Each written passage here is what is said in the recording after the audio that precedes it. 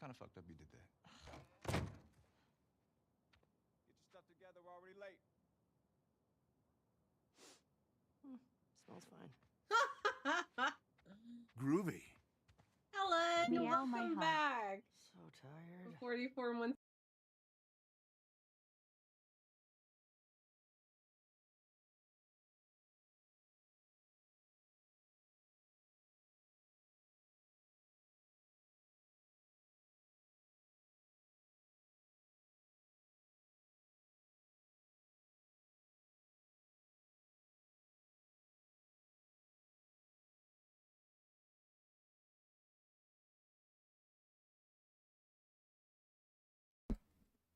All right.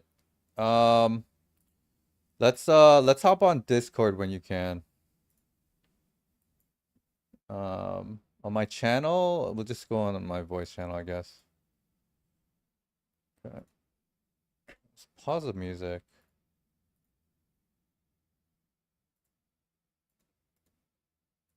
Mango King TV, what's up? What's up? Okay, so at the 10 minutes? Okay, cool. So we're gonna start the stream with a little bit of instructive lessons from bouncing on how to calculate better, because calculation is something I'm really bad at. And yeah, we're gonna do a couple of games together. Any improvement on my calculations, this should be good. Nice, nice, yeah. Yeah, my calculation is definitely the worst part of my game. I think a lot of people who started as like, you know, during the pandemic and when people started online playing chess, I think a lot of people could relate to my problem. For those of you guys who weren't really like properly trained. So I think it'll be helpful. Yo, Danish, what's up? Bouncing stream, yes, bouncing stream. Bouncing will be on in like 10 minutes or so. So I guess we'll just do a little bit of puzzles for now. Okay. Let's see. Take?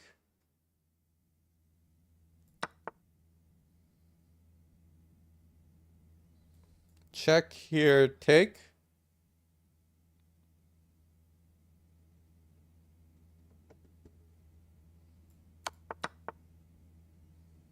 Check.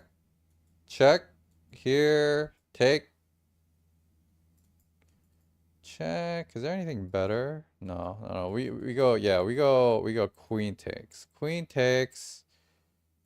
Takes. Takes. Takes. We should be ahead.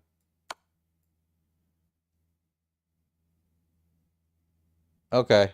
All right, Danish. Okay, here. Take, take. Not really much of an advantage. It's a loose knight here. Is there any way to fork here? Takes, takes. Here.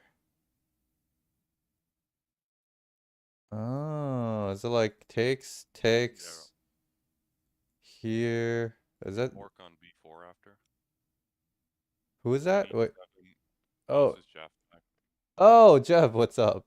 What's up? You take the bishop, knight takes, queen e7, yeah. b4. Yeah, queen e7. Then queen b4, fork with jack.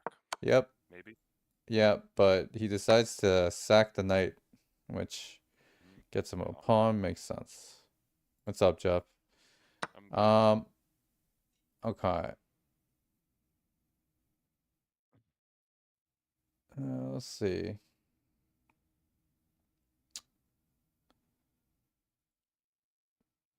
Queen e7 is probably it's the most natural move. Yeah. I don't really see anything else. It's really not much else. Oh, wait. Knight takes g4, and then we have a bishop and queen teaming up on h4. Wait, that. Knight takes g4, takes. And then queen goes to h4. Oh my gosh. Oh my gosh. And if they take our queen, then it's checkmate and Yeah, it's checkmate. It's just checkmate. So knight takes here. You go something like that. maybe. Yeah. Okay. That's interesting. That's a cool puzzle. Okay.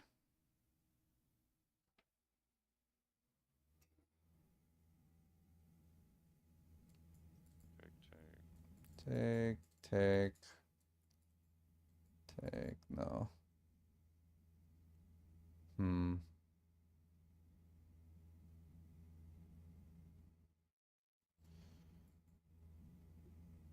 So maybe like bishop a6 is interesting. Bishop a6. Queen goes to d8. Do we have anything there? Not sure. Check. Takes with the king. Oh.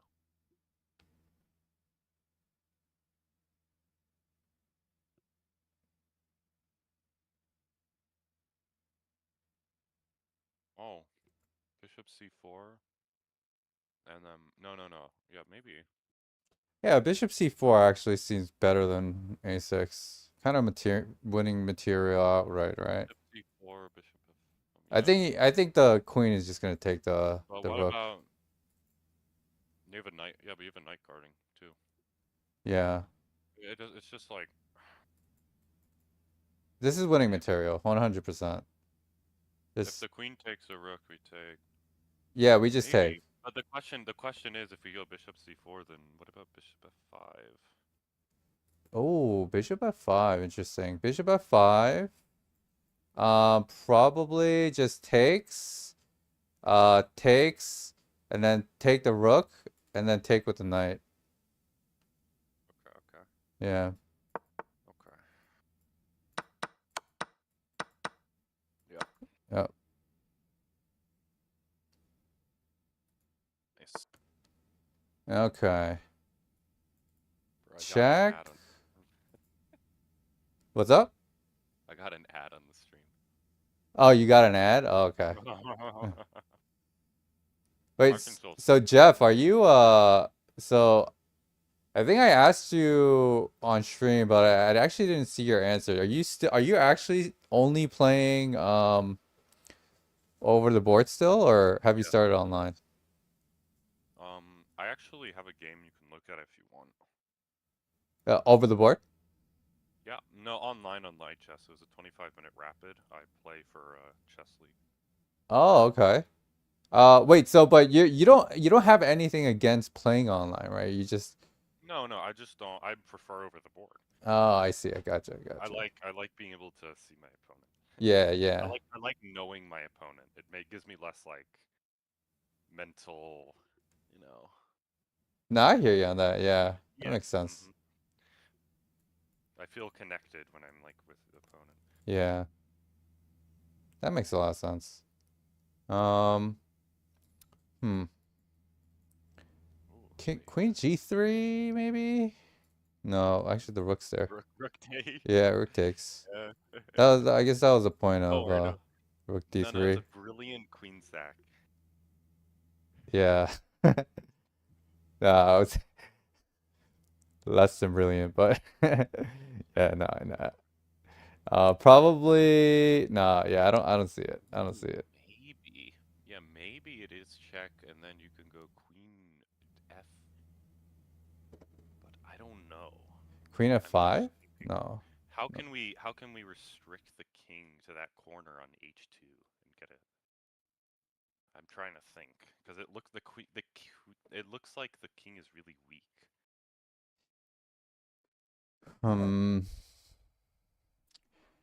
Like I'm thinking like the bishop can eventually get to, because what I would want to do if I had a few, like what I learned is when you're attacking, you want to ask what you could do if you had a few free moves. And I was Yeah. thinking like queen up to c1, the king goes h2, and then I would take with my bishop on f2 and then checkmate on g1. That's what I would want to do. So I'm trying to think how I could achieve that. Yeah. It's tempting. It's tempting to go for mate here, but I feel like this is more like a winning material type of thing, because I don't see us ever mating this king with the rook and the queen, particularly being centralized. Yeah, Like it just does. It seems like it's not gonna happen. Just yeah. I mean, so I'm thinking like check here takes the pawn. We have an attack on this. We have a pin on this rook. That kind of seems like we could possibly get something there, but I don't know. Not sure. we need some more calculation. Yeah, we need more calculation. Check here. Takes. Check here takes on Yeah, f2. Takes f2. Yeah, and that's F2. mate. What? How did we miss that? That's just Jover. Yeah, That's easy. what I was saying. Like that's what I was saying. Yeah, you wanted to mate him, and so you were correct actually. You were like the mating idea. If we had those free moves, that made a lot of sense. Bouncing, what's up? Hi. Okay, so yeah, let's do that. I guess here.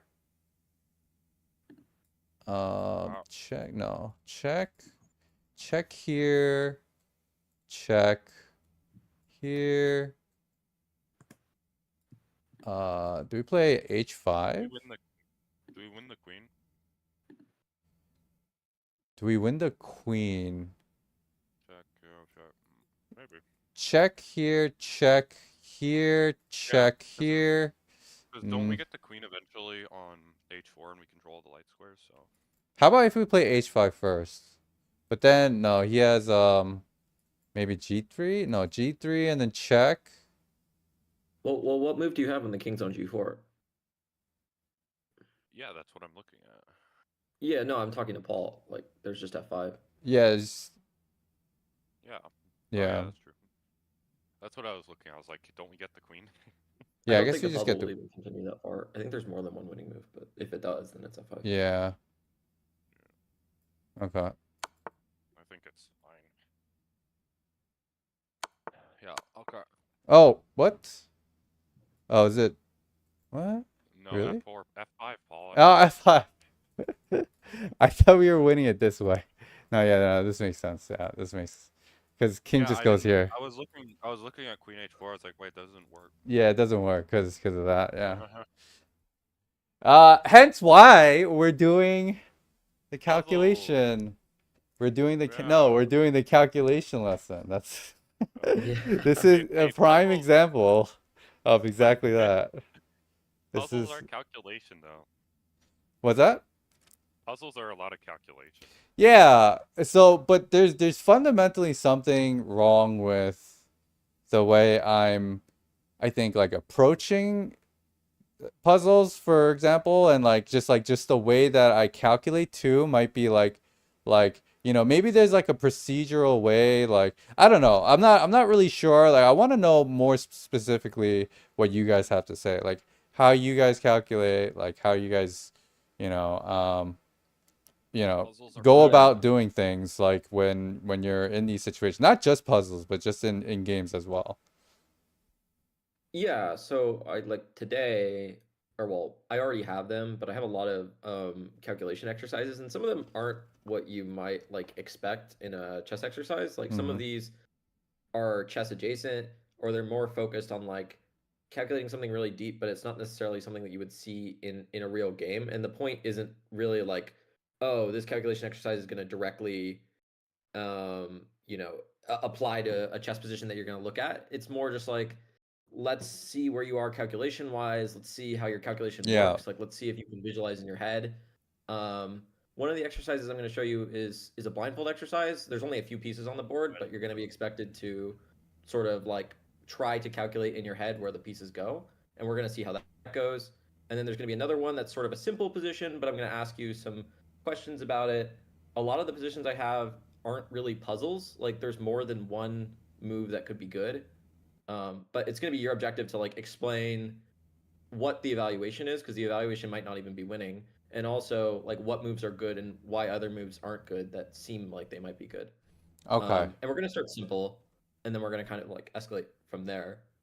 Okay. Sounds So good. I don't know how you want to do it, but I have positions, and then I can like give them to you with like the fen, and then you can put them on your stream, or I don't know what's simplest for you. Yeah, let's do let's I guess put it on chat. I'm assuming it's a link, right? Or It's just a fen. oh, it's okay. It's a fen. Okay. Yeah, So you can put it onto like a analysis board on chess.com. Just make yeah, sure to let's do not that. accidentally Yeah, run the engine. yeah, let's do Turn that. off analysis. Turn off analysis.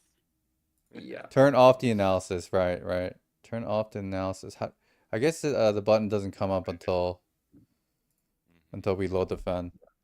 Okay. So this first position, it's not supposed to be really complicated or anything. It's actually supposed to be relatively simple. So it's kind of the point. Here I'll just put it. I'll put it in. Do you want me to put it in the general? Yeah, just put it in. You can put it on chat. You could put it. Yeah, just anyway. Okay, I'll Maybe put it put in it on general. chat so other people might be able to follow. Oh, okay, I can put it in Twitch chat. I put it in Yeah. general, but I'll also put it in Okay. Twitch chat. I mean, they'll see it on the Yeah. board. They Yeah, don't it's really true. need Yeah. Yeah, this position's kind of simple. to. I like it. This is a nice position. You have a really nice position. It's like something that would appear in like a study. Okay. Well, not a study. Yeah, I mean, a lot of these, like, you'll see, like, some of these positions are really just, like, super easy, and some of them are not so easy. Turn off analysis. Okay, there we go. Yeah, I see why it's winning. Okay. Okay, so I'm assuming we're white here.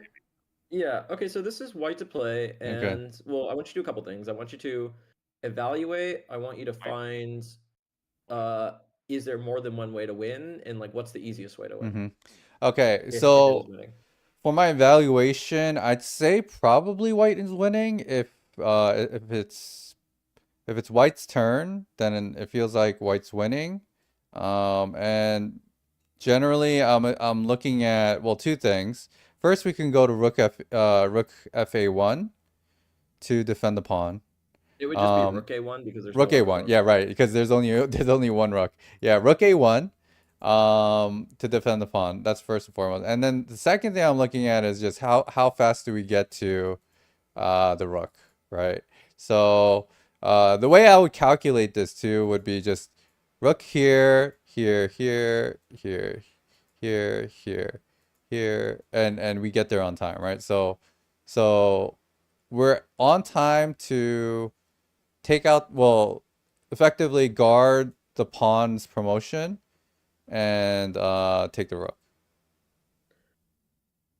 And are there other ways for white to win besides rook a1? Is there another way? Oh, wow, that's, yeah, mate. So basically just going like, I guess, rook b1, king f8, and rook b8. So that's actually a so better that looks way. like it's completely winning, right? Yeah, But yeah. one of those moves is a blunder and draws the game. Which one of those is a blunder? One of those moves draws the game? Really? I Yes. guess it's the rook a1 then, huh? Yeah, I mean this is just more convincing. So rook Okay, but let's b1. not use like adjectives. Like Okay. there's a concrete Okay. line why one is a draw and one is not a draw. Okay. So rook fa1 I assume is going to be a draw. Let's see why. So rook fa1. It's not rook fa1, it's rook a1. Rook a1? Oh, sorry. Rook a1. Sorry. Rook a1. Rook a1 is a draw because rook a1, king f8.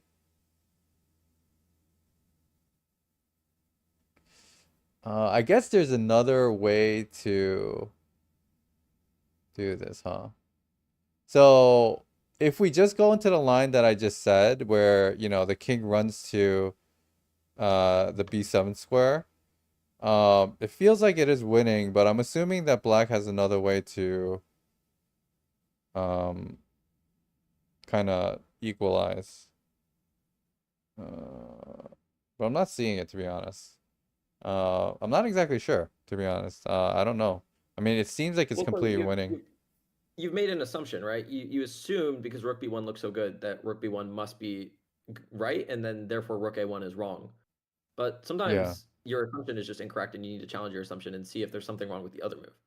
So it's clear, like, Oh. Rook A1 and you bring the king, like, yeah, there's really nothing black can do. There's actually just nothing black can do. Yeah, But okay. But though you're saying that Rook B1. Oh, okay. So Rook B1, King F8, Rook B8.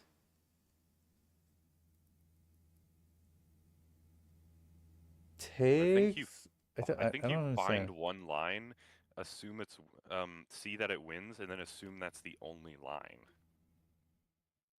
Say that Which again? might be I think you find one line, Yeah. see that it's really good, and then assume that that's the only line that black can play, and assume it's winning.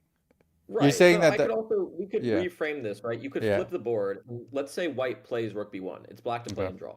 Like Yeah. that's an easier way to frame this problem. If Okay. you flip it and just say this is black to play and draw if Yeah. white plays Rook B1. Okay, Rook It B1. might be more clear that way. Oh. Right? Wait. Is Right. that it? Exactly. And it's a Oh draw. shit. Yeah. So Okay, yeah. isn't it funny that when we flip the board, it becomes immediately obvious to you? So obviously, what that means is you have some bias between one side of the board and the other when you're calculating, and everyone does. Like you can't Yeah. avoid it. You're mostly biased to the side that you're looking at. Like you play Rook B1, you're like, oh, GG, like they resign, and then they play F5, and it's like, oh, I just blew a game that I worked on for like an hour, and it's a draw now. Like this is just an Yeah. easy draw. You can't even fight for a win anymore. It's just 2 versus 2. Prime Complete draw. example. Prime example right here. This is exactly what I go through all the time. Where I just think Yeah. that like one move just like it's just What's amazing. good is your intuition was very you went for the simpler move at first, right? Like your intuition Yeah. would have led you to Rook A1 and then you would have been okay. But maybe in a different game or on an off day, your calculation might lead you to the other move at first, and you Yeah. need to be able to calculate like, oh no, that doesn't win. Yes. You try to get fancy for one move and suddenly you blow the entire game. Exactly, And yeah. sometimes it's the exact opposite, right? Maybe Rook A1 did draw and Rook B1 was the only way to win, and you need to Yes. calculate that as well. Yeah. So Hence why I'm those so kinds of- inconsistent. I think you're very spot on that. This is why there are days where I just win a lot, and then there are other days where I just keep losing. Because I don't calculate. Exactly your point, yeah. Let's do another position. This is white to play. Make sure you don't have the analysis on or it will tell you the answer. Yep. And okay, that's the second fen.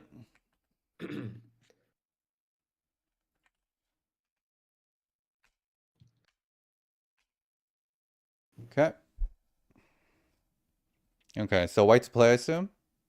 Yeah, I actually don't know the source for this. Usually a lot of these come from things I created or made. I don't know the source for this. It was from some chess group that I'm part of on Discord. Gotcha.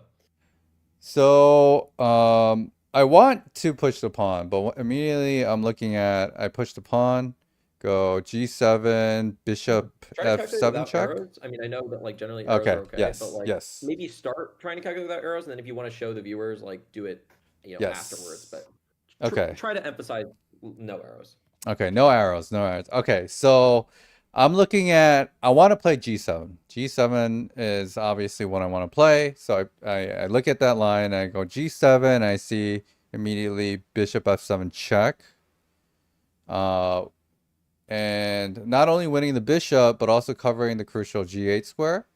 So that seems like it doesn't work. So how do I prevent that? So I'll go, let's say I move the king D4. Then the problem with that is the bishop just takes the pawn.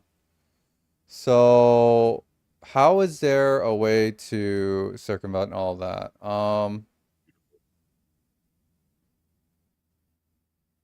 It's so beautiful.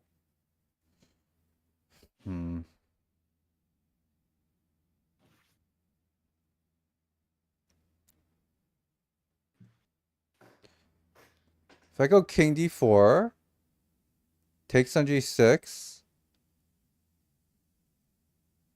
Ah, the bishop is stuck? Maybe? Wait. So King d4, bishop g6, king e5. f4 doesn't work. Yeah, I don't see it. I'm just lost here. I don't know what to calculate here. Just doesn't seem like either of those work. Is there a mate? No. Oh, is there a mate? No. No, there's no mate. There's a pawn on a3. If I go king c5, king c5 takes on g6, b4 check, and takes. Yeah, it just doesn't work. Just doesn't work. Hmm.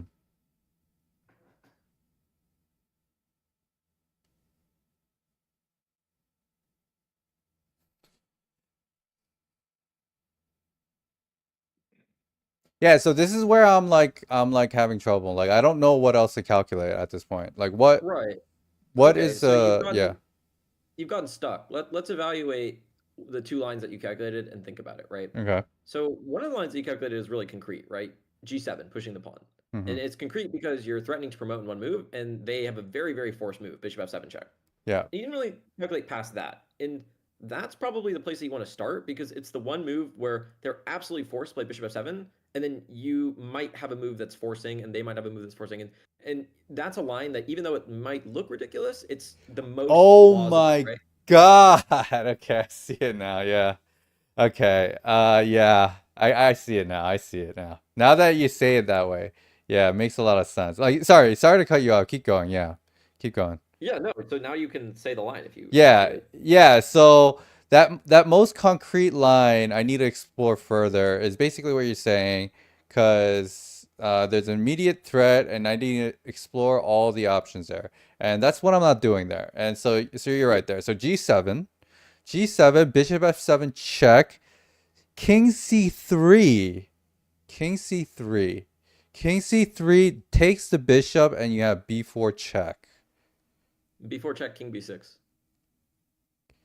Oh, wait, no, that doesn't work. So you have C5, King C5, King C5, not King C3. So it's adding those two ideas together, actually, that I had. Yeah. So you're threatening mate, forcing en passant, and then promoting. Yeah. Wow. And then the pawn is pinned, so b2 you would take on a2. Yeah, that's quite beautiful, actually. You're right, Jeff. That is Yeah. quite beautiful. Yeah. Yeah, so this is one of those, like, you might be like, well, both of those lines look really ridiculous, but I think it's easier to trust yourself in the other line. Like, let's say, one of your calculations was like king d4, they take on g6, right? Unless you've gone like literally insane, you know in your head that can't be a win, right? Yes. And you have yeah. to trust yourself to an extent that that can't be a win. You have to look at the line that's kind of unclear because it's like, oh, well, I'm still one square from promotion. Is there something there, some way to promote the pawn? And it turns out that, yeah, there is, and it's really tricky Yeah. with like en passant. But like when you're questioning which of those lines makes more sense, you really have to ask yourself, like, if you get into a normal light square bishop ending where they're up a pawn or up two pawns, there's no universe where that's going to be, like winning for you, or maybe even drawing. You're Right. probably losing at that point, right? Like, I mean, maybe you draw, but like it's bad. So There's no point in if you even can, wasting time there. Yeah.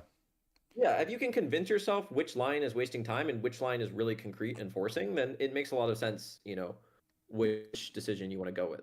Makes sense. Makes sense. Okay. Let me see.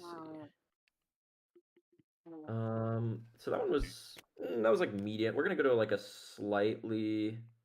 Maybe this So one's simpler, I for the don't know. viewers, just to see, like, we'll just play it out. So here, Yeah. check, here, takes, you have in chat, by check the way. and en passant, and now the bishop can't guard promotion, and that's a win. G8 equals queen, and if pawn pushes, queen a2 is checkmate. Yep. Can't push because Okay. of checkmate. If really anything else, I mean, still checkmate here. Yeah. So this one is from a real game, so it's not going to be as pretty or like aesthetic. It's not a composition. Okay. This is from my game actually, and it's just simple, but it just involves calculation. And I want you to find. I think the key in some of these is because they're not puzzles. Like some, okay, Yeah. that one I gave you, it had like a puzzle solution. There's only one answer. It's a win. But some of these are actually just positions. So not it's black to play, by the way. I don't Yeah. know why it's Okay. flipped. But some of these are actually just positions. So not only are you finding the best moves for black, but I want you to consider what the best moves are for your opponent. For your Because first opponent. off, the Okay. position might not even be good. But even if the position is good, like maybe the critical line isn't the best move for white, right? Because Mm-hmm. in my mind, the critical line is like, oh, if they play this, I only have one move. But if you play that move and it's really good, then the critical line might not be what they end up playing. So you should find the Right. critical line, which might be, oh, if they play this, then I have this. But then you should find the alternative line where like, oh, because of that critical line, white has to play this. And so they're still worse, but maybe it's not that bad. Or, then you have to evaluate at the end, like how bad is it for white or how Right. bad is it for black? And then come up with that. So you kind of have to give like a full answer. It's not like a chess com puzzle. There's not one move. You need to give Yeah. a line, a sequence. Got it. Okay. So which one should I start with? I guess like just over evaluating the entire line, Yeah, I mean, and right now then you're just seeing what. evaluating. You're trying to find Yeah. the best moves for black and Mm-hmm. and the most critical responses for Okay. white. Like a critical response would be a move where like you don't immediately see what black does to have an advantage there. So you have to like calculate it. That's a critical line. Gotcha. Okay. Black to play. For So all the black to people play. First, evaluating the the board. It seems like it's generally well, it feels like white is better here. Rook on the open file, stacked with the queen. Bishop is also very strong. Eyeing a pretty long diagonal onto the f7 pawn with so that's really good too. Bishop is also active. It just seems like there's a lot more active pieces. Black's bishop is tied down to the e5 pawn, which feels like a little bit of liability. There's also an attack on the h6 pawn, so that could drop at any moment. So yeah, it feels like white is just overall a little better. If it's black to play here,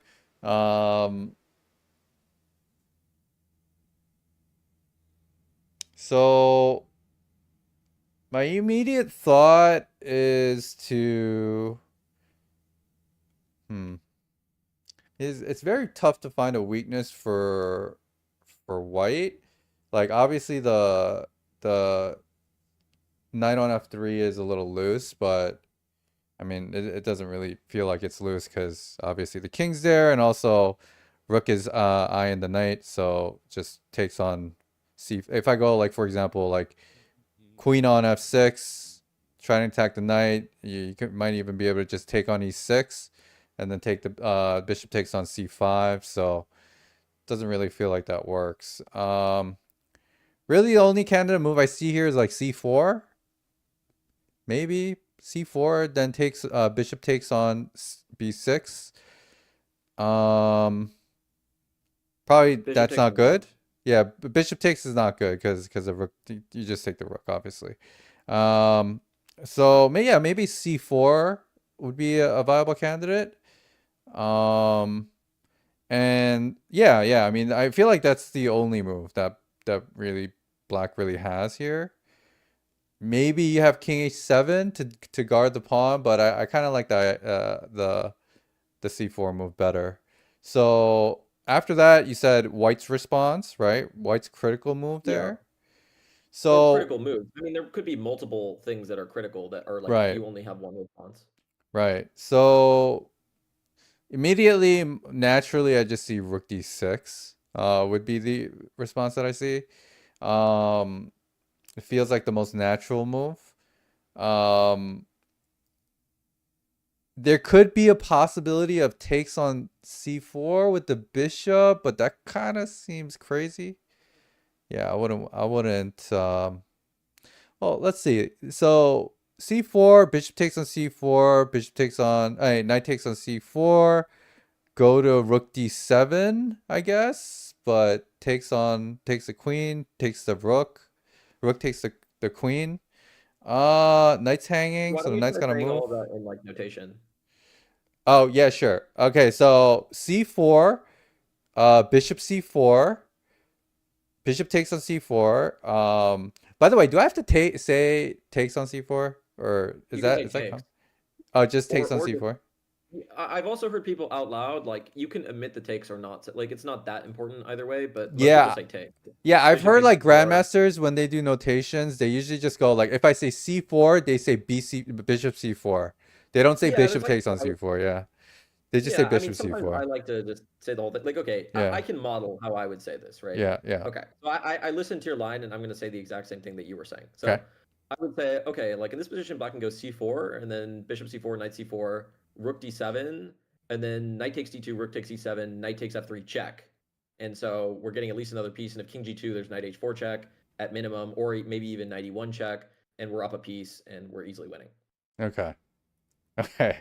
That was really fast, so I couldn't follow it, but Yeah, so I'm not saying that you're gonna no, get to that yeah. speed, like Yeah. in one session. Like you need to, Yeah, but yeah. yeah, you want to I start with gotta like practice it. Yeah. yeah, think out your line totally, and I think that's easier to say fast when you've like actually thought it out. Because I'm thinking like okay, like c4, bishop takes c4, knight takes c4. It's also easy to say stuff like that because everything's going on c4, right? So Yeah. I'm not like confused about like I just know a bunch of things are taking on c4, so it's easy to say fast. Like I see like c4, that's the first move. Bishop takes c4 because the bishop's taking on c4. Knight takes Mhm. c4, so everything's on c4, and then I rook d7, and then it's like okay, knight takes d2, rook takes e7, knight takes f3, check, and then you can be, Right, you can be right. done there. But I think that Yeah. it's easy So it to, doesn't work. you know, Yeah, yeah. So yeah. but yeah, so that doesn't work.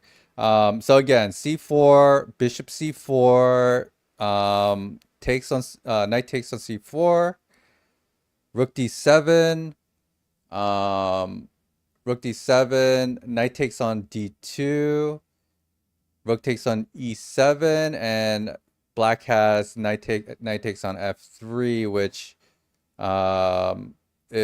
seems winning for black. After king g2, I guess the knight isn't really escaping, but you're up a piece, and so for the compensation of just one pawn. So what does white do here? I guess after c4, it just has to be rook d6. I don't really see any other options. And it's really hard to well, okay, so rook d6 seems like the most non-threatening move, but it seems like it kind of works.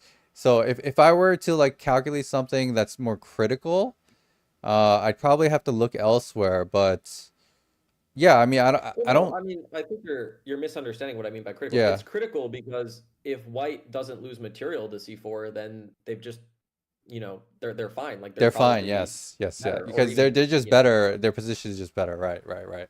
So possibly. I yeah, I mean, mean, it still could be. We could claim if we don't see a tactic, we could claim maybe c4 we still want to play because it restricts the bishop. The rook looks kind of awkward. yes, Like yeah, maybe, but there's I'm giving you there is something more concrete like to that. Like that yeah. is the concrete or that is one of the concrete lines to look at. So Okay. you should continue down that thought process.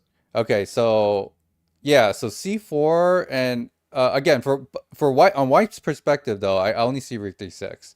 Are we like in agreement there, or is there more there? Would you say?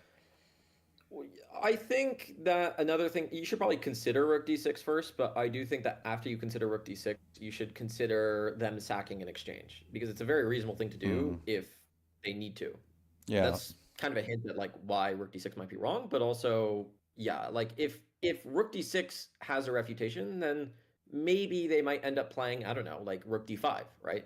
Because Mm-hmm. if there's some way to win the rook anyway, maybe they just want a pawn on d5. Oh wow. So Okay. that's what you should be thinking when you're calculating. Like, okay, sure, my I have a tactic here, Uh and if they play rook d6, that's great. That's the critical line. Like I have a move, but your opponent, especially OTB, is not going to be so complete. Like they're also going to see the critical line. They're not just going to be like, well, I'm going to play the line. yeah. And just...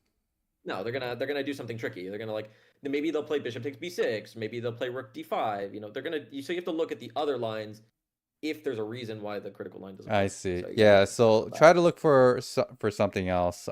Yeah. In this I mean, the situation first thing to again, do yeah, what's that? Go ahead. I was saying the first thing to do is refute the line that you don't have an answer to. Like you don't have an Right. answer yet to that move at all. Like d6. Right, right. So yeah, I mean, in that case, like, as you said, really, there's rook d6, as we mentioned, but also rook d5. I don't really see anything else here for a rook move per se. And so I guess, like, yeah, I mean, at that point it'd be just rook d5, rook d6, no knight moves, bishop, bishop takes, maybe. Actually, bishop takes on b6, or bishop takes on h6 is possible. So let's see. Bishop takes on b6 and takes rook takes. I mean, sorry. Sorry. I'm gonna reset. c4. Bishop takes on b6. C takes on, wait, c d3. Sorry, wait. C takes on d3. Cx d3. Yeah. Yeah, C takes on Either d3. all of them. Yeah. C takes on d3. Bishop e3. Sure, but And why are you looking down this line? rook Did you d8. find an answer to rook d6? No. I don't know. I'm just trying to find other lines if they work. Right, no, that's Yeah. fair, but this is an example of where your calculation is like backwards, right? Like there Yeah. is an order that makes sense. I mean, you can do calculation in whatever order you want, but there's definitely like a natural order in a lot of Yeah. these, and you should like stick to the script kind of. Like you don't have an answer to one of the lines. At the very least, you know, after c4, bishop b6, cd3, like you're up in exchange. I mean, maybe they Yeah. have comp, like sure you can speculate, but in the rook d6 line, you don't even have an answer at all. Like so Exactly, yeah. don't Yeah. focus on the line Makes where you sense. have at least some answer. Focus on the line Yeah. where you have no answer at all. Okay. So are you saying to continue down the line after rook d6, what black should do? Yeah, and if you Okay. can't, then you have to reconcile with the fact that there's nothing to do. I mean, maybe rook d6 Gotcha. is just good for white or like fair for white, and you just have to move on with your life. But like definitely you need to try, right? Yeah. Because Yeah. if there So- is something, then it's really important that you see it. Mm-hmm. Okay. So rook d6.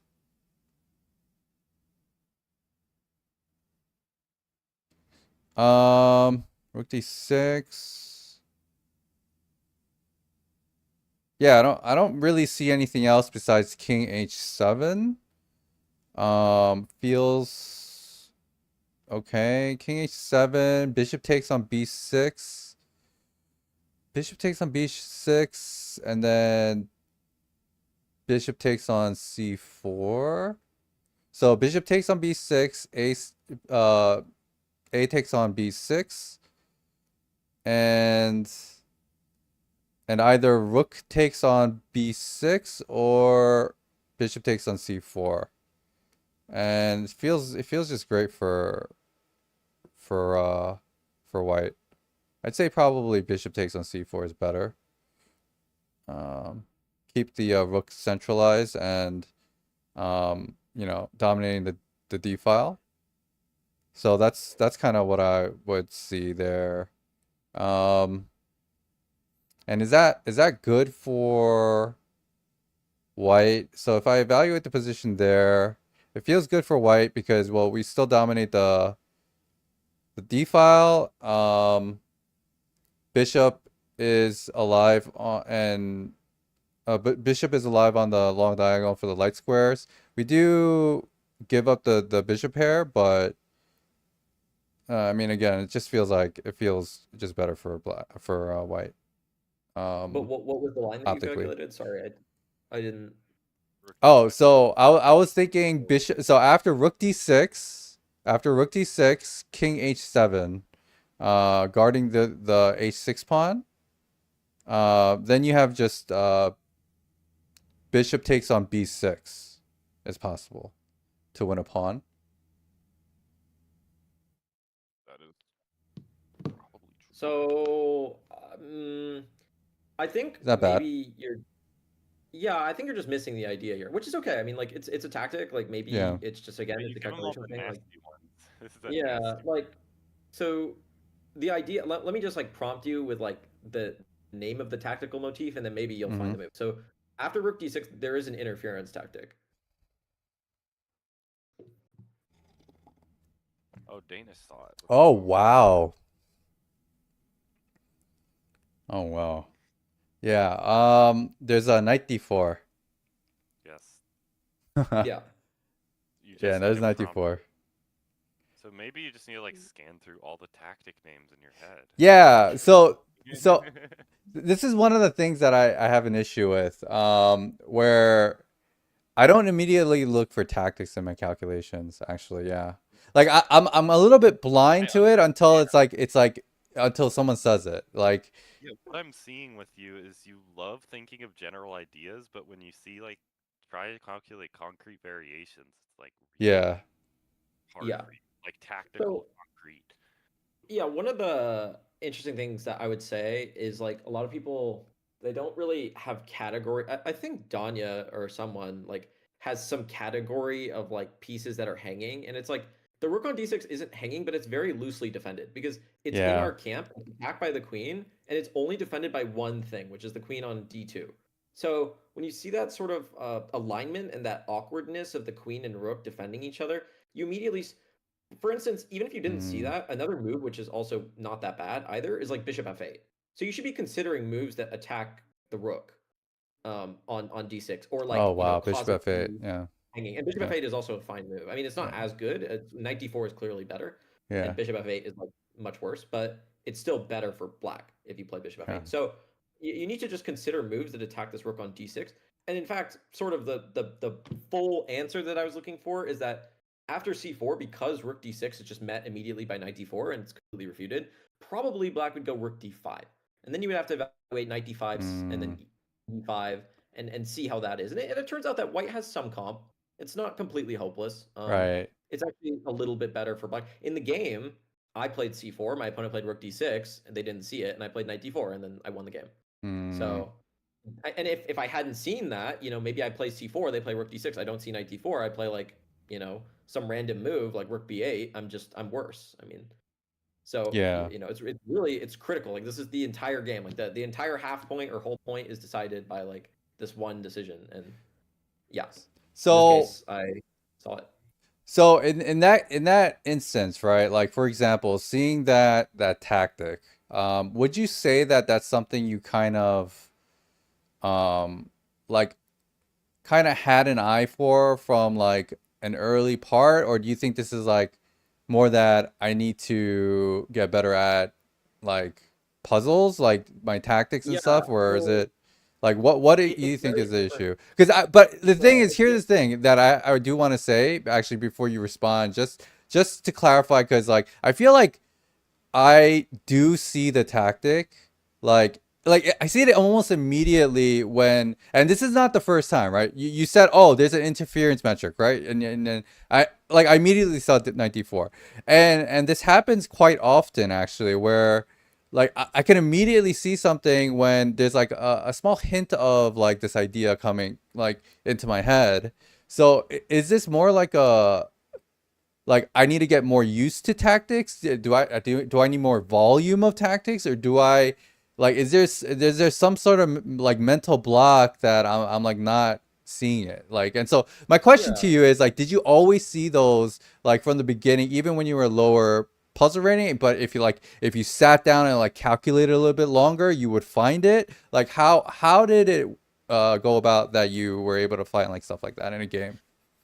Yeah, I do think there's a couple things. Like one, you need to mix volume with difficulty. And you do I actually think that your volume is maybe okay and maybe sometimes you need something that's a little bit harder because like this tactic, it's not like so hard you can't see it, but I do think that Yeah. sometimes like if you do volume with like mate in one, mate in two, smothered mates, like chesscom, like the puzzle blitz or whatever, like that will be very good and it will definitely help you and definitely push you in the right direction. And it's a very good to do. I'm not saying don't do volume. In fact, Yeah. Yeah. it's one of the most important things to do. But I think that like a puzzle, a tactic like this, where it's like you have to see the interference like one move later after c4. It's like one or two moves in the future, sometimes three moves in the future. Like these ones, they do have like a level of difficulty that's beyond sort of your basic tactics. So it's sort of like volume of slightly more difficult puzzles. And I'll say that like in a game, like the way I was able to find this in game is you're right. Like you were talking about like did I see it before? Yeah, I totally saw like this sort of idea. I was aware that this interference might happen like 2 or 3 moves before it happened. I was thinking like yeah, this rook and queen are lined up, but like if the rook ever tries to go to d6, like knight d4 will always cut the rook and queen. I just thought that like 2 or 3 moves before, Yeah. for sure. I'd always thought of this idea, and so when I played like c5, I was thinking like, oh, I'm actually threatening c4, and so if they don't see it, like I wasn't playing hope chess, right? Like I played the move because I thought it was good, but I Yeah. also saw like a tactic that could absolutely happen if they don't have a good response. Like I thought for sure they'd have to play like queen e2 or queen c2. Like that's what I anticipated them playing. And This so is I was this. ready not only for them to Yeah. blunder, but also if they played a normal move. Like I was already ready for multiple responses. This is a pattern recognition thing, actually. I think you mentioned it before. You said that queen d2 and rook d3. This situation where with the bishop also on e3, this is like kind of like a situation where the rook is kind of like clogged for space. And so you said this looks really awkward. You actually said specifically awkward, right? And Yeah. this is like a pattern recognition thing. I think that's the moment you realize that this rook is just like kind of like it has nowhere to go, and it's something that like I feel like I guess like rook positioning, it's not something that I'm used to as much because a lot of my games they didn't have this type of like scenario, like this type of pattern, I guess. Hmm. But yeah, I mean, I think that that's to your point. I do need to like calculate better too, but you mentioned it before, the pattern recognition part, like doing more volume is also like probably important too, because this stuff like you can immediately see when you see that pattern of the queen and the rook on the same file and stuff. Yeah, so anyways, long story short, yeah, I need to improve both the calculation and the pattern part for sure. Yeah. Yeah. Yeah. And definitely examples like this. I mean, just doing more of this will obviously make you better at this. Like this sort Right. of level where it's a little bit beyond what you would expect in like a puzzle rush or puzzle street, but it's not like insane. It's not like, the hardest thing ever. I have that study of like really, really hard problems. But these are not that. Like these are like 1 or 2 ideas that you kind of have to find and stick together, but it's not something completely unreasonable. Like if you're playing a classical game, it's not like you see it 100%, but you're expected to see like some of these, if you spend a good amount of time and realize it's a critical position. So Yeah. Mm-hmm. that's sort of Yeah, the idea makes when you're sense. studying. It's usually, I say in general, like the perfect level for studying is where it's like they should take you like 10 to 20 minutes at like to like full to have a full answer. Like this is Mm, like this, and then if they do this, I'll do this, and like if there's a check, then I'll do this, and then it's like if they do anything else, then I'm winning. And then you should have like a complete like boom. So I would expect this tactic to take somewhere between 10 or 20 minutes, and if it takes longer, then I think it's either too hard or you need more practice or both. got it. Got it. Gotcha. Um, yeah. So that was a cool one, and that I was glad. Yeah, I mean that's just a good example of like that's how I brought home some points. Like I ended up Yeah. winning that game. It would have been if I didn't see c4 knight d4, then I would not have won almost surely because white did look better. Yeah. Um, You preface by saying that it's not like a great puzzle, but it's not like a typical puzzle, I guess. But I yeah, mean, because this there's is this other is a moves very that are like thematic idea that I think is yeah. important. Yeah. Yeah.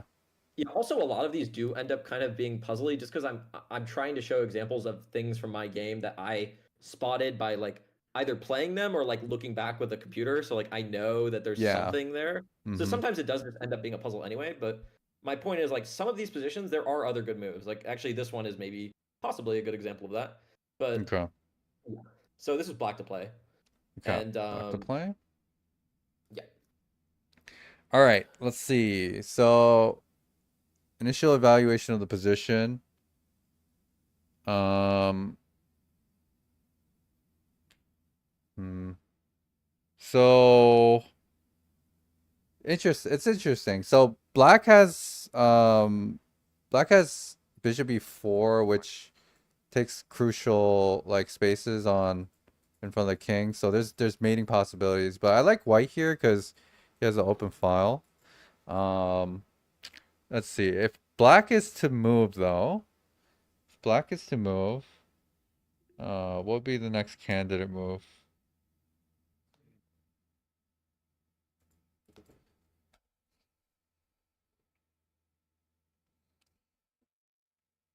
So I'm looking at Queen G4.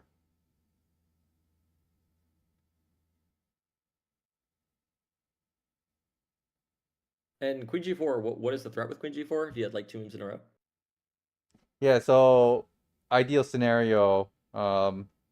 Well, what were we talking about actually before with Jeff? The ideal scenario would be Queen G4, Queen F3, threatening mate. Right. And that would be unstoppable if black did a nothing move, right? Like B Right. takes C6. Or, I Exactly. mean, if Yeah. white did a nothing move, sorry. So Yeah. So okay, so let's go through the line because I think that this is the most critical line. So it'd be Queen G4.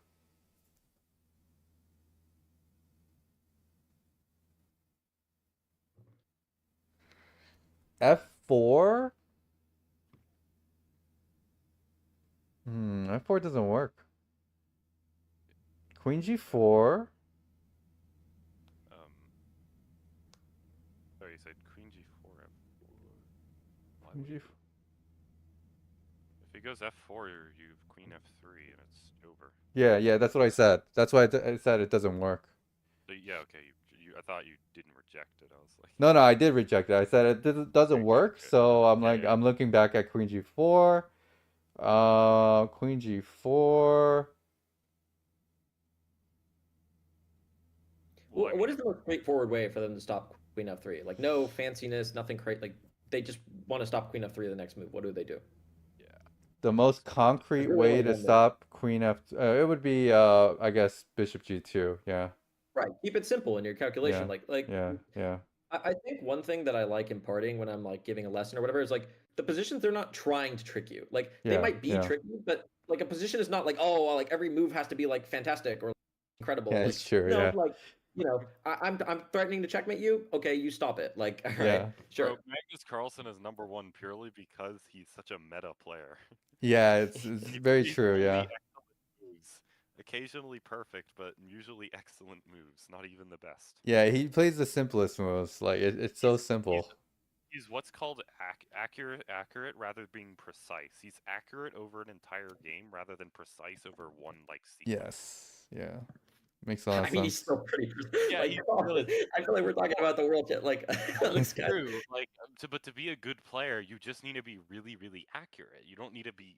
I mean, you can be precise, but you're not gonna get far if half of your moves I are. mean, that's true. Like, I mean, like 50 good moves and no bad moves is better than like 49 great moves and one horrendous blunder. So, I Yeah, mean, yeah, That's what I'm there's some saying. truth to that. yeah. Accuracy is usually better than precision in most situations, Agreed. especially chess, because it's such a long game Yeah, where one move doesn't always result in like a terrible position. It's just better to play an excellent move instead of a best move. yeah. But okay, so you've gnawed onto Yeah. something sort of concrete, right? You found that after Queen G4, Bishop G2 is more or less forced. Like we couldn't really Yep, see another move that's viable for white that doesn't get obliterated. yep. And what are those? So Bishop G2. Instinctively, I would just take the bishop on G2. But let's see what we can do here. So yeah, I mean, I don't really see anything we could do. So E7 is hanging. E7 is hanging too. So it feels like, I don't know, do we need to reject this idea then? Do we need to reject this idea? Because now, okay, so what I'm battling with now is like what we talked about earlier, right? Oh, in an ideal scenario, Queen G4, Queen F3 is great, but it's completely refuted by Bishop G2. So in a game, I'd be like, okay, I'm just gonna go on to something else. Let me look for some other move. But we had a puzzle earlier where, um, we wanted to explore that line a little bit further because it's the most threatening move, right? With the bishop check and the first, what was it? The first or second one that we did. So Yeah. so again, in this scenario though, it seems like bishop g2 just kind of kills the action. Yeah, and it's the toughest thing to do, right? Like, if there was Yeah, a simple answer to like, do you continue a line or do you not, then we'd all be Magnus Carlsen. I mean, yeah, like, yeah, if there was really like, if I could give you one piece of wisdom and be like, oh, always continue the line when X, Y, Z, then like, yeah, obviously you'd be like a bajillion points higher rated because yeah. you just always continue the lines you need to continue and not look at the lines you don't need to look at. So indeed, like, there's a little bit of both. Like, I mean, one thing you need to realize is you don't need to calculate explicitly linearly. Like, it's important to have sort of a methodology and like start with the lines that make the most sense and use your metrics that you feel are intuitive. Like, oh, Queen G4 forces this move, so let me look at the forcing moves first. But it's not like, you could come back to this idea if you don't see something concrete here, or you Mm-hmm. could like, you know, you can try to rebase. I call it rebasing. It's like, okay, Queen G4, Bishop G2 happens, right? And it's like, all right, our Queen F3 idea is gone, but like, what if we looked at that position on its own? Like, just try to imagine that in your head, like as the starting position, right? Like nothing changed. Like it was all forcing, so we got there by force. So we could just say that that's like the starting position, and it makes no difference. So can we Mm-hmm. find a tactic from that position? The answer is no. Then okay, maybe we move on, right? Or maybe we circle back at Yeah, some point. But there's no, yeah, there is no easy answer. Unfortunately, there's no gotcha. It's a practice thing. It's a like it takes time. It takes like you have to like see the one move deeper sometimes, and then sometimes you don't, and then yeah, sometimes it's a waste of time. But there is no way to know that really besides calculating more and seeing more, and yeah. maybe in this position coming up with like slightly more features that might be relevant to you finding the answer. Like, okay, like some of the things that you didn't say, which I'm sure you realize, but like, oh, what's the material advantage? Like, oh, black has some extra material. They have like an extra pawn. It's like, oh, well, what is white's trump? Well, white has the open A file, right? Like Uh-huh. that's sort of white's plus, So maybe that's something that we, want to work against, or maybe not. Other ideas might be like, okay, we have sort of like, can we like push the H pawn? There's always That's just like, can we that's push the that's H what I was thinking. Yes. So like that's the well, it was kind of like while you were talking about like, refuting a line and then going moving on to another line. That's when I actually started thinking actually, okay, how can I make this mate threat a bigger like a more of a threat by like creating other threats, and immediately I thought h5 h4. So I was thinking, okay, well, can we play h5? And then I saw h4 by white, and I was like, okay, can we play g5? um and So yeah, that's all true, but you already pointed out a threat from white that's like really direct. Like we don't really have time to do anything. We can't go like h5, h4, h3. Like that'd be great in an ideal world, but we mm-hmm, already know that like queen takes e7 is coming, and like it's yeah, it's mean. They're taking our guy, and then the rook's coming in, and then like their queen is coming with check on e5. Like yeah.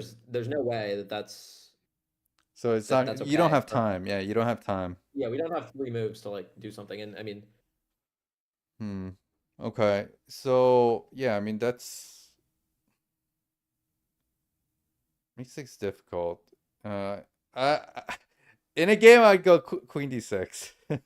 But I don't know. Yeah, this is a hard one. I can't really yeah. wrap my head together on this one. This is it's very difficult to figure out like candidate moves here. I'm looking at if I want to like if I want to contest the queen side, I would probably look at queen d6, rook c8 is an option. Like these are the moves that kind of instinctively come up. Maybe rook b8, uh, although I'm not sure if that really makes sense. But okay, so let's look at those lines. If I go like rook c8, then maybe he has like rook a7, um, and maybe I guess takes on b5. C takes on b5. Queen takes on b5. So you're saying rook c8 in the beginning? Well, I said rook d6. Well, queen d6 first, offering a trade. Okay. Um, what I like about that is that we have, well, we relieve the pressure and then we could get our queen into the game. And then we have like kind of like pretty strong pawns in the middle. Um, so that's kind of an idea. But yeah, the other idea what I will look at is rook c8. But like these both of these ideas though for me is like not concrete. Like I can't imagine the position far enough where I could say, oh, this is like completely winning in this Yeah. calculation. Yeah.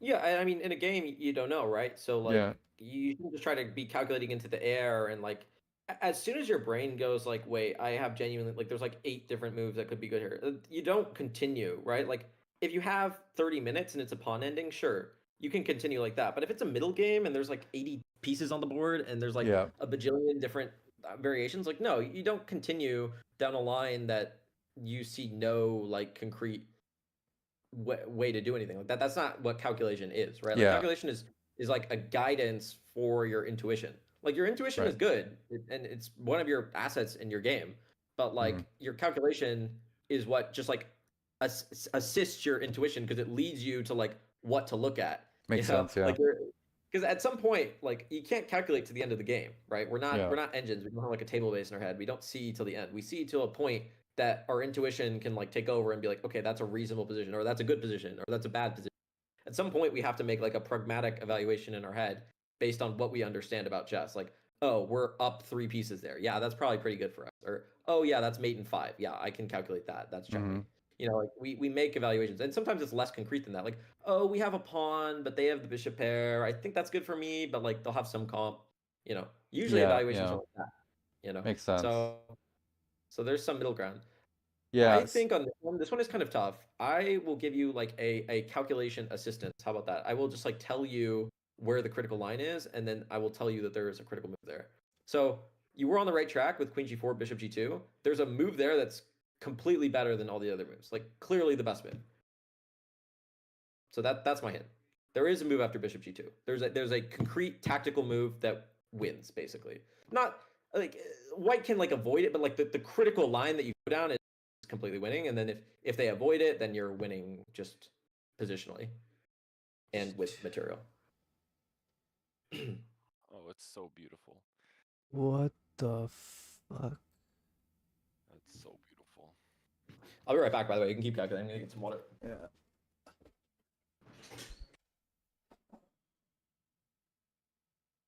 Oh, it's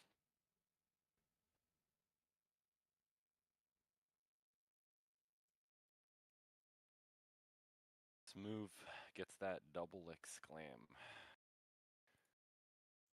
Hmm. G2.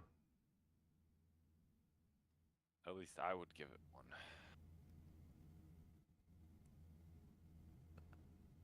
What line are you on now? So, so Queen G4, Bishop G2. I instinctively want to play H5, but again, like maybe there's no time for that. Yeah, I mean H4, H5, Queen E7, Queen takes on using E7. the old notation?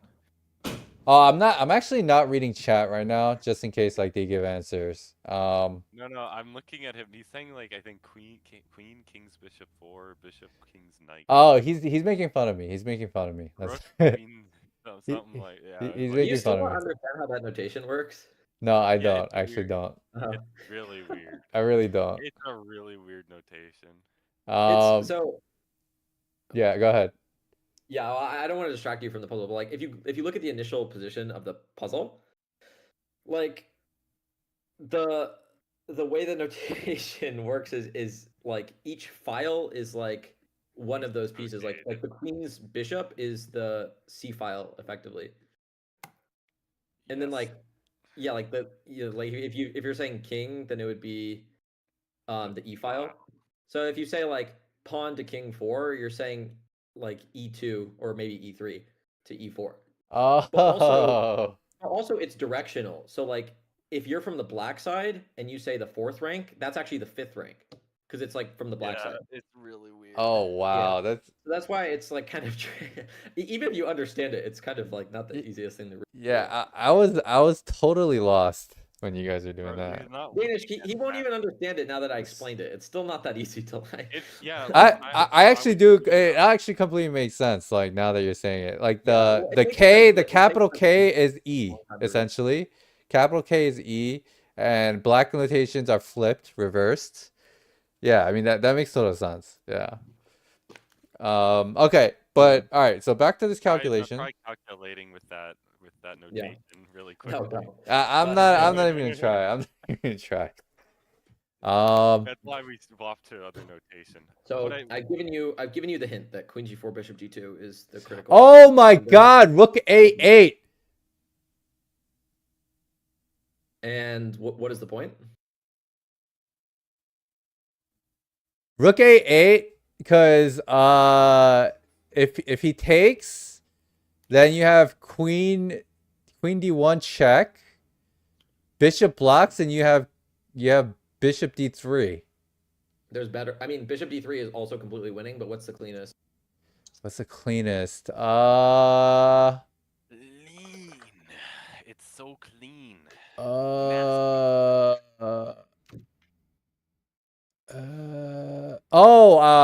Queen You hit him with F3, Queen the F3, one Queen and F3, go Queen F3, back. Queen F3, Yeah. Queen F3. Yeah. Yeah, it's like you hit him with the Oh roundhouse my and you go God. back for the uppercut, you know? Yeah. So okay, you've concluded right. So that's the critical line, right? Obviously, they Yeah. cannot take, and you've just taken the A file. So now White is in shambles because you just took like the most Yes. important file.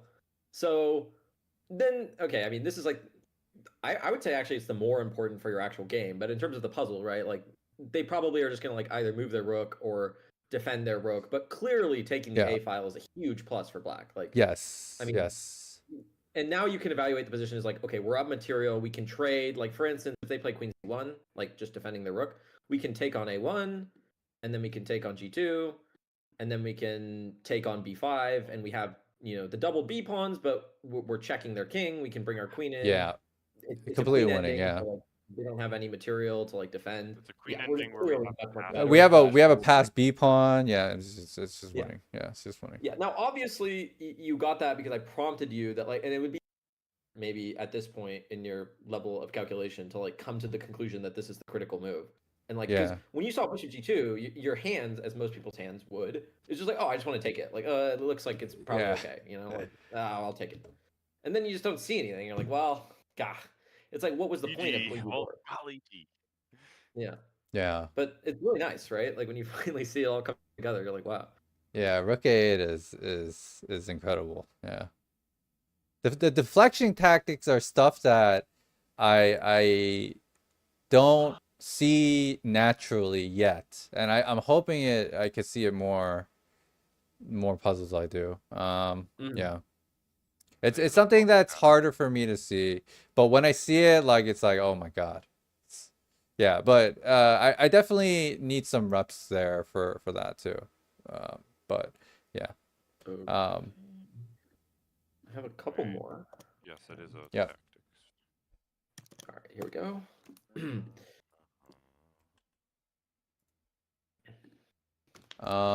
Okay. It's Black to play it. Black to play. All right, time to give this one to the people. And then, yeah, come up with a Okay. critical line and then evaluate. And Yep. then, yeah. Okay. Pull down a So, proposal.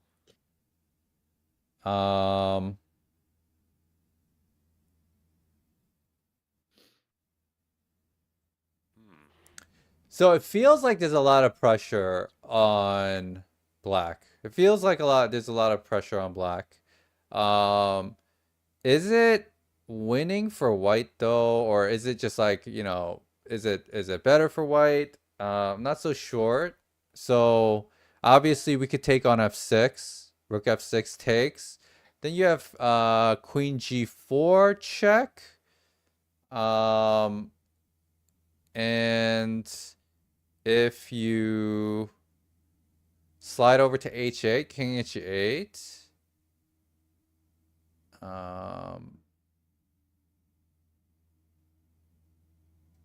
I mean, I don't really see. So okay, so let's go through the obvious. So if King G4 checked and you go knight G6, then you pretty much have a draw there after knight G6 takes, and Nothing really.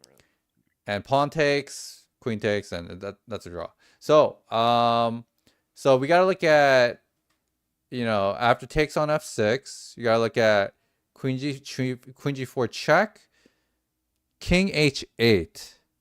I'm assuming that king h7 is just bad. King h7 after king h7, queen e4 check, king h8, or king g7. Doesn't king g7, queen g4 check, blocks with knight g6, knight f5 check. It's kind of annoying. Why not just king h8? Why not just king h8? Let's see there. King h8. Yeah, I mean, I don't really see white really having anything here. I don't see anything. I feel like black just winning materially here. So yeah, I mean king h8 and what's the threat here? Knight f5? No, no knight f5. What line are you playing king h8? So g takes on f6. Mm-hmm. G takes on f6. Queen g4 check, king h8. And I just don't see anything. Well, first off, I don't even know if I want to play queen g4. I might play queen h5. But even after queen g4, king h8, what if I play queen h5 there? Queen h5. God, queen h5. Queen h5. Right. Queen h5. King g7. Okay. And then I have a number of moves. Maybe d4, Yeah. maybe rook f1. d4 because I want to bring my bishop around to d3 with check. d4. Oh my god. Or no, check, d4. Yeah, it's not so easy to take this, huh? Yeah, you can feel like there's a lot of. I mean, black or white is going to bring every piece into the game, right? Like maybe it's takeable, Wow. but it's very scary. Yeah, it is a lot scarier than I anticipated actually. D4 is, yeah, I just now that you mentioned it, D4 seems really strong. Okay, so I guess not so easy to take. Okay, so before that, okay, let's backtrack. So this whole process that you guys did, right? So takes on f6 obviously has to be considered, right? For black. When you're calculating this, you have to calculate this idea. So, immediately I didn't see d4. So how do you guys think about like the only thing I see, the most critical line that I see for white would be king, like, I don't know, queen g4. I probably could have seen queen h5 too if I thought a little bit more, but like something like d4. Like I don't Yeah, really well, it's not like d4. I see mean, these type of moves, but they're so strong once you know it. So like mm. yeah, so like I'm kind of like blinded in that sense to these kind of moves. I don't really see it. So like how do you suggest that I like kind of like train myself to see these things? Or what Yeah, do you well, think I think the it's issue like, is? okay, white Yeah. is attacking you, right? They're gonna Yeah. try to attack you with everything because they're down material, and if you're able to completely consolidate, then they're gonna be in trouble, right? Yeah, They're not yeah. gonna. So when we realize that, we're like, okay, what are they attacking us with? Well, the knight and queen are already in the game. They're looking great. The rook can come to f1. Maybe rook f1 is a strong candidate. In fact, it might even be an equally good move. So we think of rook f1, and we also think like, well, okay, this bishop is kind of dumb, right? It's just on c4 doing nothing. Like it's How do not I very activate explosive. it? Yeah. How do I activate it? And the only way to bring the bishop back into the game is with d4.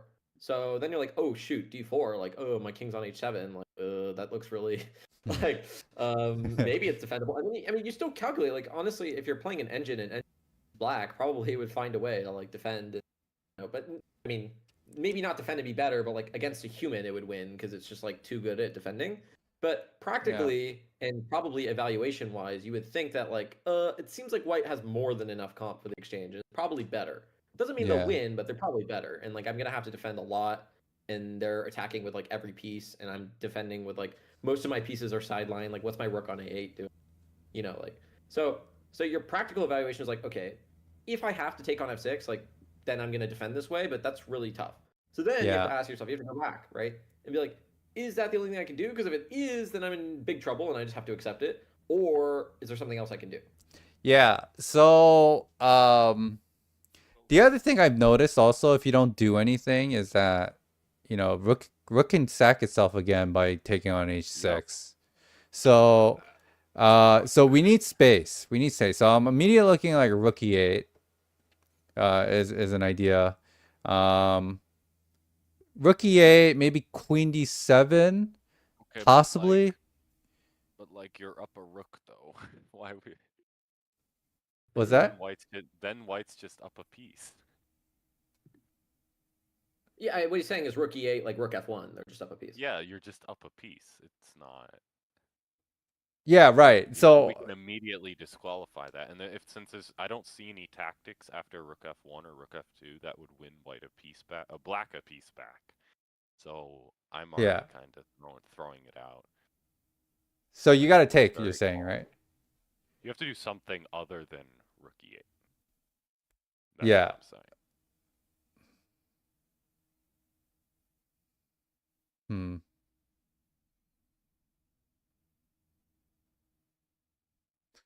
Knight takes on d5. Knight takes on d5. No. Knight takes on d5. Takes. Interesting, but again, I just don't see anything. Yeah, I don't see it. I don't see it.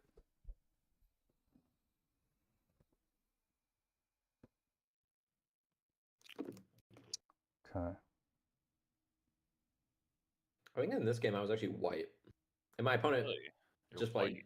like GF and then they lost. Yeah, honestly, I could see how they would. It gets really complicated after. Yeah. I actually don't even think I played it right either. I was like, you know, typical. Yeah. We're all Wait, like, what did they play? Wait, you can send it to me. I want to I know. don't know if I can like this game might be like too some of the games I like I Yes. put the game attached to the puzzle, but some of them I just like either the puzzle is slightly different, or in this case it's not really a puzzle, it's more like a position, but 'Cause, position like, might be slightly different from the actual game. So it's possible it doesn't connect. I or mean, can't in connect. this position, it looks like white just played rook takes f6. So Yeah, but like in the actual game, there might have been a puzzle somewhere else where like there's many possible answers, or like it didn't quite fit the theme I was looking for, so I kind of just like made it fit the theme. Venus is saying, you do knight queens b1 and offer a draw. A draw. I don't know. What are you saying, bro? That's funny. Yeah. That's funny. Yeah, I'm lost, man. I have no clue what to look for. I'm like, I have to take this rook. So you have to take this rook, but like we get the queen in though. Like, Yeah. so how So can we prevent that? this one is I agree. This one's really tricky. Really hard. And I don't think I saw it in the I didn't see this possibility in the game. I definitely think like this is one of those you really have to challenge like every assumption that you have about like, oh, they took my thing, I need to take back. Like it's very easy to do that. But in this position, like do you see the alignment of the rook and the knight with our queen on Yes, d8, right? that's why I said, oh, maybe knight d5. Like Right, so you considered a lot of knight moves, but there is a knight move that you didn't consider. knight g6, Knight c8. knight g6, knight c8. Okay, what did you think about those moves? So, I mean, knight c8 is like really passive, and I mean, I guess like black is fine after. No, I mean, no, he's not fine. Can't be fine. Knight c8 looks Like- kind of just bad. But like, Based on what what? about You must calculate. why? Why? Just tell me why. Knight You can't c8 just because say that you it okay. looks So bad. knight c8 rook f2, or rook f1. Oh Okay, wait, rook actually, you take the f1. knight. Take the knight. Take the knight.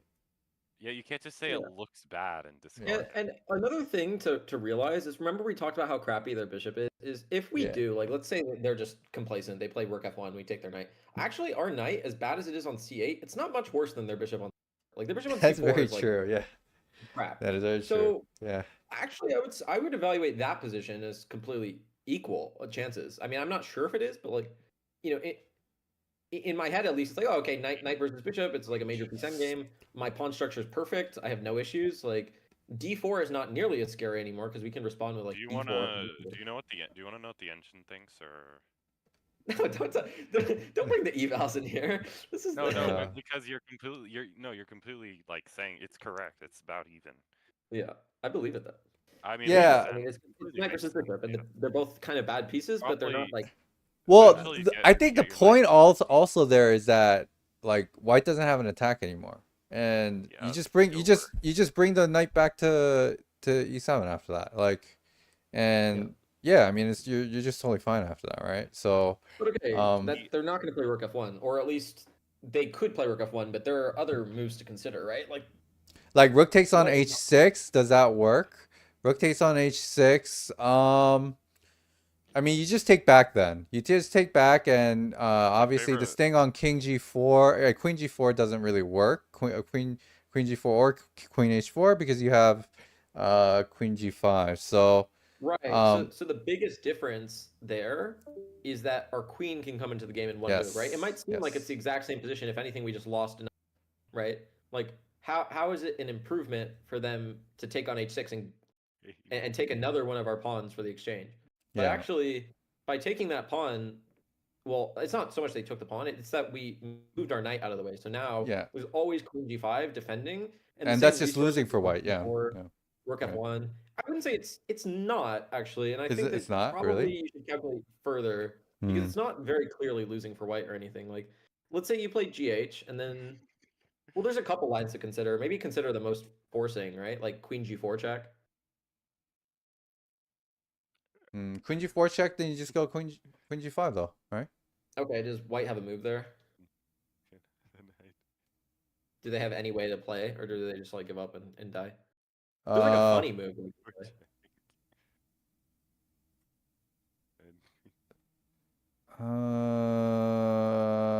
um. Yeah, no, I don't see it. Just kind of give up and die, no? The funny move is it's mostly funny. It's not like that. They can play knight f5. Knight And then the f5, funny move, okay. if you Knight take, they f5, take on yeah. h6 and then Yeah, take yeah, h6. yeah. That Yeah. is yeah, you win an extra pawn, I guess, yeah. Yeah, Yeah. so we're up in exchange, but they have an h pawn, and they have like, they have a couple pawns actually for the exchange. So it's like it's Yeah, okay. that's not bad They're not actually. dead. I mean, it's You wanna totally know? playable. Like sort of the intended evaluation for this position is that, like, yeah, white is fine and black is also fine, but black is only fine if you play knight.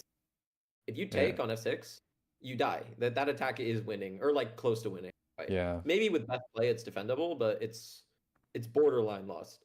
Whereas knight c8, it's like more like white has to fight for equality, not the other way around. Mm-hmm. And it's the same thing if they start with knight f5, right? We're always going queen f5 and sort of just like doing that, and then they just have to reconcile with the fact that like white just doesn't have enough time to bring the queen in, bring the knight in, and bring in, Yeah. because queen g5 is one move faster, and that's why knight c8 is so important. Yeah. And yeah, for my opponent, if they had found knight c8, they would have probably saved the game, because honestly, I don't even think white's like probably the best thing you can do is, yeah, like move the rook, give up the knight, and just like play the bishop versus knight, which is nothing, right? I mean, in a blitz game, is this even findable? Of course not. I mean, this wasn't a blitz game. This was like this was Yeah. either rapid or over the board. So This is I mean, a we're not talking like crazy good sure. move. Yeah. Yeah, you can say like you can say maybe it's not findable in a blitz game, but that's sort of not the point of these. I mean, Yeah. first off, it Yes. probably is if you're like way better. Like if you're Yeah, if you're like you're GM. Magnus Yeah. Hikaru, Yeah. like other GMs, they could probably find this move. I'm Maybe leaving. not every time, but like Yeah. you train yourself on these ideas, on this like formation. Maybe in the future there's some similar tactic where like instead of a knight on h rook, but you see like the two rooks are lined up, and then you have some Yep. tactic like that again. Oh, I can move the knight with a discovery. And it's like, yeah, like this tactic, it's very unconventional. I don't even know. It's a discovery, I guess, of sorts. Like, but the rook's already attacked, so I don't even know what you call it. But like, yeah, it I sort of I is an would say orthodox this is. tactic. I mean, this is probably more common than not. Like, if you have time to calculate, obviously, because well, you have the open file. If there's a knight on f6 and it's not guarded by like a bishop or a queen, always the sack is like in play, right? That's like this is a very common thematic idea. Yeah, So it's actually like to your point, seeing these things happen and actually sitting there and calculating through is very helpful for not just that game, but in the future when you see these type of similar situations later on again and again. And they're not going to happen like all the time, but they'll happen, here and there. And yeah. yeah, it's helpful to know how to calculate these things. Yeah. Yeah, and I like looking at these positions because they're the kind of positions it's extremely difficult to resist your hand, right? Your hand wants to play a move. It's pretty confident that like it must be the only move, and like not playing GF in 1 second is difficult. And a lot of times, if you spend too much time on every obvious move, you run out of time. You get low on time. Now in 90-30, that doesn't matter as much. You should Hmm. spend at least a little bit of time on every single move for this exact reason. But in a blitz game, in a rapid game, yeah, maybe there are more practical considerations, right? Like maybe you don't have time to find knight c8 and you play GF and you just bite the bullet and you hope that you survive. And you probably Yeah. don't, but you hope you survive. Like, like Hmm. what can you do at some point? Like maybe you don't see it. Or that other position where there's rook a8. Yeah, maybe you don't find rook a8 in a blitz game, but maybe you find it in a longer game. You're over the board where game's more important, where you can't just like throw games and GG go next. Like, yeah, Yeah. it takes like days or weeks to get to play your next game, and it's like really frustrating to lose. There's more stakes on a game like that. You can't just afford to like lackadaisically miss moves like that and just be like, ah, whatever. Like it's just blitz. Yeah. Yeah. Makes sense. Makes a Yeah, lot of sense. Okay. Um, do you have any more positions? I What do you do, think? but this one is not Okay. like your traditional. I'm going to give you the position. It has nothing. It's chess adjacent. I will say that in the first place. You're going to look at it and you're like, what the heck is this? I need to explain it first, but just look at the position for a moment. Just soak it in. This is the quote blindfold exercise. It's going to be relatively simple. There's not that many pieces on the board, but it might be difficult for you. It might not. I'm not really sure. We'll see where you're at in terms of like your mental calculation ability, and Okay. then we'll just see. So we'll take it from Okay. there. I'm gonna do the simple. There's two versions of this. I'm gonna give you this slightly simpler one, just because I Okay. don't know. The other one has more pieces and it might be more difficult to memorize, but Got it. we'll start with this one. So the idea is to look at this position and ideally memorize it. Like just completely have it into your head. There's only like 7 pieces on the board, so it should be like pretty straightforward. And I will not tell you the prompt until you have the position memorized. So give yourself like 5 minutes or whatever to like fully make sure you might be looking at this like this is ridiculous. It is, Yeah. but you don't know what you're supposed to do. So just like keep this in your memory. Okay. Black or white side? Uh, keep the whole position, but from the white perspective, sure. White perspective. Okay.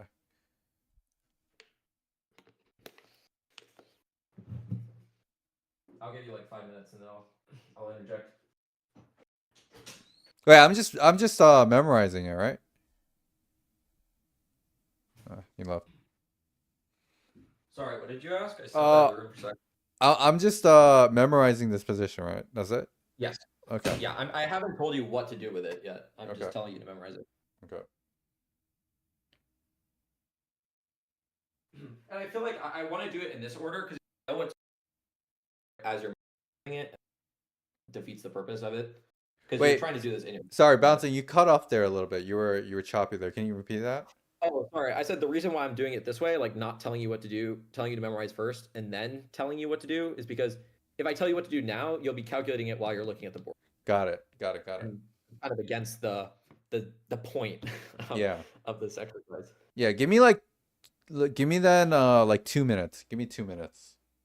Cool. I'll give you till 1 or 4 for you.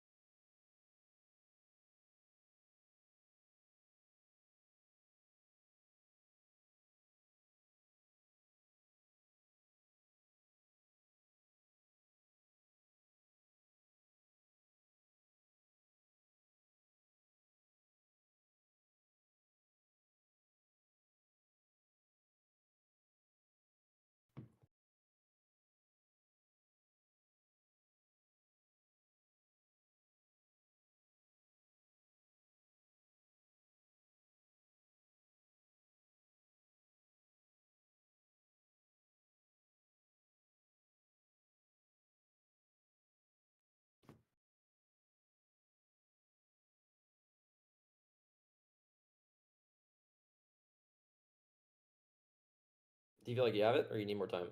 Yeah, I have it. Let's do it. Okay. Okay. So here's your prompt. And what I would recommend doing is keep it up for your stream, but maybe open a different tab that like Okay. covers your board so you don't see it. You can Um, choose if you want to make it slightly easier, you can choose to have an empty board open, but if you want to do like the full challenge, just do it like in your head with like not looking at anything or look at like, a blank page or something. so I could just be doing it in my head then, right? So like I Yeah, don't you need to can just look at a move away screen. or whatever. Okay. Yeah. Okay. Okay. But so here is the challenge. This is your position. You've memorized it. You need to get the knight, and black does not make any moves. Okay, black's pieces are frozen. You just make unlimited moves with white. You need to bring your knight from A1 to A7. But the rule is the knight cannot go anywhere that it's attacked. So for instance, knight C2 would be illegal because it's attacked. If you played knight B3 and then knight D4, that would be illegal because there's a queen. So you cannot put the knight on a square where it's attacked. The knight needs to go from A1 to A7. That is the challenge. And you need to say the answer, preferably fully in notation. That will also help you practice that. And that's the point of this Okay. exercise.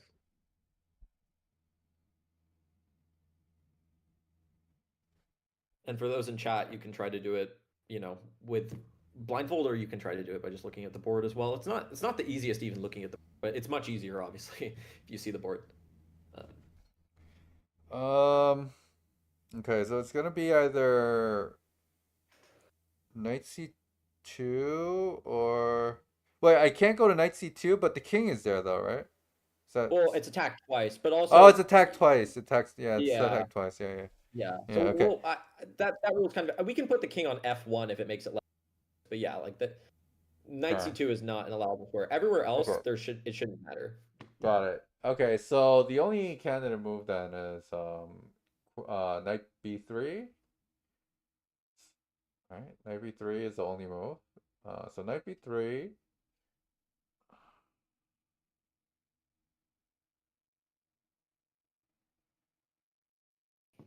Knight. Knight b3. I guess the only two moves would be knight a5. No, knight a5. Yeah, knight a5. Knight a5. The other way is knight c5, but c5 is probably not. Where's a pawn against c6 pawn? c6 pawn. c6 pawn. But there's also knight on. There's a knight on d7 covering the c5, covering c5. So it has to be knight b3, knight a5, knight a5. Wait, where did you say to get to knight a7? Yes, you need to land on A7. Okay, so knight b3, knight a5.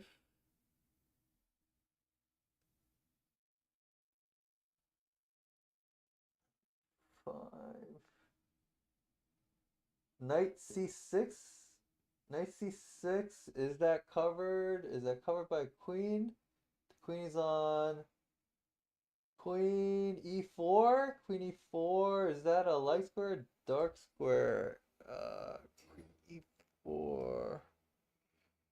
Is that a light square or dark square? That's covered by the queen. Knight d6. 1, 4, 5, 6. That's a box. It's a box with the queen. So it's covered by the. Wait, is it covered? It was queen e4, right? Queen e4. Yeah. Queen e4 and c6. That's a light square. That's a light square. It's a light square. That's a light square. So it can't go there. So I gotta go. Up to knight b7. Yep. Knight b7. Knight c8. No, not knight d8. Knight D. Wait, but I can't ever get on C6 though. Can't go to C6. So how do I get to the A7? So the only ways to get to A7 is through C8 by C8 and what's the other one? What's the other one? It's 7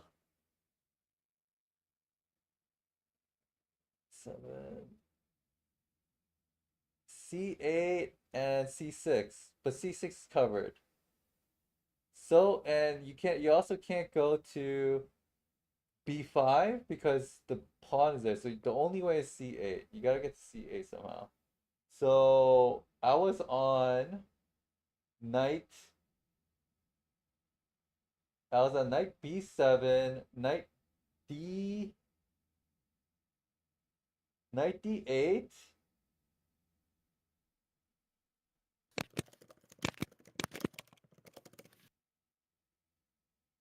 Okay, so how do I get to knight C8? How do I get to knight C8? C8, I gotta get to by. I gotta somehow get my knight to knight E7. Is that right? Yeah, knight E7. That's so hard. I'm on knight D8 right now. Knight D8. Knight F7. Knight D. Knight F7. Knight D5. Knight D. You can't go to D5 from F7. I can't go. That's the F7. diagonal. Oh wait. Knight D6. Knight D6. Knight D6 is attacked Knight D6 is attacked. by the queen on H2. Queen on H2. Yes.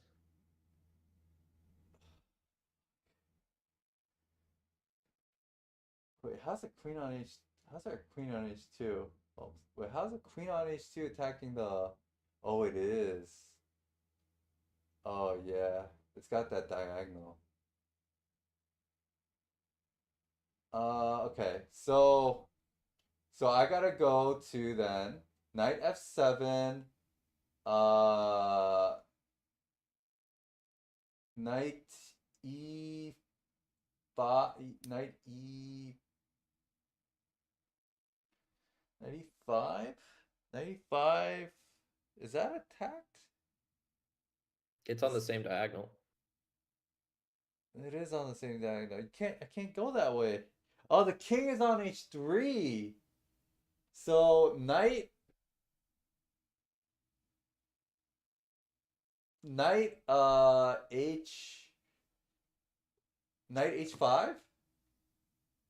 That's illegal. That is illegal because the queen is on E. Wait, No. I mean, it's literally illegal. The knight can't move like that. wait. Knight F. Wait, hold on. Okay, so I'm on knight F7, right? Knight F7. Knight F7. Knight F7. Knight H.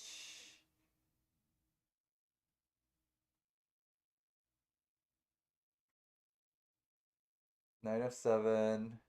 6-5. Wait, it can't move that way? Why not? Knight H7. Knight H7. Knight F7. Knight H6. Knight H5. You can't do that?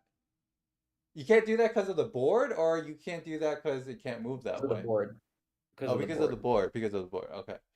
Yeah. You can't do that because of the No. I mean, board. because knights don't move that way. That's what I meant. Like, it's illegal. Like, F7, G6, H. Like, F7 and H5, they're on the same diagonal.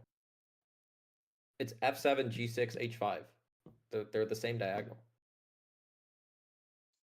A knight can't move like that. It's like, Oh wait, am I on F7 or G? So wait, am I on?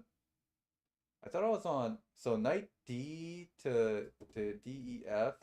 Oh, I'm on knight F7. I'm on knight F7, knight G. Knight g5. Knight g5. Knight g5 is not covered. Knight g5 is not covered. Is it not covered? EF. It's not covered. It's not covered. So knight g5. Knight g5.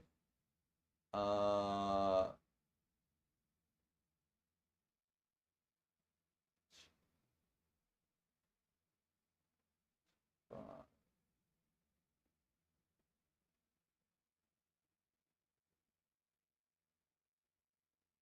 Knight g5, E, F, G, E, knight, E.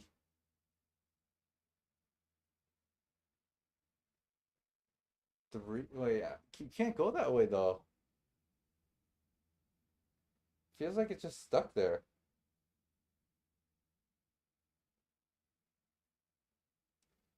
Am I getting closer, or are you just like letting me? No, you're going in some. I mean, yeah, but there are other ways to remaneuver your knight, right? Like you realized you can go to the h5. It's true. Oh shit! Oh yeah! Oh yeah! Yeah! Yeah! Yeah! Yeah. Knight g5, knight h7, knight g5, knight h7, knight f8,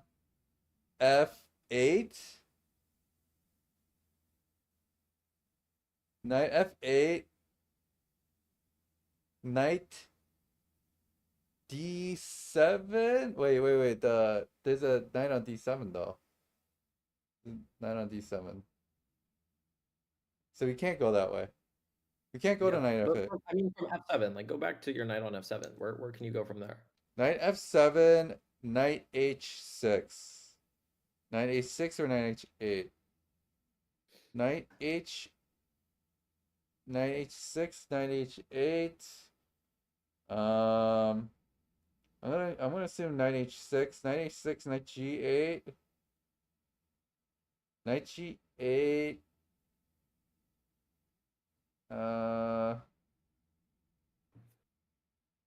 Knight e7. That's legal, yeah. Knight e7. Oh, I got there. Knight e7. And knight c8. And knight a7. Yes. Nice. Oh shit. Yeah. that was so You can put it on hard. the board by just playing like king h4, king h3 over and over. Was that? Yeah. King- Also, I didn't yeah. mention, but like Yeah. captures weren't allowed. But yeah, because someone pointed out that you could take the queen on e4 if you go like knight g5 and then take on e4. But you just play king h4, king h3. You can just do it that way. With black, you can just pass the move by moving the king. Wow. Okay. Wow. Okay, wait. So what was the point of this, by the way? Calculate. Oh, It's just just like a calculate. pure Okay. calculation of like you just had to Okay. like literally see every move into the future. Like it's like blindfold, like Yeah. pure unadulterated calculate. I mean, it's also a little fun. It's just like a challenge. Like, It's I feel like training your brain. sometimes Yeah. it's a bit Training your boring. brain. Like, Yeah. oh, here's another position. Here's another position. Here's another position. It's just like fun, you know. I Just should something do to this more often so I get my notations better. And yeah, that was actually good. That was actually really good. I haven't sat there to like think of the problem through my head like blindfolded essentially. So yeah, this is the first time. Yeah, I think because the queen was, I think I had the you don't have to do this because it's like basically the same answer, but at some point I revised it a little bit. Here, you can just show it. It was this, but I was like, I don't want to give you that because it'll take longer to memorize. There's like a few Oh yeah, you instances, said you but gave the easier one, right?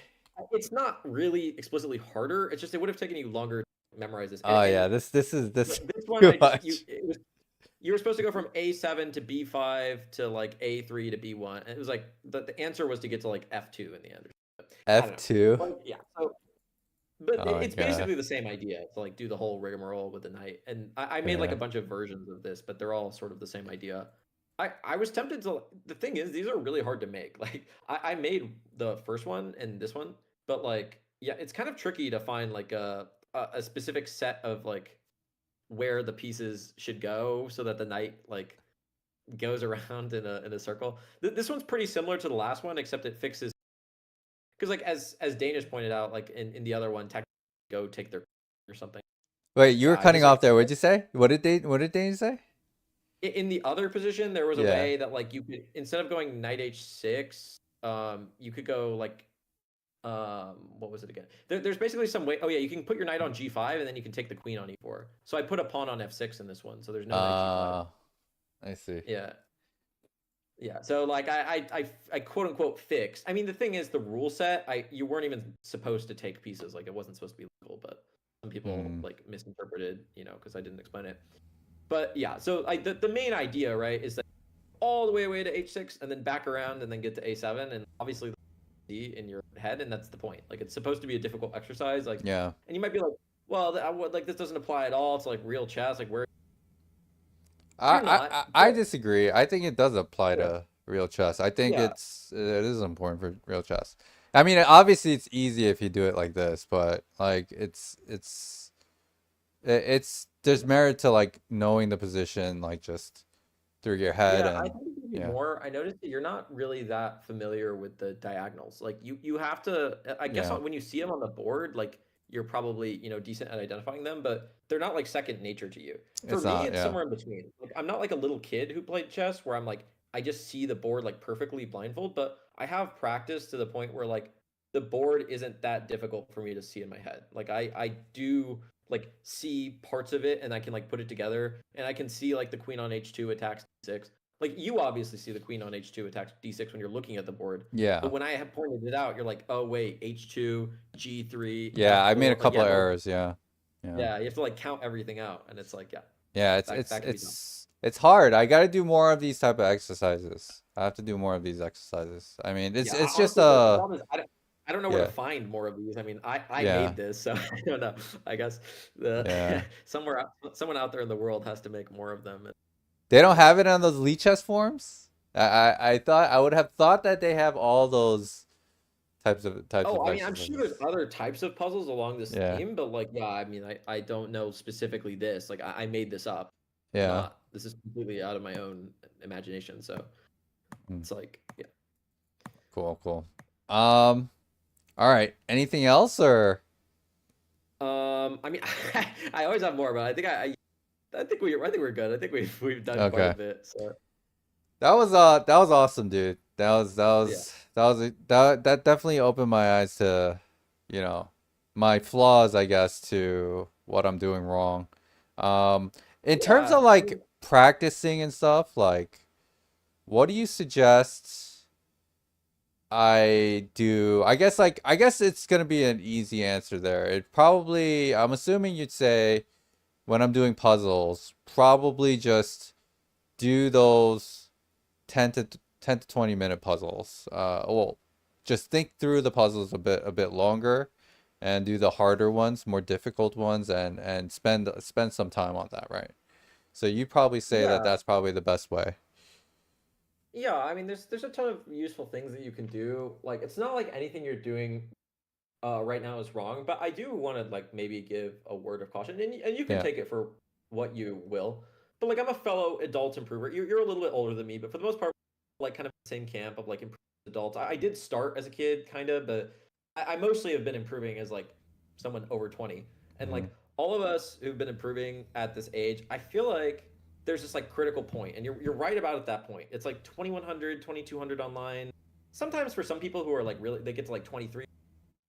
I think that number, it's like very achievable by just doing whatever and just doing a lot of it. Like you can do like a billion. I mean, you've done like a billion online games and puzzles and that, and you might think like it's very easy because I thought this way too. It's like, oh well, I've had so much success, like just doing like a billion lead chess tactics. I'll just keep doing tactics and like do the same, like whatever, like my system works. I'll just do like a million blitz games or a million rapid games, title level, or I'll get to 2500 or 26. I don't know if you're talking about like, it depends on what your goals are, if they're mostly OTB or mostly online, but like if you're thinking online, it'd be like title level 500. So that's what you'd be thinking. And it's easy to think because that same system just like works all the way up to title level that it's gonna just endlessly work. But the thing is, and I don't know if it applies to like just adult players. I think it applies to everyone. But there is like a hard wall, and I know everyone at every rating says like, oh, it's 1400, it's 1500, and then they get the next rating. But they're genuinely all between titled and titled. That is like, you need to come up with like a new training system, and you can't necessarily just do like the puzzle rush, the puzzle blitz, like the a million blitz games, a million rapid games. Like you will just actually get stuck for like forever. And that's not bad. Like people can enjoy the game and be, you know, hard stuck. It's not like people always look at it as like the worst thing ever. There's so many people who play chess their whole lives and they're like 2000 over the board, or like, you know, 1900 over the board. And that's not bad. Like they're enjoying the game, you know, they're enjoying their life. But I do think that like if your ambitions are NM in the future, or if your ambitions are 2500 online or 2400 online, you do need to like sort of saddle up and realize that like, yeah, your methods work super well to get to where you are, but you cannot use like the exact same methods to get to the next step. The next step is just, it is different. It is just totally different. And there is no guarantee that you make it, not even to NM. There's no guarantee. Like I'm saying right now, as someone who's 2130 US, where I currently, even though I'm pretty close, and I want to make it this year, but like I have seen people. There's this one guy that comes to mind. There was a guy in mechanics when I used to go to Berkeley.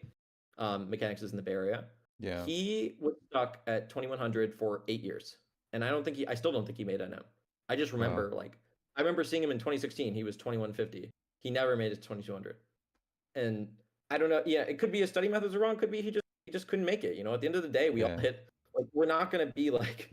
We're probably not going to be like world champion or whatever. So yeah, we all hit our limit, and that's okay. Yeah, we all have our caps. We all have our caps at some point. Okay. Yeah, like, you do at some point also have to recognize that like you have to enjoy endlessly.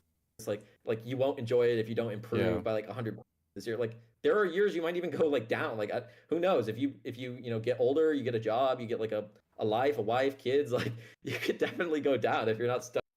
Yeah. Yeah, I don't know. I think it's just that though. It's just like adult improvement. Very, I would say a lot of us motivated type. Like you and I seem pretty similar in terms of like just playing a bunch online and getting really good, getting to like 21, 2200. And it is really respected. It's really great, and it's a huge, but it's like that is just totally achievable by just like spamming games. It's the advice that you give to people in your chat. Like, yeah, you could just spam games and do it. But that next 100, 200 points is like just magically, I don't know why. It's the separation between titled and untitled players. It's like we're the best of the worst, you know, like we really are just like at the top of the bottom. And, I mean, and to get to the bottom of the top, it's a huge switch.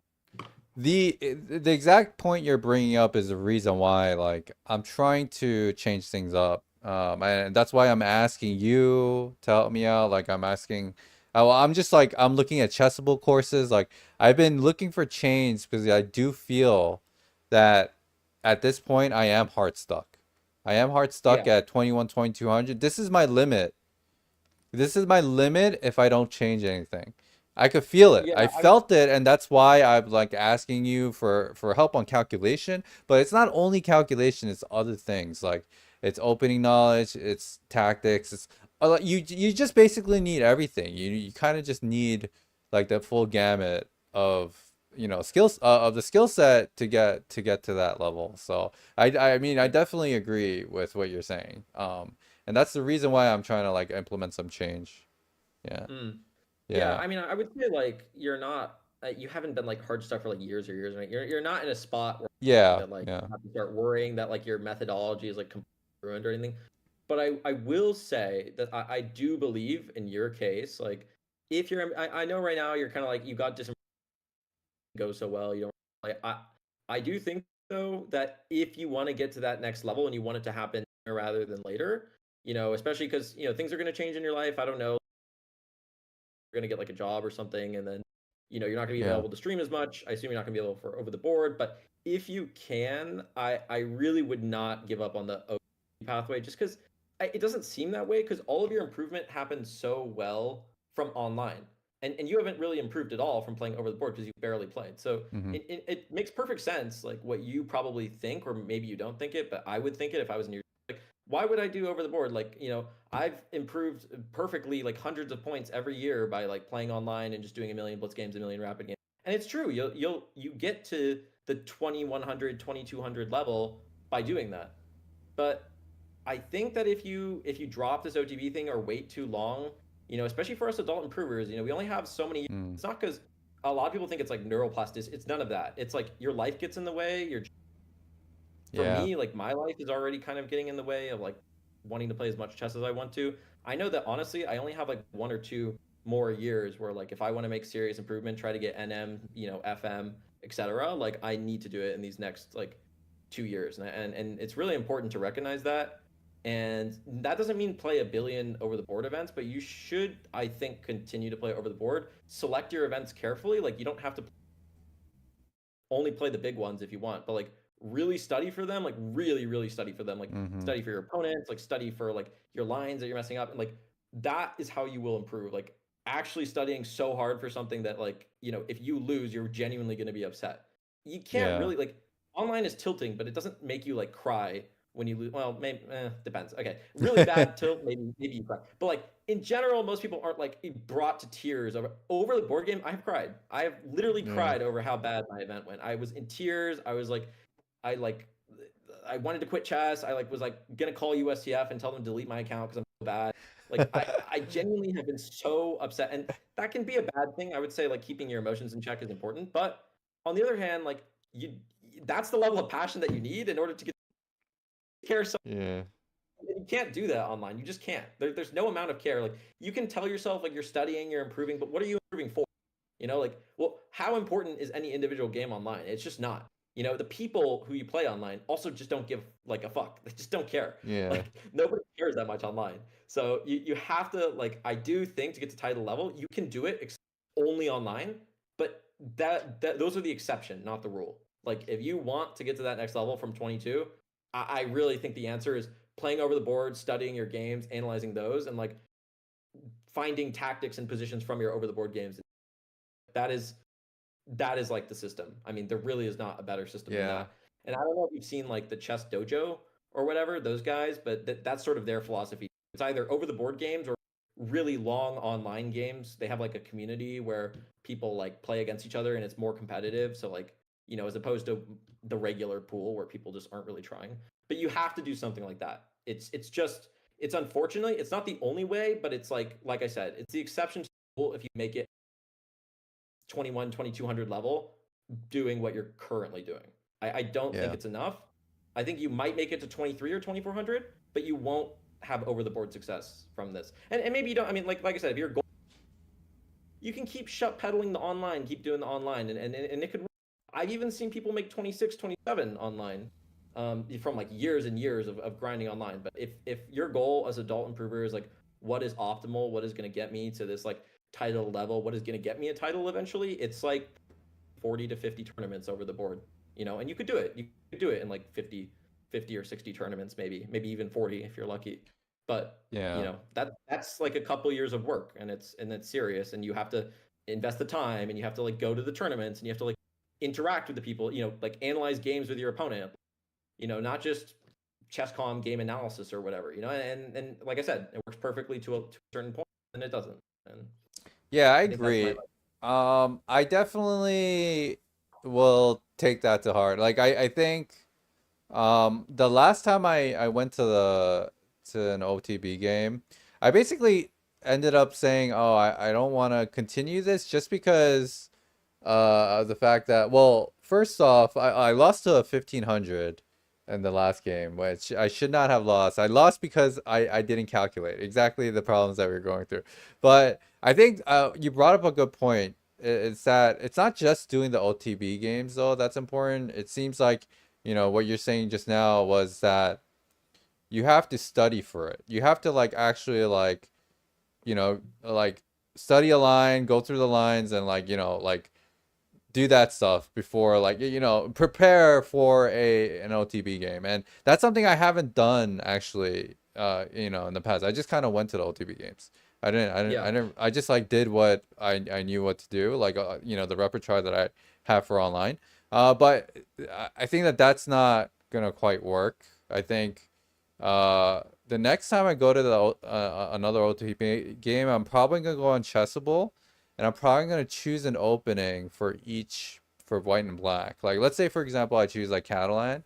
I'll probably go through a bunch of lines in the Catalan, and all the lines, all the variations, or attempt to try to go through the most of the variations, and Did you show then that game where you lost at 1500? I'm curious. I did not show it. It Was was it like a one move like ouchie, or was it just like I another was mistake? completely winning. I was completely winning in the game, and I I played a stupid move. Let me see if I can remember it. Wait, is it up? Yeah, it is up. Okay, so I think I can remember it by heart. It was no, it was here. Shit, it was kind of long time ago, so I don't specifically remember it. Oh, you didn't like put it into your studies or whatever? I do have it. I have somewhere here. But I have only the written copy though. Oh, I see. You don't have the Yeah. yeah. I gotcha. It was a really stupid blunder. It no, but if you see it though, you're gonna be like, oh my God, I totally understand why you made that kind of error, because it's such an online type of mistake to make. It's really like an online type, like, oh my God, I kind of really want to show you the game actually. Where is it?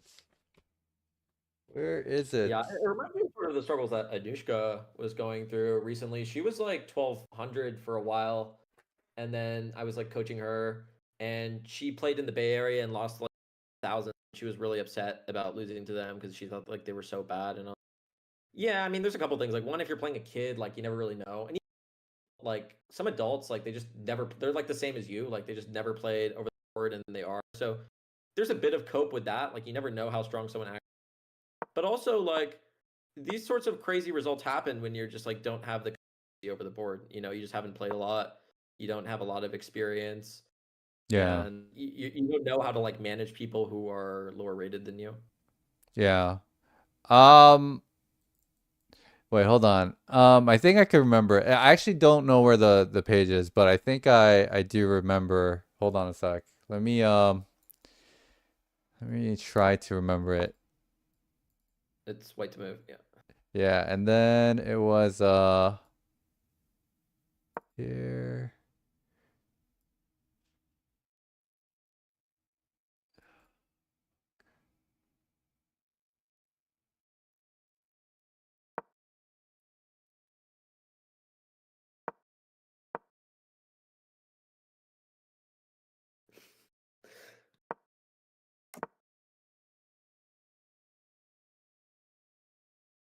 Um, oh God.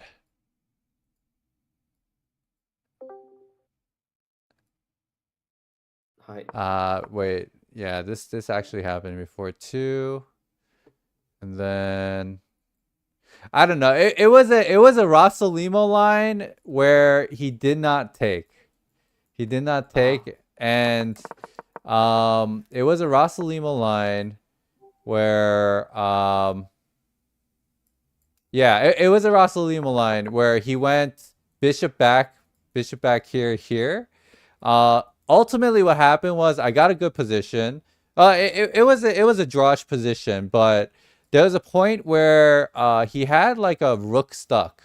It was actually similar to the one of the puzzles we did before, with the rook being stuck um on the D rank, and I eventually won material, and then immediately right after that, I decided to sack a knight for absolutely no goddamn reason. Because I knew that the resulting endgame where the pawn like structure was fucked up, his like he had H3 and stuff, and like his king was exposed. His king was extremely exposed, and I decided to sack a knight on this pawn so that the king doesn't have any protection. But I sacked it with no compensation, zero compensation. And just that the queen was the king was very uncomfortable in that position, and like in a blitz game, it would have been extremely hard for him to defend, but this is a 90-30 tournament, right? So it's, you get 30 seconds per move. And so I ultimately he ended up defending extremely well. And yeah, I just lost that game because I was down a well, I won the exchange, but I was down a knight. So yeah, it's it was such a stupid idea. But that was one of the reasons why I was like, oh, like you like if for OTB you can't do tricks like that. You just got to play very sound, and you got to calculate. You have to calculate positions. You can't just like go for tricks. And the funny thing is, in that position, so that in that game, I was up an hour. I had an hour on my time, and the guy had 7 minutes, and and I lost that game. He was down to seconds.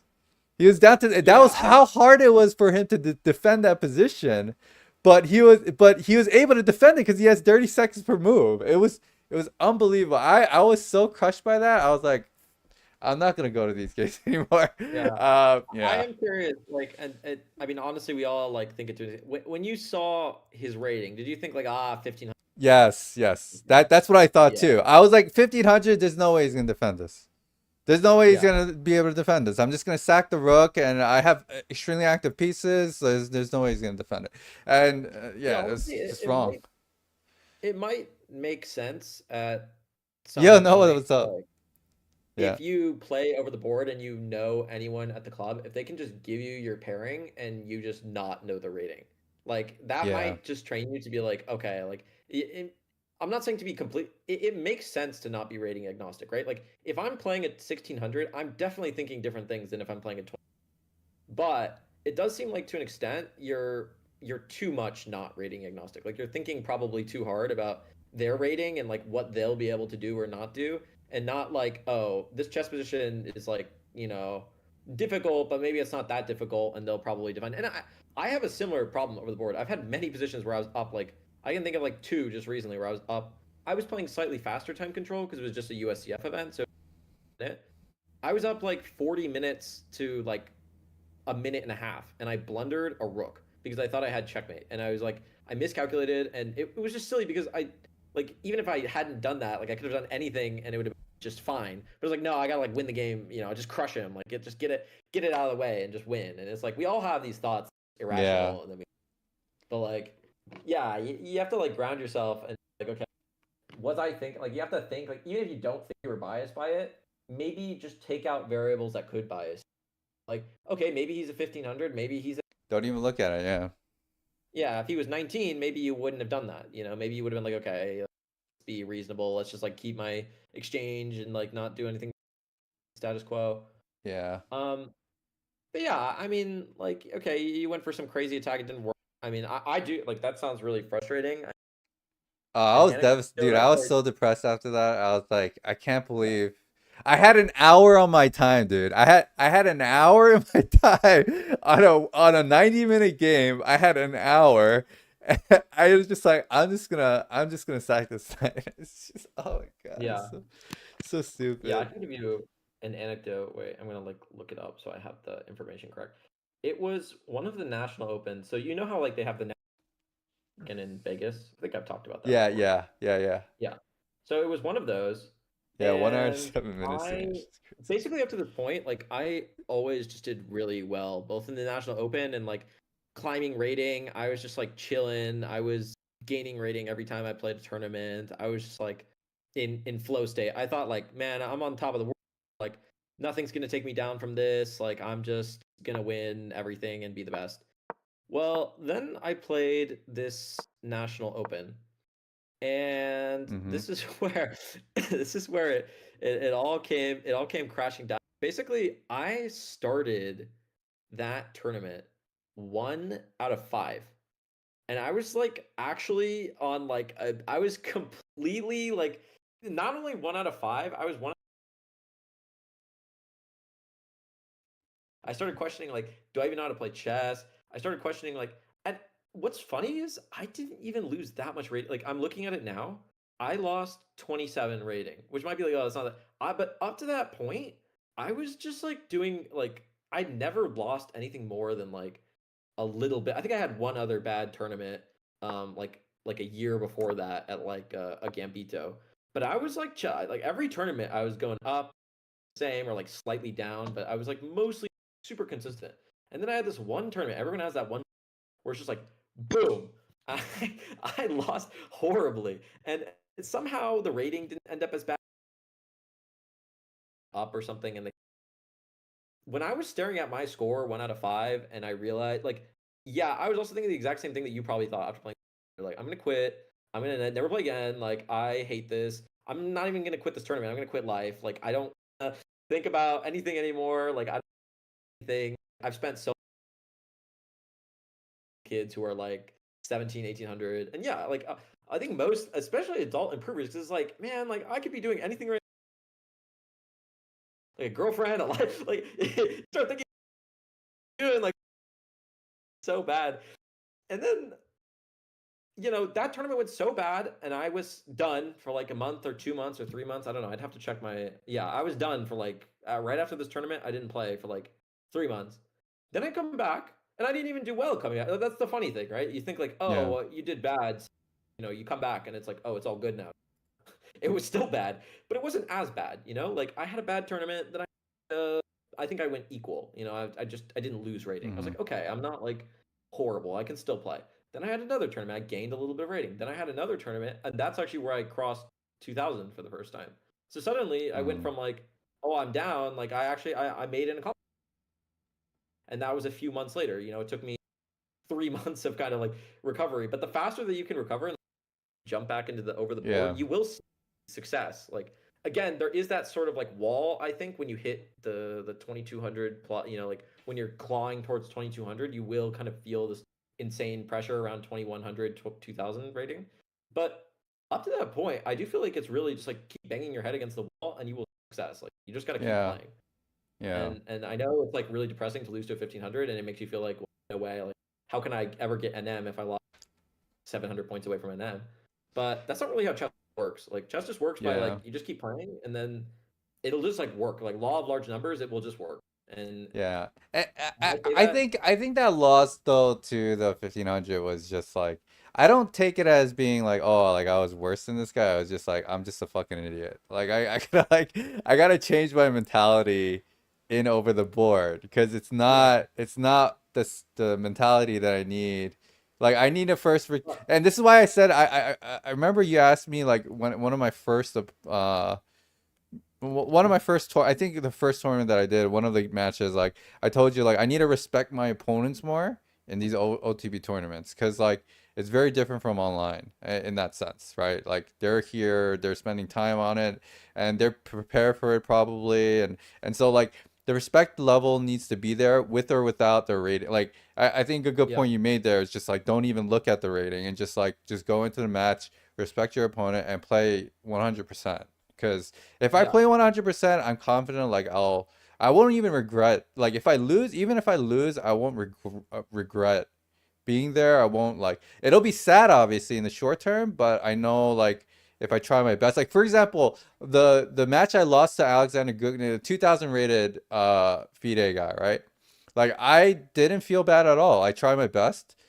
It didn't work out, but I got a great position. I had a winning position against him, +2 position in a Catalan, and I lost that match, and it was devastating, but it was more like a, wow, I want to get better. I want to get to this guy's level. He defended like extremely well, and like, so there's immense amount of respect for that game and that opponent. And so that's kind of like how I have to take it. And I think I won't have regrets if I do it that way, right? Like if I play my very best and I know I lost a good match, like I think I'd be totally fine. So yeah. Yeah, and I mean, like you said, like you sort of respected him more because of The way he rating, right? played, Like if yeah. he was a 1500, you would have probably thought more poorly of that match if you didn't Yeah. win. But like Yeah. at the end of the day, if you can sort of change your mindset and be like, okay, no, any match that if they are able to beat me, then good for them, and I need to learn from that and be better. Then you will be. 100%. And I also think, like, well, I'm not saying you need to like immediately jump. Like, look, and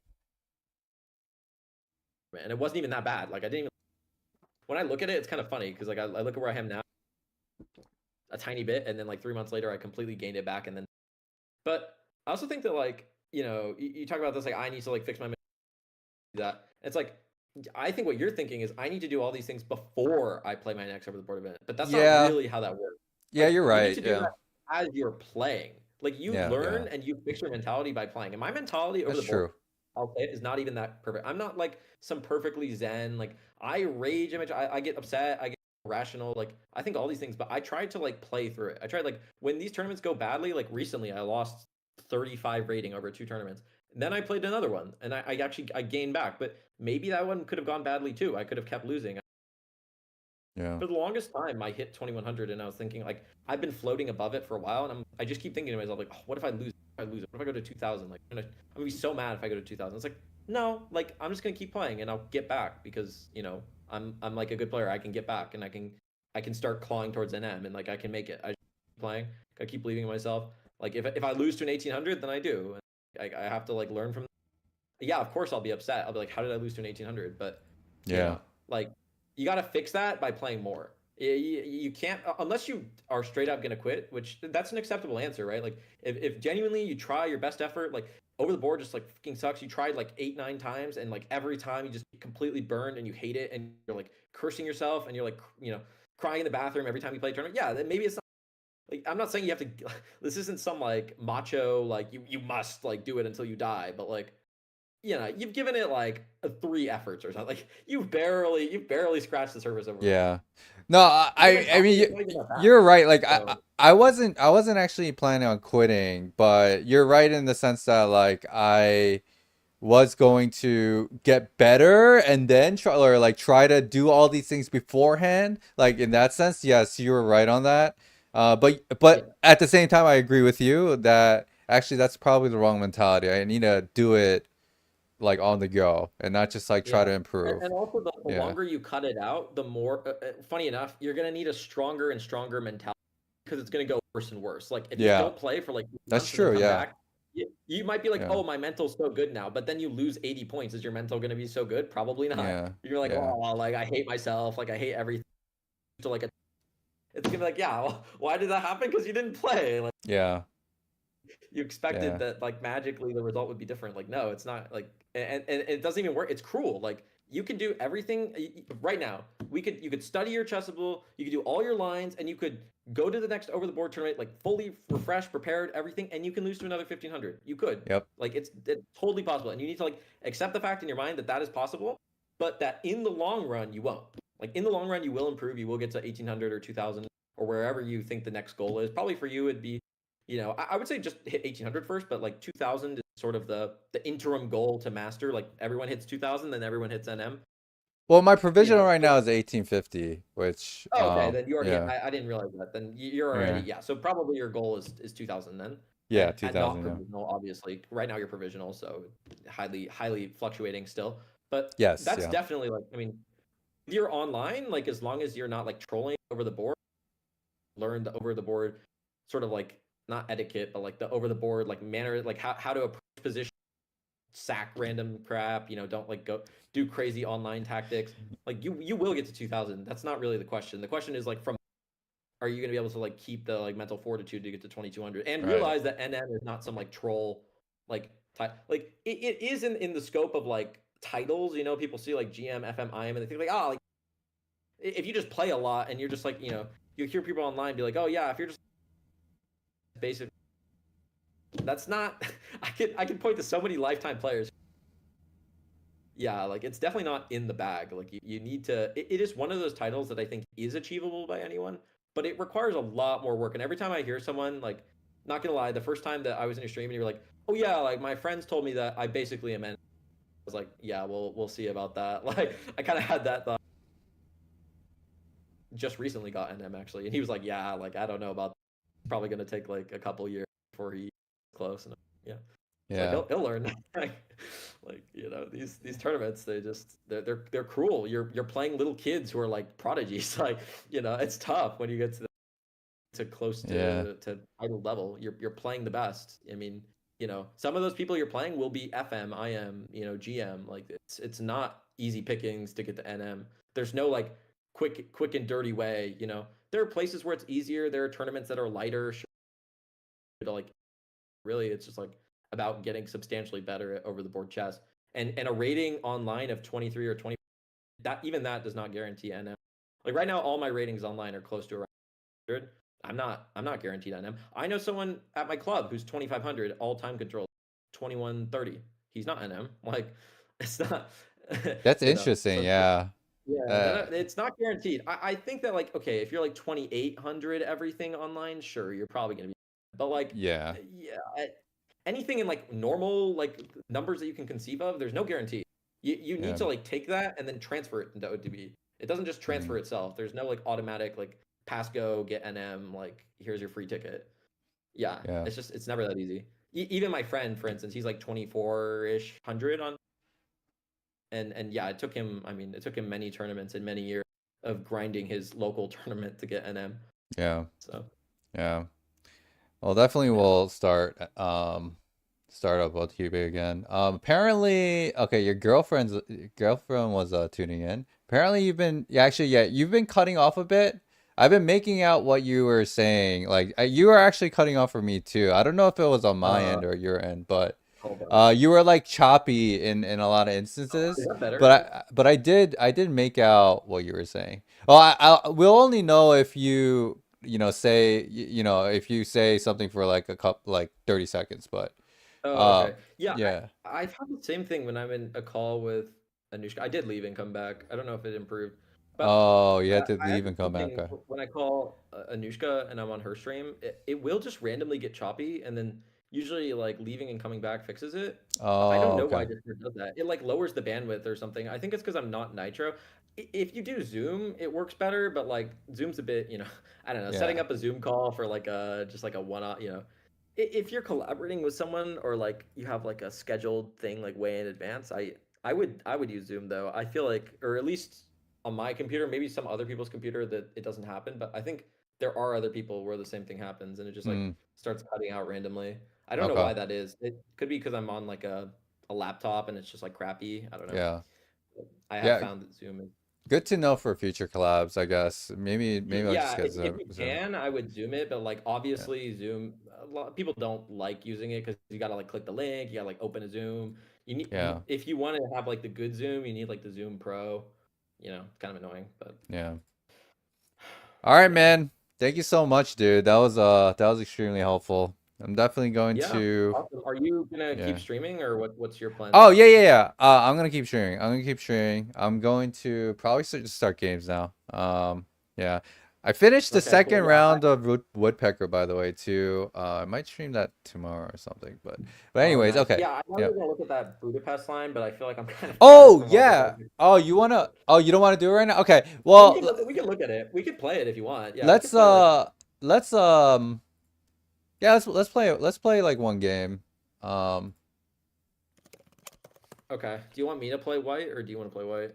I will play white. Okay. I wouldn't Yeah, I even be mean, I able know to. nothing about these lines really. Like, I used to play a lot, but I know nothing about the Nescafe. So we're both on the same page of Yeah, like knowing very yeah. little. Let's do a 10 Yeah. minute. Yeah. If you could 10 chop, I'll minute, and go to I'll be white. white. Okay. Yeah. Okay.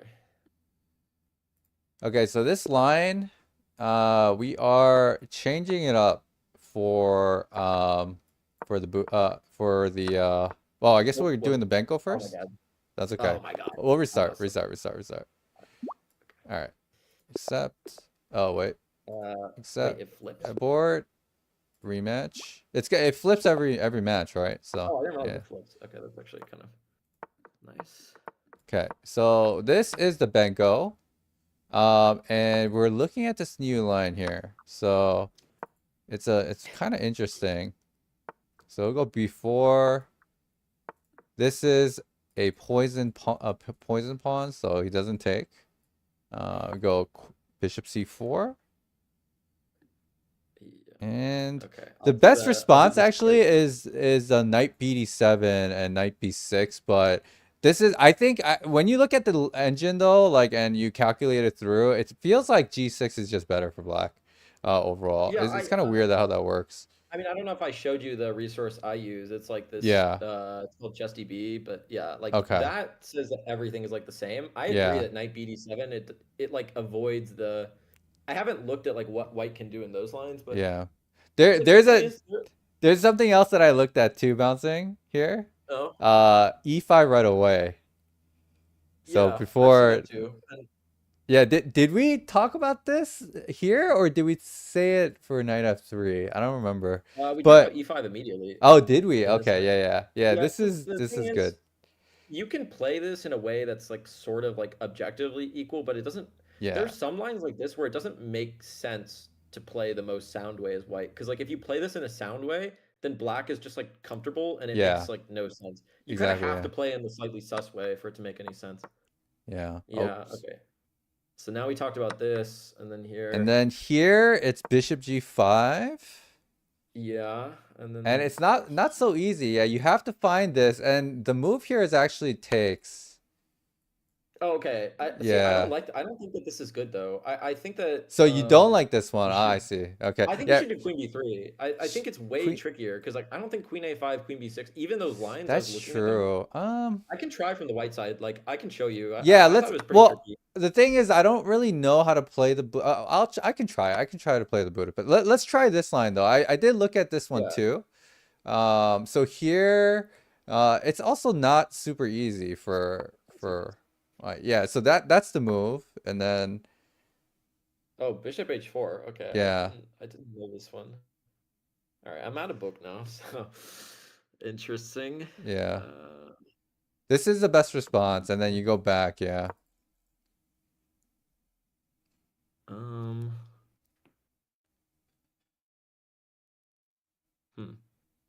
It's not really easy for black to move. It's because we have the castle But I am covered. up a lot of material. So You are, like, yeah. And no, black is definitely better here. But again, it's like not super simple. It's not super simple.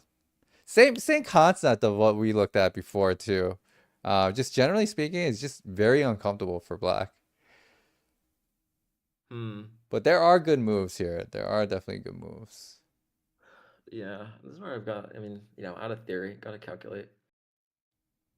It's the system. I'll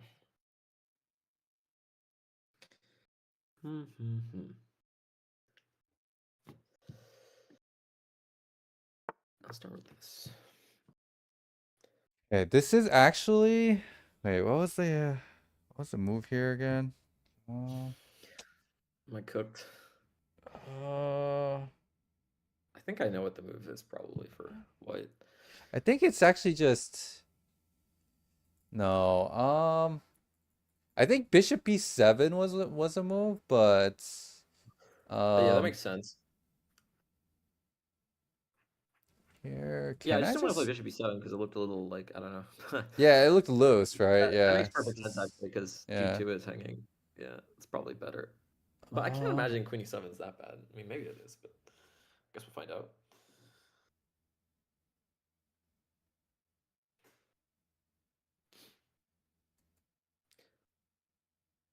Like, I feel like this is a game I could lose, but I don't know if I would never want this position as white. Like, I don't really understand.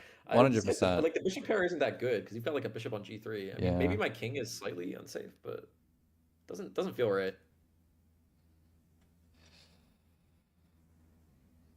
I didn't look at the bad lines. I only looked at the main line.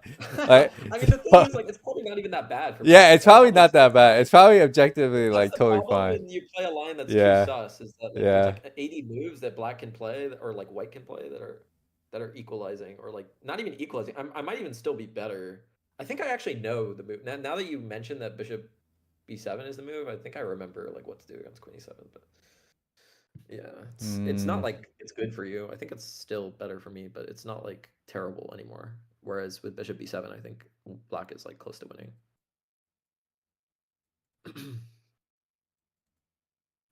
I like how my rating is 1474. Classic. Classic rapid rating.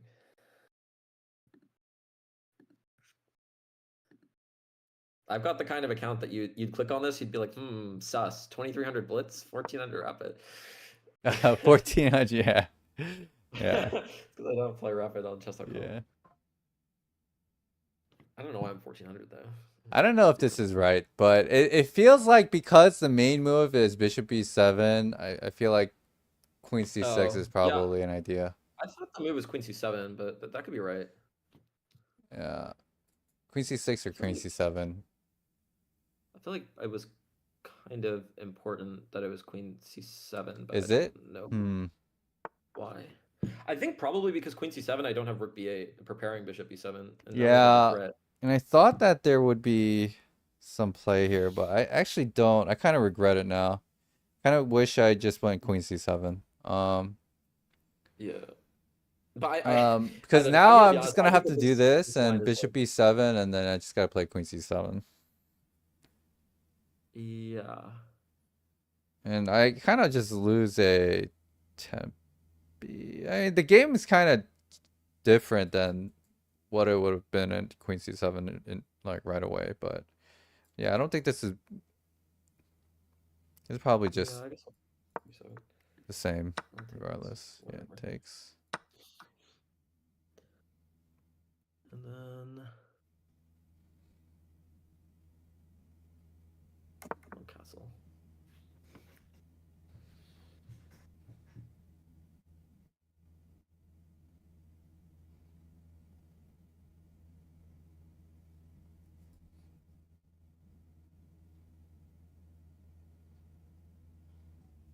I mean, it kind of seems crazy, but this feels Yeah, right. no, I agree. I think you could do Yeah. something like that. But yeah, it's kind of.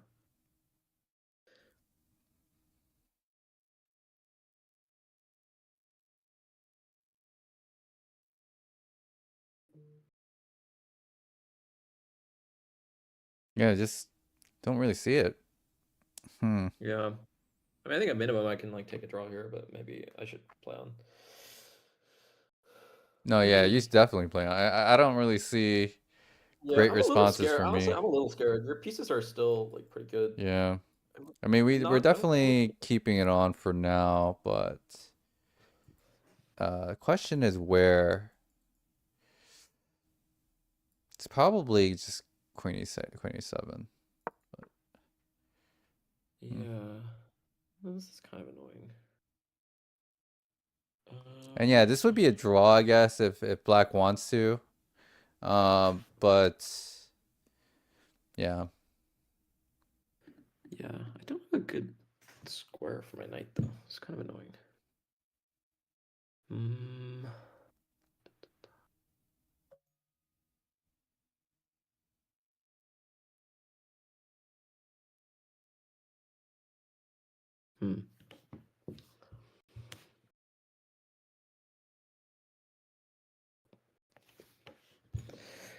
This is actually kind of annoying.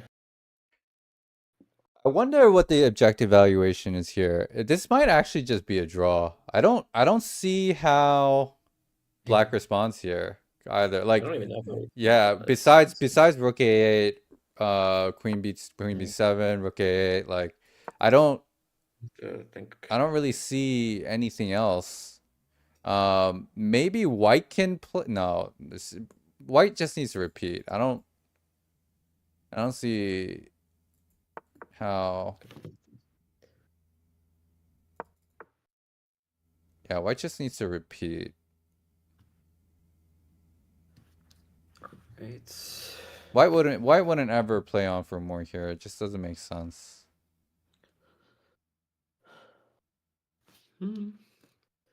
I don't know. You don't think this is a draw, Danish? Interesting. I don't think it's a draw. I'm trying to play. I'm trying to make a game out of this. I don't want to just roll over. Interesting. All right, we have takes.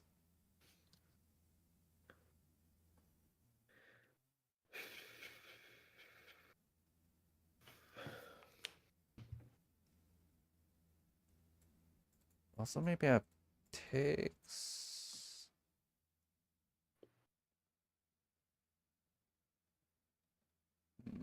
No, that seems much. Hmm.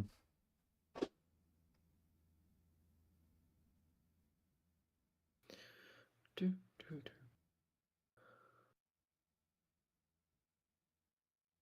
Are we ever Hmm. okay going into this end game? I'm not sure. Should not have. I think this is actually, this might be okay. Hmm.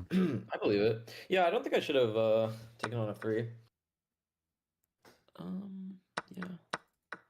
Okay. Yeah. I wanted to continue the game, so this is Yeah. okay. I think there was some argument to repeat though. Maybe. Yeah, we'll take a look after that game.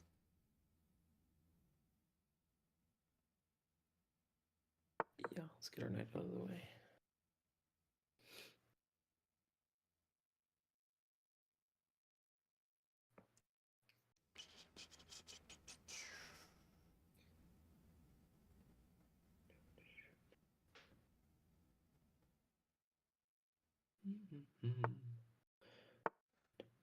Hmm. Looks a little difficult.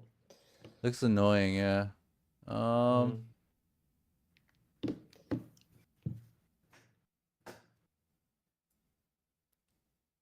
I think we actually have to just give it up. Wow. I guess that's what you had to do. Yeah, you hate to see it if you're black.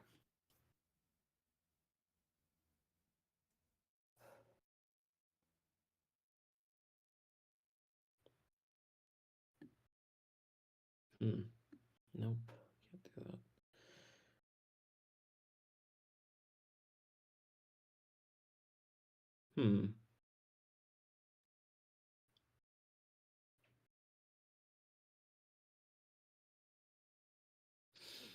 Not so easy. Okay, I'll just take this and find out. Ooh, king there. Okay. Spicy.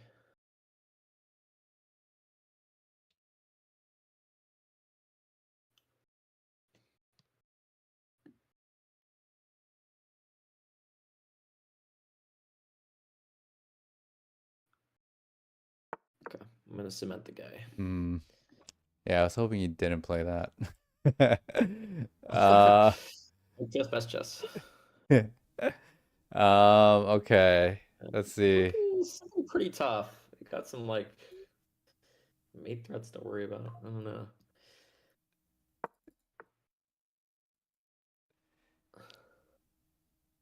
Hmm.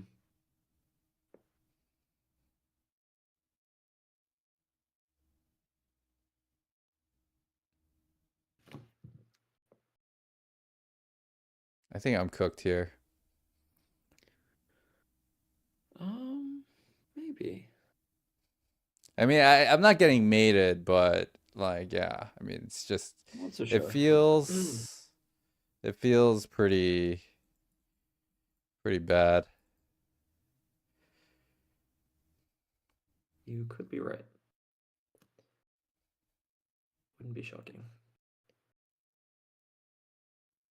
Okay. Calculation moment. Da, da, da, da, da.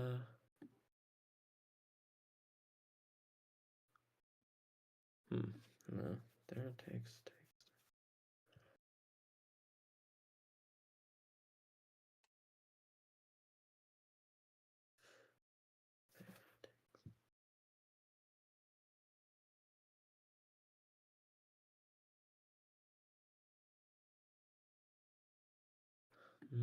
Let's do this because it's exciting. Okay.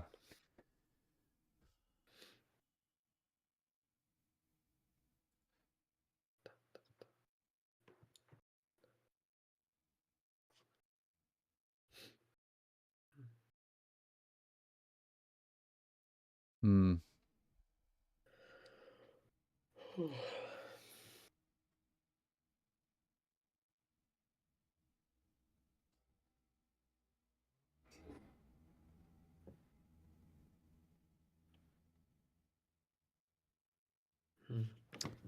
Yeah, not easy. Not easy.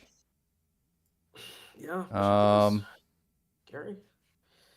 Oh man, I don't know how to escape this. Here here, here, here, here.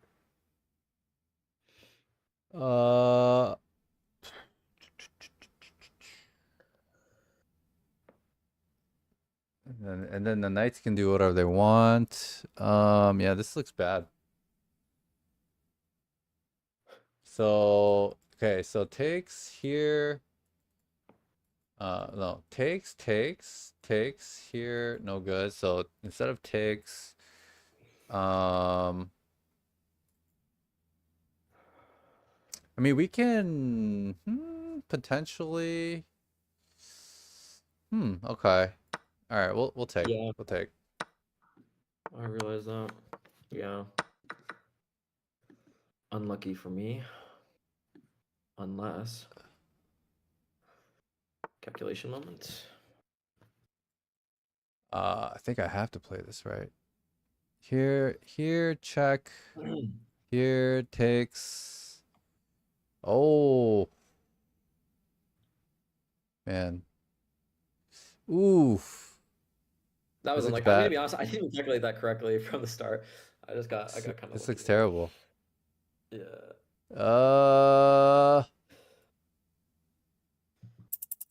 Yeah, this is. How do I not lose this rook? Oh, that's tough. I don't know.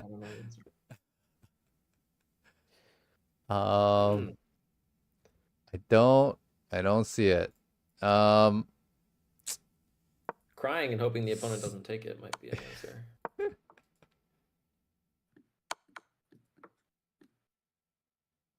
Yeah, this is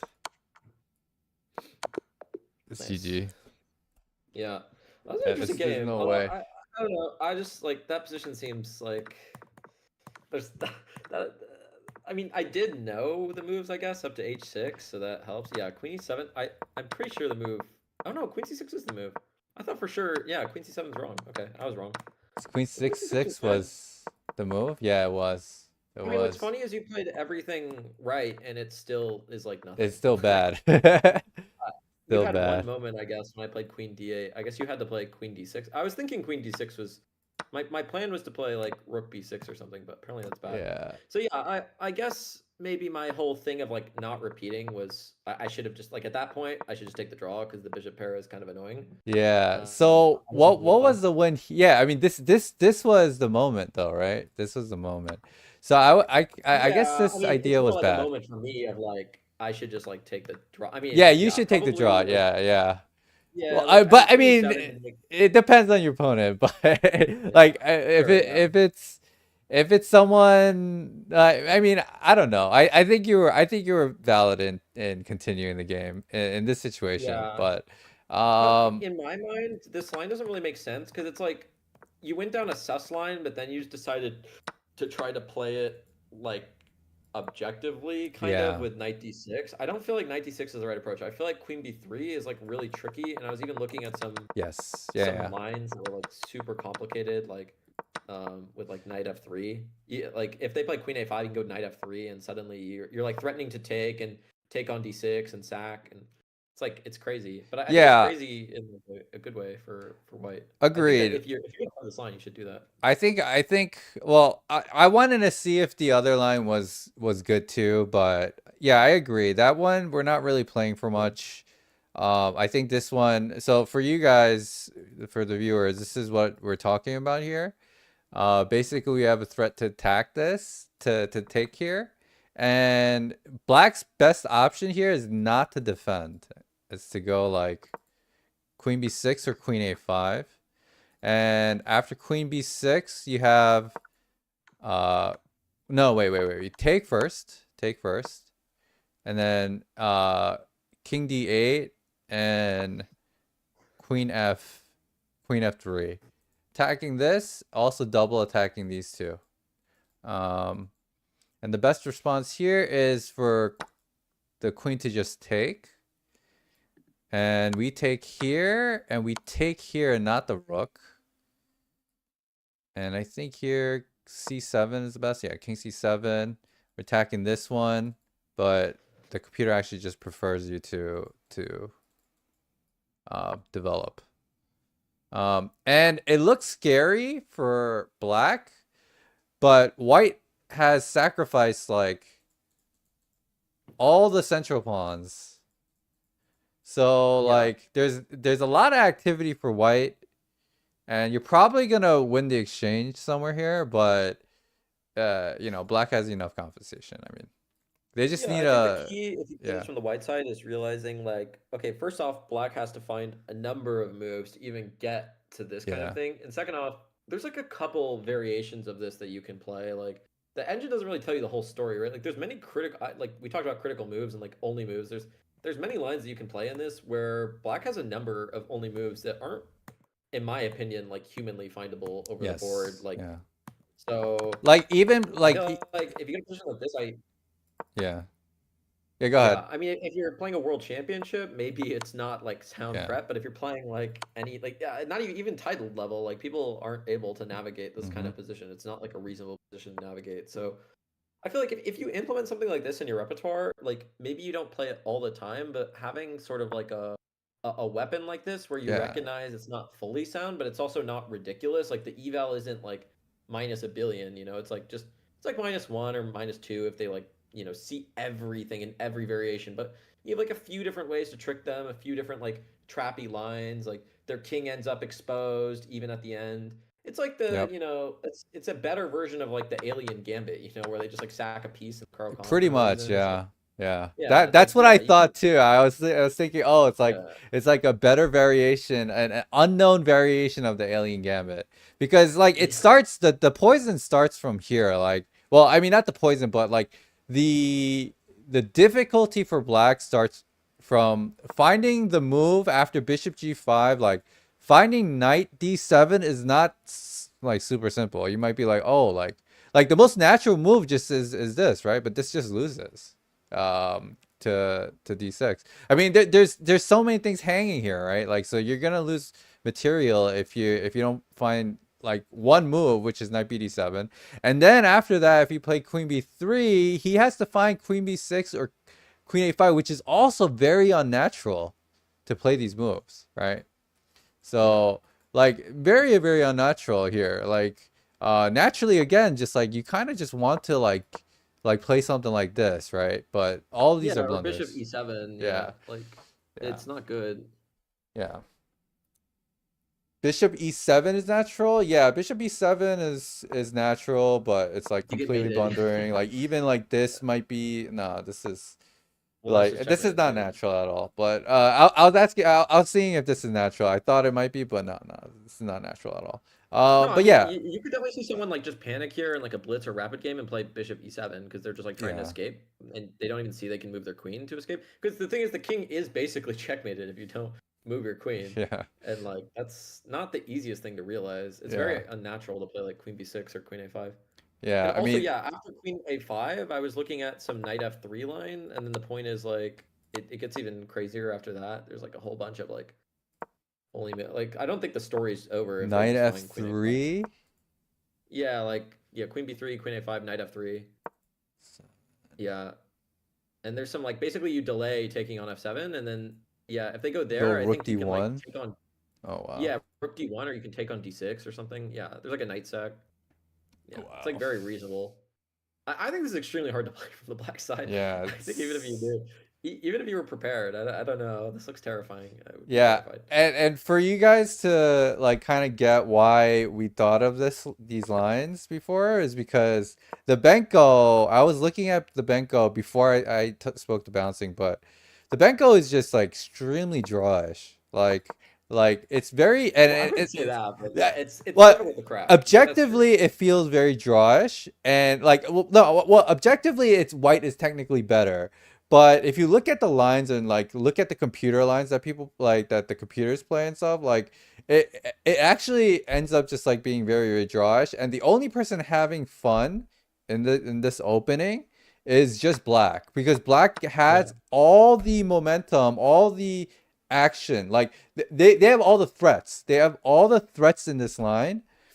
And I so would say it's a very slow maneuvering game, and it's yeah. not necessarily, even though you are a D4 player, I feel like you play a little bit more Like an e4 play? like with initiative and with aggression. Mhm. Like I feel like in the Benko, you have your A and B pawn, and you really need to like coddle them like for a long time Yeah. before you can push them. You need to play like A4, knight B5, B3, and then like bring your rooks over, and then bring your queen up like one square, remaneuver your knight, and then slowly try to prepare like B4 or A5, and then as you're doing that, you also need to play like H4, H5, like attack on the king side. Like you need to do like Yeah. 8 or 9 things, and then even then, you're still not like completely winning. You're just like better, Yeah. and black will Exactly. like be suffering a little bit. But it's like, yeah. And there's the thing is, a bunch of anytime there's a variations though too. That's the hard part. yeah, It's like you have to and know the thing that this, you have to know yeah, this, you have to know this, you have to know this, you have to know this. Like sometimes even this if they don't play H3, like yeah. there's so Well, I many mean, different another thing that you variations. realized, I'm sure, by playing like a few of those Benko games, like you were playing the other day, is that if you at any point allow them to take the A or B pawn, like they just like get their queen to A5, they're able Yeah. to take on Yeah. C3, take on A4. They're not only like the engine will say they're equal, but they will just win No, that endgame they like every just time. win that endgame because number one, you have activity. Yeah. And you're the one. Actually, Black is the one controlling the open files in that it's situation. an If you activity ever thing, but lose I this think pawn, the yeah, bigger like less if they trade their C pawn for your A and B pawn, and you look at that structure like as an endgame, actually your that too. E4 Yeah, pawn yeah, is quite a liability. And the yep, reason is yep. because it's overextended. It has to defend your D pawn. You Mm-hmm. don't want to play F3 because then that's very weakening to your king and your dark squares. Mm-hmm. So you just are stuck with this pawn on E4. And if you look at black structure, it's completely unassailable. It's like the Yeah, it's dragon just structure. protected. It's It's just like perfect. everything's Yeah. super solid. So like, And yeah, yeah, and you want to do something like E5, but if you play E5, then your D pawn. Like there's yeah, no structure. Like the engine will be able to hold it, but like practically, like you got to use your like brain instead of just the eval, because like a human is just lose this endgame like 8 out of 10 times if yeah, black manages to execute that plan, and it's yeah. kind of hard to stop. You need to know a lot of moves, and even if you know all the theory, you need to just like be able to play that position. It's not that easy. Yeah, it's Like, you really need to just not. be like good at the game. So too Yeah. many nuances to this position, like too many little changes that you got to make depending on what your opponent does, and it matters a lot. And so I like, mean, yeah, not to just mention this isn't even scratching the surface of the fact that most people don't even play E6 that are like lifelong they play E6 now, and that's a totally different that's like its own wheelhouse. E6 There's is so much stuff in yeah. that line. Like they don't even play G6 bishop G7. They play E6 immediately, and then you have to like There, I mean without G6. They play it like before any of this. Like oh, after before you all this, interesting. after you take on A6, they play B takes A6, they play E6. This is like the newest line. Like the chess level Really? course on the Benko, it recommends this. No, they don't take back on A6 at all. They just play E6 Oh, they just immediately. play E6 here?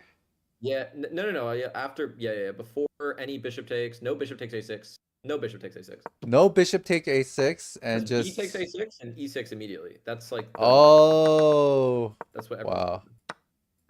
Wait. Yeah. So here, But this is like the most topical way to play. And yeah, I mean, yeah, you're playing knight C3. like So this someone is like yeah, this, someone like B takes this. A6, E6. Yeah. Not even D6. They just play E6. But yeah. They not even No. D6. Oh wow. No, just D6 immediately. That's the line. And then there like DE, there's so much theory, but there's also like knight C3 and like there's a bunch of stuff for Yeah, this white, is but annoying. this I faced this no, it's before. extremely annoying. They, Yeah, they it's- immediately challenge your center, and E4 is not a good move. So yeah, Yeah, like you yeah. either have to play DE, which then they can play FE, and they have the whole center, and you have to fight that, or you can play knight C3, and, I mean, and then there's a bunch of theory there as well. I But it's faced like, this before, you can look yeah. at the chessable course. It's I think the a move is like bajillion lines, E4. like- Yeah, the move is E4. Yeah. I've looked at this before. Yeah. And obviously black doesn't want to take here. And you have some lines where like you I don't remember exactly, but I did remember somebody did this to me in a game and I was like, this is really hard to deal with. I did yeah. look at Obviously the they don't yeah. like their D5 isn't even the theory. They play bishop takes A6 there usually, and then like the theory continues. Like Yeah.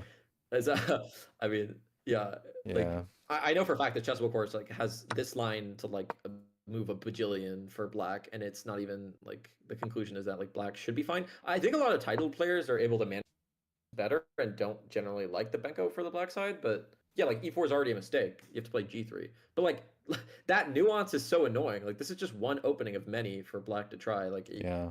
Yeah, no, knowing like having something like this in your repertoire is honestly more of a liability than a strength. Like, Mm-hmm. if it takes like 50 bajillion lines to come to one conclusion, like the Benko is played what, like 2% of the time over the board. Like you can't afford to have like 800 lines in the Benko for Yeah. this one-off like opening that they could play against D4. It's gonna Yeah, distract you from exactly. like the Yeah. more obvious. Then they just play QGD and you're like, shit, why did I Yeah. do all that Benko stuff? Like, why did I waste all my time? I mean, that's chess, but it's like, Yeah. yeah. What's so I we mean, I agree hear? that there's definitely merit to the Nescafe Frappe, but there isn't merit to the opening if you don't play it in the kind of like sacrificial way. I feel like because yeah, if you play it just like soundly and after d6, like what the engine wants you to do is it wants you to go like, okay, bishop c4, and then they'll play like g6 and wants you to play e5 takes knight f3, and instead of going d6 like we were doing, it just goes knight f3 and then it just takes on e5. But like, sure, the evaluation is equal, but we just equalized in a Benko, and white has a bunch of only moves to stay equal, and we're not even remotely better. And black has like 50 million moves that are equal. Like, Yeah. there's two different kinds of equality, right? There's equality, like, I know you use that word, you don't really mean it as you say it. But when you say like things are drawish, like I would totally disagree in this.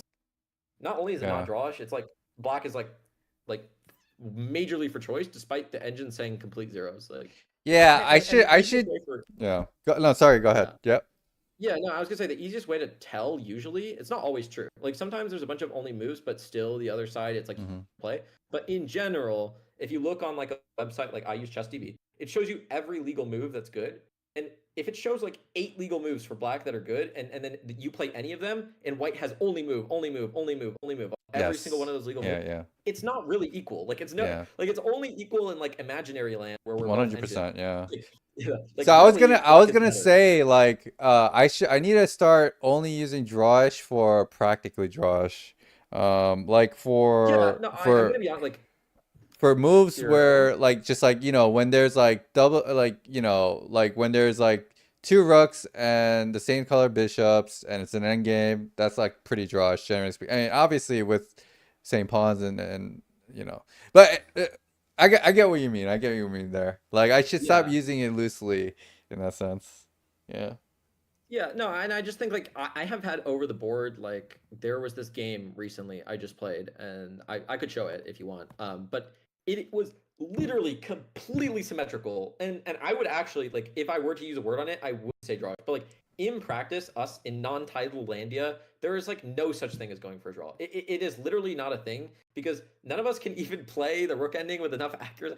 I cannot tell you how many rook endings I've seen of 1,800 and 2,000 USCF players Yeah, where they true. lost Yeah. a 3 versus 2. I saw someone lose a 3 versus 2 rook ending, and they had the 3. They lost with the Yeah. 3.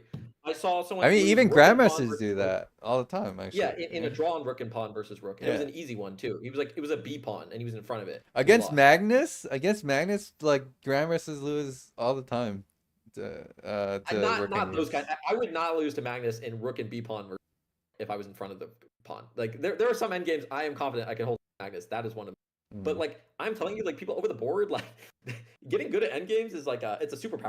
Like it's free half points all over the Yeah. place. Crazy. But the thing is, like when you look at a position, like you can evaluate like you can say like, oh, it's like very symmetrical. If we liquidate everything, it could be inclined towards a draw. And you might be like, Mm. well, that's like very verbose to say it's a draw. But like, I think calling anything a draw over the board is just like so funny because like it never is. It like the draws, most of the draws that happen over the board are both sides miss something and then it ended up being a like the chance that Oh you yeah, get just like a 100%. Yeah, really and flat especially at win. our level, it has to be a blunder. Yeah, There has to be something. Like it's usually never yeah. drawn from start to finish. Like I've had like two yeah, or three over the board games that were just like genuinely like I'm sure it's because I played too boring, but like also it just like got really symmetrical, and then I didn't really know like how to continue the game, and we uh-huh, played pretty reasonable and became a draw, and those are reasonable, like that happens sometimes. yeah. Um, but yeah, like in general, here I don't know. Let me show this. I kind of want to show it just because like yeah, I feel like this illustrates the point really well. Here, I'll can you like input a PGN? Here. Argue. Thank you so much for the rain, man. Thank you, thank What's that? you. We just went through a bunch of like lessons with bouncing to get better as chess players. We're gonna start game soon though. We'll start game soon. Yeah, I did just want to show this real quick. Is that my Actually, coach? Yeah, he's my coach. He's my unofficial coach from now on. He's giving me knowledge, dropping that wisdom. Yeah, so I'm not sure. Can you copy what I just put and put it into like Yeah. a board or something? I just put like the position. Can Or, I not can the I position, just put the copy PGN. this onto the fun? I think you can copy it and paste it into the PGN thing on analysis board. Oh, I think you can? just paste the whole thing. I think so. Oh wow. I don't know if Okay. this one works. These are all from Leecha studies, so. Yeah. Okay, look at how symmetrical this game was. I was white, by Yeah. the way. And I didn't play well, I'll say. This was against a 2180. This was the position. Like, look at how symmetrical this game was. I wasn't even better. I was actually slightly worse because my bishop was completely, like a ridiculous, like, if anyone showed you this, like, you would explain it as drawish in, like, 50 billion different ways, and I ended up winning the game. Like, Yeah, this yeah, is he did this, right? but I mean, yeah, with the knight bishop on f6, like this kind of Right, feels I think his key uncomfortable for mistake was black. not taking on b2 because he wanted to keep material on so he could win. Yeah. But then I played this bishop f3. I'm threatening rook takes e6, by the way. Not so Oh yeah. you know, not so nice for him. So he has to go back, which is really annoying. And then I Yeah. actually then can play bishop g4, and suddenly his bishop is pinned. So I forced his structure to be slightly worse. And just that little difference, like Oh. he ended up losing the game off of this. Like And just that tiny oh difference. wow. Yeah. I would check first and then take, yeah. But so he Yeah. didn't do that. But that ended up losing him the game. Like this Yeah. one mistake, if you could even call it that. And the thing is, it's still equal for a long time. Work ending was equal, everything was equal. So when people say drosh, I think of games like Yeah, this. this is crazy. I could have lost this game too. Like there was so much life, even though it was completely symmetrical. Like I don't even think I played it that well. This was a 2180 USCF. Like I'm pretty sure he's NM. Like he just was a little bit lower than he usually was. But NM, I'm playing an NM over the board in a, well, it wasn't full length classical. It was like a 45-minute game, a long game, like completely symmetrical. There was nothing that should indicate like that anyone unequal. We got to a rook ending, and I outplayed him. He played HG, which ended up being a bad move. I got the H pawn, and then I found this tactic with HG6, and suddenly I'm winning. And like just like that, like I played HG6 later in the game, and I won. Yeah. If you scroll through the game, you'll see where like it became critical. But like this game was like ridiculous.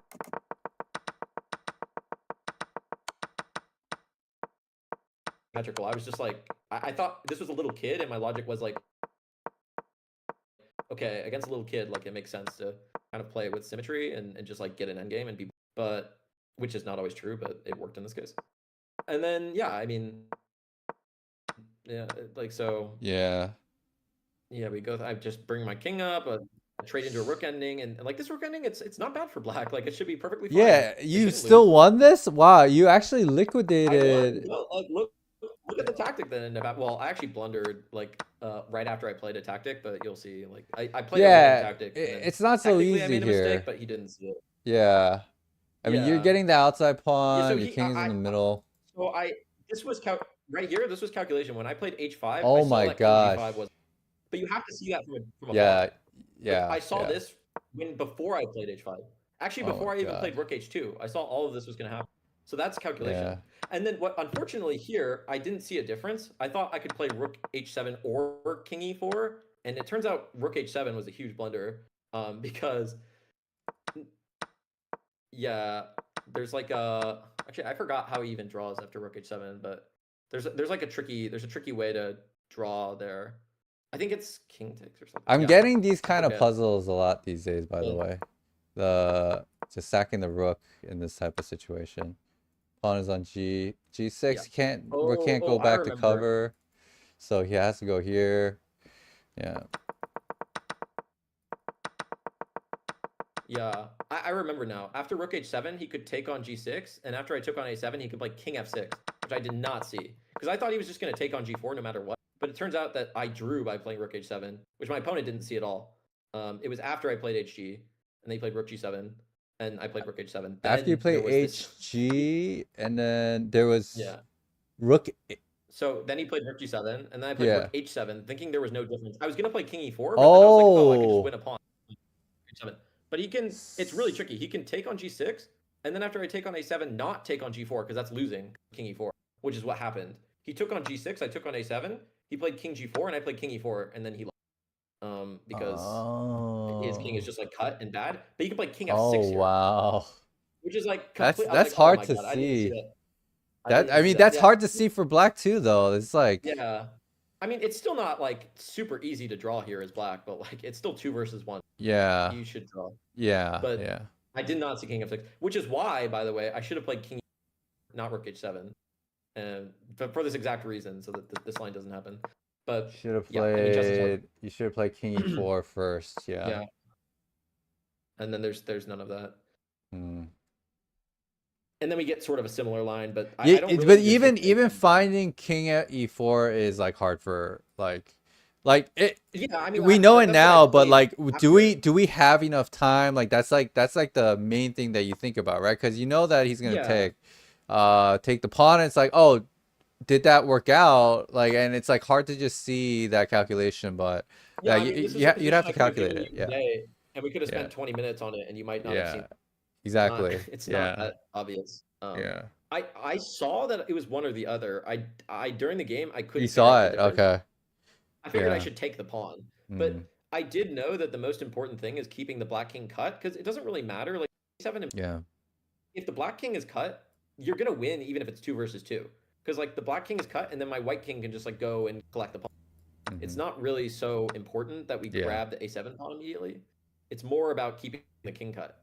And if we play king takes e5, the king stays cut. Yeah. And it's just like it doesn't matter that they can, they're not losing the a7 pawn. It's more important that the black king stays out of the game and that their So rook doesn't get the game. yeah, point is here is that like the king, the activity of the king on the white, like Yeah, on because the king thing on is, feels like it's e5, cutting the black cuts this king and king from this side. Yeah, this side. yeah, it's So also simultaneously threatening to run to the queen side. So yeah, it's kind of instructive. But yeah, it turns out that was the only way to win. Thank God he didn't if see king takes, f6. And this is bad because yeah, takes and then you're yeah, because now you can trade it. yeah.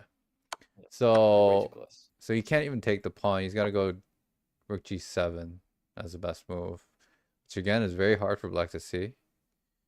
Very, very hard. He goes king d6. Just ignore this pawn. This king has to basically babysit this now. And I'm assuming the move somewhere is going to be like the rook has to cut off the king, right? Never allowing him to get to the side. Yeah. Right now we don't have to cut off the king because the king is stuck with the g. First they would need to take on g4, but they can't take on g4 right now because again they lose their rook. Yeah. So he has to go they here. need like 5 moves to like take our g pawn, and then at that point we're just winning. Like they can't do everything, and our king is getting too close. So Yep. it does require technique though. Like I could imagine drawing this, but against a human this is like really bad. Here I guess is it now? It says e2 first, d4.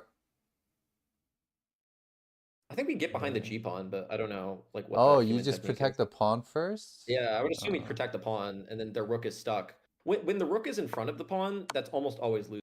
That's a good like they need to be either behind or on the side or something. Yeah. But in front like that, it's just bad. So in this case, we're not cutting off the king, but because they didn't take the g pawn, they're gonna lose. So they need to take the g pawn. They need to like bite the bullet and take it, but there's just no way. Yeah. Like I mean, but so that would have been good technique. I played with decent technique. I mean, I did play perfectly after, but I made one mistake that was kind of hard to see.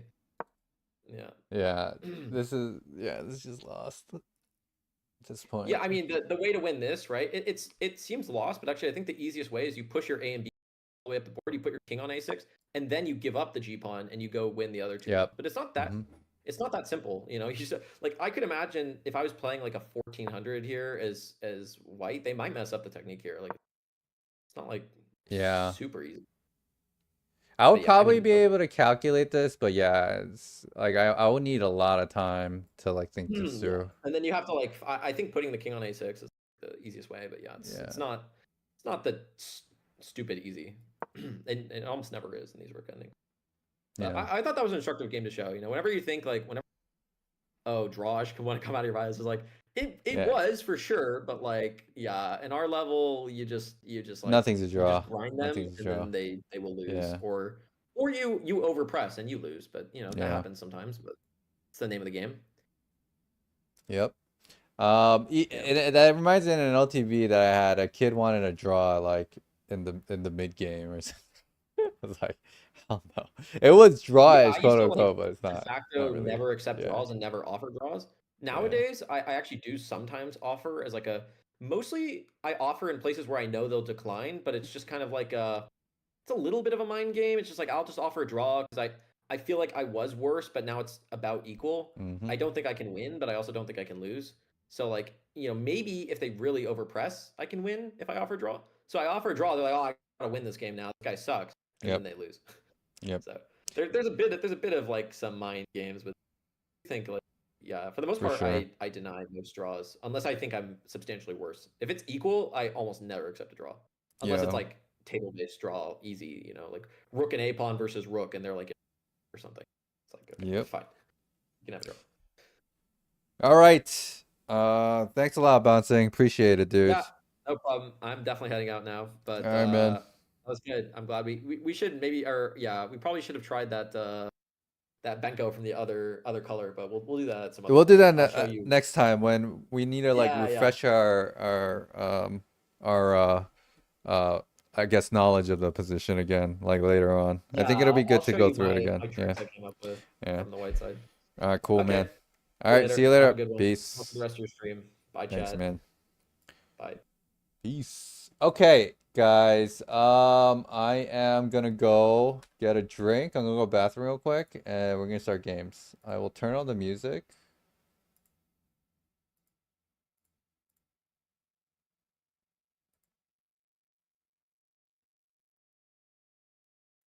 Okay. And disconnect from Discord. All right. Okay, I'll be right back.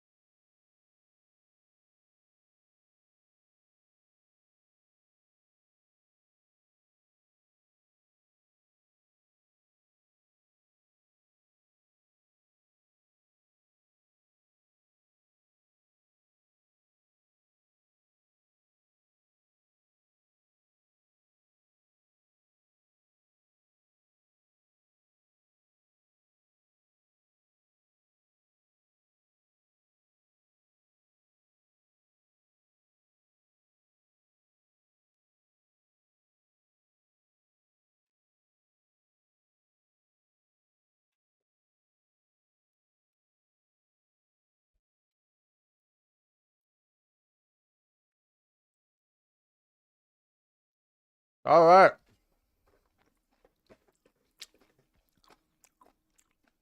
Let's get to game.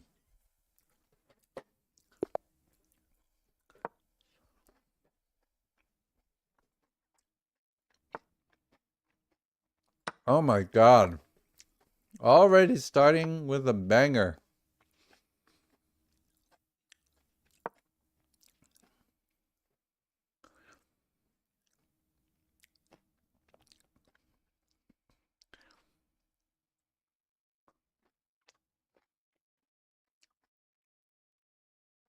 Bacon wants a song? What do you mean? If I buy the song request, what? What do you want? What do you want?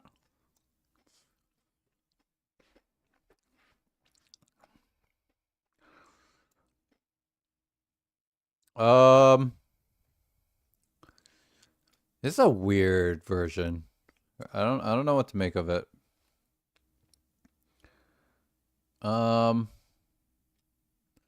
Okay, I guess I'll just play normally.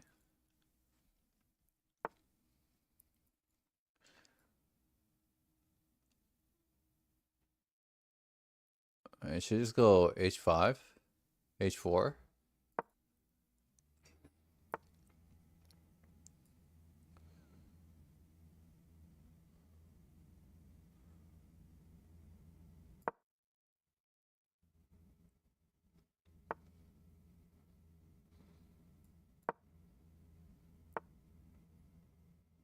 Alright.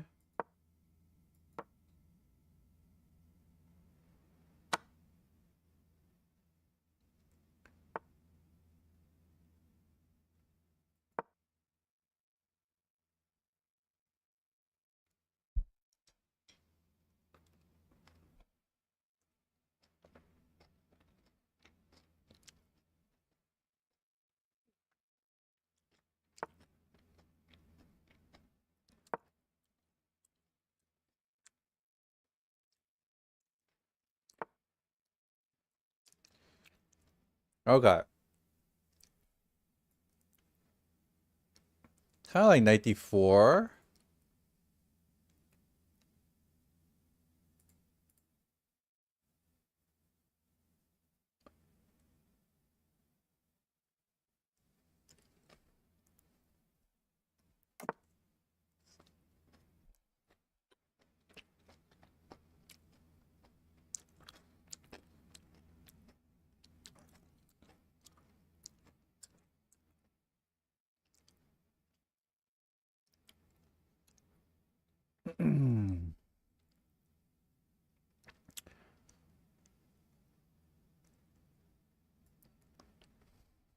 Let's go g4.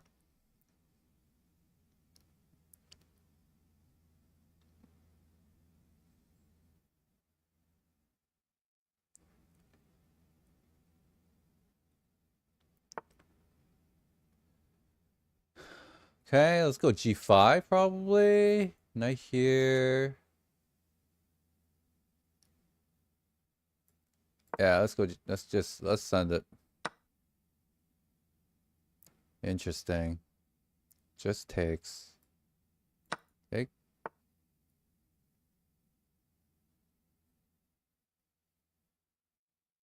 Take.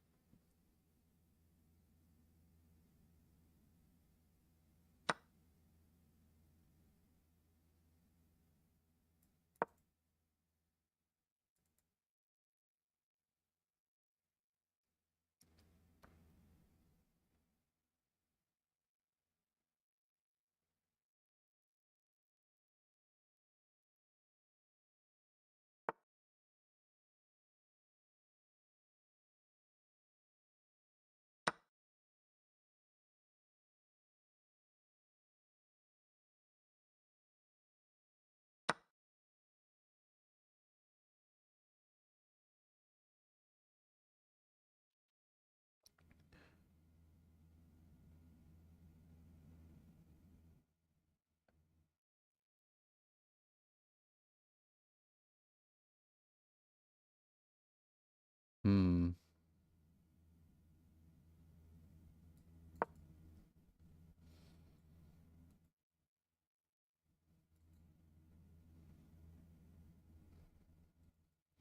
I also have this.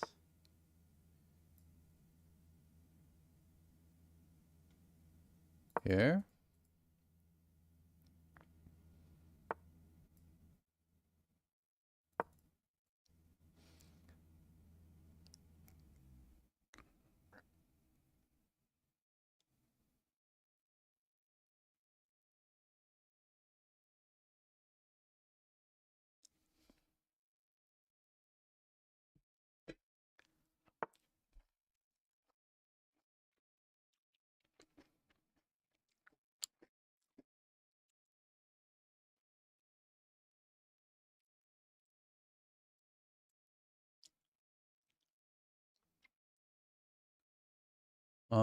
Here.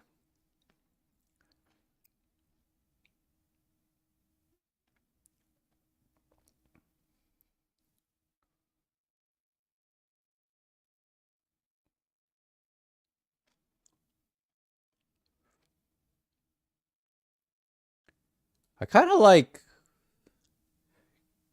King D2, possibly.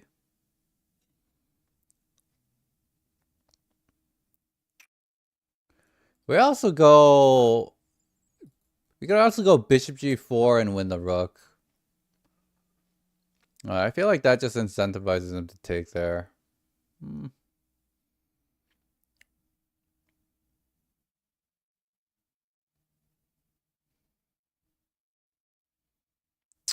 I don't know, I guess that's winning though. Alright. If I go Rook G1, definitely takes. But then I'm winning there actually too.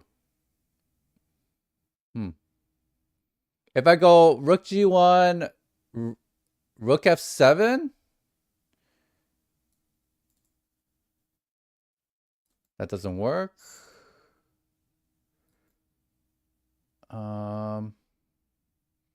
Okay, Rook G1, Rook F7.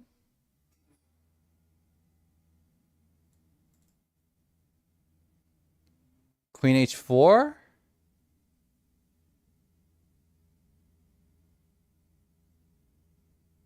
How about King D2?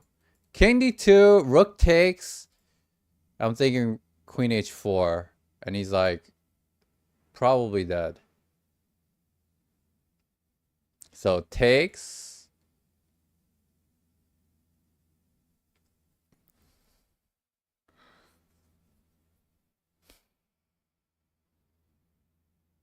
Just takes, I guess.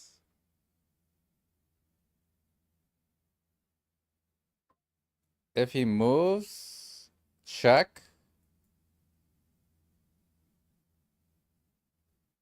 Okay, so if I go King D2, immediately go here, then we have this.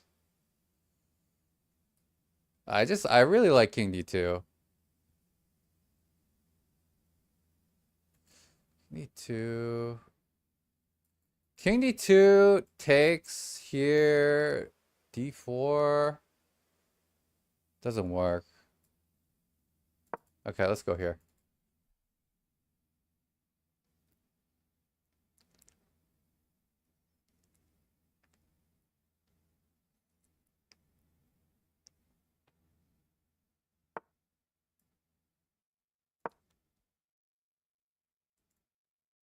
It just kind of wins.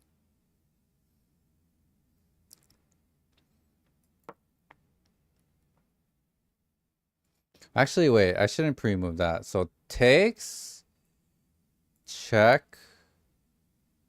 Takes.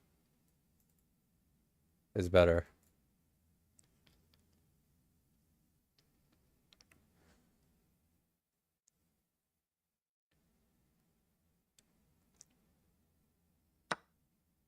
Okay. All right. So check here. Takes. If takes, he's probably just dead. Okay. If I go here and he moves, maybe we should just take.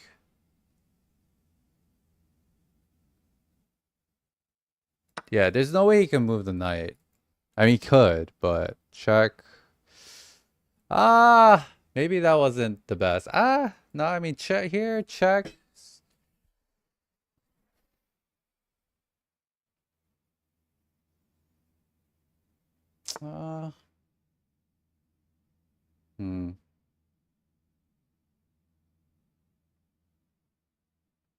Yeah, this was wrong, I think. Actually, wait. Check. Here, check. Yeah.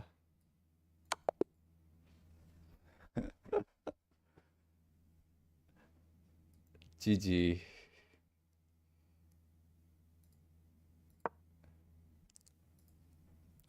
Guys, I think the lesson helped. Look at that.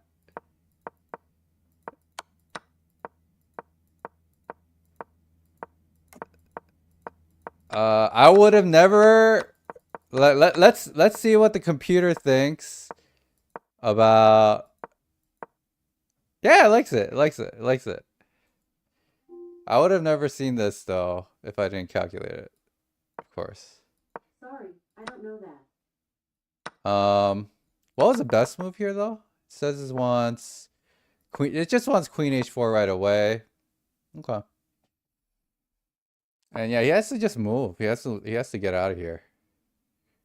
Rook a8 xf a8 xfx. Rook 8 Rook 8 Rook 8 xfx. Rook 8 takes on fx. God damn it. GG's. Mr. Bacon, you gotta stop gambling, man. It's not good for your health.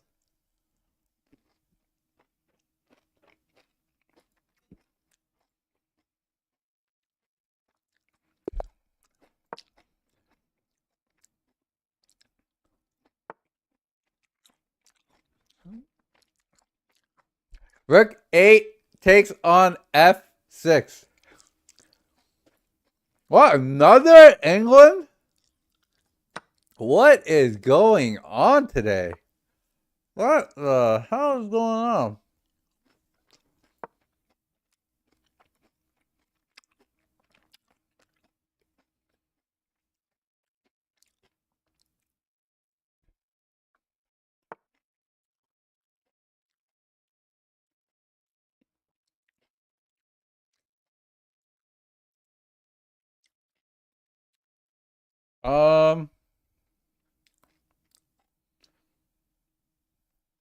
Okay.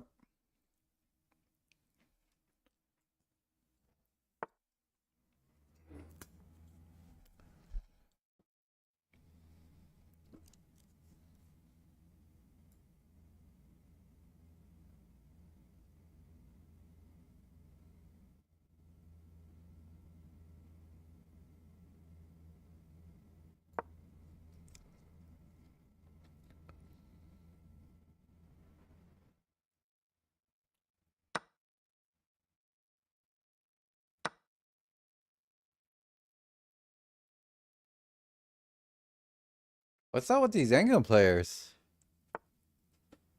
What are they doing?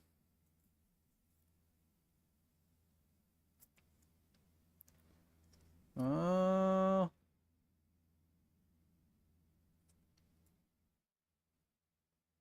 I don't really need to keep the pawn, but okay.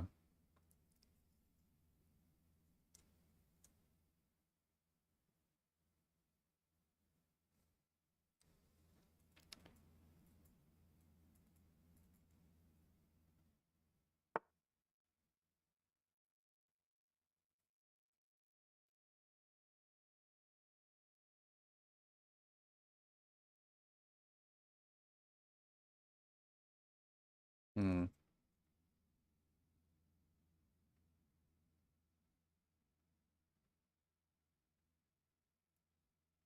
We could go here too. Eh.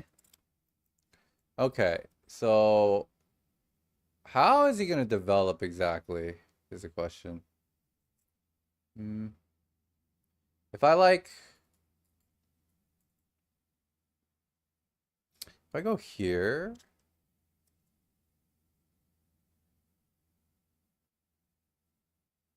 No. Doesn't look like a great move.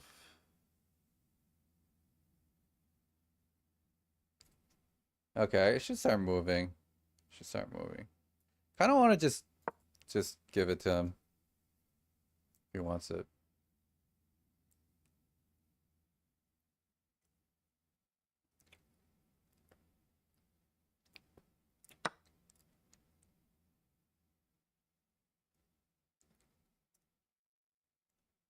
Um.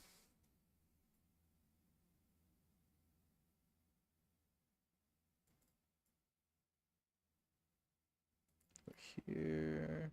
Hmm.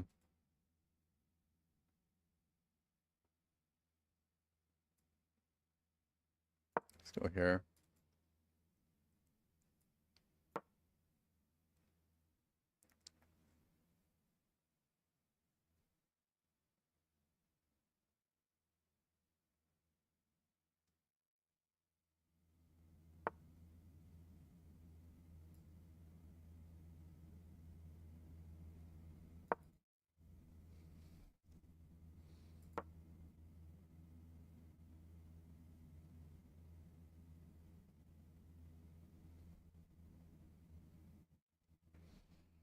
How do you calculate in chess? No, I mean there's like a there's no real method per se, but you basically have to start with the most everybody has their own ways to kind of calculate, but I like to start with the most threatening idea in the position and see if it works or not, essentially.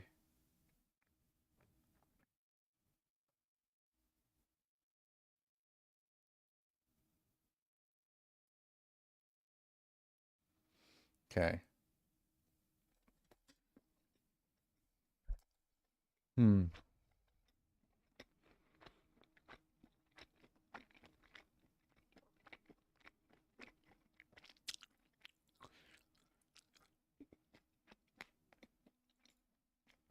This is kind of annoying. Okay. Um. Hmm.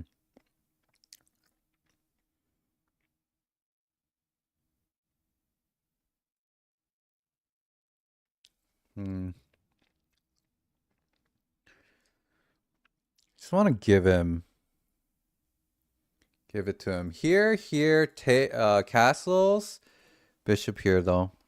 Also, he has this. Not so simple. Okay, let's go here.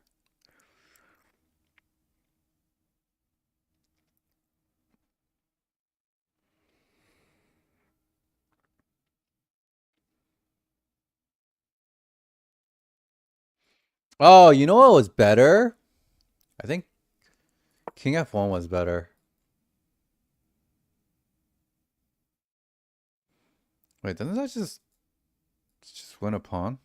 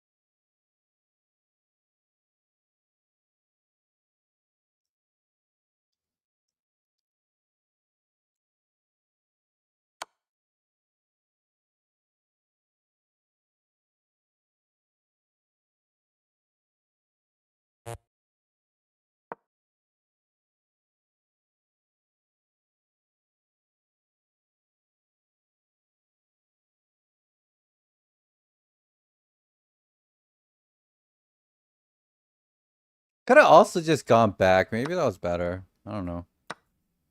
I think I have no problems here too.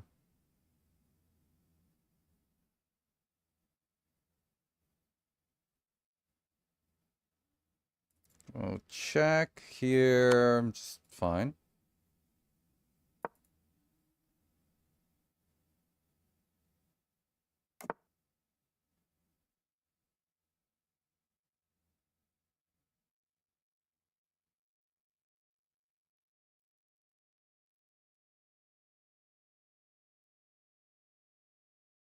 Let's see.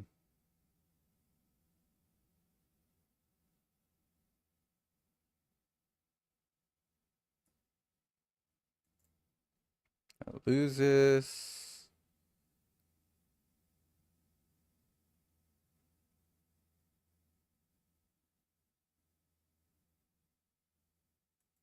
Takes. Takes. Check. Takes. Here. I guess he has to go here. Takes.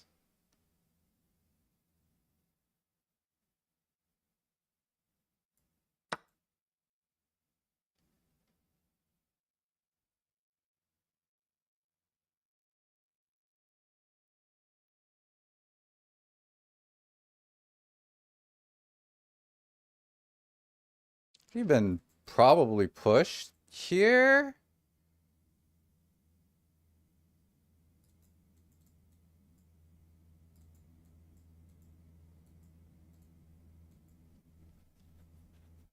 Hmm.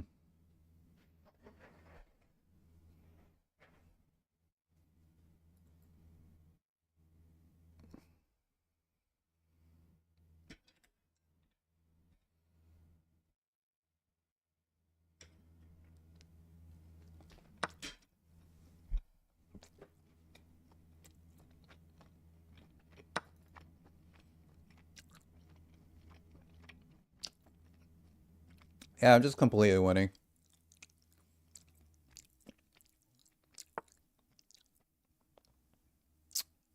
Okay. Let's see. Is this knight trapped?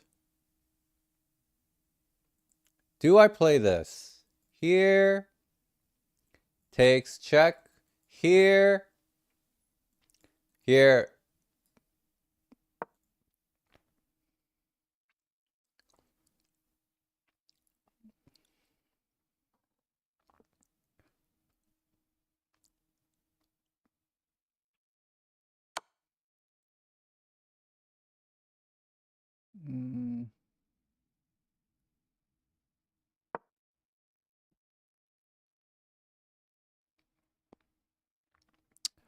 I should have calculated check. Check though, I should be fine. I'm just running out. I did see that like he was kind of like you know, dominating my king.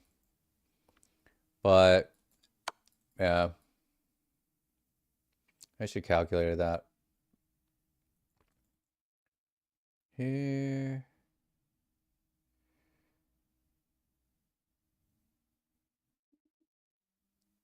Yeah, I definitely should have calculated that. So he has check here.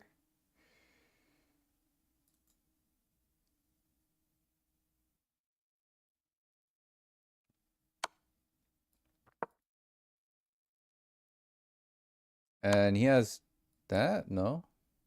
I guess not.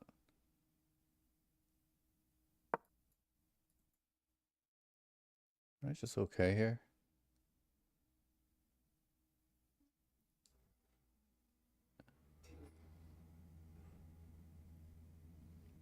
Check here. Check here.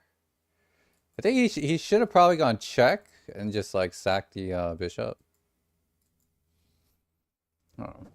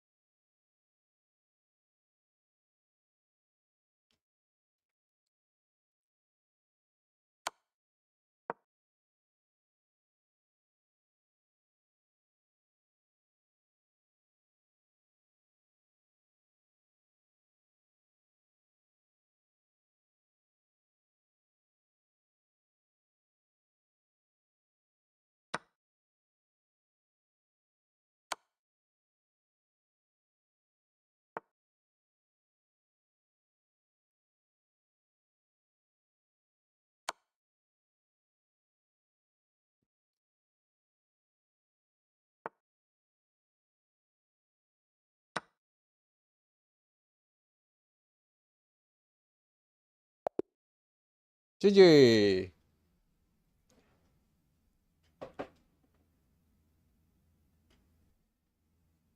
Rook b6. Yeah, I should have calculated for. I got lucky. I mean, this is what this is the problem. There's a problem. I need to calculate that. I definitely need to calculate that. But yeah, I got lucky here. I was lucky there was no mate here. I was lucky there was no mate.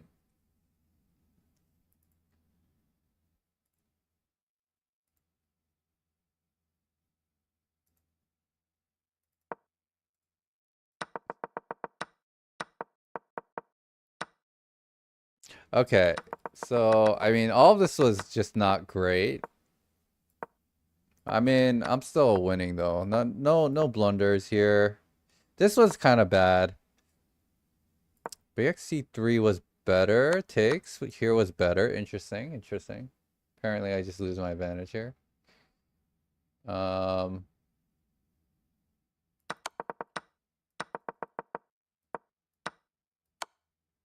And takes was bad. Knight XD4 was better? What? How?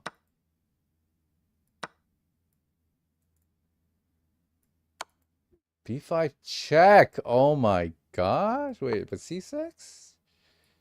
XD4 and wait, what? Oh my god.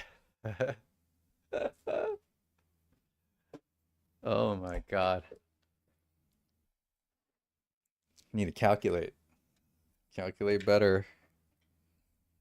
I need to see this line from here. From here.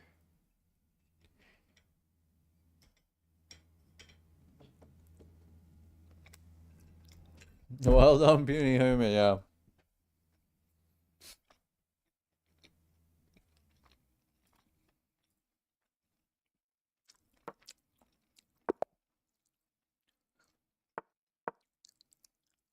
Okay, it's a 2200 now, so. Okay.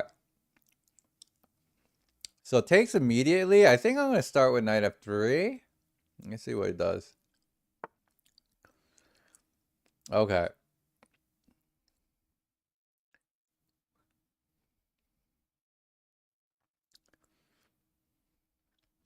I was thinking Catalan.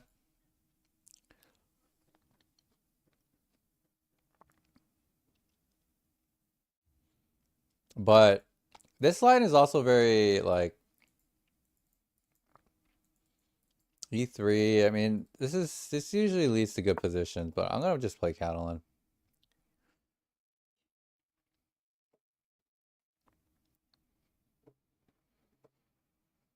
I think the Catalan for me, even if I make mistakes, they're usually not egregious mistakes because I'm just kind of used to the structure and the patterns in it, so.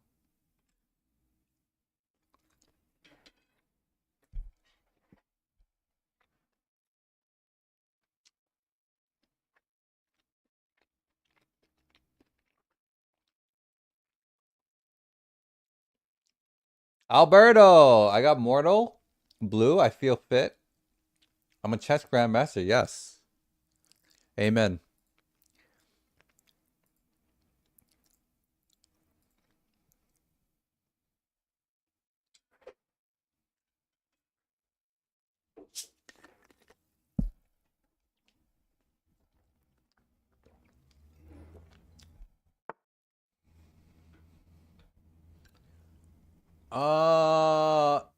Okay.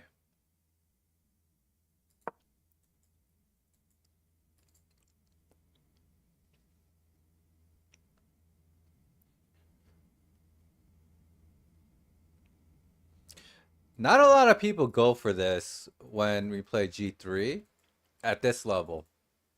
But this is a very it's a strong move in like the grandmasters love to play this way.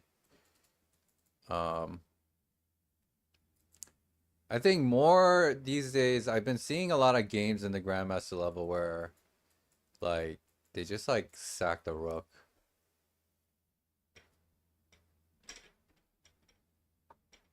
So if it offers the rook, I don't know if I'm going to take it. What is that? The hell? Okay. It's castle.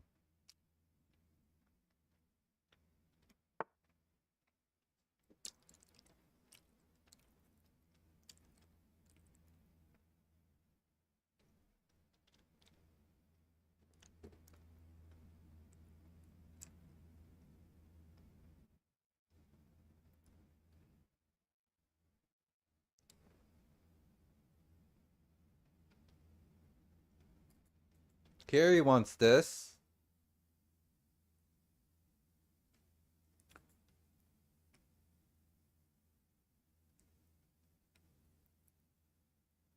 We're gonna have to put our queen on c2 here.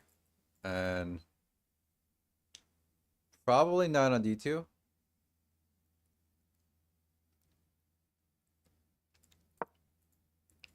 So let's do that. b5, a4, c6.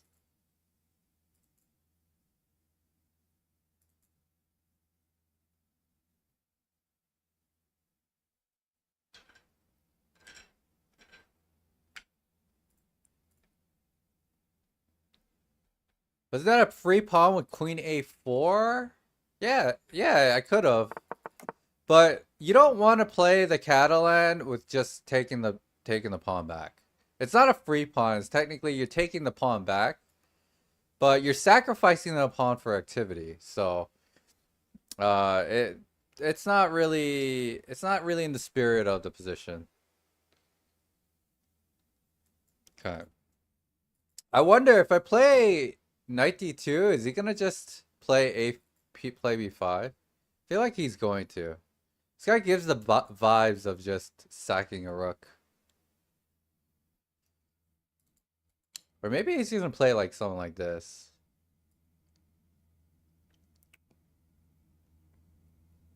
The thing is, though, I'm not trying to win the pawn necessarily. So I bet he's gonna play this.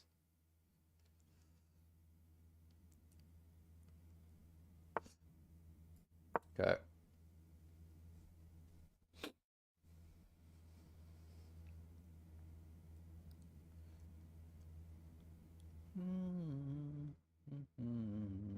Maybe a4 was not necessary, actually. Maybe I should play e4. Yeah. Oh. I don't know.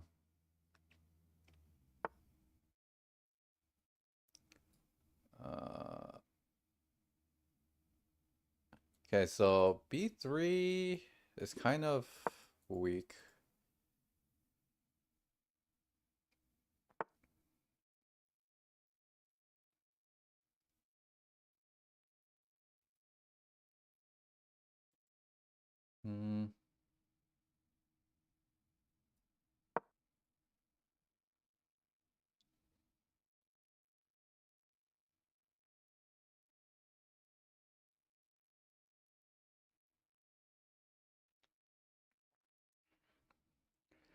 I think he thinks that I want to win the pawn back. It's totally not what I'm trying to do here.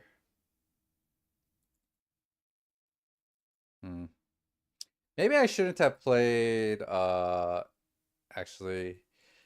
Yeah, second thought, I think e4 was a little bit hasty. I think I should just play b3. Takes.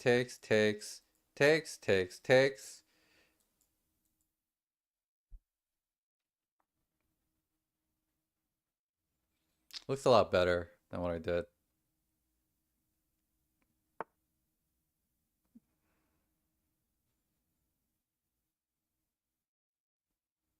Okay.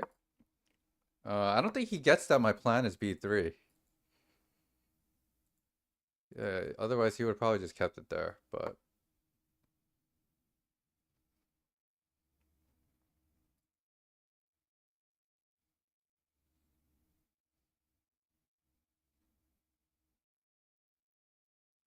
Playing very, very interestingly. I've never seen anybody do this.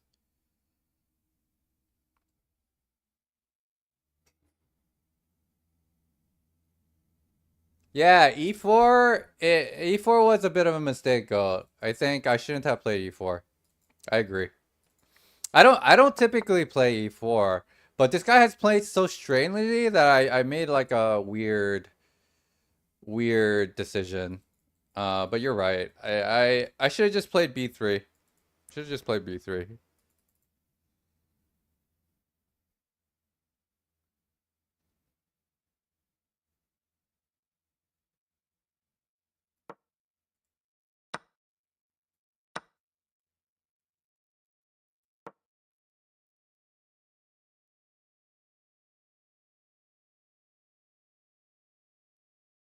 Takes on a4, and I think you just pop our knight in.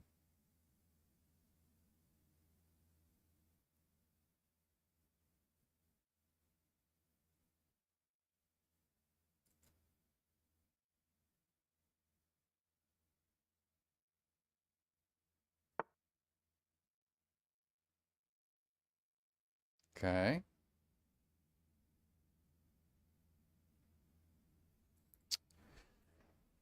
Bishop a3. This looks very strong. Bishop a3 looks good. Bishop a3. Obviously just take. We could also play just knight c5, takes. I don't know, here.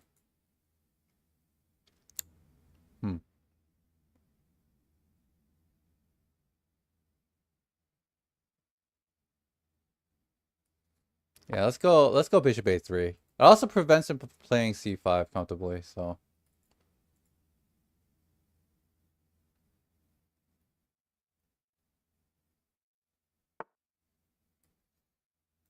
Okay.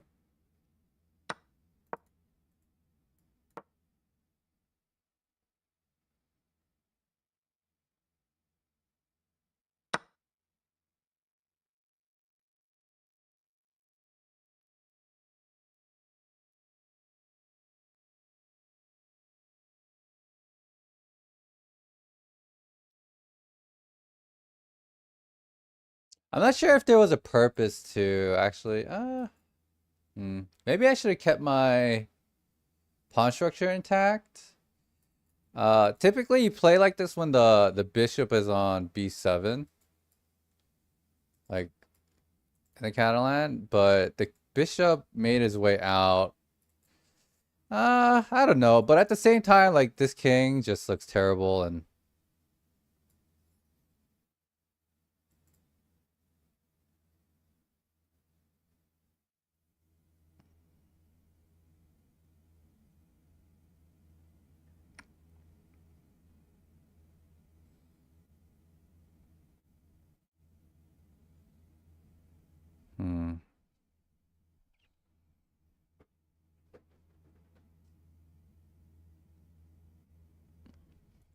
takes, takes. I think he has to take. Yeah, takes on b5. He has to take with the a pawn. No, wait.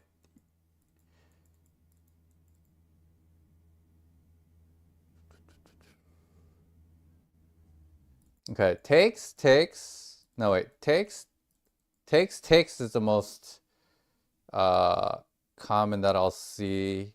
Takes, check, here, here.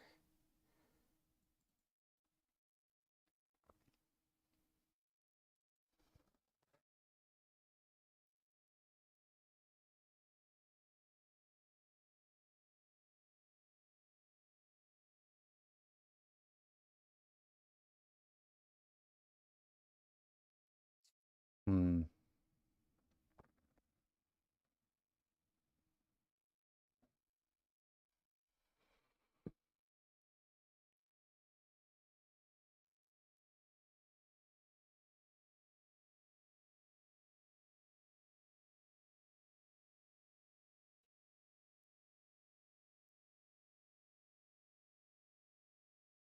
Hmm. Yeah, this is a little bit annoying. Doesn't quite work. But if I go like rook d4, he just has this maybe. It's just don't really want to trade either. Okay. Here takes, here.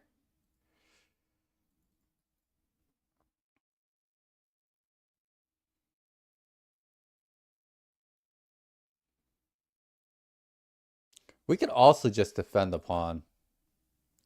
That also works. Okay, let's see what he does. Let's take. Takes this way.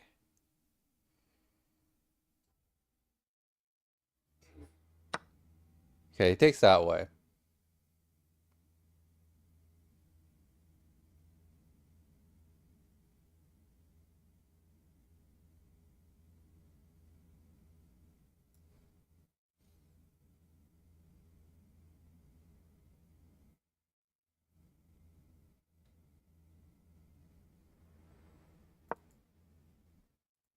I was thinking knight here, but I think that's fine. Yeah.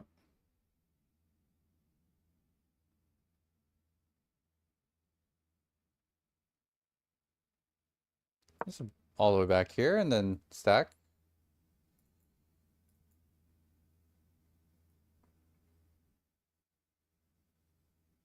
This is... Yeah, I mean, he can't easily stack either.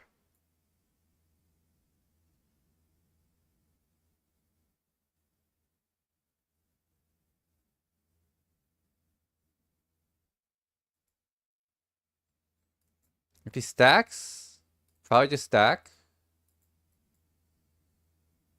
Takes. Here.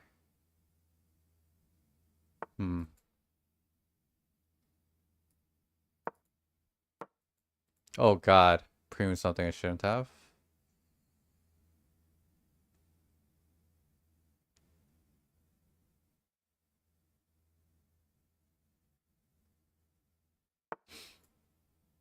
Maybe I stacked too fast. I should have gone rook a7, maybe? Fuck. Oh, I should have gone rook a7. What am I doing?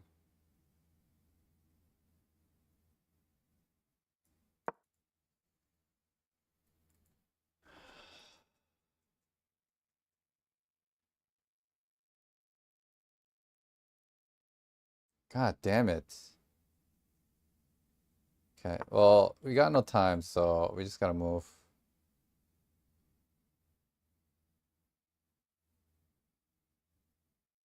I understand what I'm doing. What is rook d1 after queen e5? She's gone rook a7.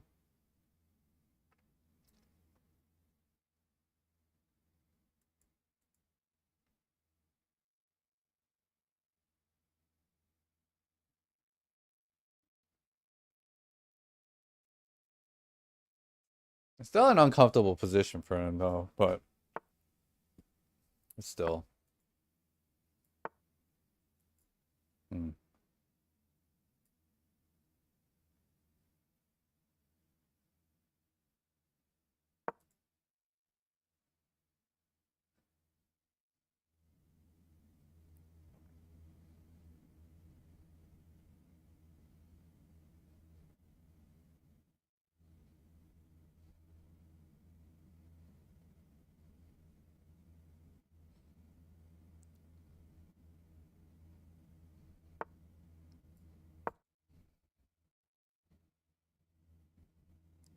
Okay, I mean he should have probably just played knight c7, but no.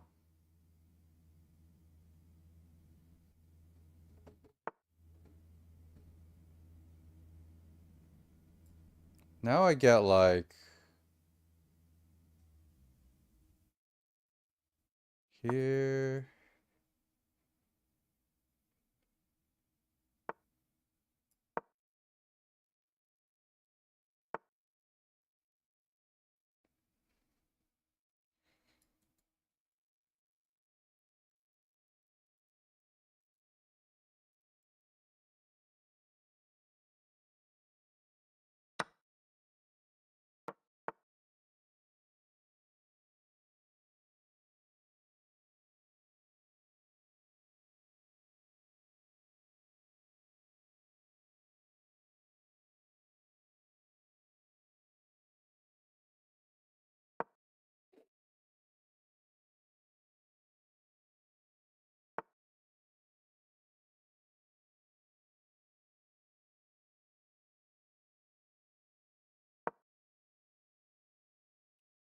Oh, what am I? What? Actually, it's fine. Thought I blundered there.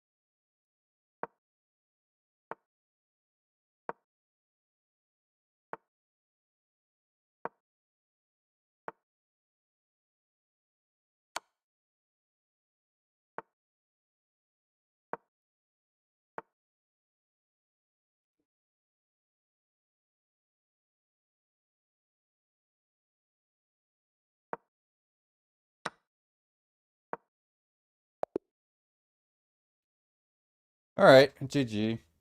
It's kind of sloppy, but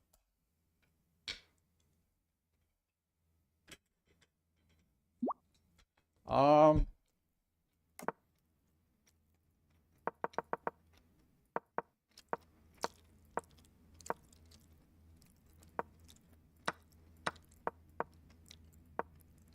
this is a mistake. Really? Hmm.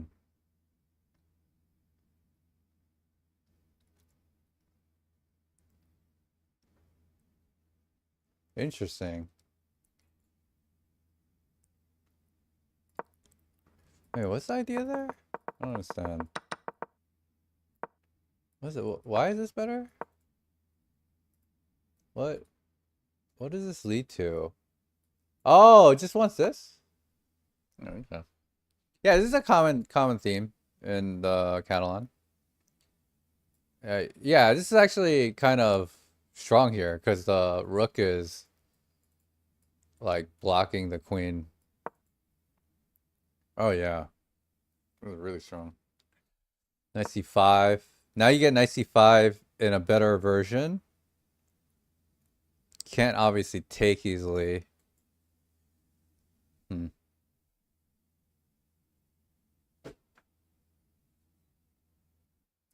Um.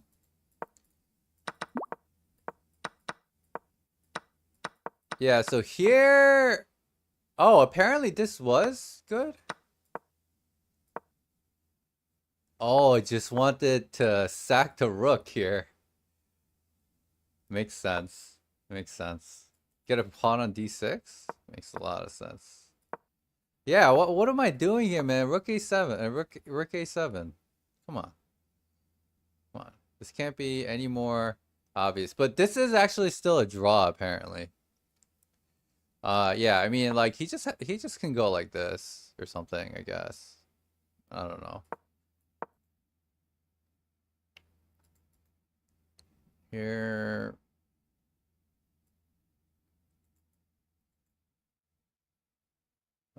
Queen d1.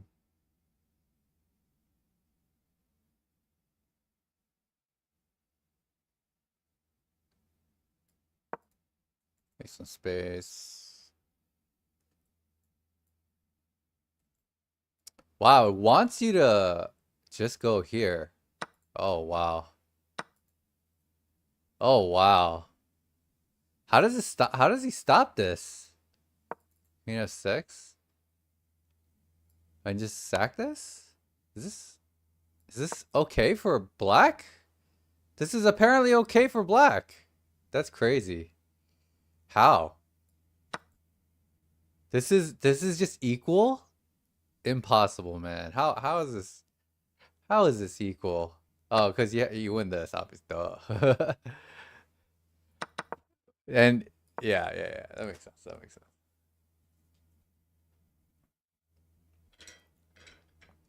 Okay.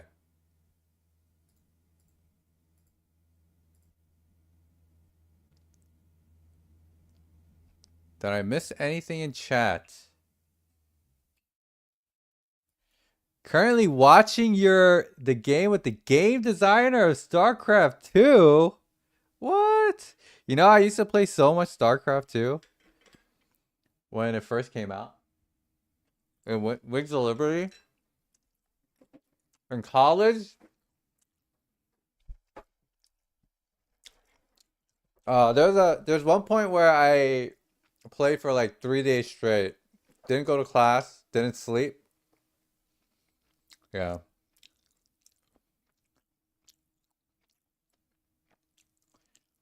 Oh wow. For GC, that's awesome.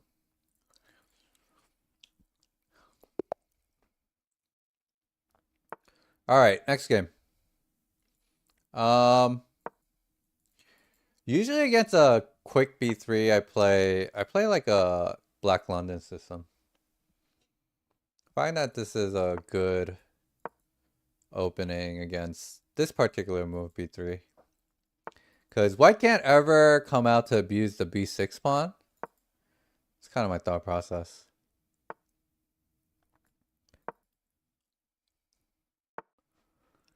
Yeah, and usually white does this, but I usually just take.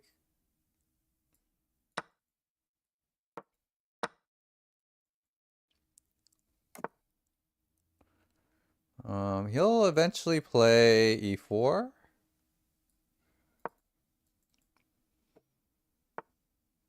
Or C4. C4 is fine too.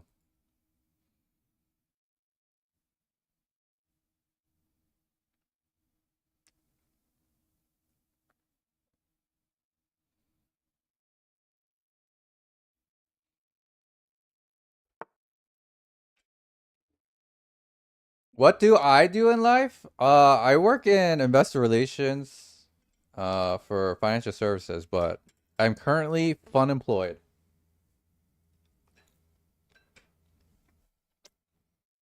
Okay.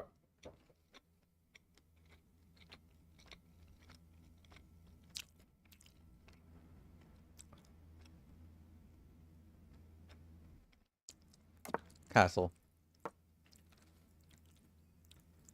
I'll take this way, but okay.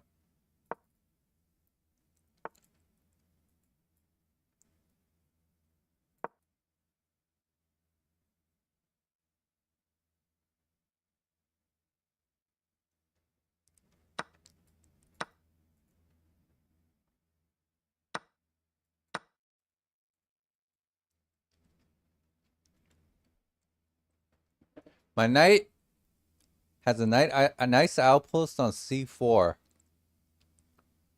Very nice outpost.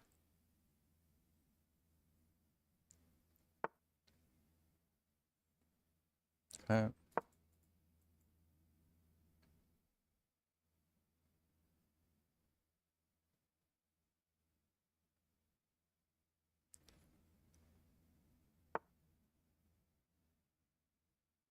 Yeah, I don't mind taking this.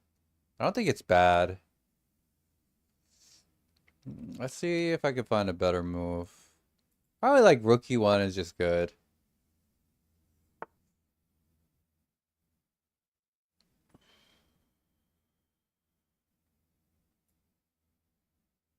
Knight here would be a blunder. So let's not do that.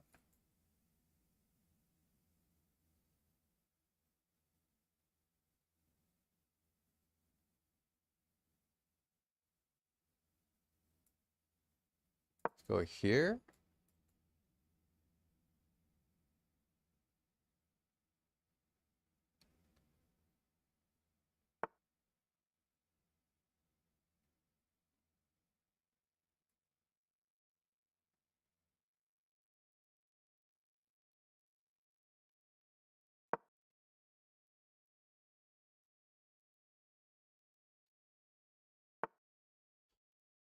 Huh.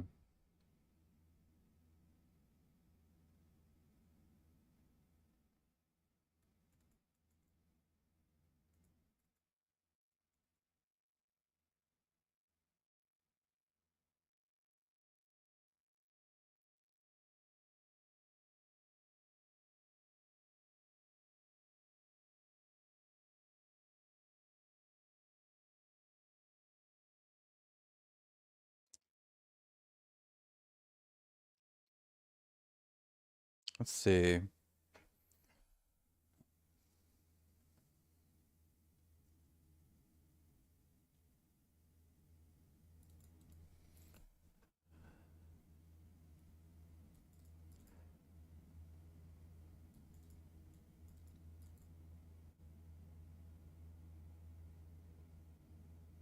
Is this ever a problem?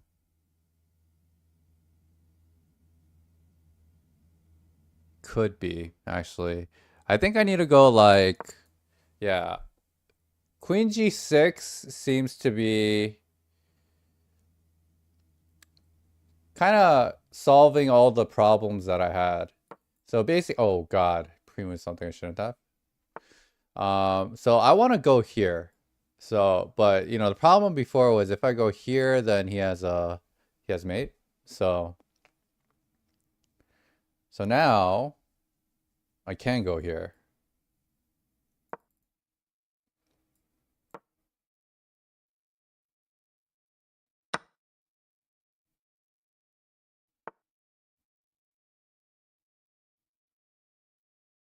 Okay. I wonder if I have this.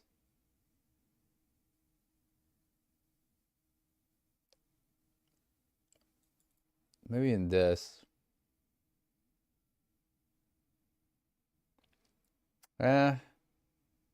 Let's go here.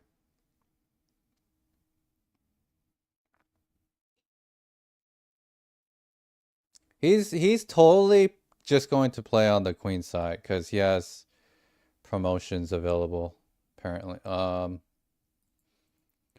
So if he takes here, we're fine. If he goes here, takes, and probably 95. Okay.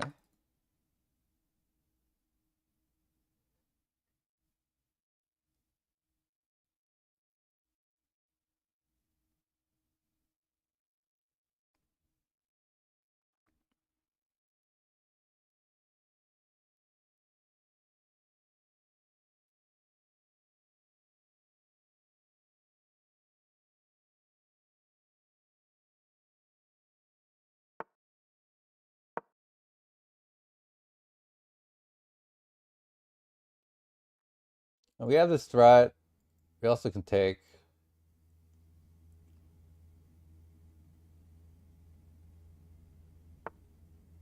Okay. Let me just take this. Keep it simple.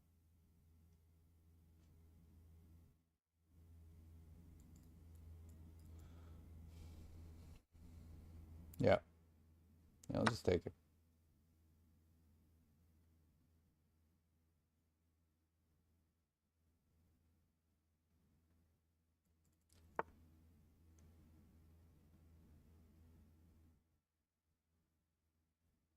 I think we have knight d3.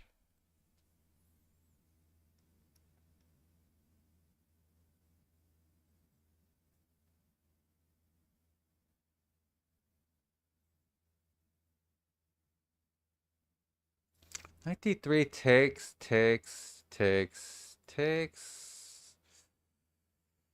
Maybe not.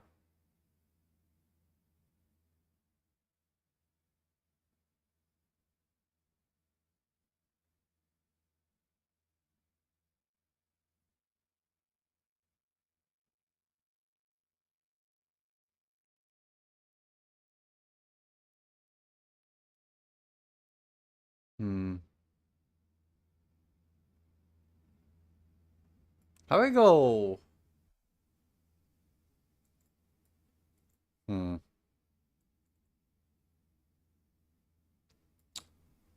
it's knight back. Knight back. Yeah, maybe knight back.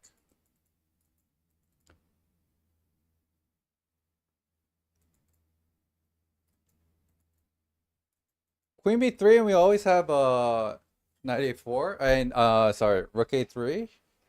And then I mean we'll decide what to do. I could have maybe just started with rook a2.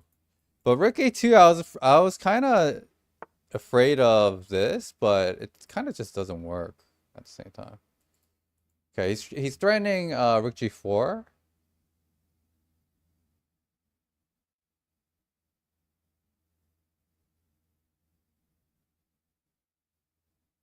Okay.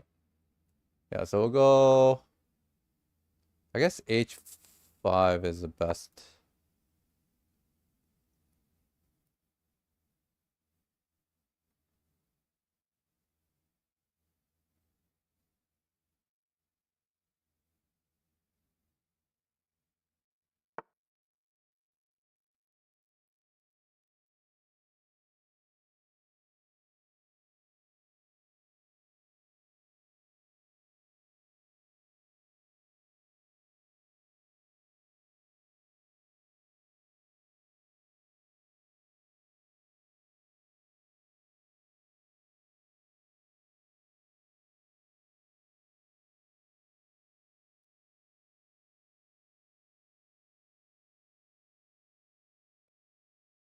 I think I have to just go here.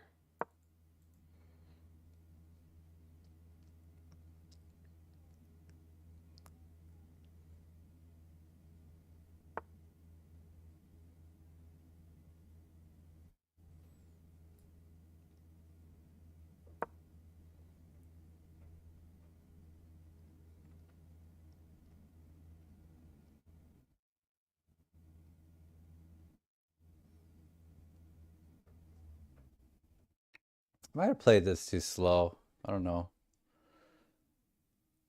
Now am I the one playing for the A pawn? What's going on?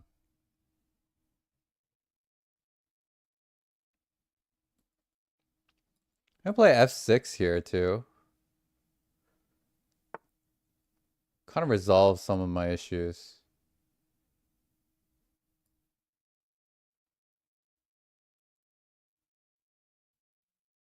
What's the idea of this? I don't really know. I'm gonna play this.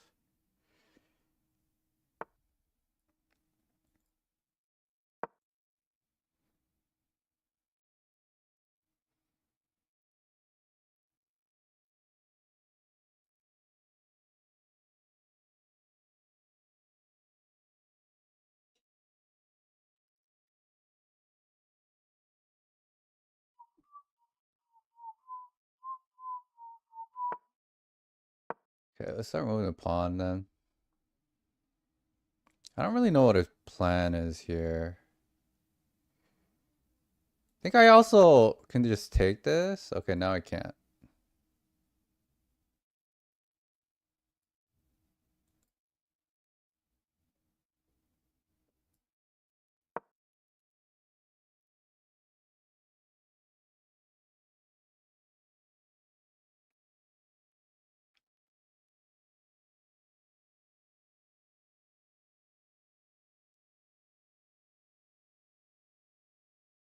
I also could have won a pawn before. Like, oops. I think here I had takes. Hmm.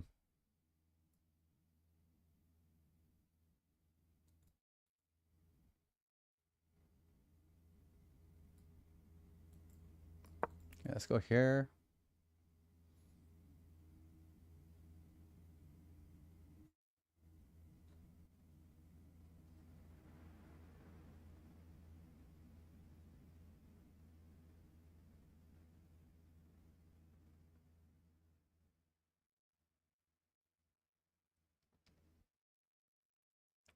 Maybe f6 needs to be played now.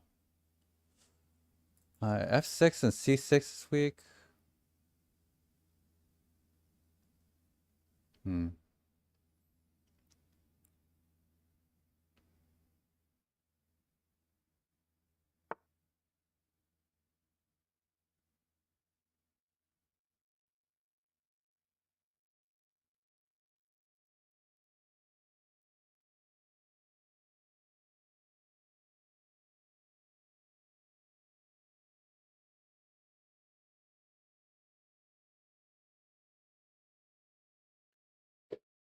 Okay.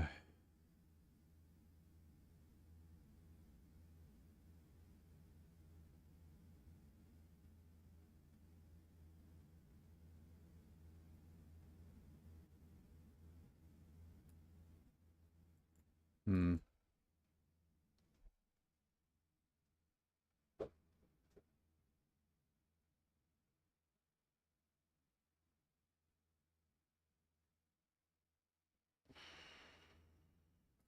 God, I don't have time.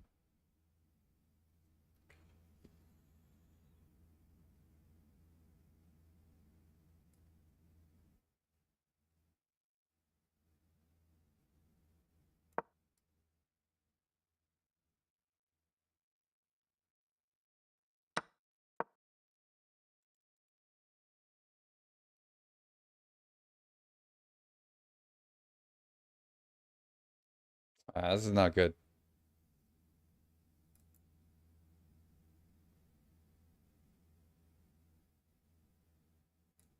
This is not good.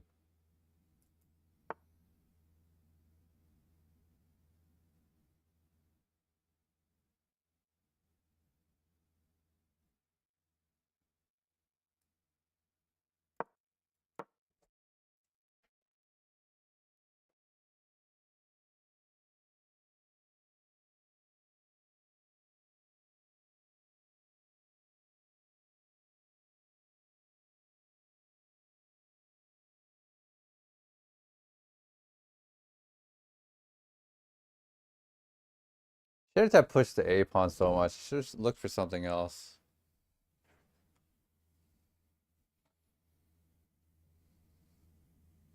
Sweaty, rapid elo, yeah. It is. Why not A4, C4? A4, C4? What? Huh?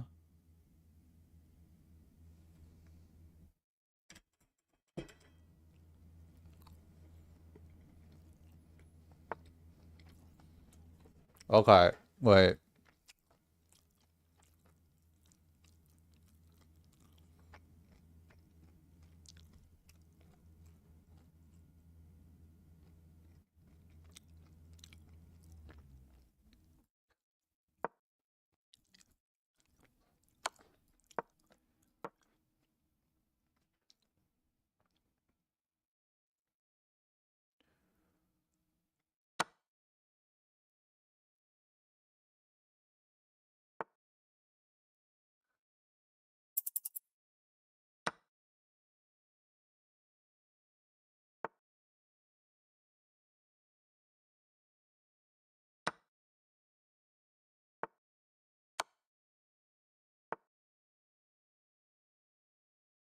Um,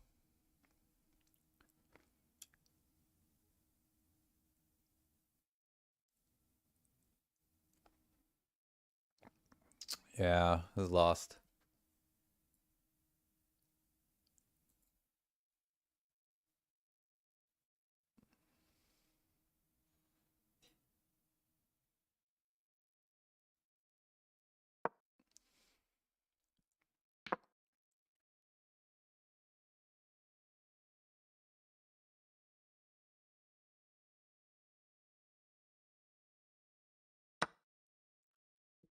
Yeah, I messed up.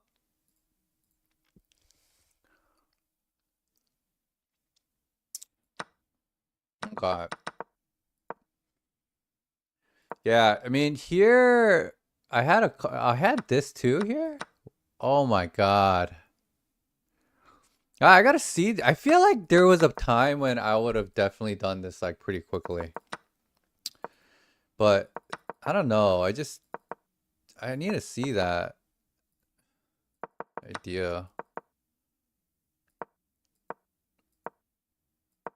Yeah, it just gets very uncomfortable at this point. Yeah, this is just not a move that I should even think about. Rook F8 should not be a move that I need to find like, yeah, I mean F6 is just fine. Right? I saw this after.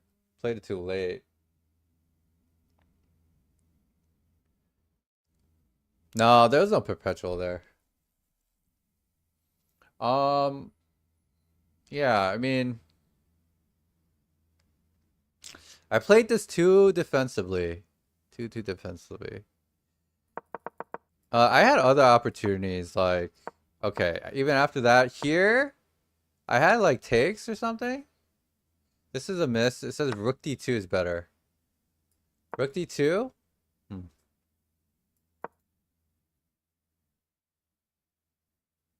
I did do this, actually. I think I did do this, but... How does this lead... Like, what's the idea here? So, here goes rook d4 or... d4? I don't understand. Why would you go rook d4? I guess...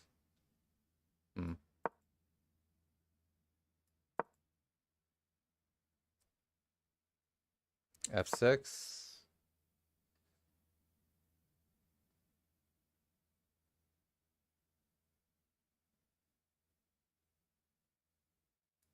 And rook needs to go... If the rook needs to go to b4, then obviously it's not...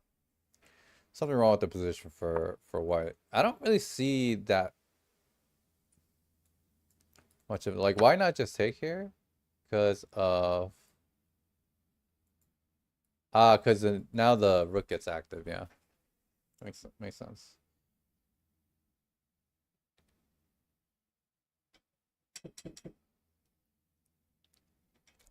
Okay.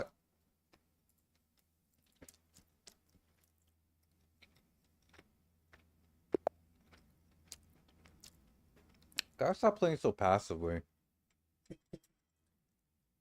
Any passive move out of your head.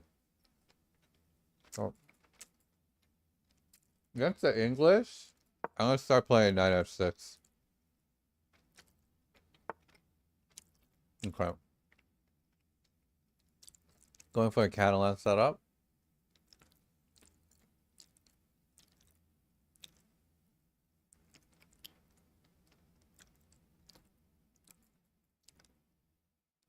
Okay.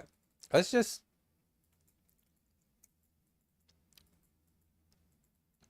go g6.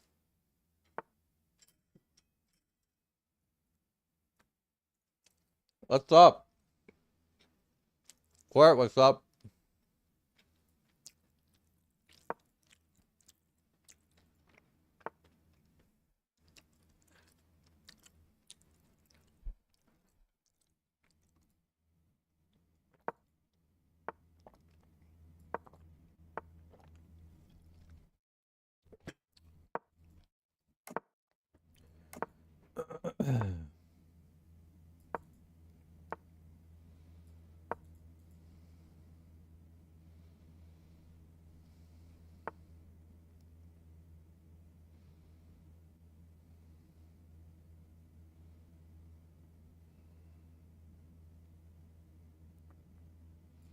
All right, let's see. Play a6. Queen c7.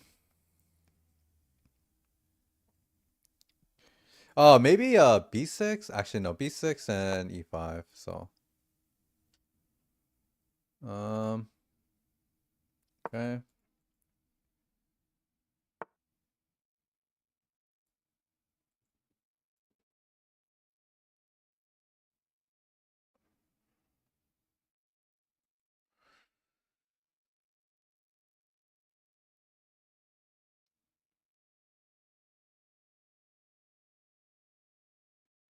He's going to play f5.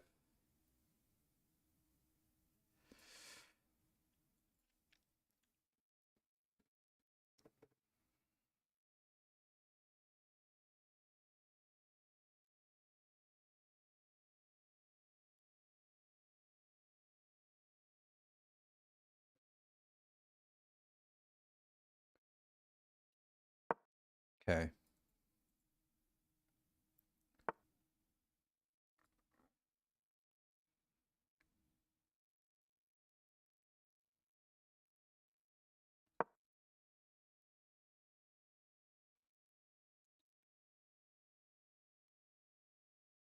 I mean, f6 is kind of like, can't really do anything about it at this point, so.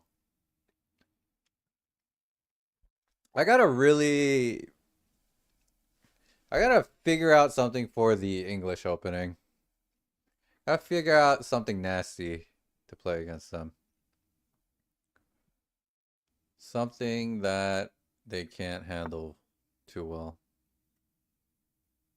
Okay.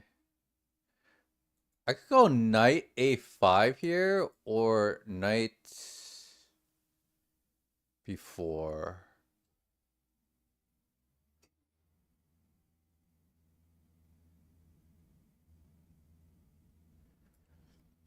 I'll go here because it forces him to go back here. Okay. Well, oh, wait. Actually, he has this. Right. So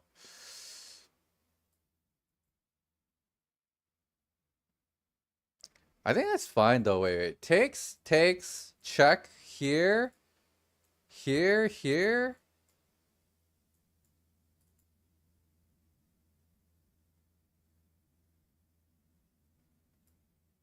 Okay, let's see what happens. Let's see what happens. Check here. I mean, this isn't game over. His knight can't get to that square to the g5 square either. So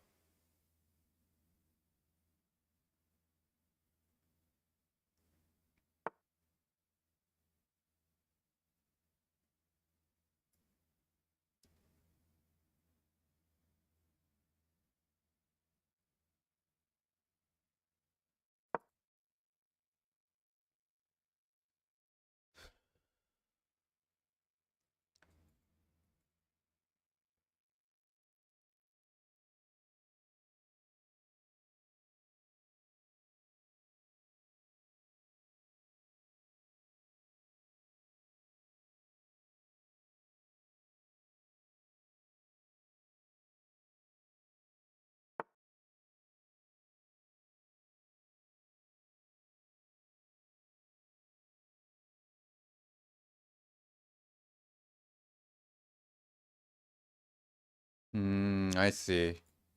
He has this. Oh, good thing I did not go there.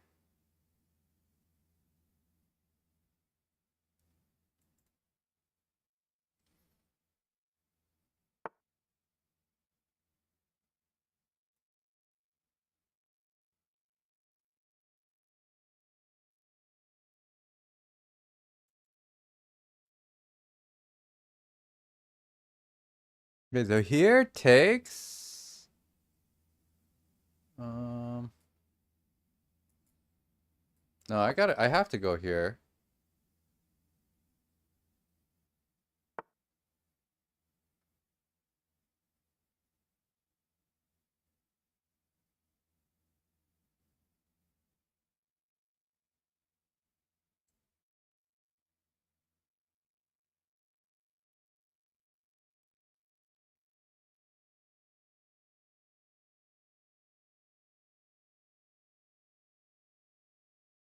Huh. Guess I could go. No, this doesn't work.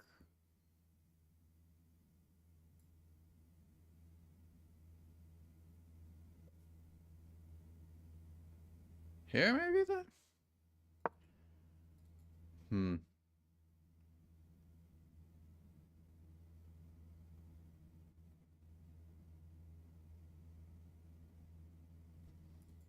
The only way I could defend this is with my rooks for now.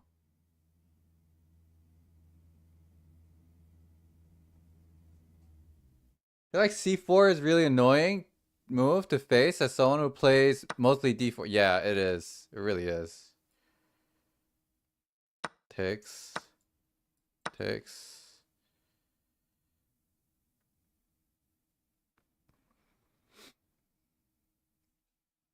Because you either have to play a reverse e4 opening or do something symmetrical. Yeah, it really is annoying. I gotta figure something out. I gotta definitely look at some lines.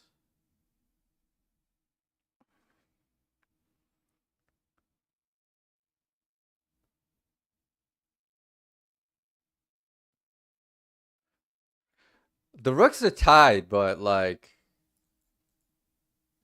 this queen is tied. It's kind of funny. And at any moment, if this knight moves in, like moves away, like let's say he goes here nonchalantly, he does. You have this.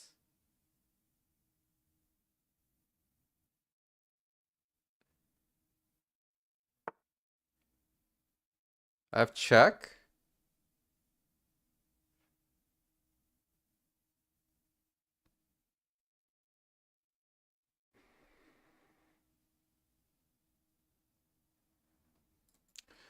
Check takes though, and then he has this. Wow. Incredible.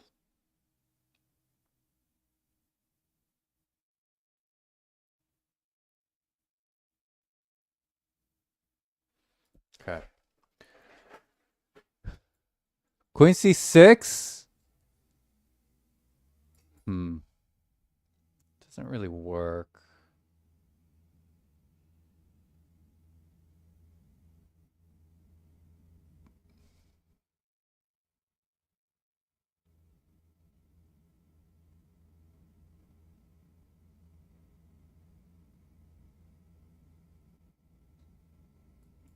Do I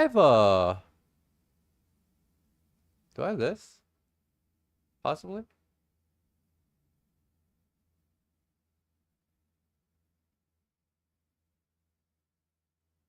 Okay.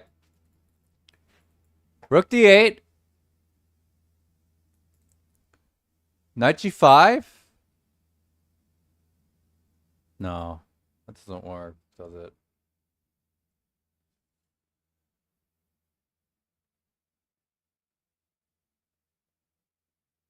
How about H6? How about H6? H6. And then maybe we could do this?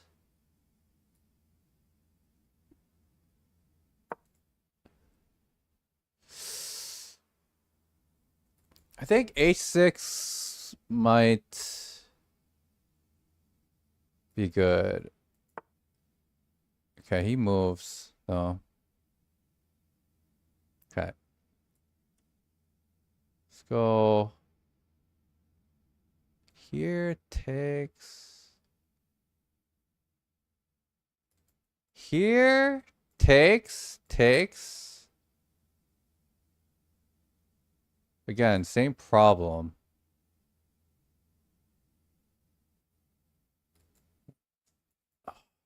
Okay, I'm running out of time. Hold on. Here takes.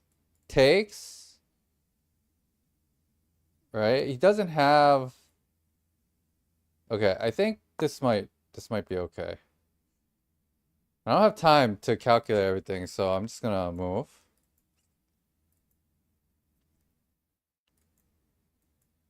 Take and just take here.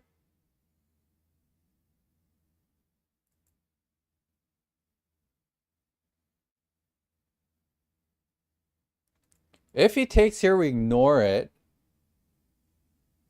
And we just take this.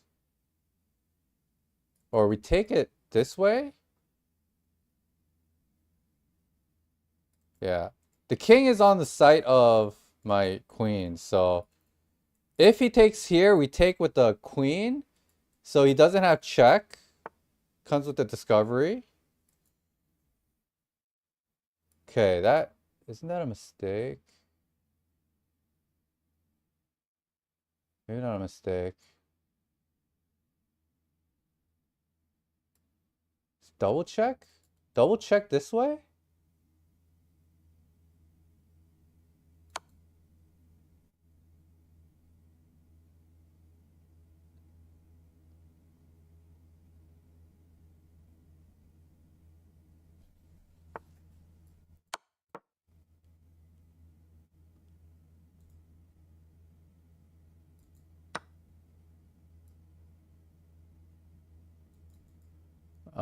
Do I even need to take this right now? I could probably take this first.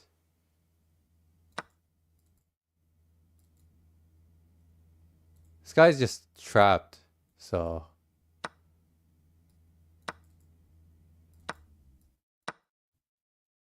this comes with check. Ooh!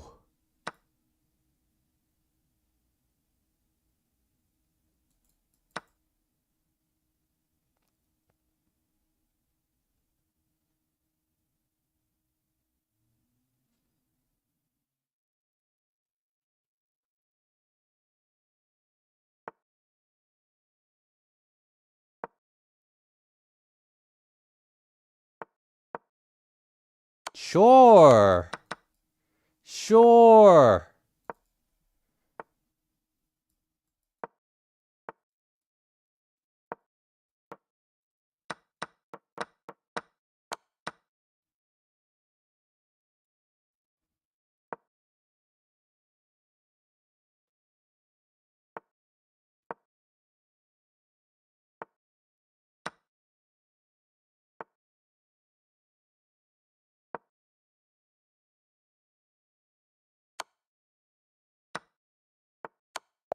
Woo! GG. Hey Megan, what's up? That was some crazy tactics.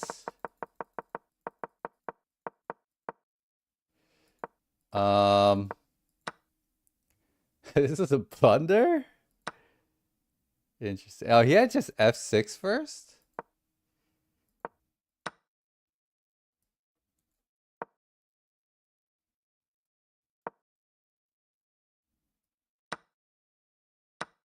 Oh yeah, this is a lot worse.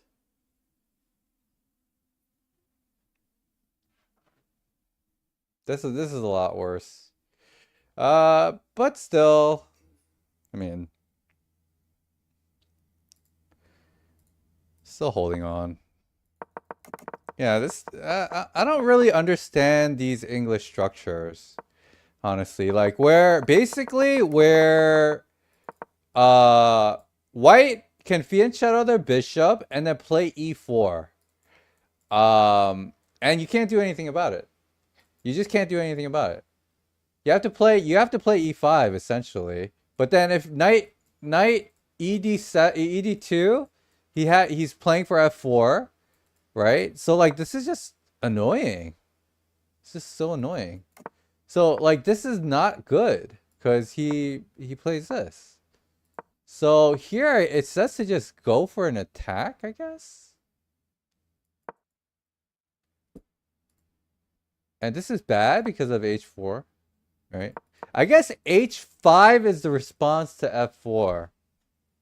You can play c65 or e65. You don't need to allow e4. You don't need to allow it. c65. Oh, yeah, but you gotta play d5 lines. Like, I'm not particularly, because I'm more like a dragon type S player, and because I'm a c5 player, like d5 is like not a line that I'm very comfortable with either. And that's the issue.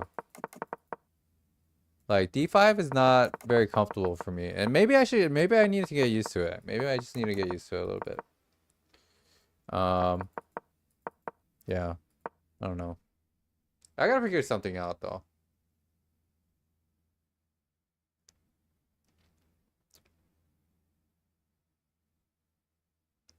Claude the button. If you make a blunder but it ends up making you win and opponent doesn't see it, is it a blunder? Nope. Definitely not. I like that logic.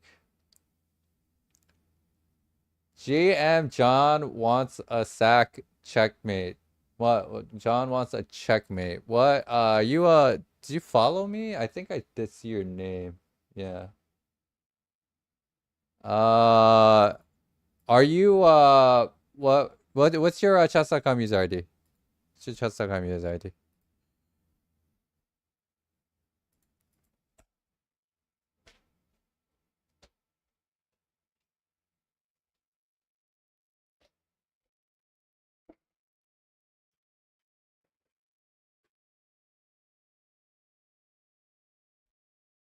Same as your name?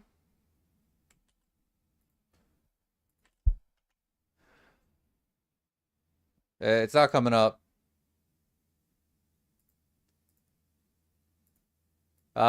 First time follows get a free Blitz game. So we can play a Blitz game. Your name's not coming up. That uppercase doesn't matter. It doesn't matter. Is this actually your name?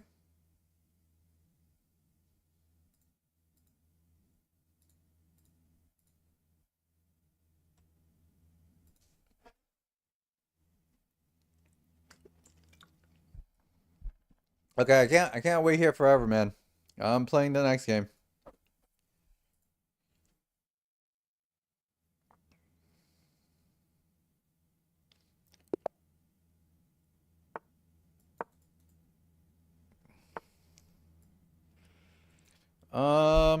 Okay. Yeah, so Smith Mora Gambit. I am generally okay against this, but I need to start not accepting gambits. Like, I need to play for activity. This is important idea to have. To not play against gambits. You could actually technically take this pawn too, but I'm not going to. Okay, he's just going for it all. So I can't even play G6 here. I gotta play E6.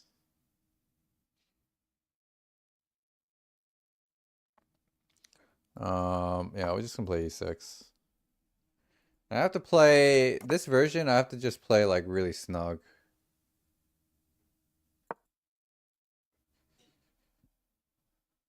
I should take. He's accelerating way too much. I should just take, but all right. Yeah, I'm not good at this version of the Smith Mora. It's just kind of, it's a bit hard to handle.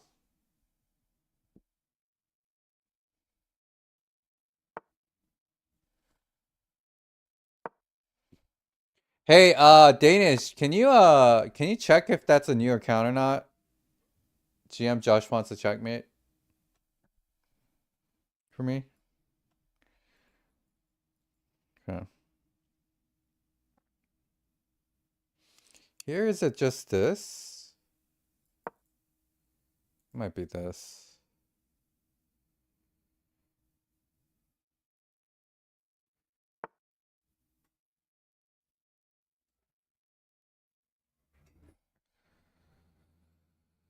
All right. All right, you can have it. You can have it. It's fine.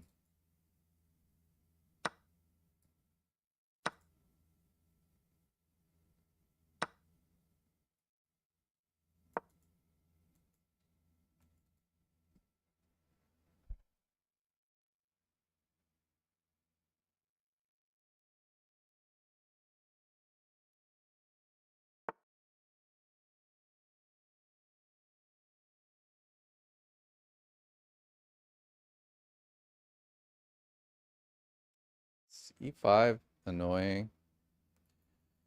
E5 looks kind of annoying.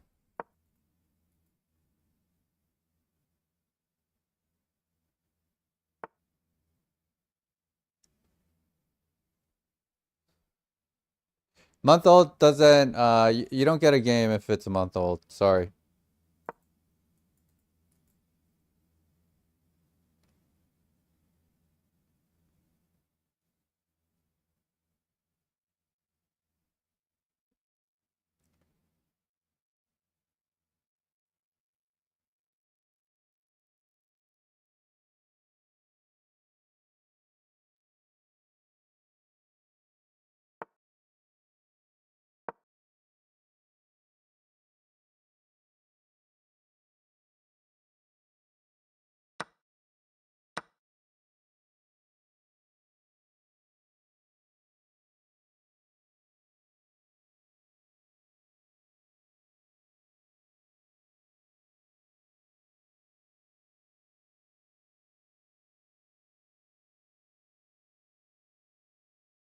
High risk of cheater.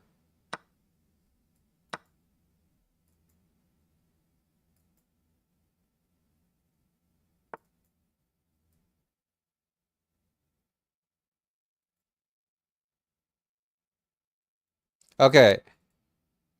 Queen c5. Bishop takes. Takes.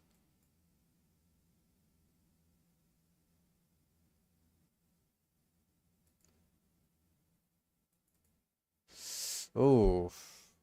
That's kind of annoying, actually. It's a bit annoying. Am I just okay though there? I might be fine. But it's a bit annoying.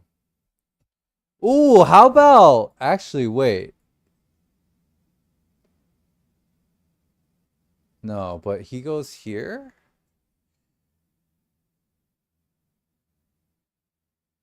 Okay. So if I go queen c5, okay, takes. And takes and takes.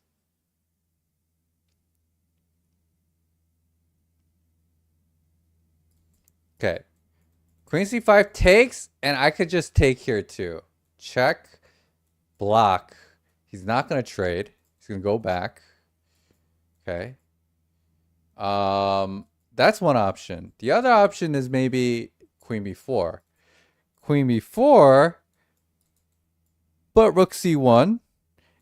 The good thing about that though is I could reroute my knight and get out of the pin. So that's something.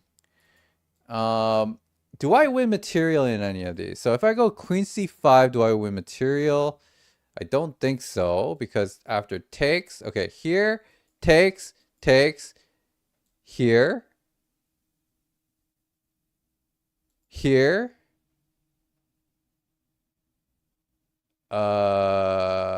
no, I don't win material. Okay, I just don't win material. I don't win material with this either.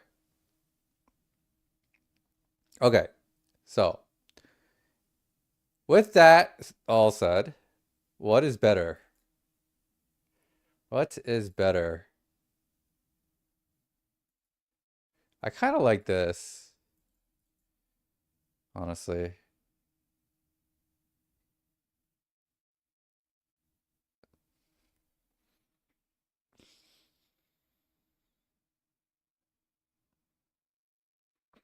Also, there might be a line where I like, if I go queen c5, he might just go e5.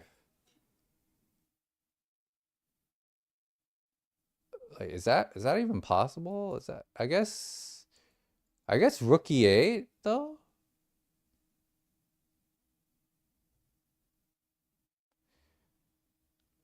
Maybe I'll go rook e8 first.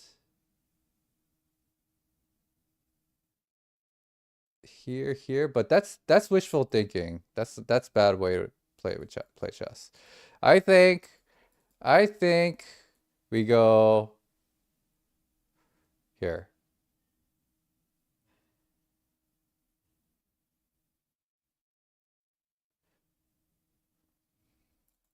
Or here. I am going here. I'm going here.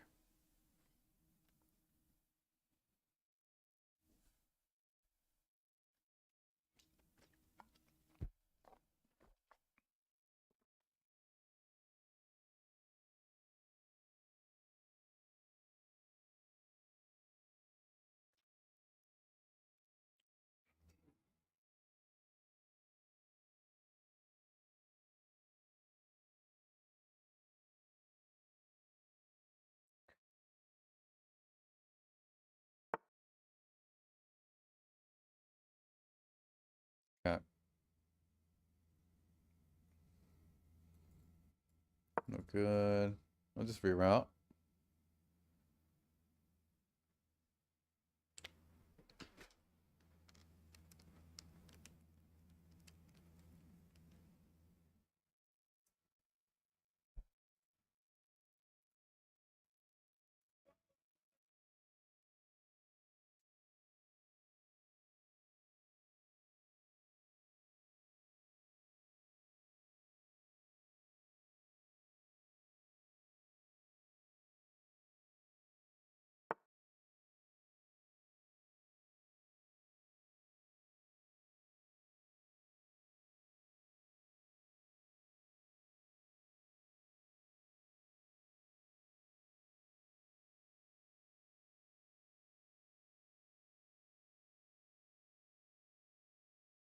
Okay, he's probably going like this or something.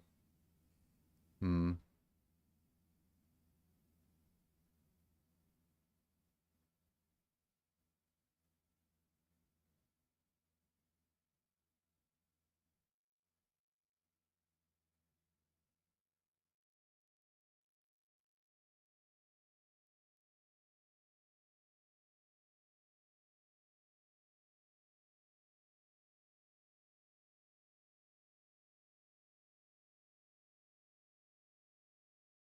Here.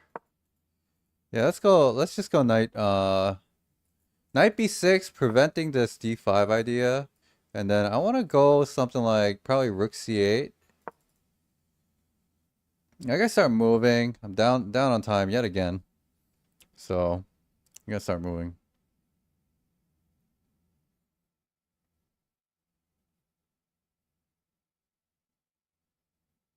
And probably rook d8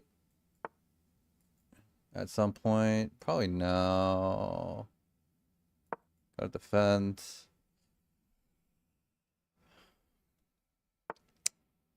Yeah, I figured something like that. Okay.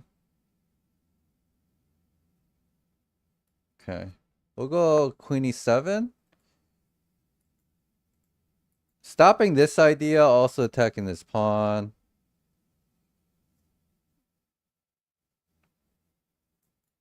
Oh, he has... Fuck. Blundered. He didn't see it. Oh my gosh.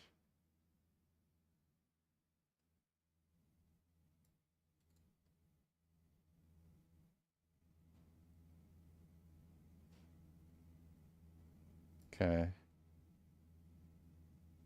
Let's go here. Oh my god, I blundered again. Jesus fucking Christ, man. What am I doing? Oh my goodness, man. What the fuck am I doing?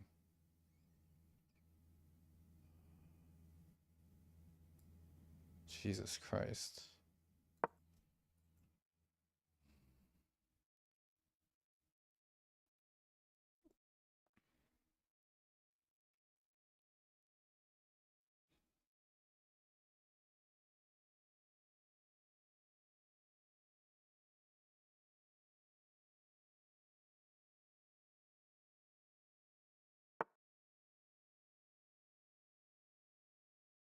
Yeah, that's a good move.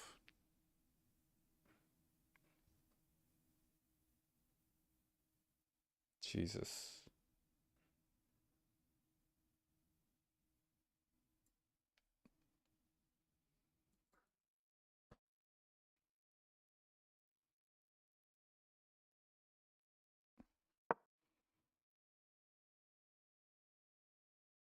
I don't know. Yeah, this is not escaping. That's GG. Resign.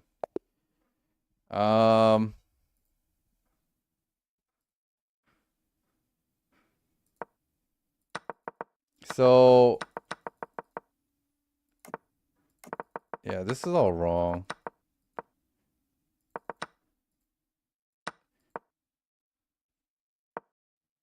So this version, it just wants you to take, but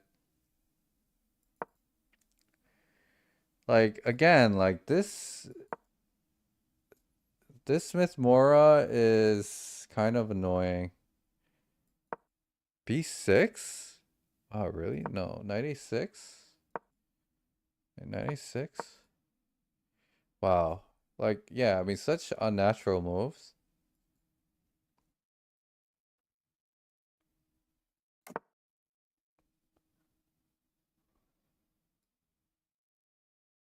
B6? It kind of makes sense. You're trying to get the knight here. Yeah.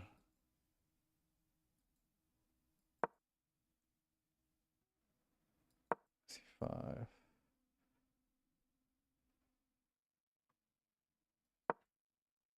Like, if he goes for the typical idea, like, this doesn't really work. Yeah, maybe I should have thought of something like this. And then, but, like, how do you ever develop this? A6 is better.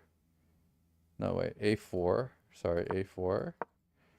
And then, how do you ever develop, I guess, knight F6. And here you go knight D5. Take, take, take. And this is just fine. Well, here. 96. Interesting. Okay.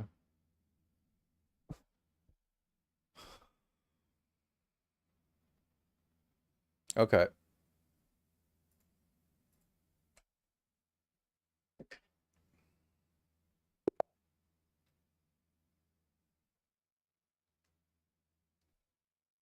Oops. There we go.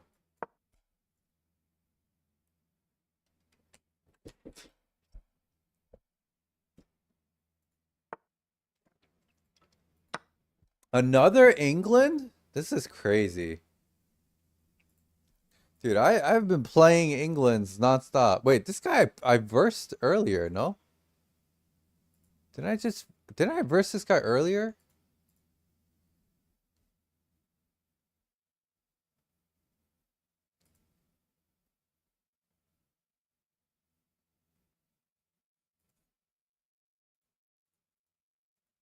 I don't know. Um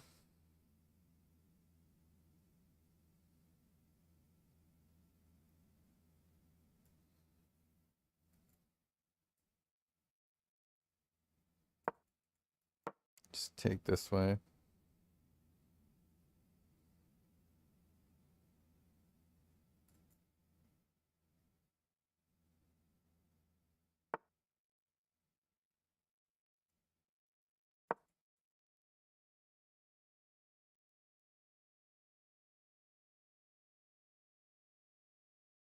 Trying this.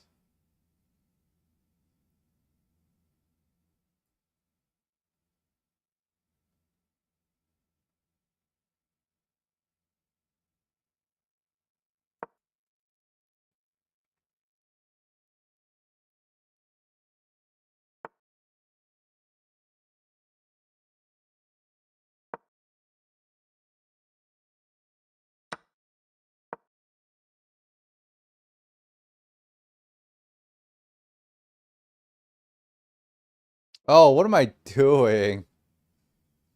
Oh my god. Oh my god.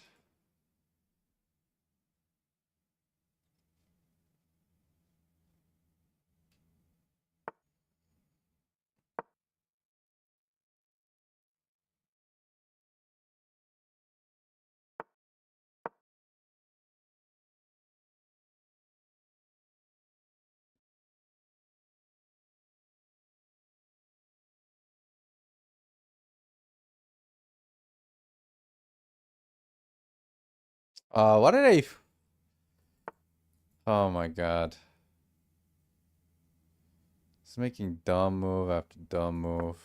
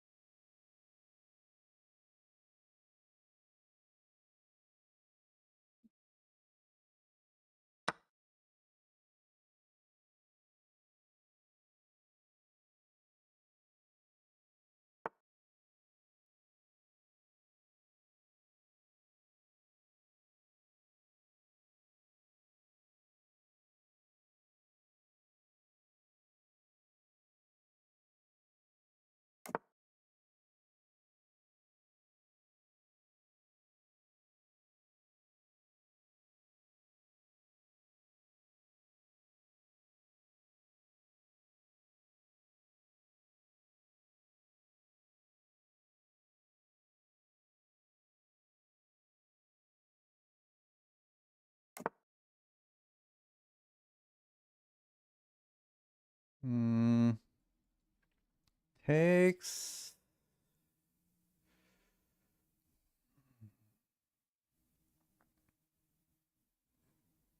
Takes. Yeah.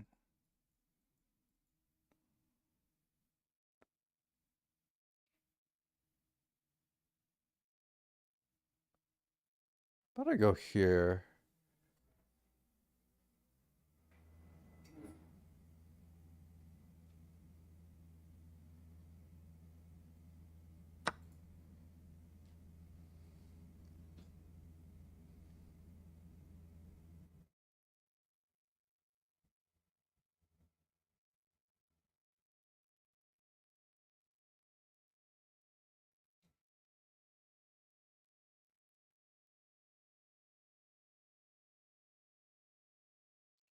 I should have probably taken first. Uh.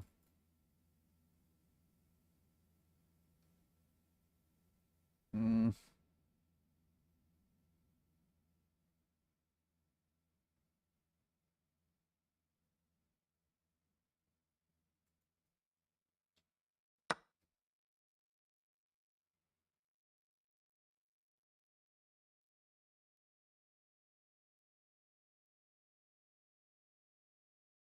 Okay.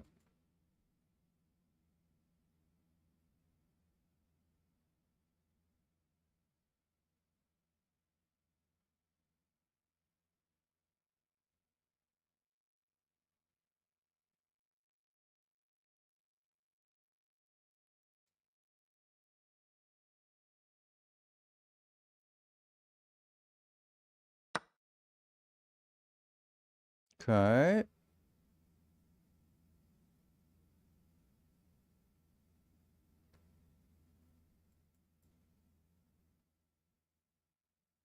Let's go here. Yeah, I mean, probably should have just taken.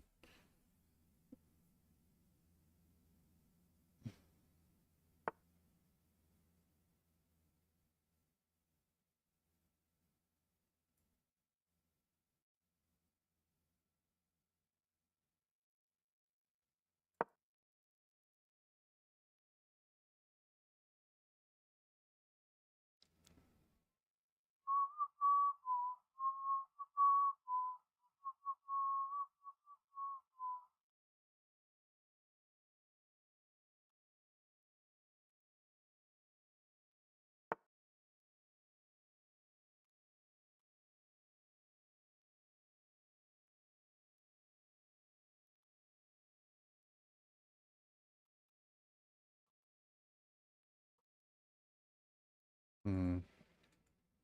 Let's give some time to go here. How about maybe I should have gone here? Hmm.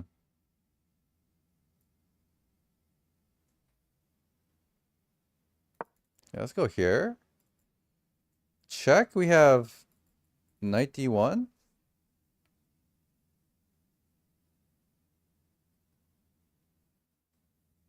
Yeah, I should have just gone not rook h1. I should have gone rook d4 first.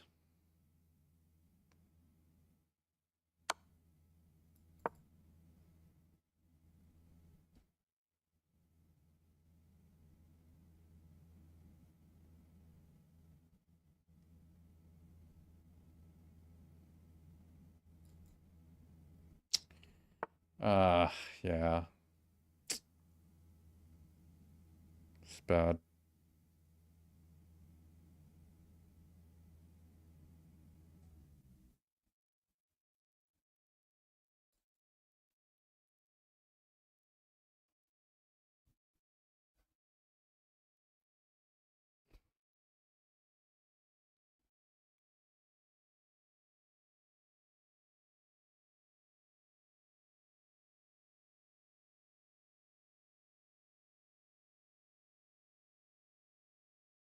So bad. Jeez. Losing such easy games to these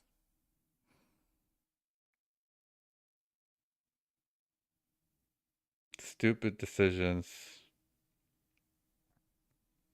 I mean, I decided not to calculate this game for some reason. Again, falling into the same old habits. I did okay in the first couple of games, but man. All right, well, let's try to survive this as much as possible. Like I think I had a pretty good position. All things considered, but now I'd be lucky to survive this.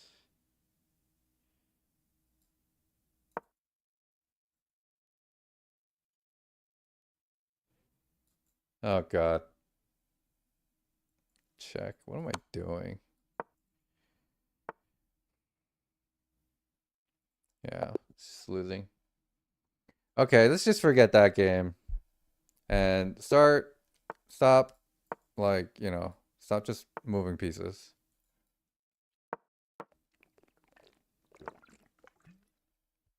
Okay.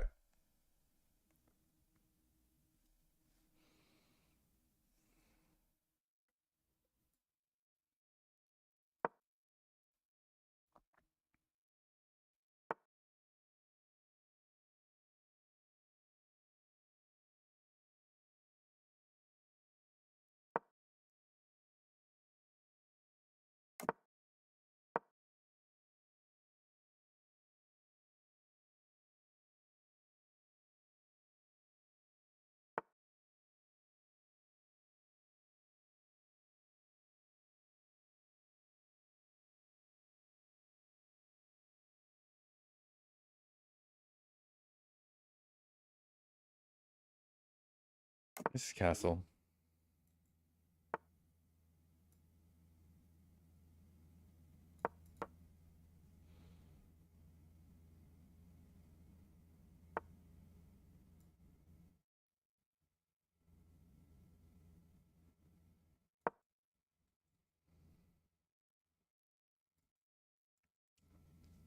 Goes here.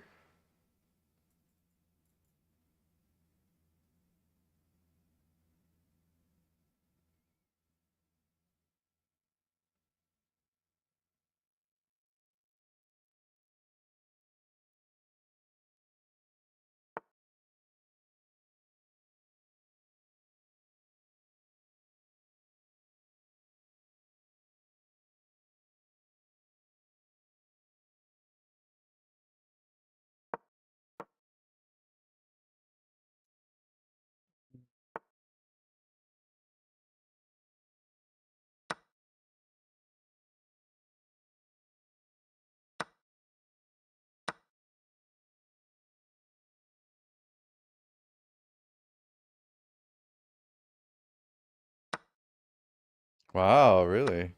Takes with the knight and the bishop. Interesting. Okay.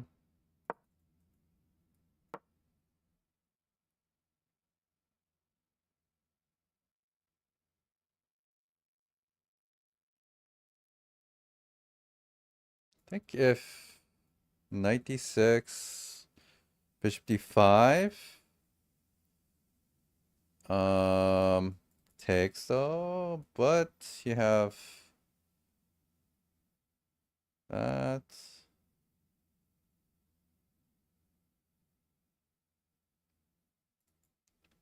Hold on.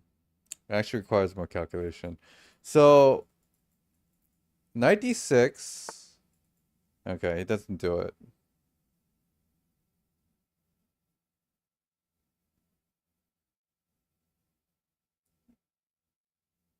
Okay, so I think we just develop.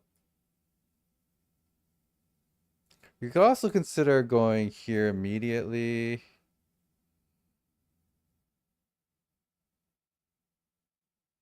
Let's go knight c6 first. I'm kind of afraid of if I go queen b6, then he has like 95, I think.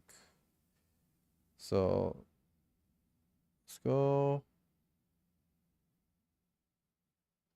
Maybe here. No, we gotta go here.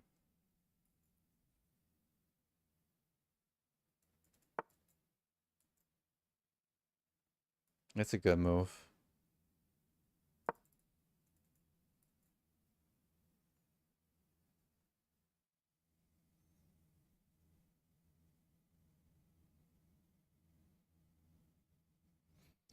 Maybe taking should have been considered here. It takes, then the queen activates.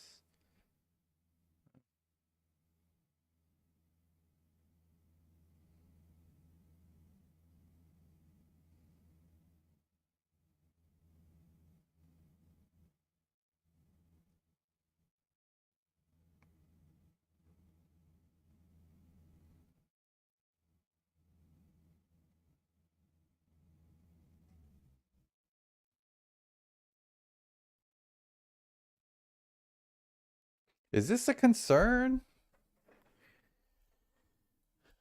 I think we just bring in rook d8. I don't think so. Rook d8 takes. Should be fine.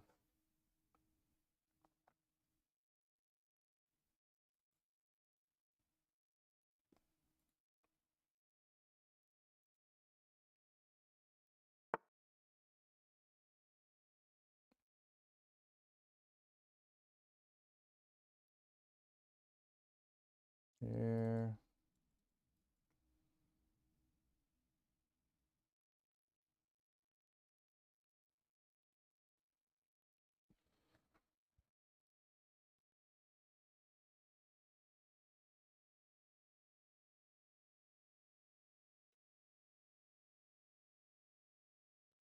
Okay, queen c5. Queen c5 takes.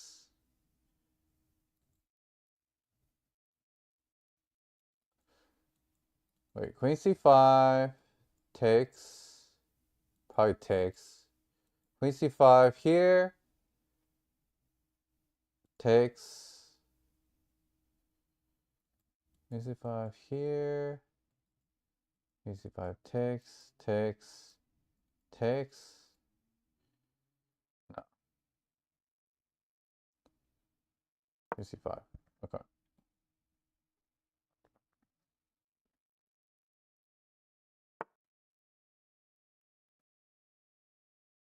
Okay, so this was my plan.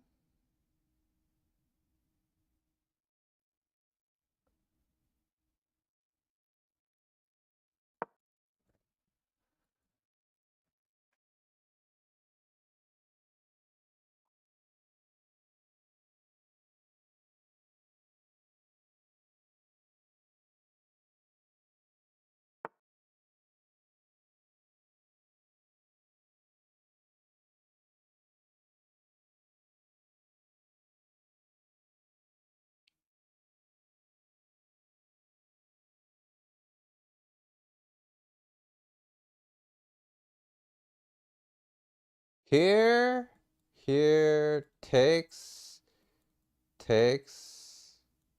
here. Let's go here.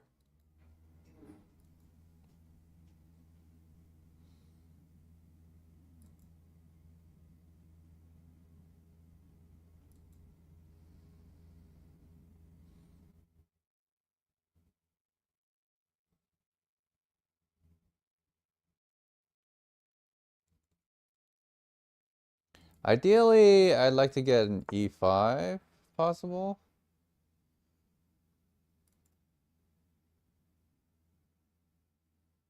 Yeah, e5.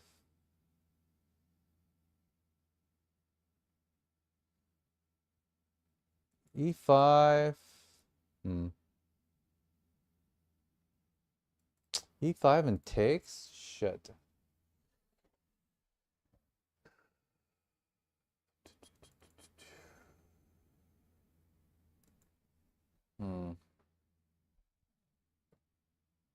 Okay, I'm just gonna consolidate. This position is tense.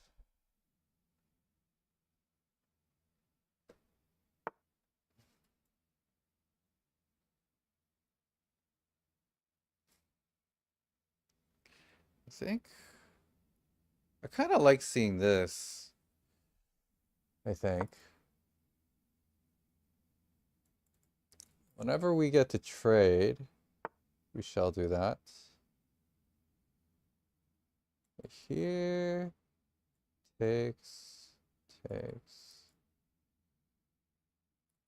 Here takes.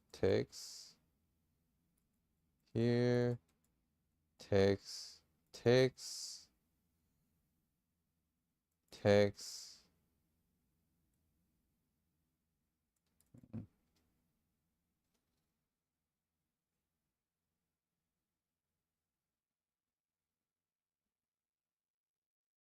Okay, so if I take this, am I losing somehow?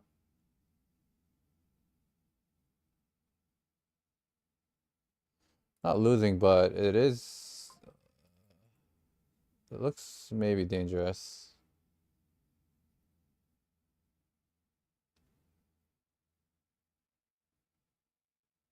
I'm not sure if I could take this pawn. I don't know if I should. I don't really think it's worth taking that one. Just doesn't really do enough.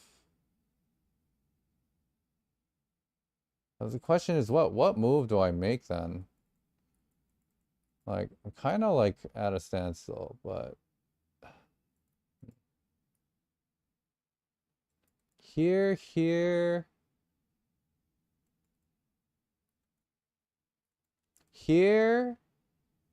takes, no, here it's not easy to move.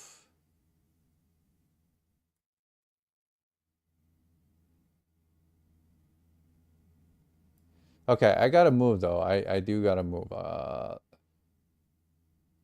Okay, I see something here. Okay, if this and we have this, e7. Here. Takes, check here.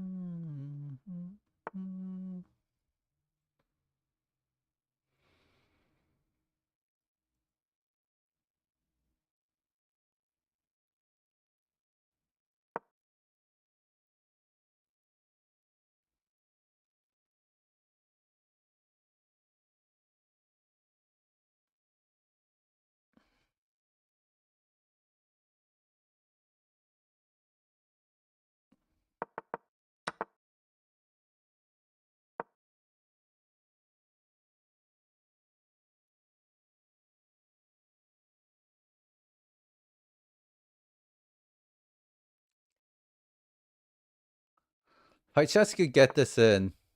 Oh, he lost it?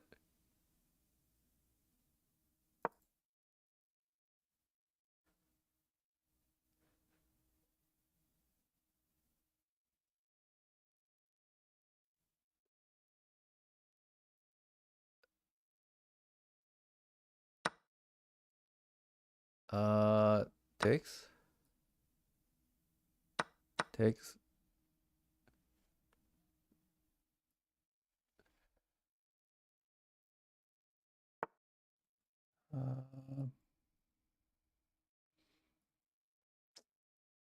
Hmm.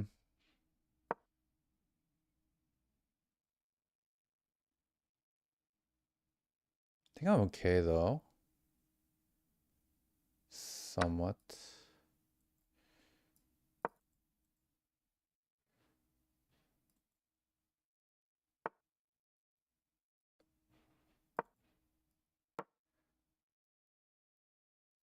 Okay. Oh, we're gonna have to battle.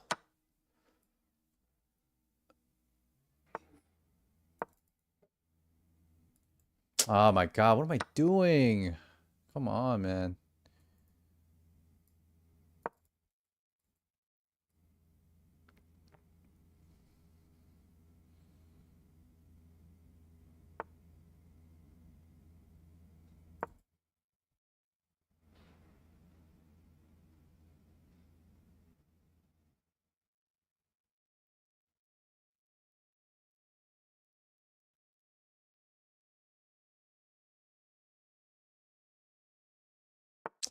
This is not the plan. I need to get to the queen side.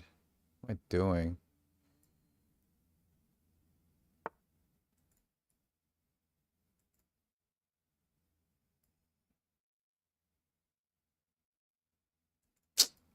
Oh.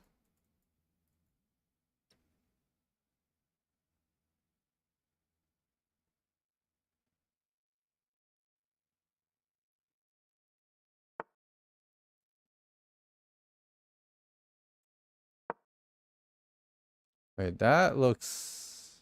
Starting with B3 looks crazy.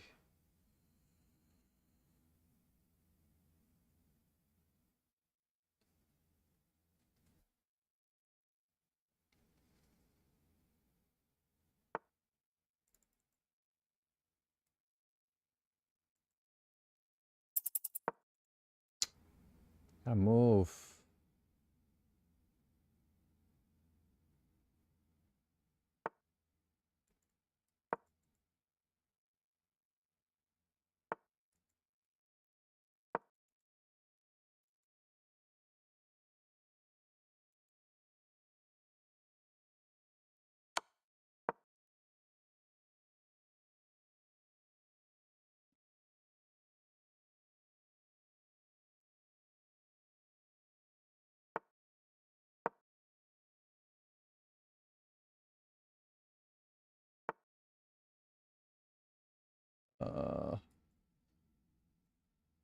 Fuck.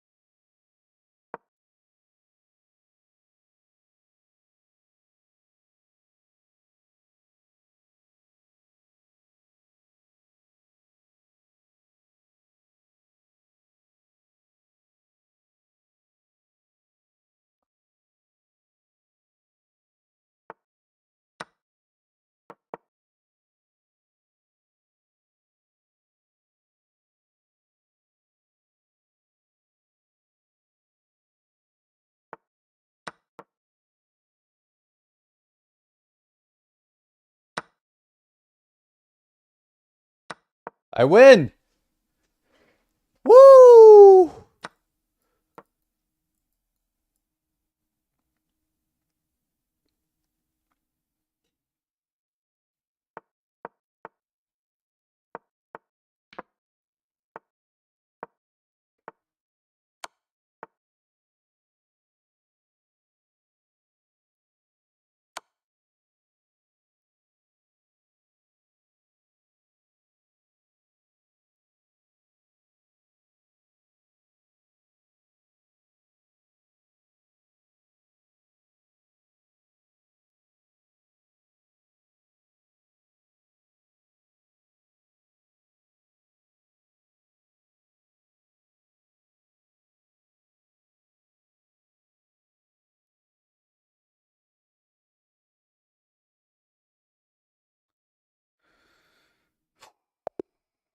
Oof. Man.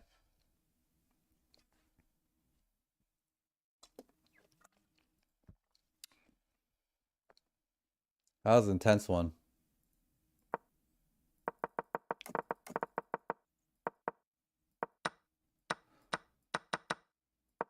This is apparently all fine. Yeah, knight here was bad. It said I want knight here, but this, and I guess we just go like, I don't know, like this or something. Oh, duh.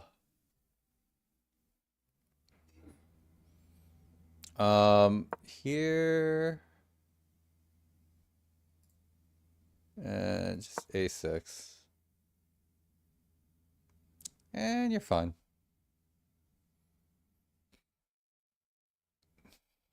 Okay. GG.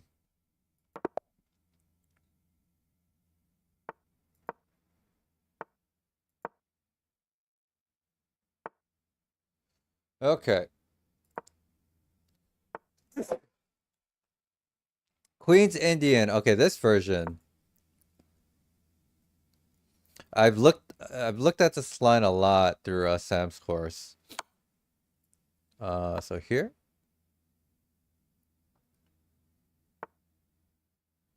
Yeah, queen here, people, it doesn't, the course doesn't really tell you much about this one.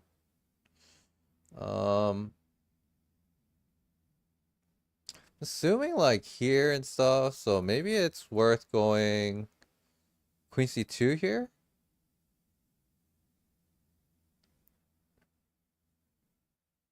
Queen c2 or bishop here.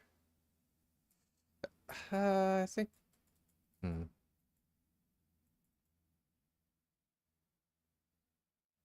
let's go bishop.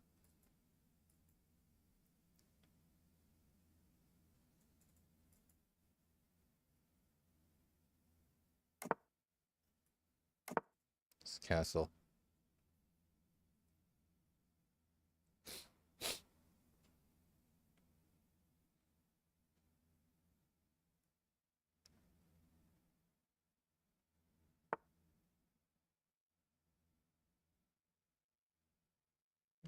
Here, just like go like, I don't know, like this. This feels strong.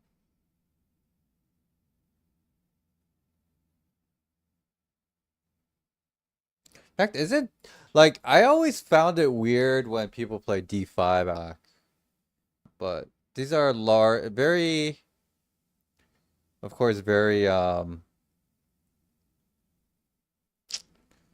just a lot of generalization here, so it's probably totally fine. Black. I kind of want to go a3 now. A3 here.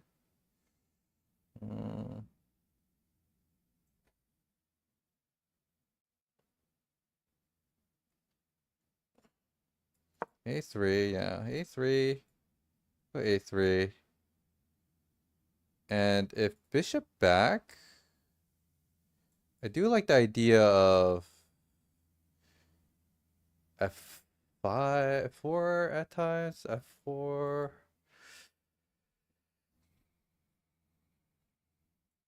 F4, C3, knight C3.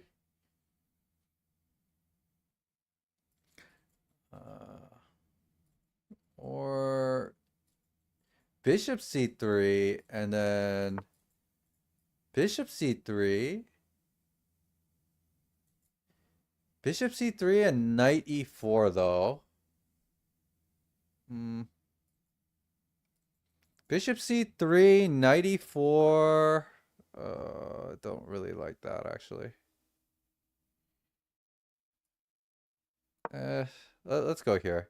Because knight E4 and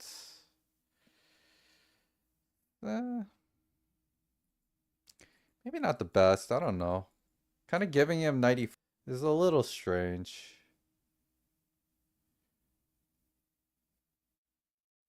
I feel like I should just take this. Yeah, I'm just gonna take this. This doesn't seem right.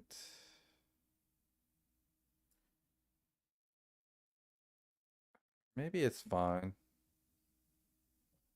Yeah, maybe it's fine. Hmm. Let's go back here. See what he does. Does he play this? Yes, he goes here. Bishop takes. Hmm. So, I mean, this is gonna be automatic. If he plays d4, we definitely take. And probably go like knight d3. And probably at some point before attacking this weakness. I think I have a pretty decent position. All things considered. Doesn't seem terrible. It does have like e5, e4, so it's the question, do I play f3?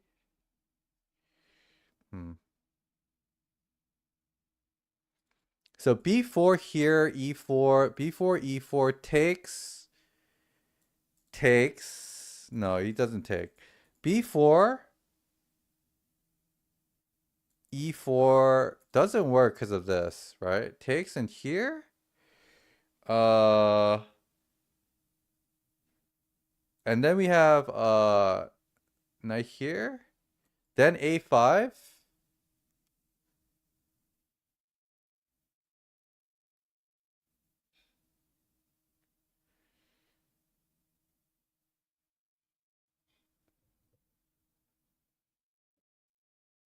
Yeah, this actually does. I don't think this works out. Okay, here.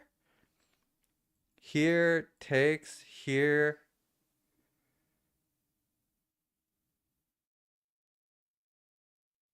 No. Here takes. But take. No, that doesn't work. Here. Takes. Back.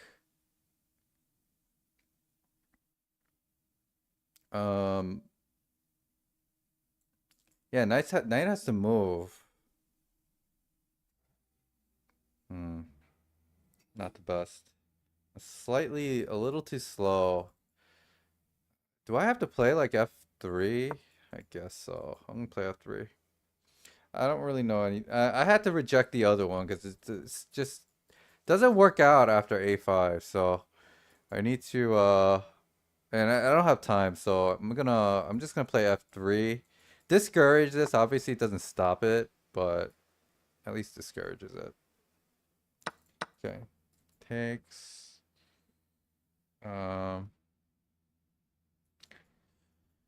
Okay, rook f3.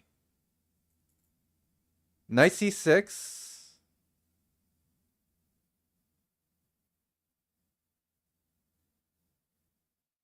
He also has like knight g4. Oh my god.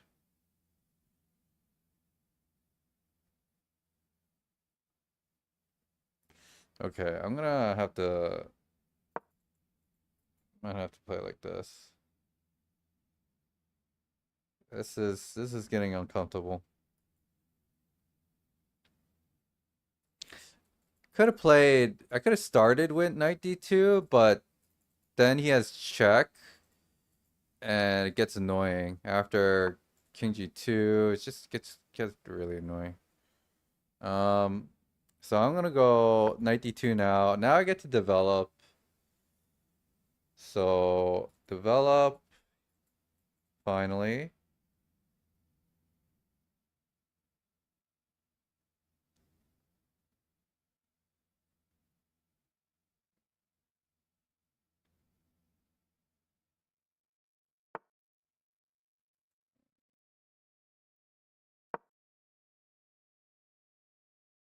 Yeah, he's gonna eventually try like probably 95 and like try to get this knight in here. At least that's what I would do. Okay.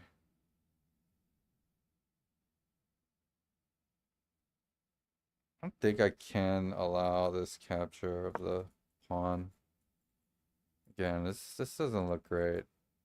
Maybe knight.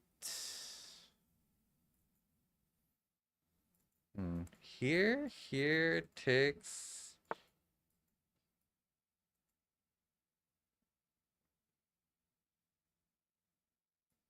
Here?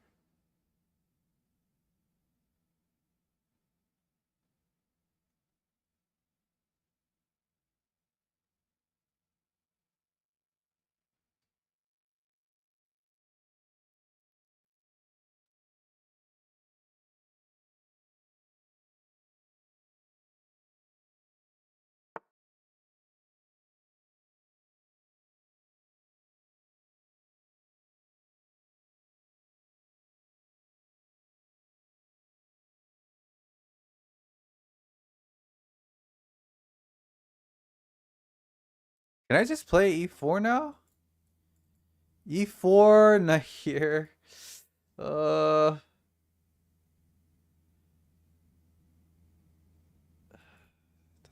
doesn't look great though. I don't know, man. But I mean, I can't really refute e4 though at the present moment, at least. He doesn't really. It kind of like actually like. It kind of works a little bit, actually. If he takes off Hassan, I think I like that.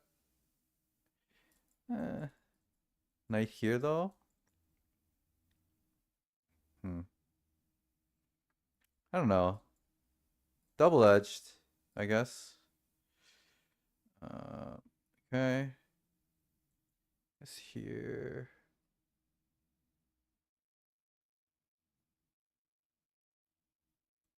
Yeah. Let's go here. Try trade.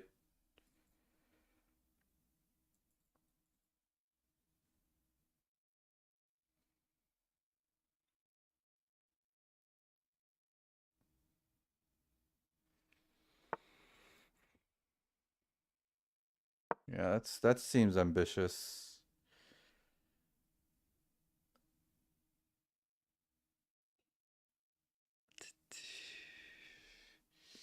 It might have worked with a little bit more planning, but I think he played that a little too soon. I did see like I always saw that the queen could go to h3, but I don't think it works here.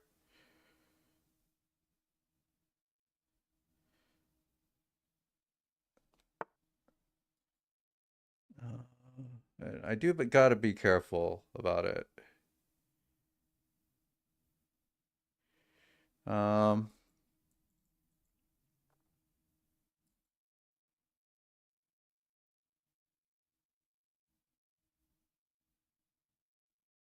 Okay, how do I activate my pieces more?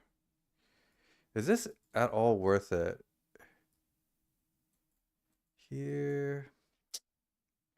Doesn't feel like it. I have to knight here?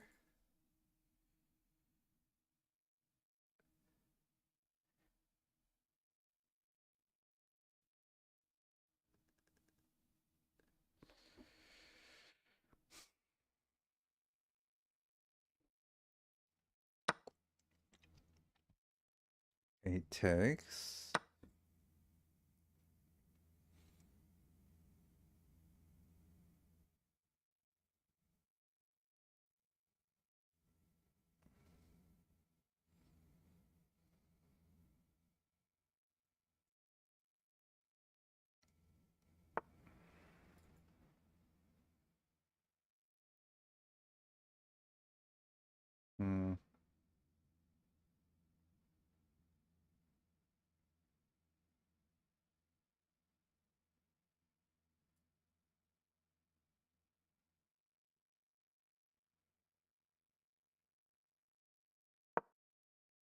Yeah, this is not good.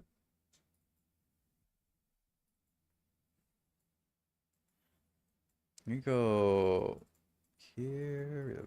This maybe.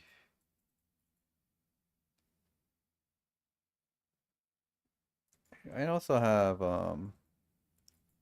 knight here. We have this.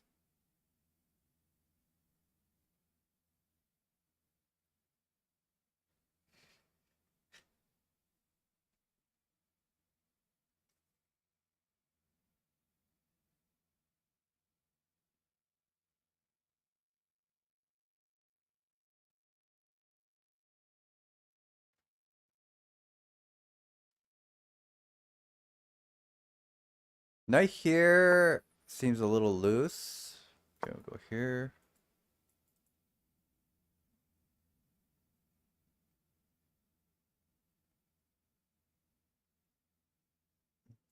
If he goes Queen H5, Knight F1, should be holding.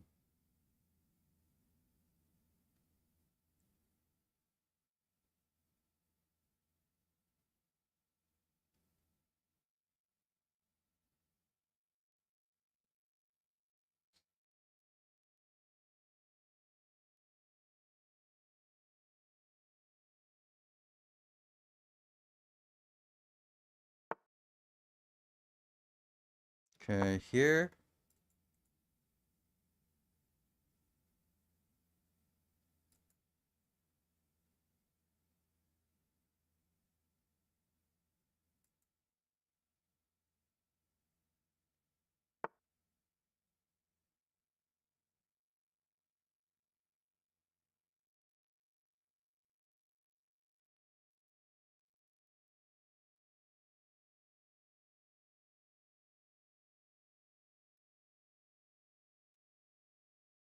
Hmm.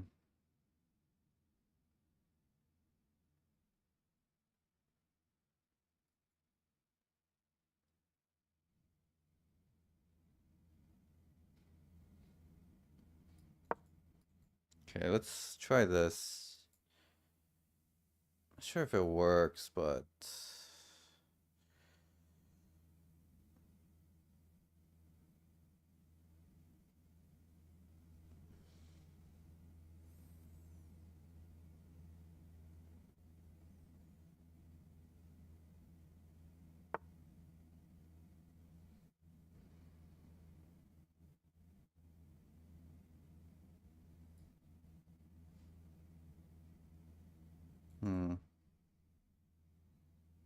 wait, takes.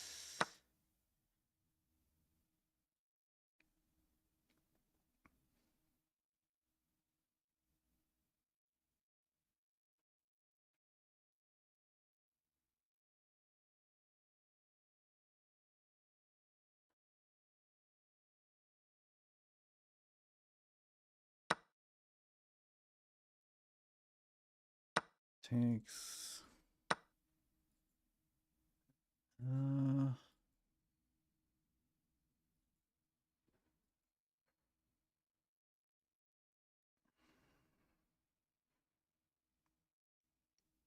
here.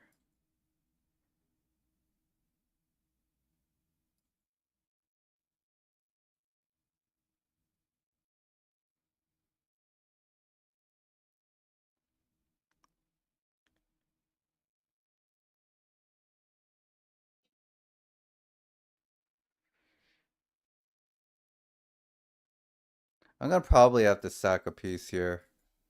I imagine.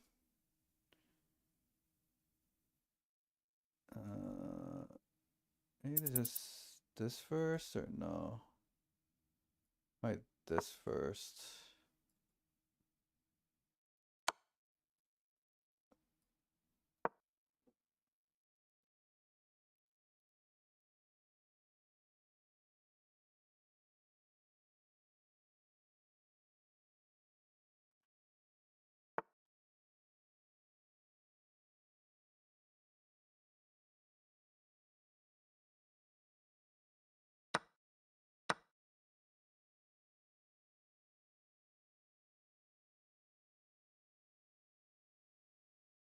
Uh,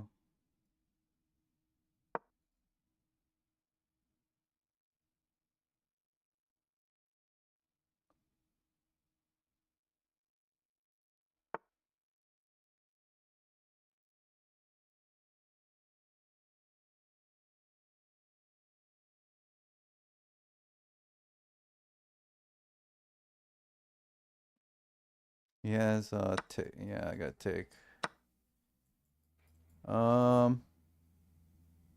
Here. I just gotta go. Yeah, this is over.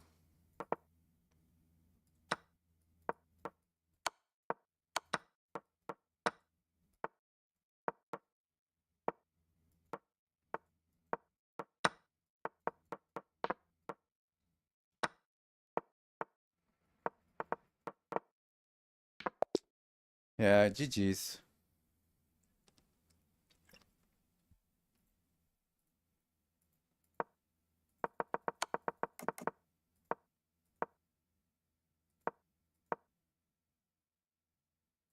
Here. Hmm. Yeah, this guy just did not let up this game. Yeah, this was wrong. Bishop G5 was better. I mean, not Bishop G5. Bishop. Yeah, Bishop G5. Bishop G5, not Bishop F5. Not Bishop F4. Hmm.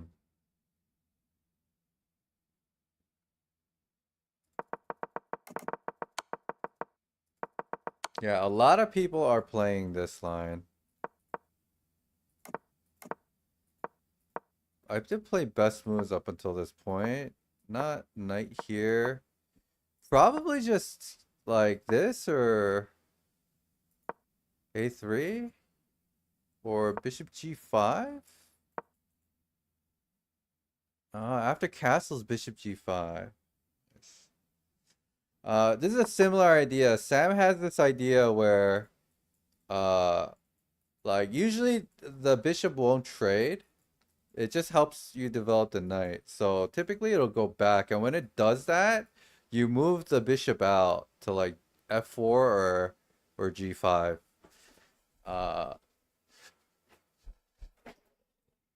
But it's combining an idea from a different version of the Queen's Indian, but similar concept here. The bishop here obviously is very awkward. It doesn't really belong here.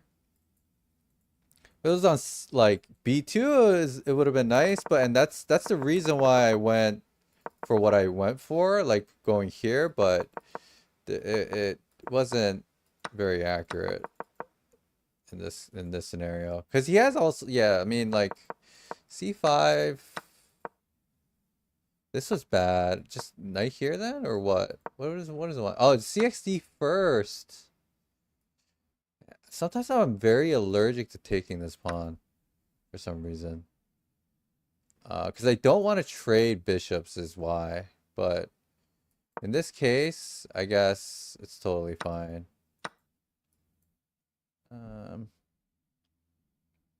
Yeah, this is fine. I gotta be prepared. I gotta be more prepared in some lines to give up the light square bishop earlier. I'm a little too married to the light square bishop in the Catalan. Is it laggy for you guys? Okay, knight here.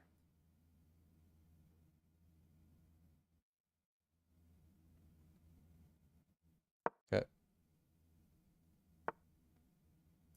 Okay, Grand Prix.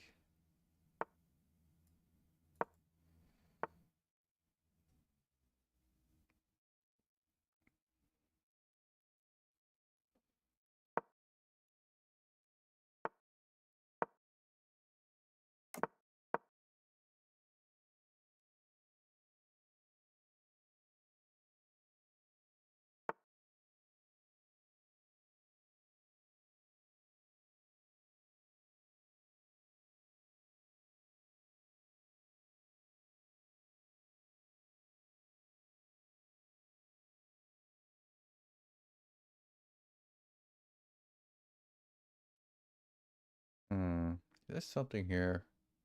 I don't think so.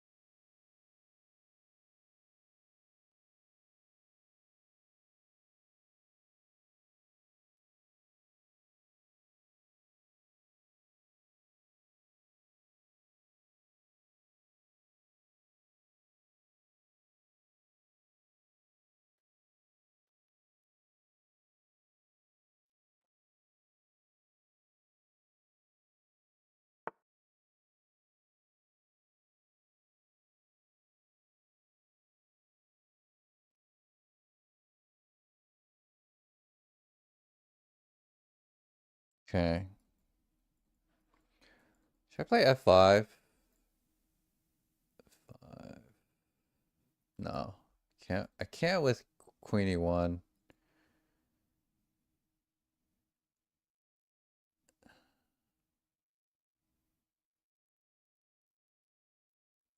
Hmm.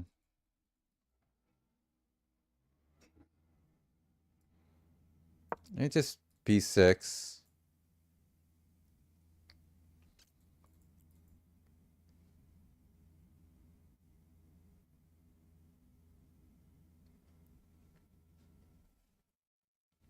Had some stutters? Okay, let me know if it continues.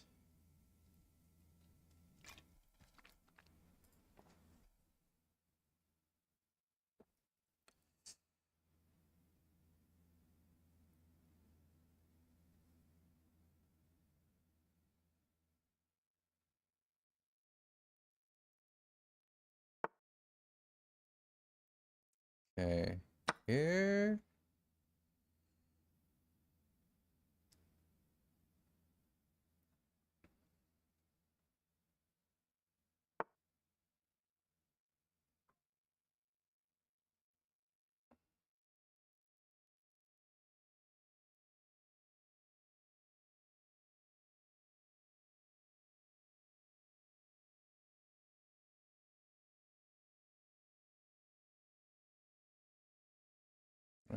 Does that give me this? Just trade?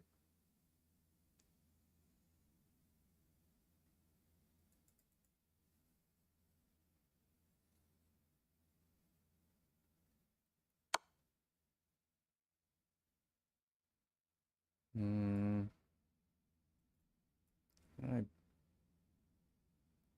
Alright, this way. Here. So takes. Takes here.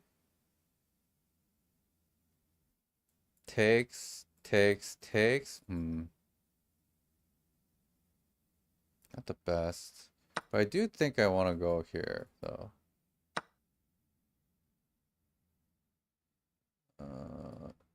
Here. I'm just giving back the pawn, and um, I think this endgame is maybe not winning, but feels like I'm doing fine.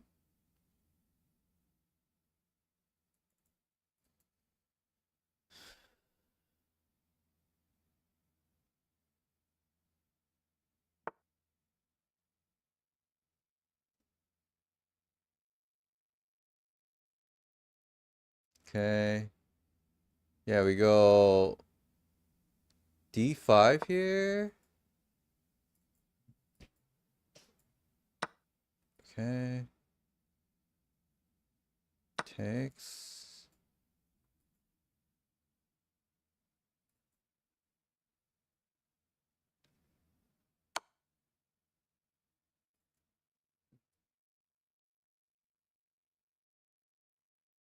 Either here. No, I think King E8 makes the most sense.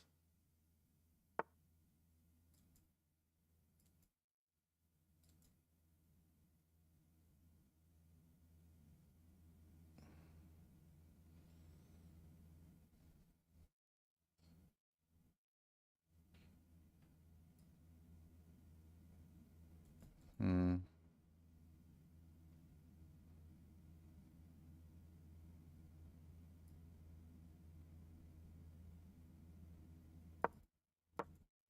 Oops.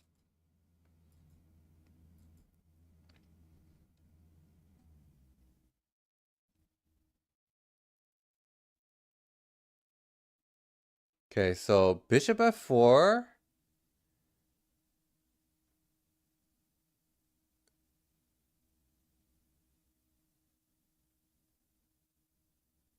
Oh, does that work?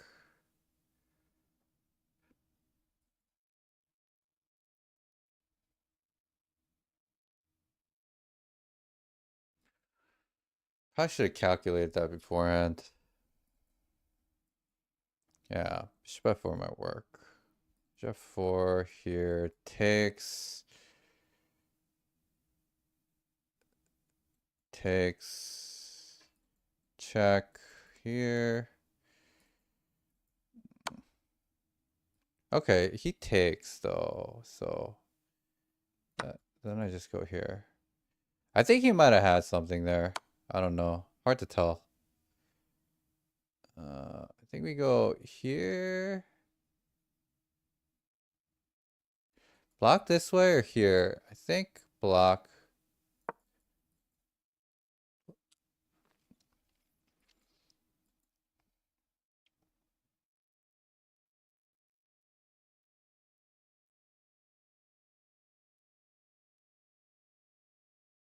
So I saw his plan. He was like, he's trying to take this, right? So makes a lot of sense to go there. Okay, I'm gonna push this king back first and foremost. And I think I'm gonna go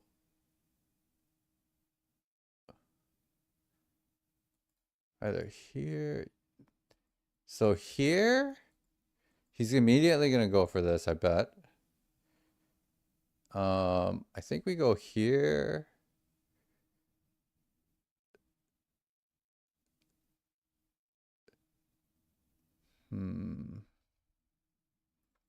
Here, here, here.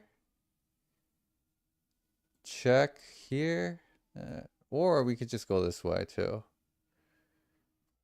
This seems safer. And now I'm going to try to bring in my rook in. Okay.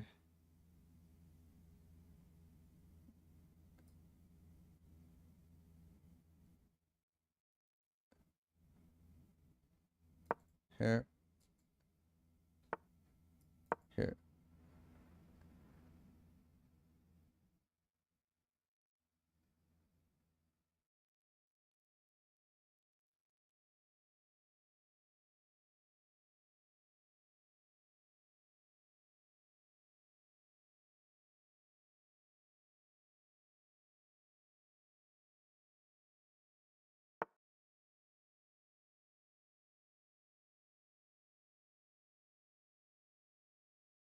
Just stop knight g4? Or should I just go back?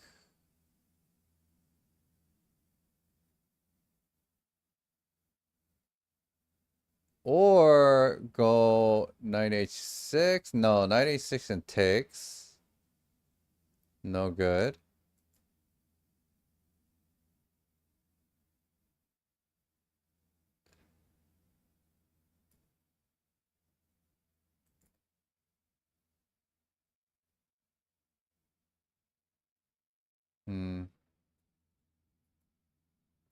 Knight g4, he has like some ideas like that.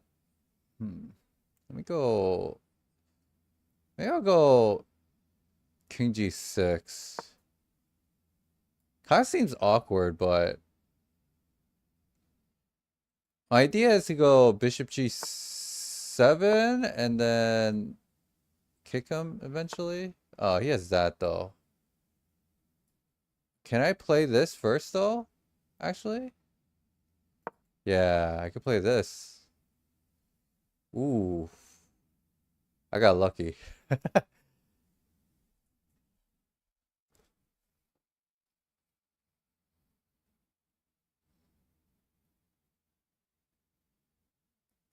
That's super lucky. Yeah, he's gotta just go back, I guess. Whoa, what? Oh, I see.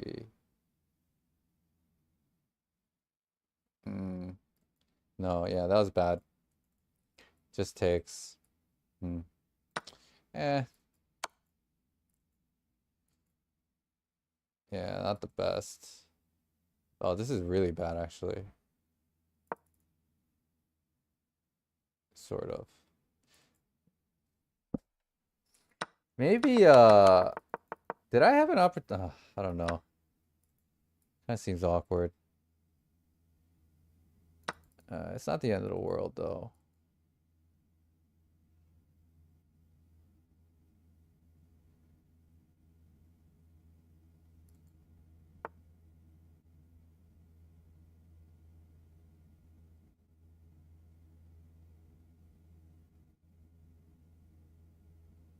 Hmm.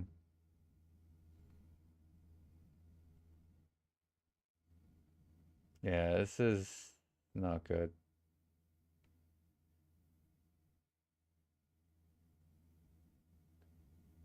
Am I getting mated here? Oh my god. I'm just getting mated here.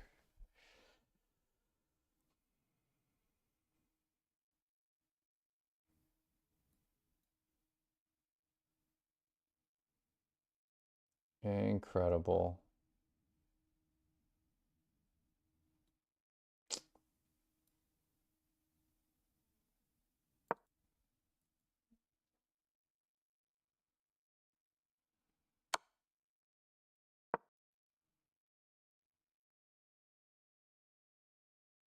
Oh, really, Celtics?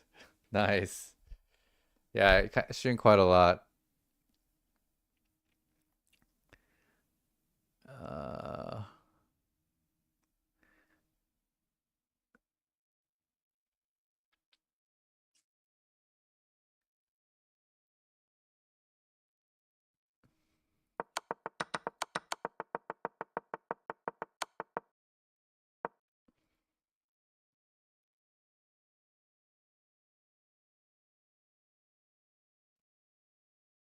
okay, I'm gonna make a list of things I need to do. Um, here, I guess.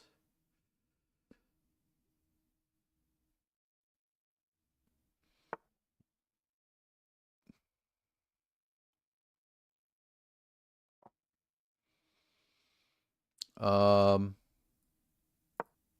here.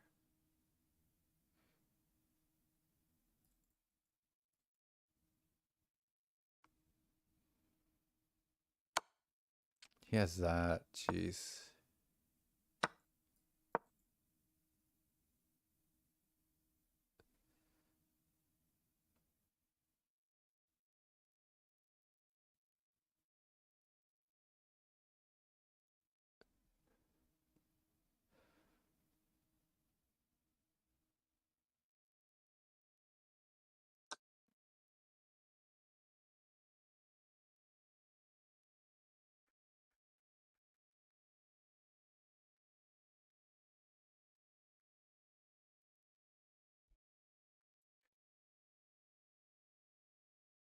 So in every elo, there's always like very common openings that people do. So I think it's really helpful to like just go through all the lines.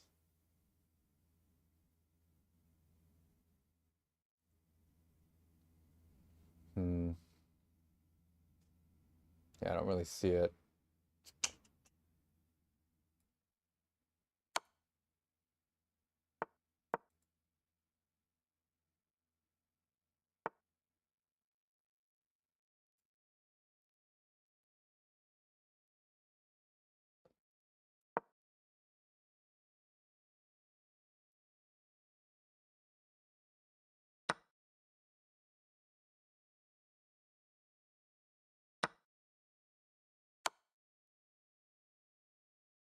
Ah, that's GG. All right.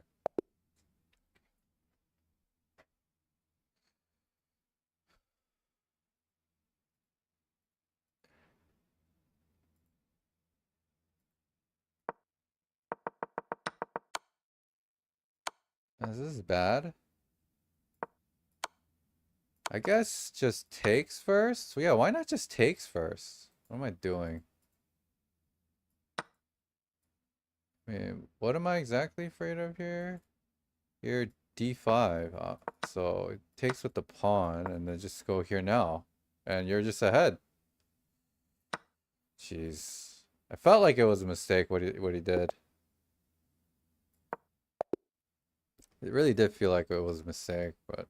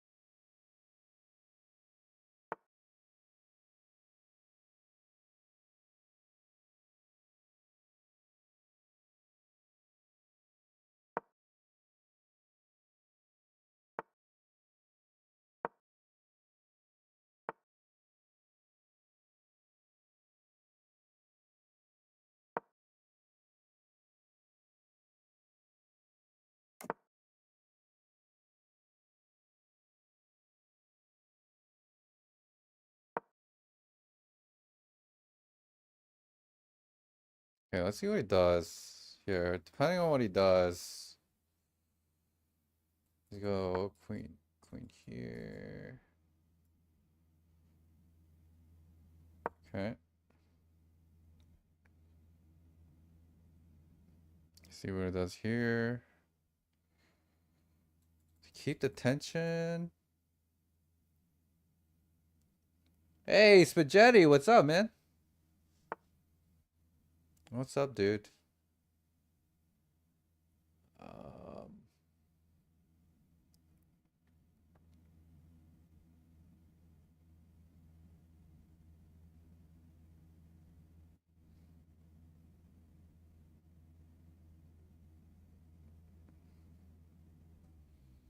Okay, I'm gonna send it.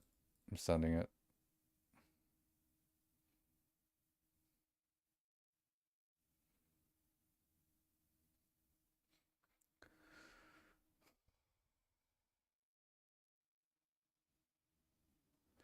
I don't want a castle yet because we haven't closed the center yet, so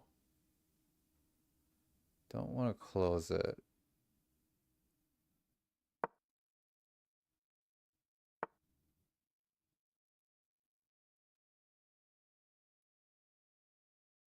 Okay. It takes.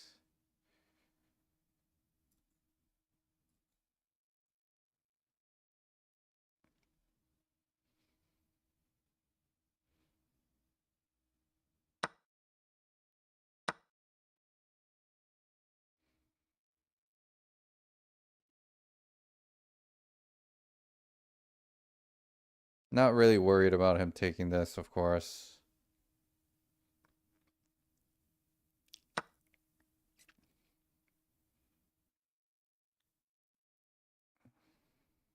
Here.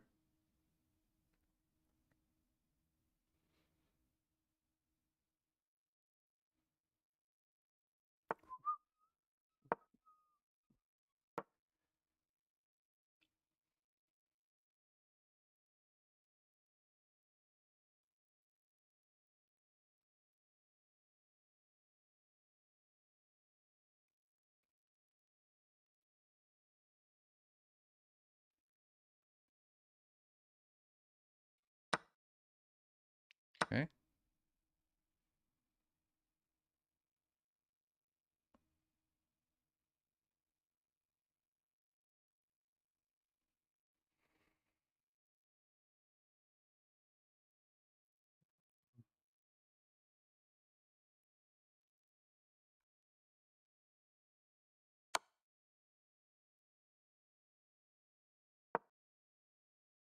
This is all fine.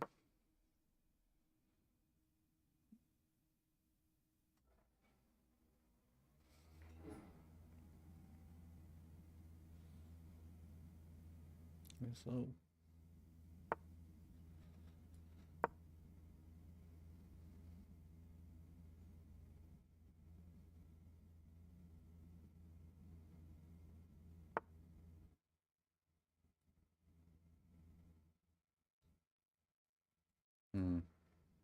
Can't play that right now. Let's go here. Takes, we take. We have d6 coming.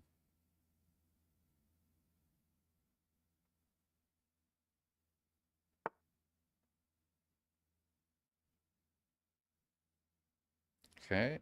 Probably c5. His bishop does guard.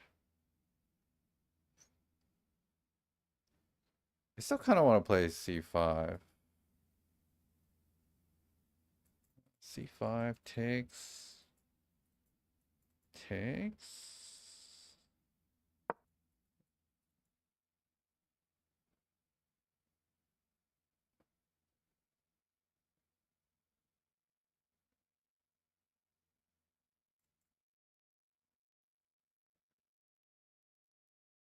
So here,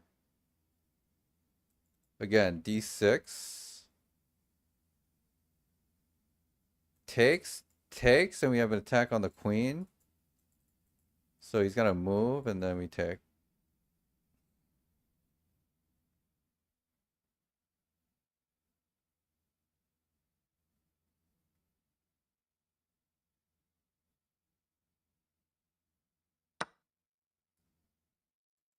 Oh, here now we go.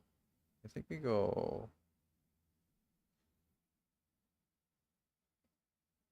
Yeah, it's probably just 95. Okay, this is the point where we need to calculate. All right, so knight d5. Okay. Takes.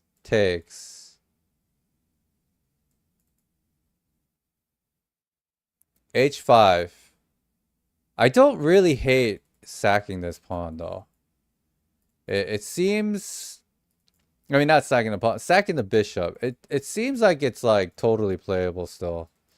The question is, yeah, actually that's, yeah. So takes h5. I don't know. d5, d6 here. Yeah, no, I mean, I still can take wherever this rock goes. So, yeah, 95 seems logical.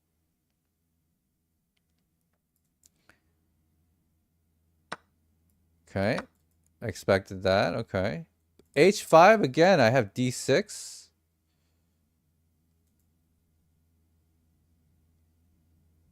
He's got some problems here.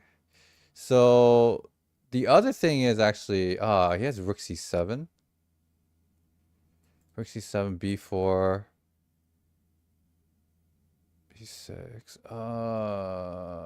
It's getting a little dicey.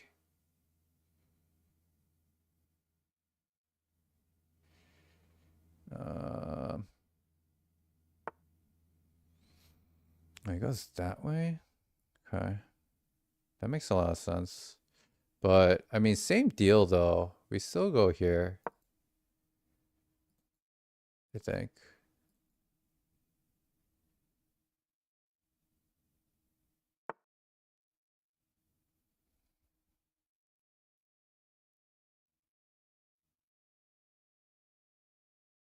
Okay, here we have takes.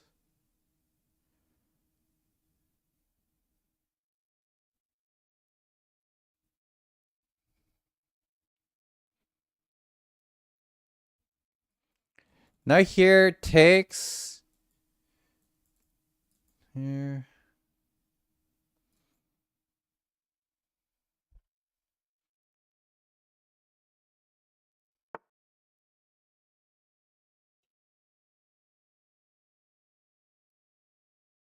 Oh wow. Now here.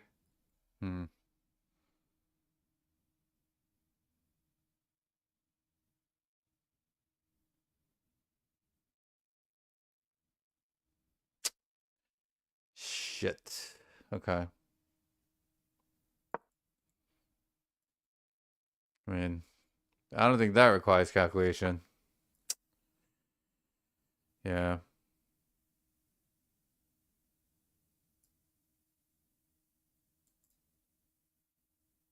Wow.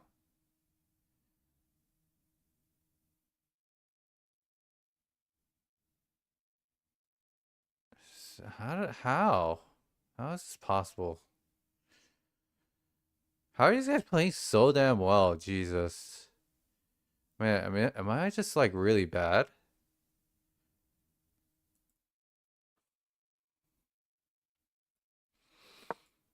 Okay.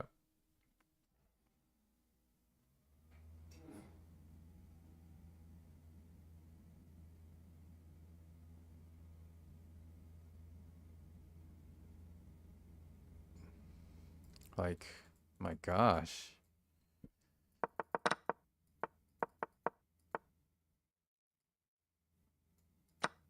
I guess I had to calculate. I mean, I totally missed F5, so that's definitely my bad, but my goodness.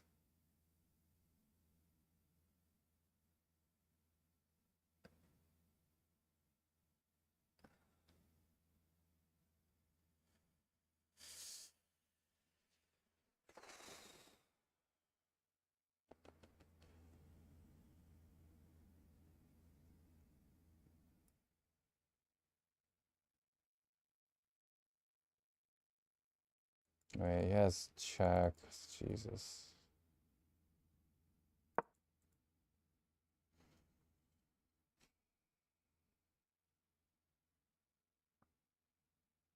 Like, and he's under so much pressure, but time usage totally fine. So weird.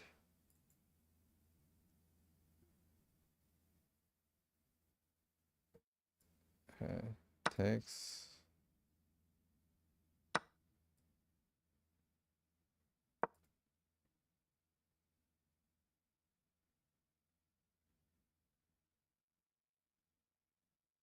I could probably gone Queen C3 was better. Then maybe Queen A3? I don't know. This position isn't lost though, at least. It might be lost. It looks lost. Yeah, I spotted that like literally right after I said that. Um, Jeez, man.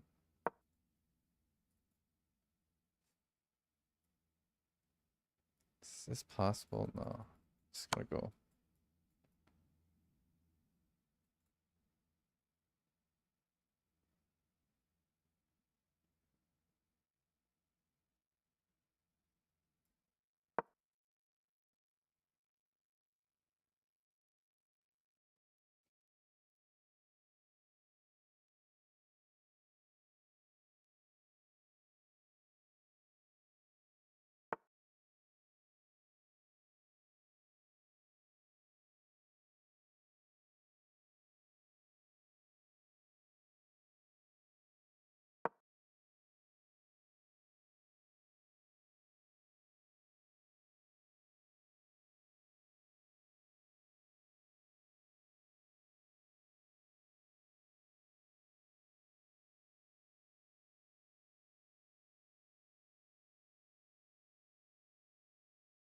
Why is this Nightbot spamming out?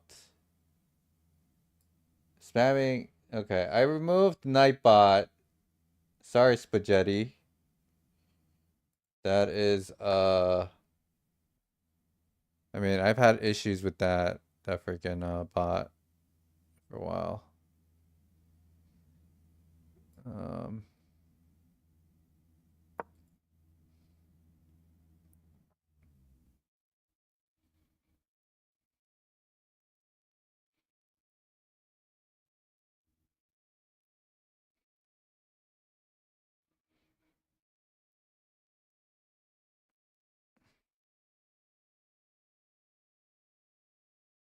Maybe I should have gone. Why didn't I go Queen E3? Yeah, E3 seems better. Eh, maybe not. I don't know. Yeah, Queen E3. Queen E3.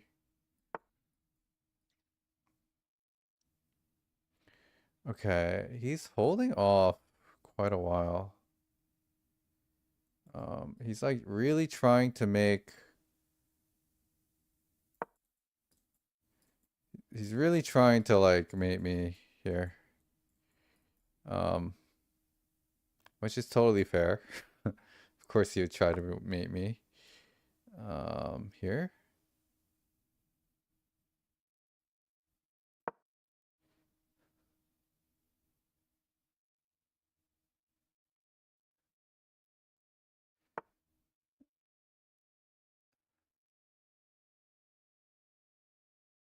Okay. Here now.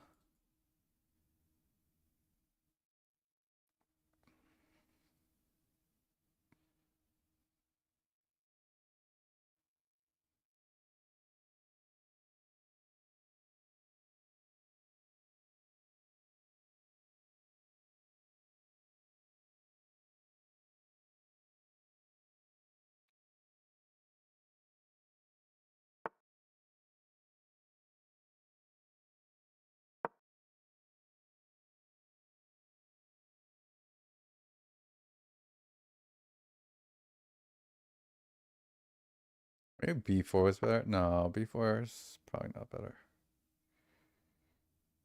Check.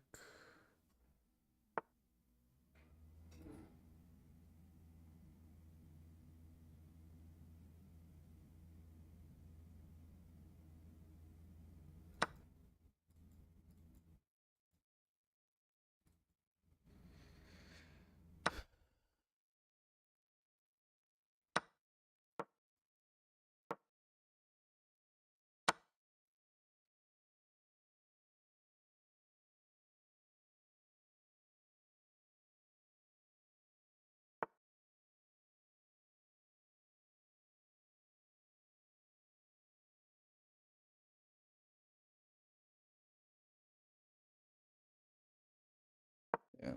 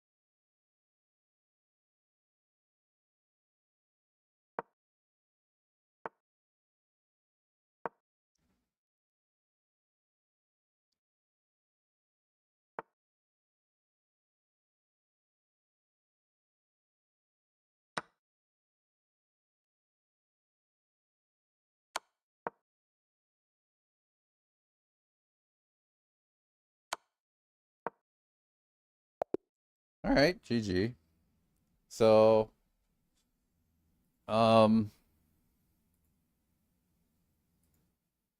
yeah, I mean, totally lost position. But he ran out of time.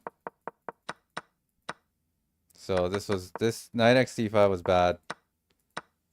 Yeah, this was bad because I calculated wrong. That's why Danish is like knight x d5 calculation. This is apparently better. Okay. Okay, let's see why. Here f5 and e4. Now this works. This idea works. Cause no knight here. Oh my god. Oh, you like that I calculated? I calculated totally wrong though. Exactly the move that I needed to find, I did find. I just did it in the wrong order. This is a big problem that I have. I should have brought up the bouncing when I was talking to him, but I do this a lot where I have the right ideas and then but I don't mesh it well together. Not knight c5, just d5 takes on d5 and now he no longer has this with f5.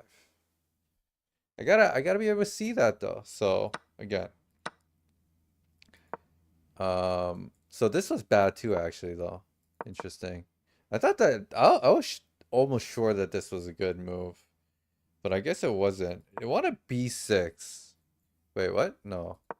It wanted rook hg1. I see. That's the way you want to prevent f5. Okay, you still, I assume, take here. Okay, in this instance, you take with the knight. The knight makes more sense here for some reason. EXD5, and yeah, he can't play this because the rook is there. Yeah, I need to calculate this stuff. I need to see this stuff. I need to see this stuff. Yeah, this idea was just it's too loose, I guess. And king here was bad too. king here was bad because d6 was never an option. So like this is the reason why like I went king c2 because I wanted to play d6, but d6 in and of itself is just bad. Just doesn't make sense. I think here I'm assuming it was rook hg1 too. Yeah, rook hg1. The position just screaming for this move, right? Because eventually, like black wants to play one of these two moves, and so the best way to defend against that is rook hg1. It just makes total sense because you can never play this. So like, okay, so let's say he goes like, I don't know, something like this. Then what? Then we go king c2, apparently, and then bishop e8. Bishop e8 seems to be the move that black needs to play. It makes total sense. Guard this pawn. Yeah, I mean that's easily findable. My opponent did find that. Here, queen g2 is just not. Oh, it says king b1. King b1 first, okay, and then h5 here, and we're totally okay with this move now. Because again, it doesn't actually really stop it, right? It doesn't stop it because now that the king is in the corner, you know, if this ever opens up, it seems pretty scary for black. The other thing is like obviously the queen and the king are in the same file. So this still not really a big threat, I guess. So here now c5. And then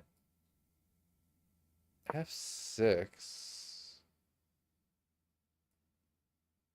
Rook g3, like these are not obvious to me at all. None of these moves seem obvious. I guess stacking makes sense. Again, he can never really take. He can take, and this I guess is still no good. This eventually, I guess, loses somehow. So king g8, yeah, king g8 makes a lot of sense. B, okay, so the idea now is just you're getting a pass pawn. You get a pass pawn as compensation. And black has no space either. Black has like a king to worry about. So that's the compensation. Okay. Can't get it all right. I mean, it worked out because he played rook xc5, yeah. Yeah.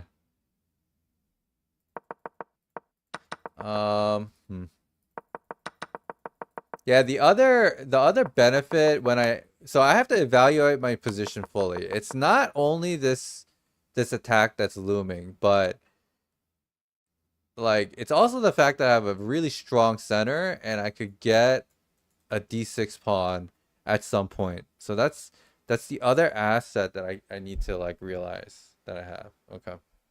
All right. I'm gonna be right back. I'm gonna go to the bathroom real quick. Bathroom.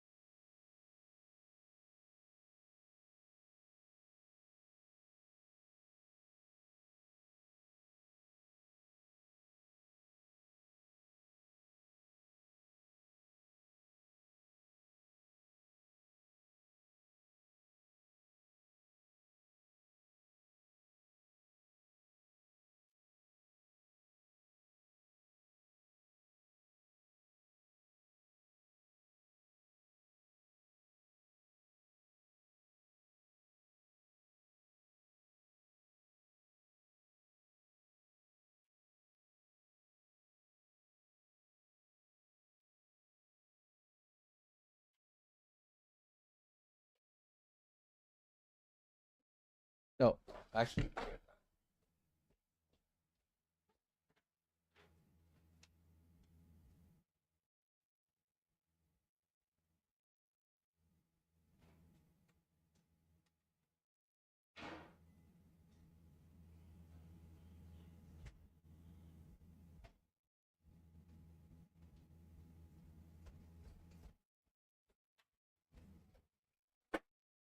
Opposite.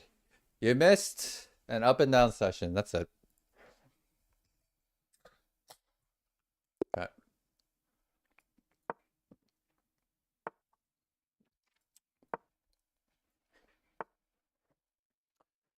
Okay.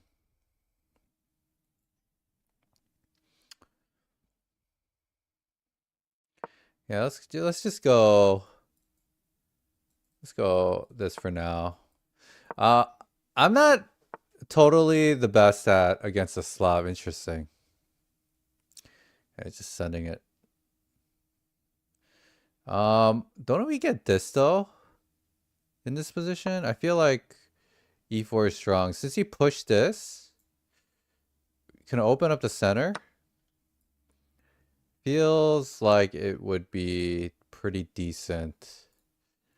Can I play knight here? Here? That seems a little too much. Maybe this was a little too soon. Maybe it was a little too soon.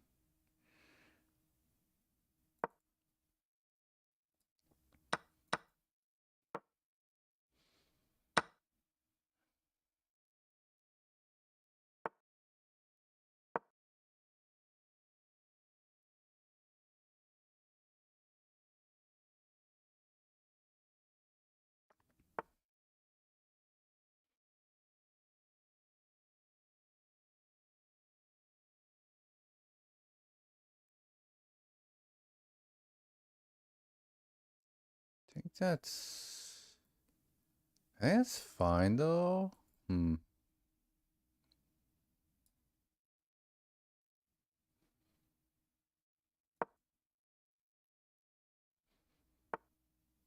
Okay, now we can play bishop g5. This seems kind of crazy. What is this guy doing? Okay.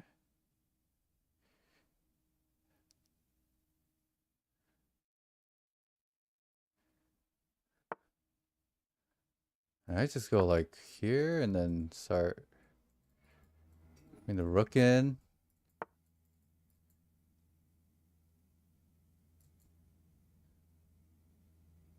Just gonna open up the center and let's probably go actually here first. This.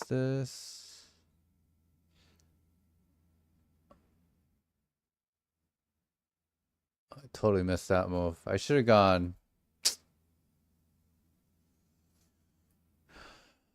Should have gone rook d1. His knight though getting here is not all that great. I think it's fine. Like rook d1 is gonna be played regardless. If he plays like,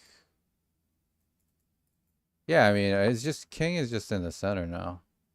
It's just kind of risky in my opinion. Don't see the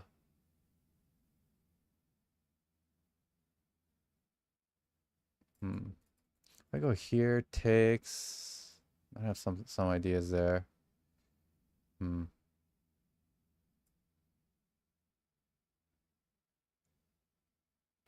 don't want to play g4. G4. G5.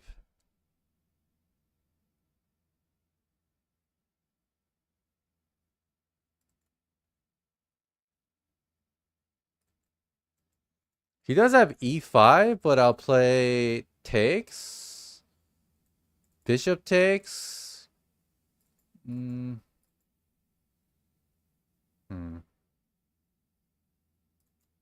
Or we could go, so e5, g5 here.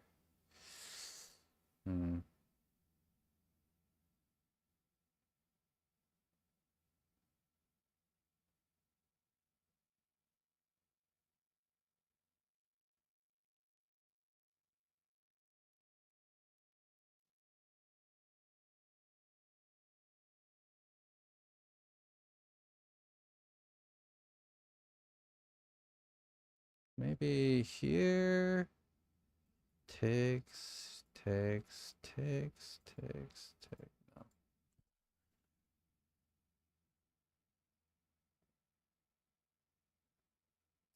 Okay, so here. Maybe just bishop takes. Bishop takes.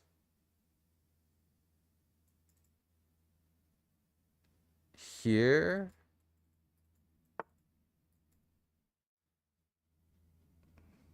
Okay.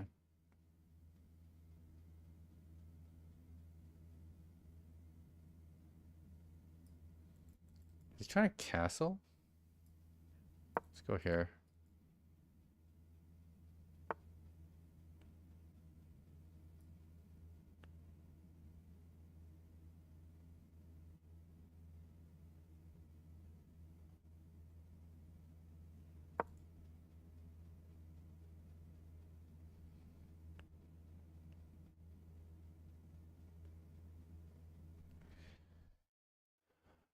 That's pretty good. Let's say. He has no time to take. He does take. Interesting. Thought I just had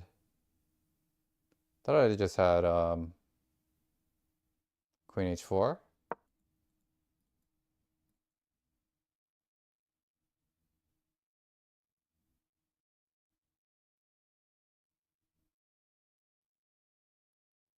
Queen H5. Sorry, Queen H5.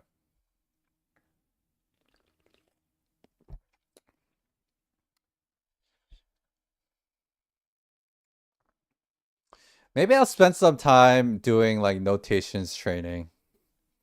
I think I need to work on it. It's kind of depressing how a 2100 player doesn't know proper notations.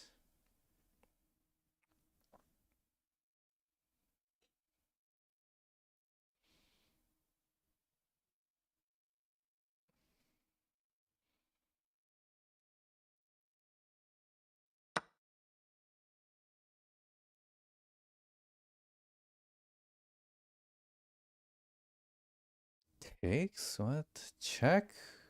Here takes.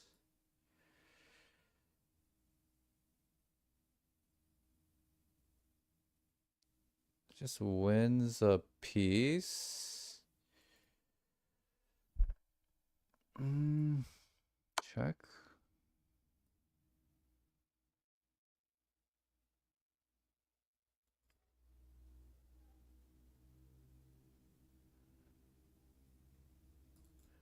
We even have like this, but he has this, so we gotta take.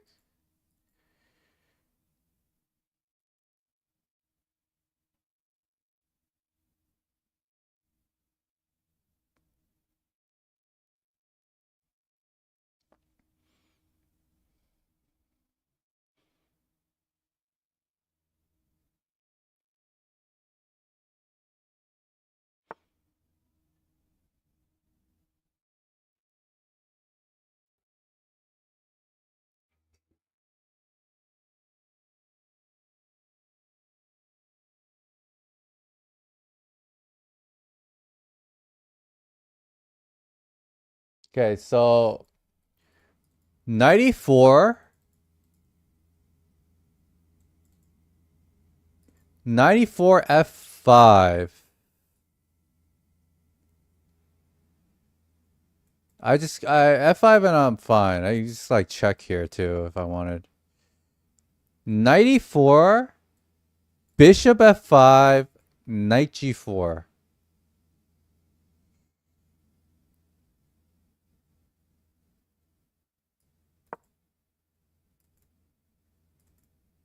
F5 we're not worried about. So, but if he plays F5, we'll calculate further. I don't think he will. Maybe better try would be Bishop F5. But we have Knight G3 and Knight G3, Bishop G6. Actually, no, wait, hold on. This is mate. Hold on, this is mate. So, well, actually, that's why he has to move the bishop. He has to move the bishop. He can't go f5. He can go f5, but then check here. Yeah, so he just makes room. But now if I go takes, no, that doesn't work.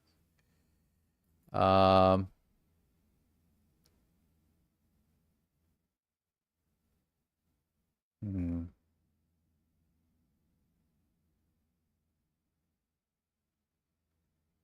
So how about?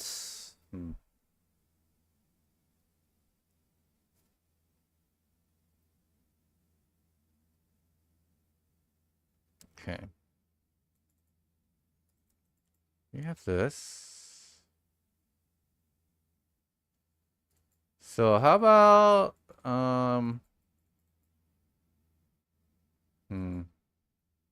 They have this too? Might have that.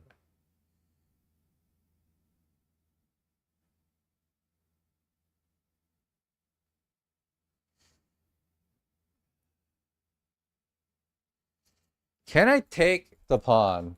Can I take this pawn? I don't want his king escaping. Can I take this pawn? If I take this pawn, takes,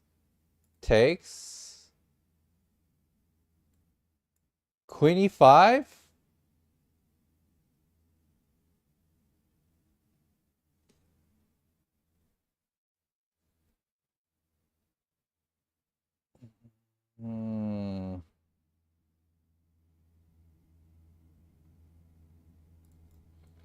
Takes, check. He also has like... He's really complicated. Holy fuck. Okay.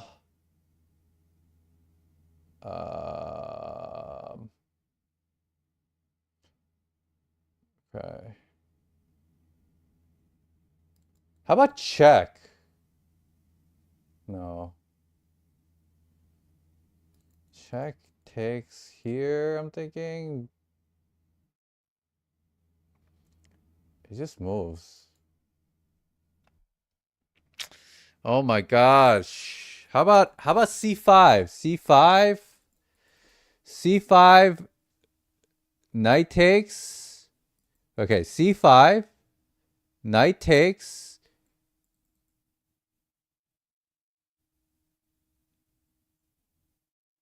Rook takes. No, c5. I don't know. I'm gonna go c5. I'm gonna go c5. I don't exactly know if this works, but I feel like at least this pressure comes off, and I mean this pawn is gonna fall anyways. I don't know. Maybe this frees this up. Okay. Here.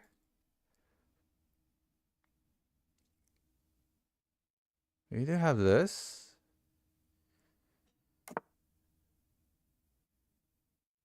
Okay. Shit.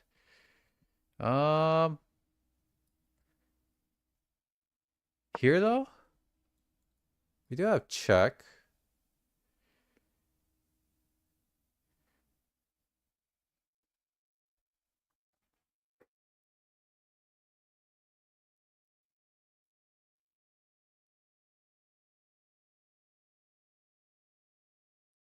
So if f5 here, okay, no f5.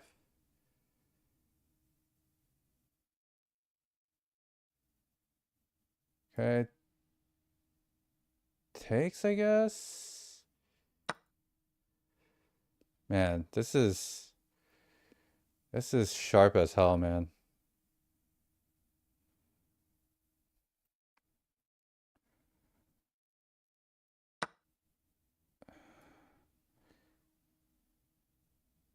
Takes.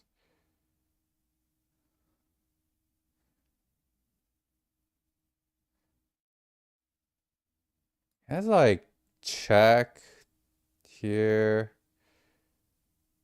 Check here. check.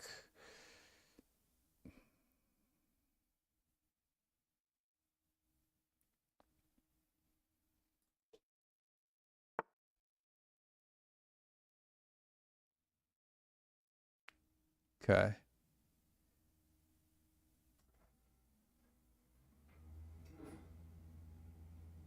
Okay, let's go here.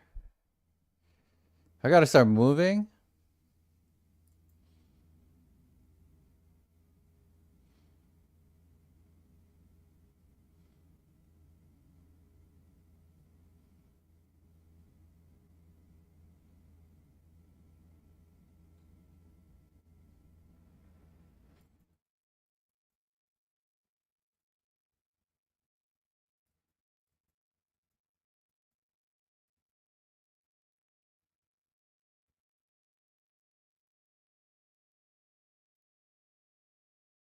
Here, here.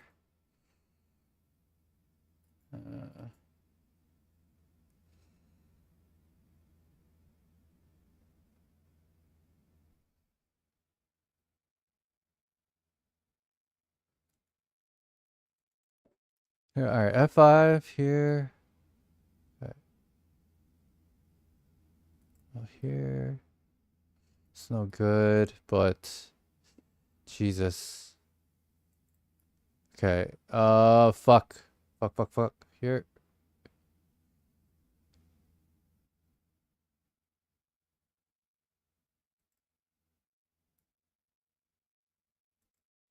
Wait. Check? Oh no, did I mess up? Fuck. I think I messed up. Okay, okay, okay, okay. I think he messed up back. He should have just moved, I think. Um.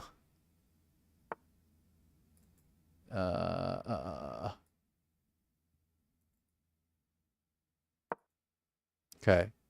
Actually, wait, hold on. Oh, I think I figured it out. Here.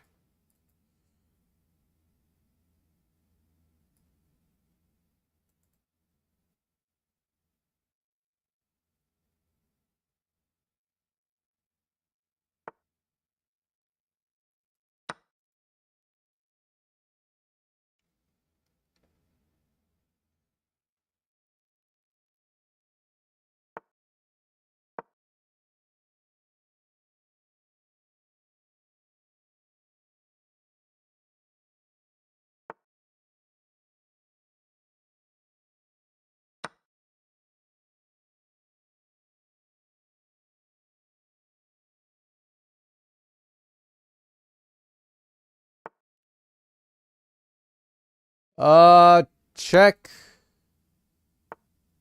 Check.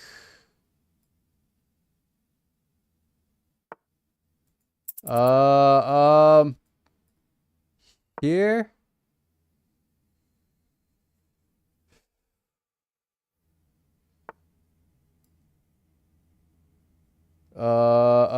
Here. This guy's fucking tricky as hell. Going for fucking F2 there? You serious? Holy shit.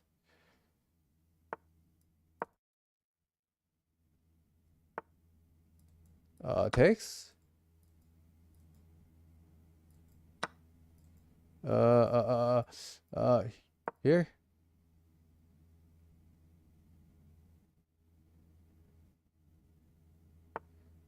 Here. Takes.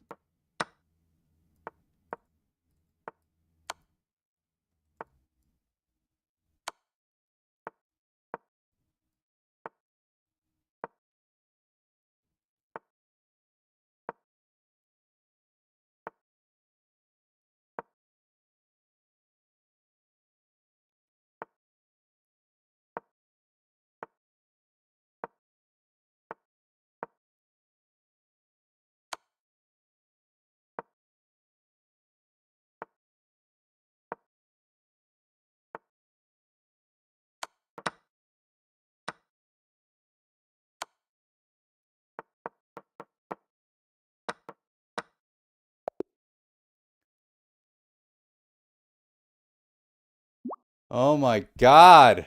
That was intense. Holy shit. I think I versed this guy before because I remember his profile picture.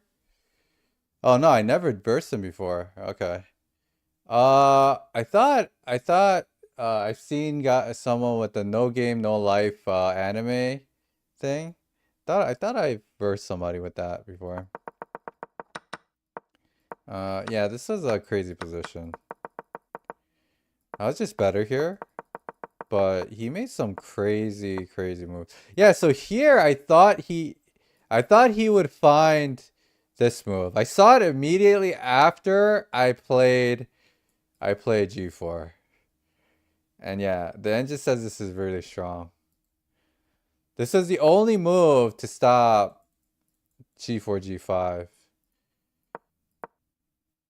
Yeah, GG's. Bro gave you a chance to change your answer? Wait, what do you mean bouncing? What do you mean? Yeah, I saw this after, man. So what was the move here then, I guess? Bishop E5. Bishop E5 first. Okay. Yeah, I was always scared of this, so I didn't even think to get this off the file, but obviously my knight is here right now, so it's fine. Probably at some point you'll play like King G1 too, I assume.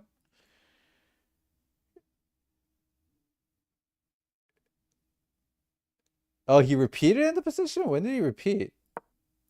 I don't remember.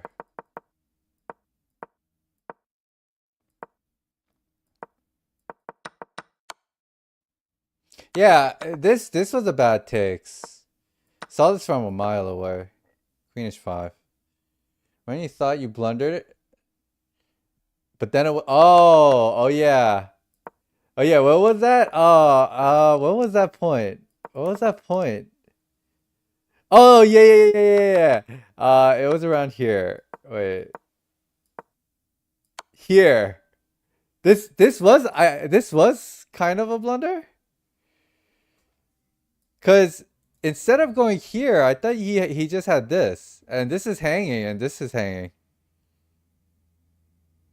But apparently I'm still ahead somehow. So here the move is it's just actually 7.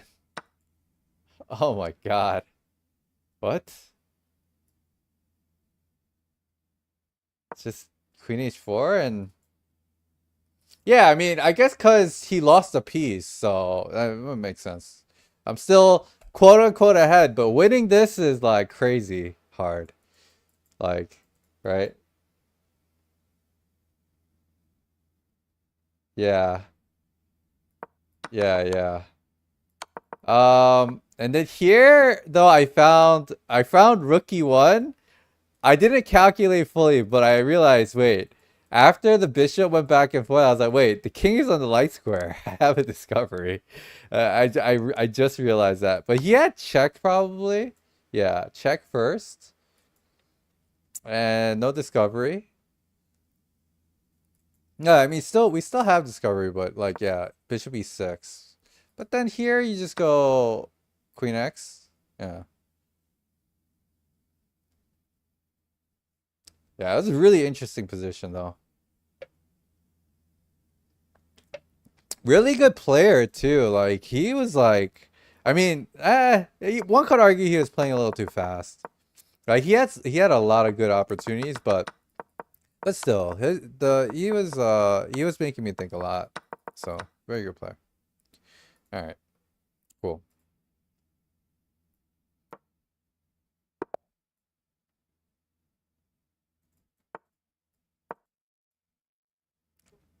Well, his time was actually no. I mean, he was probably thinking as hard as he could. His time was similar to mine. So yeah.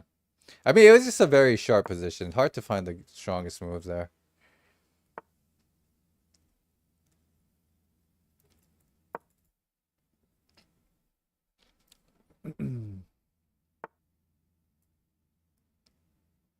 Okay.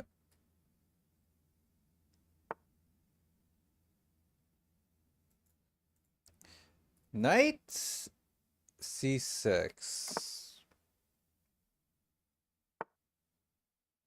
Wow, really? Can you do this? Wait, what if I go here? Wait, this looks wrong. How is he playing b6 here? He's got to go bishop d7, I think. Let me just go back.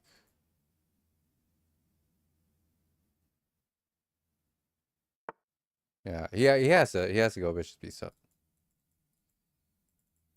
I think probably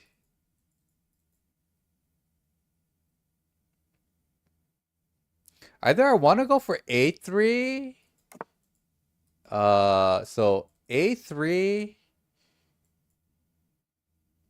or yeah, this position is similar to one of the lines that I reviewed before. A3 and like well, maybe knight c3 first. Maybe knight c3 first. And then a3 and then queen d3 is the way that you want to play this.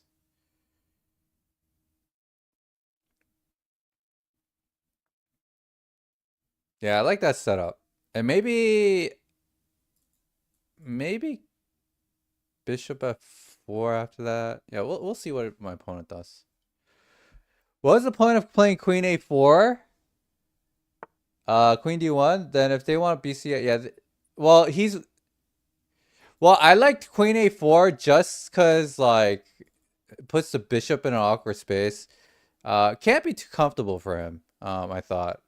Okay, so he's going here.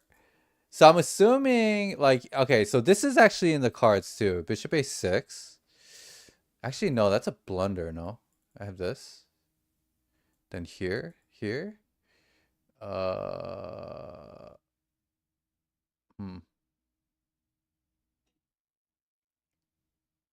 Yeah, I still do I play a3 or b3?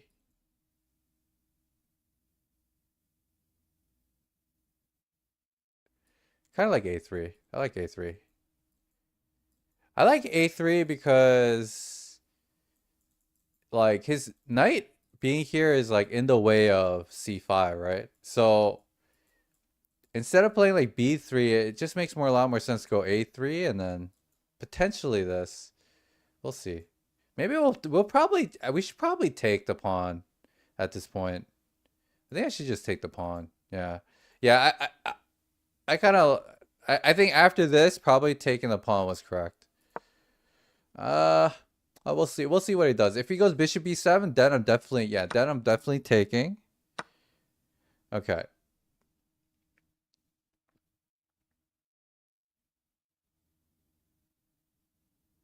Okay.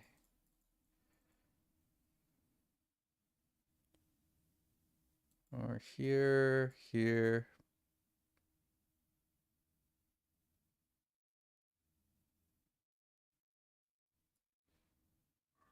Let's go queen c2. I think queen d3 doesn't really do enough. Queen d3 allows for e4.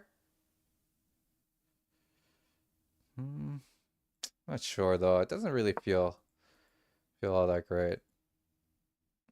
Maybe I should have considered queen d3 more. Queen d3. Again, like in this, like black wants to, with this setup, black wants to play c5, but he doesn't have it.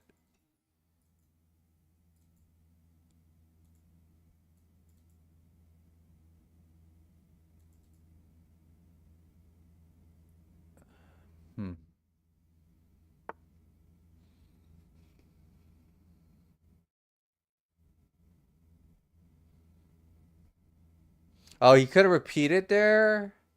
True. Yeah. I see your point. Yeah. I see your point.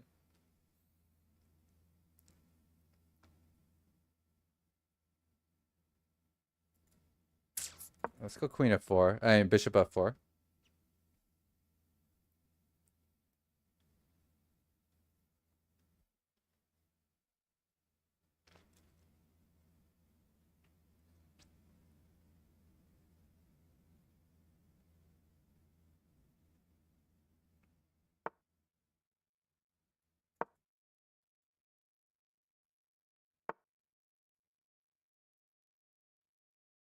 Okay.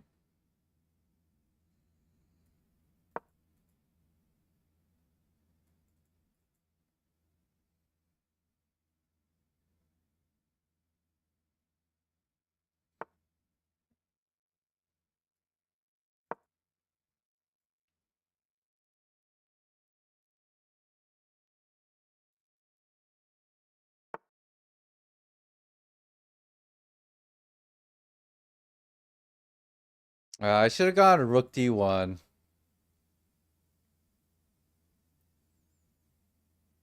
Uh,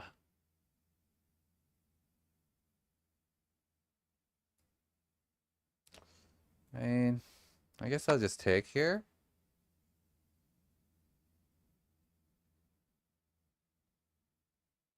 We do have like,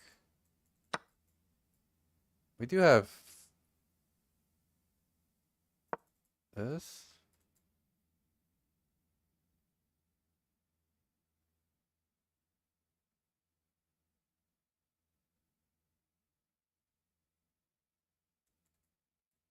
I have 95 after.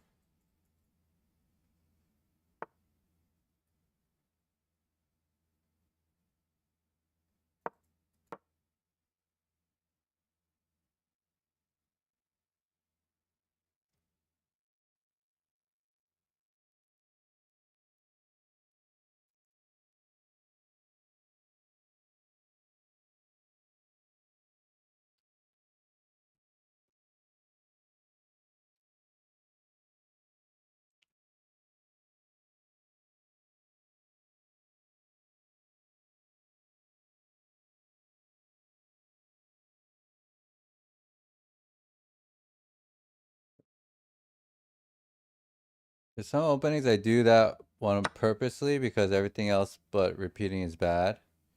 Yeah.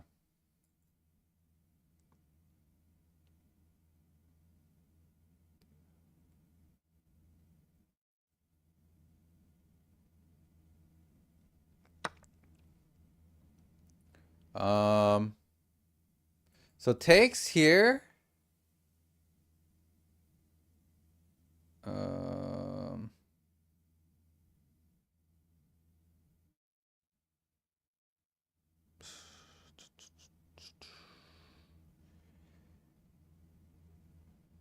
yeah, that doesn't work. Hmm.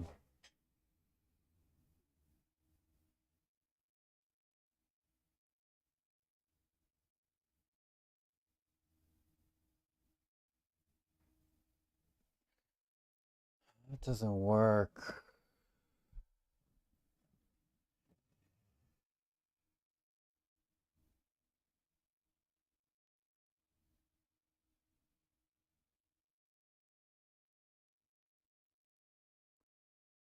Hmm.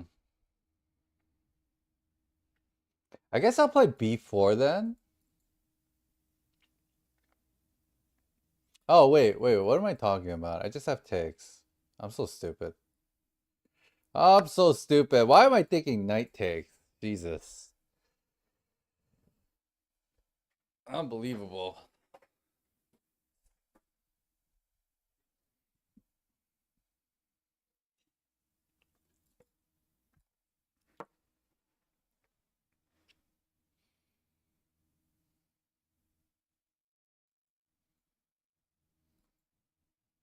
I guess this isn't forced because he has e takes rook. Yeah, he takes here. Actually, no, it is forced because I have this. I'm attacking both. So he has to attack. He has to take.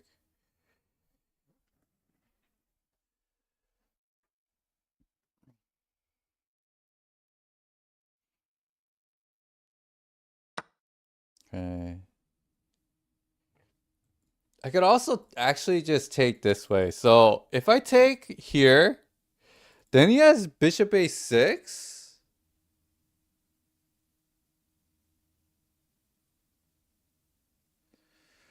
Bishop a6 is kind of annoying.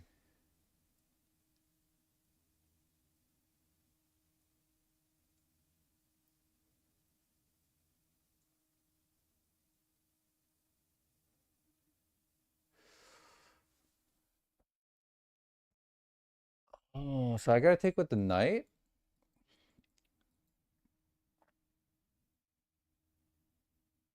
Well, hold on. Let's see, rook c7, bishop a6.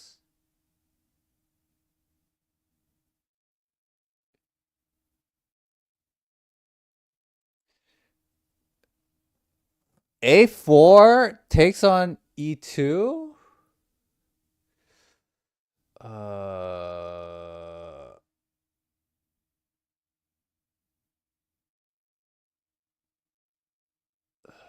No, that's stupid.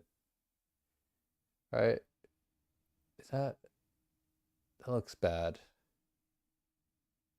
That looks bad. That's gonna I'm just gonna take it this way.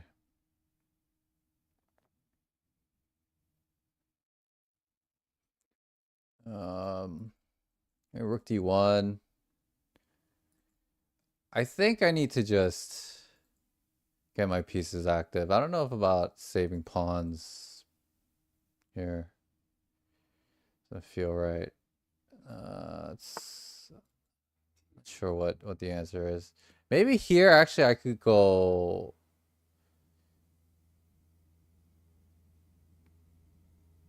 back here because I attacked the pawn. And so if he takes here, we could take, or we could take this too.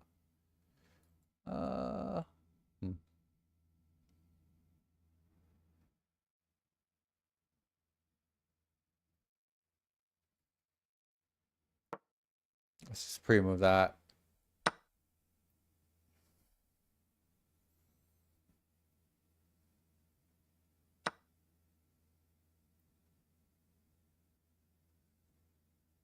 Okay.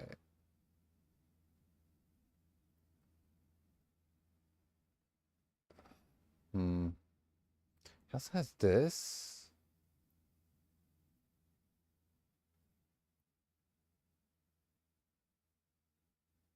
Okay, here.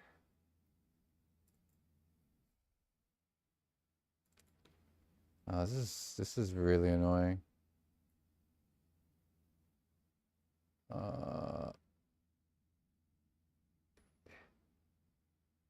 Here.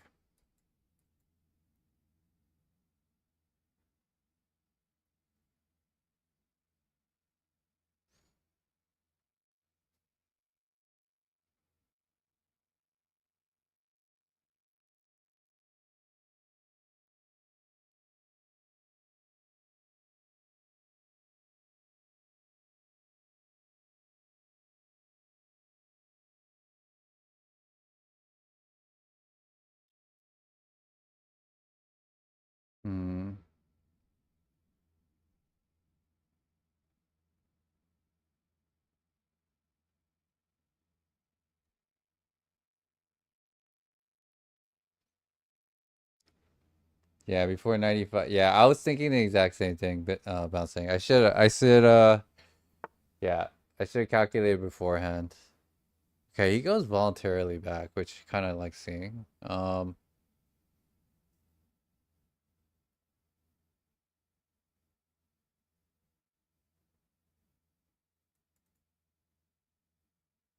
I just take this? Though? I feel like that just gives me this pawn. Takes here, just go here, I guess. I mean, we're just escaping. We're not in danger.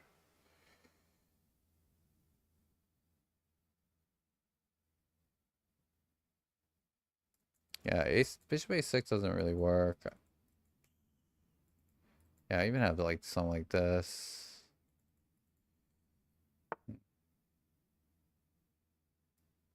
Yeah, I think this makes more sense. Here, this, and we have that.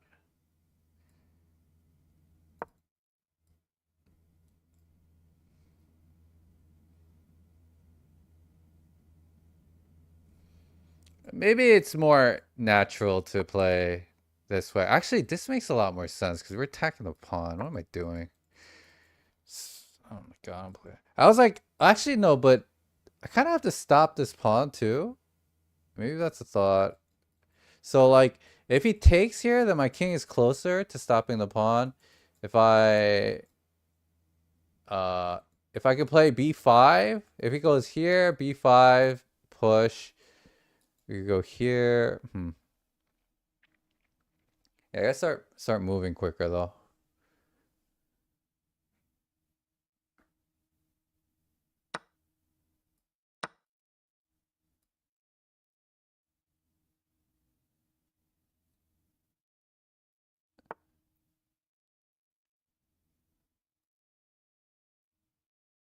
Okay. I don't know about this move.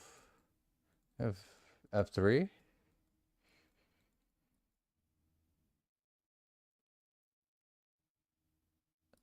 F3. 96. F3, 96.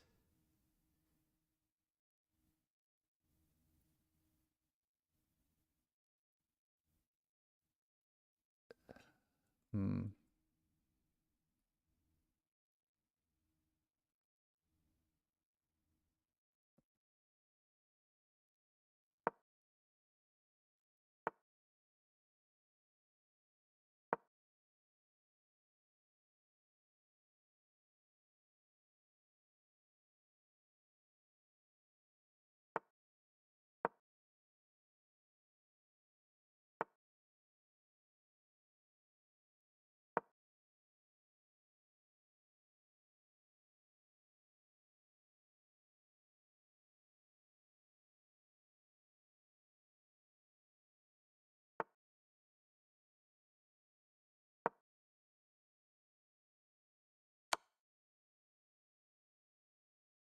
Let's go here. I'm not blundering. Takes this way. Prevent takes. Prevent check. Okay. Okay, just move. No, just takes.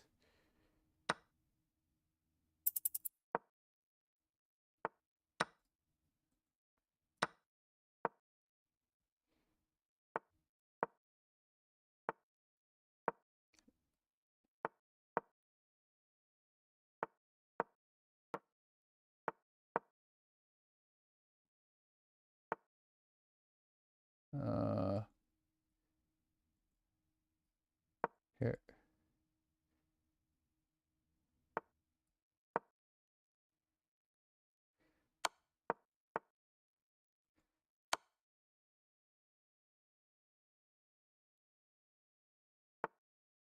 Ooh, what?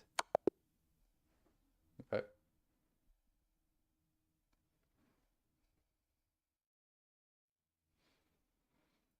Yeah, walking into bin is definitely not smart. Okay, yeah. This was a mistake. So what was the move here to take advantage? It says just 95. Oh. Just 95. And yeah, if he goes here, then we have this. Yeah. So 95 first.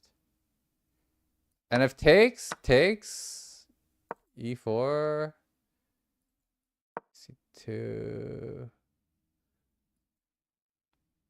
bishop b7, rook d1, queen c8.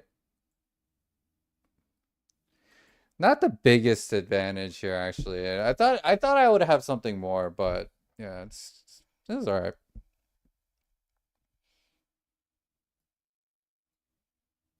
Play b7, you kind of run out of ways to win this, yeah.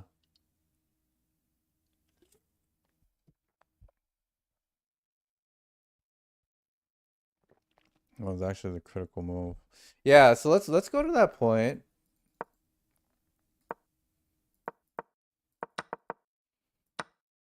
Maybe I just didn't really have much here. Yeah, I guess like I mean at this point, like knight c5 was not the best. It just wants e3 first. Yeah. It wants e3 first, and this makes a lot of sense because it resolved some of the issues that I had later on in the game when I decided to liquidate everything. Um, so yeah, I was a little too hasty on this. Just e3 first, and yeah, maybe go for that later, but it's a bit too hasty with all this.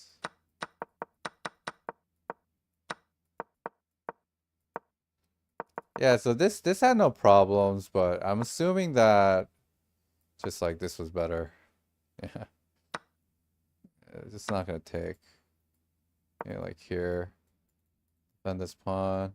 Oh, it says takes is better. Interesting.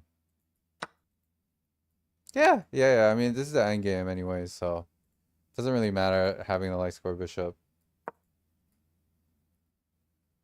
Yeah. Or no, attack this pawn. It's King f1. Ah, yeah, King f1, of course. This. Always been a debate whether to keep the pawn on the 6th rank or push it to the 7th. And the rook ending the con with pushing into the 7th rank as the king can support the pawn. And if you try to win by running the king, yeah. Depends on the position what is better try to win. I think white has strong practical chances in bishop versus knight. Because you have the outside pass pawn. Yeah, I have these two guys and particularly the a3 pawn. So having the bishop is nice for sure, yeah.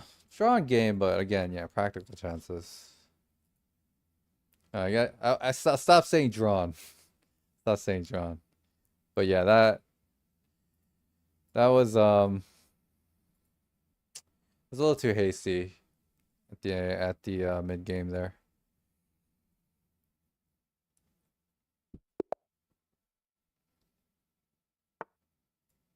Cool. Can we finally play Night Orc once? Oh my god, we're getting to Night Orc. Nice.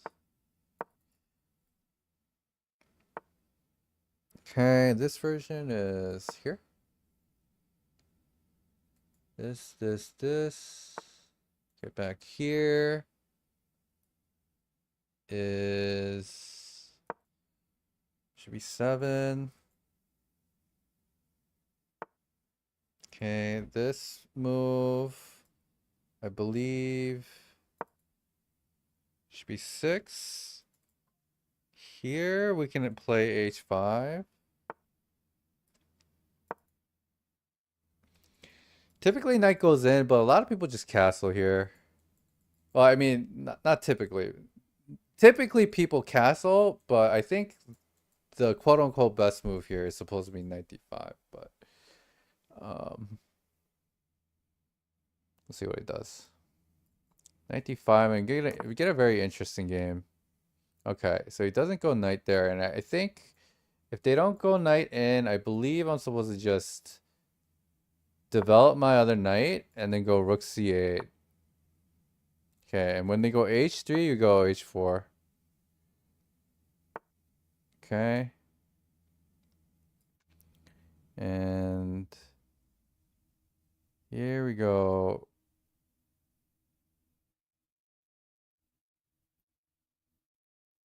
Yeah, rook c1.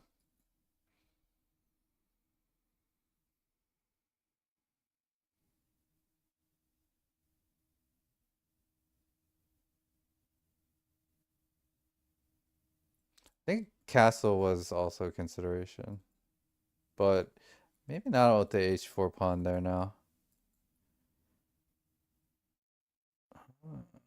Probably was castle.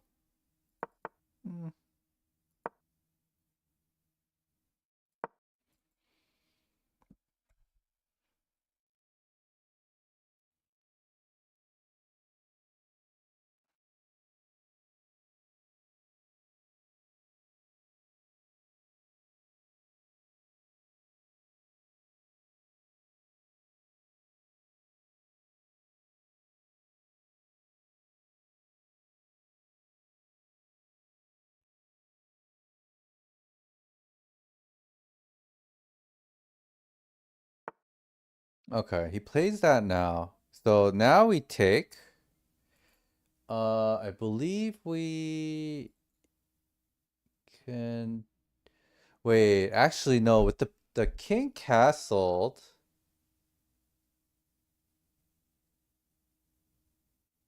I actually think it might be knight takes. Wait.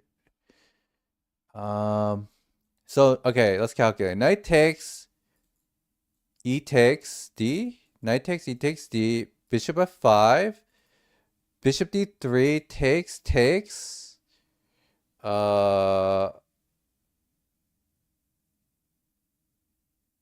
Wait, hold on. No, wait. Is this a blunder? Am I losing it here? Is this a blunder?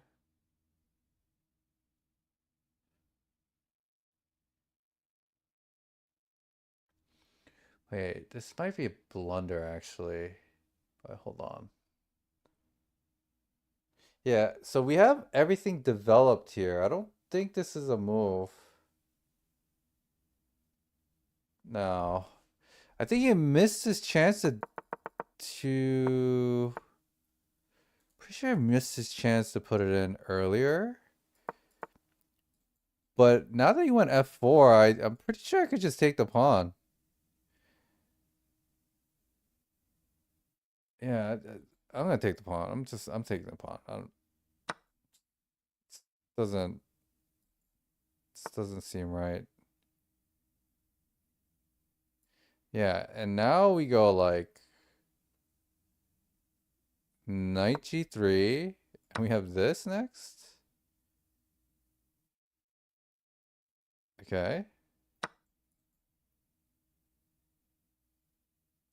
This is really wrong for my opponent. This is it's kind of lights out.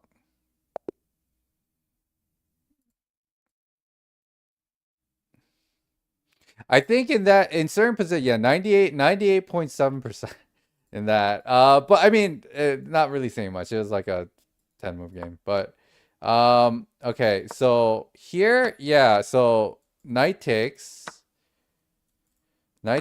He's not allowed to, after he pushes f4, he's not allowed to jump in the knight. Yeah. So, yeah, I mean, this is just GG. Yeah.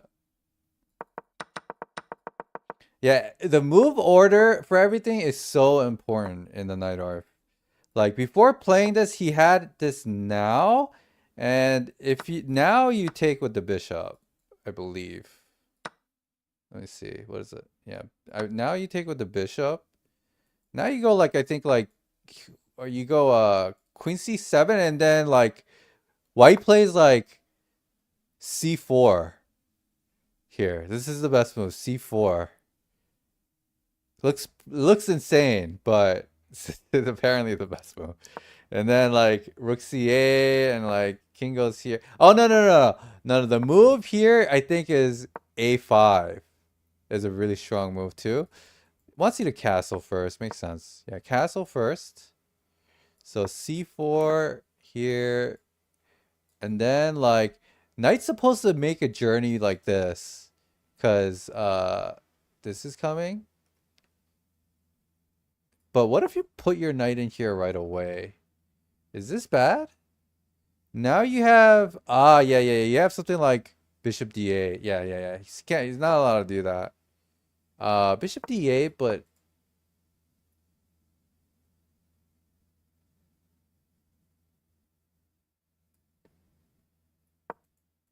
you gotta play like this. Wow. Not so obvious to play this way. But yeah, so then b3. Then b3. a5 here. Yeah, and the idea here is to always sack the first rook. Maybe not right now. Huh. Maybe not right now. d7 first?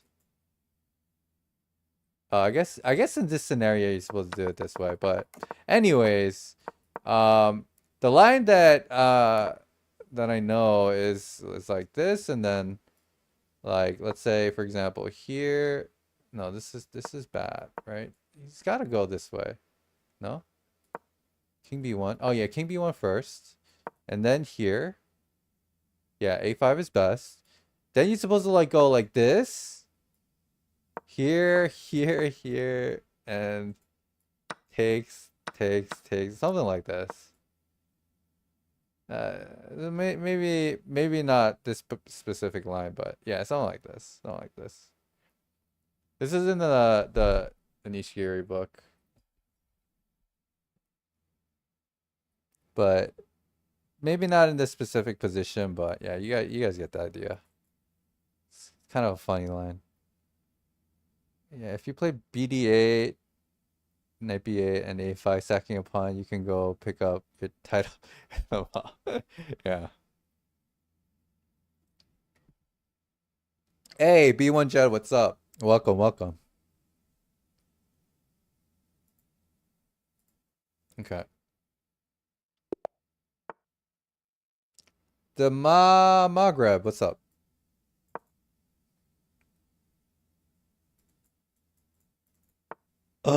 Do we get to play the Knight of again? Oh my gosh. Lucky us. Okay, this version first. I think I mean, still this. Almost always E5, unless it's a bishop move. Okay, knight back here. I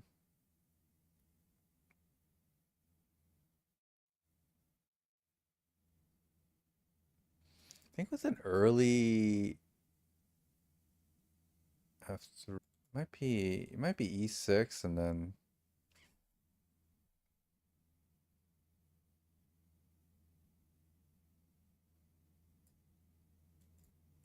where is it? I think it's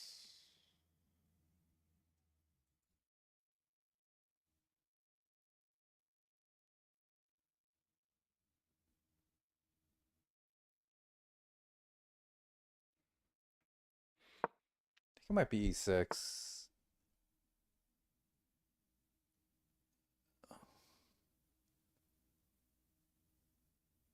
Yeah, here either this or no, wait. This is turning into the same position as before, actually. Here. Yeah, it's turning into the same position. Now we play H5. Okay.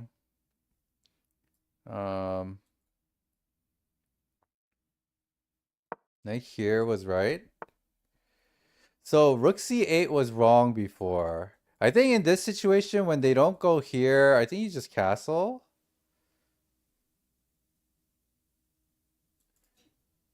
Castle. Knight N takes.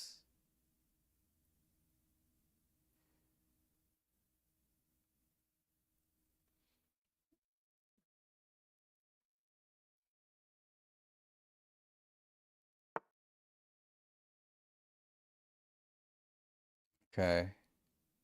So yeah, at this point, I think he can play H3, and I'm not supposed to play H4. I think here we just go for the attack now. We go B4.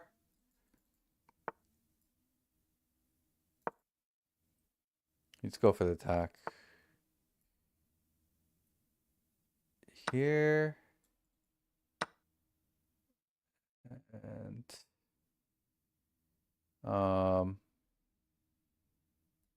here.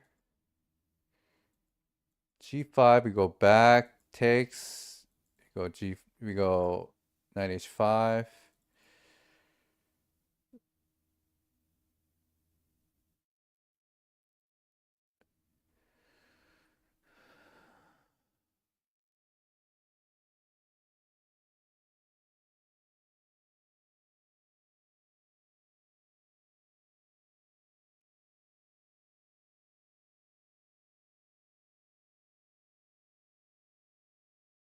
Hey, Torian, what's up, man? What's up? A4. Okay. So, all right, let's think. G5, G5 on knight E8. This is like part of the theory. Knight E8. You actually kind of like G5 because he can't really. It's harder for him to attack. I think takes is more makes more sense. We might throw in A4 first. Back. And then takes. Takes is never an issue. Cause yeah, it's just opening up the the file for an attack. So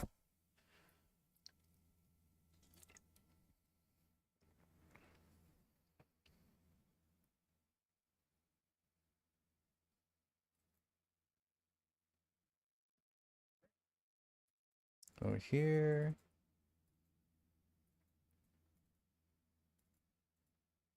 No.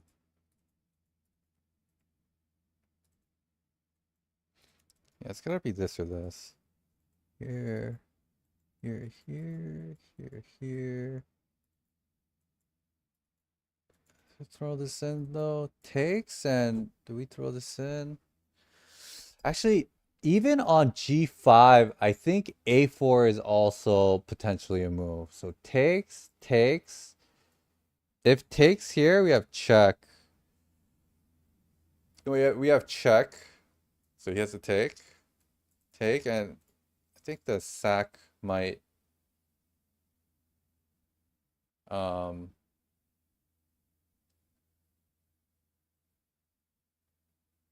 might be okay. We'll think about this. We'll think about this when the time comes. Because this bishop is always going to be a bad piece.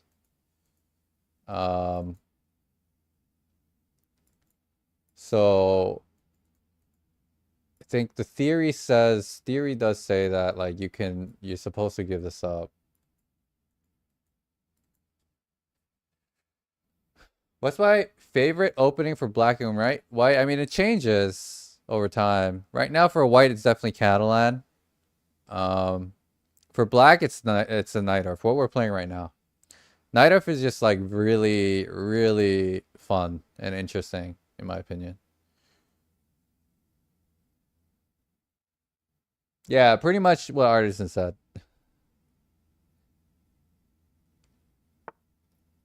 Okay. All right. Let's calculate this.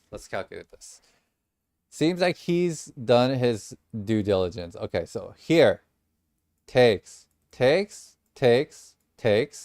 with check. Takes with the queen. Takes.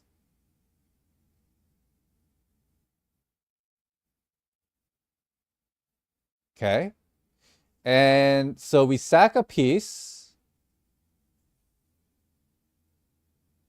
Okay, what's white's move after that? So white will probably want to play bishop D3,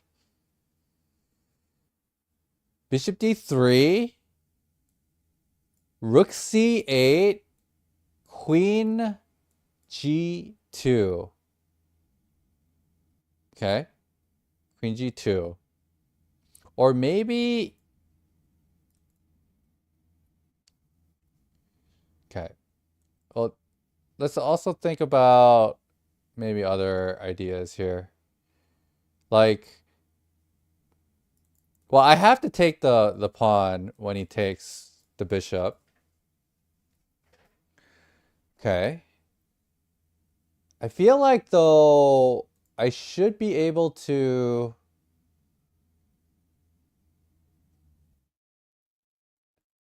go like, I don't know, knight c5? Maybe bishop d3, knight c5. If takes, I think we're fine with that. Because we're about to play queen a7. Queen a7, b3 though.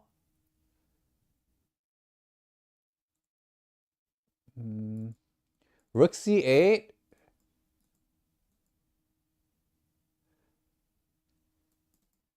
Queen g2.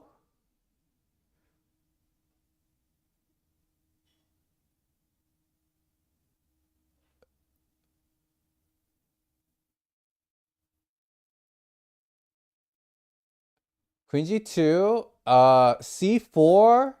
Rook g1. F5.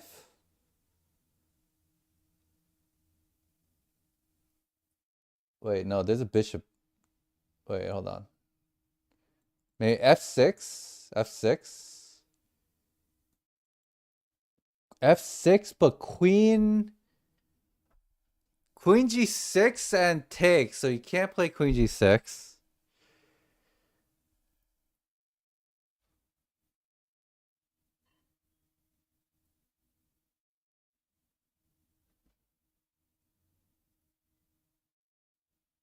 Okay, I think we're in time. I think we're in time. Let's try it out. Try it out. Totally fine if I lose this type of game. I think it's fine. It's exciting to kind of figure this stuff out. So, or like, you know, like just it's exciting to lose these type of games because you learn so much from them.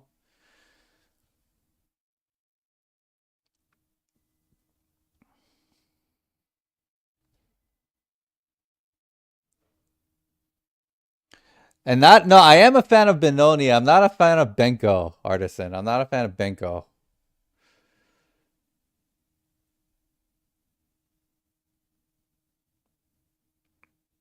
Okay, if he takes here, then we take with the bishop.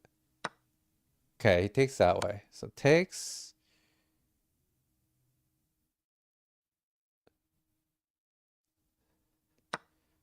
Takes. Okay, we're going into the same line here. I'm gonna go probably c5. Knight c5. Next. Probably bishop d3. I'd imagine. Maybe he'll start with like king rook g1. He does start with rook g1. So then I will probably play.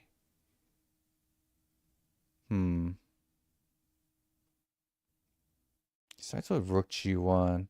Yeah, then I guess it's rook c8.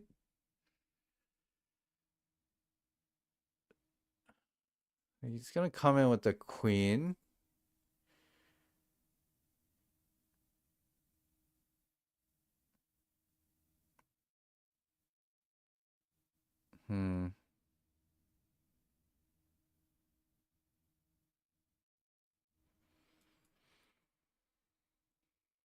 Okay, he's going bishop h6. Okay. So do I have to move the rook first? Is a question. Or do I play like actually f5? Kind of makes sense.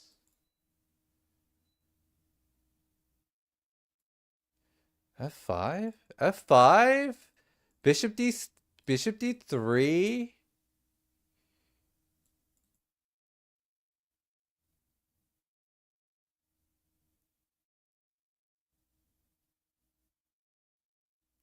Queen c8.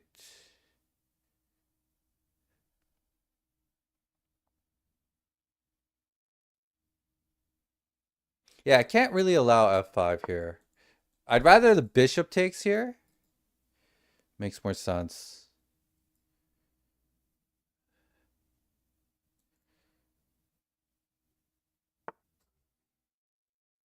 Okay. I think, though, then I have this. F4. Stopping any h6 ideas. This is not really that crazy. Although he does have this.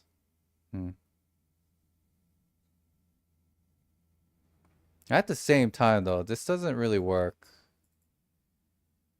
Because I have knight here, knight f6.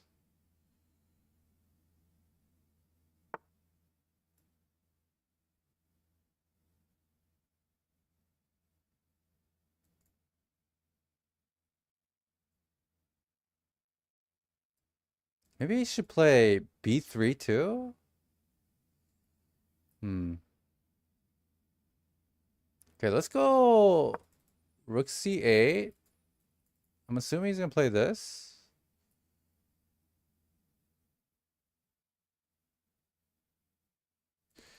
Yeah, no, b3 is not good. B3 is not good. Then we'll play knight f6.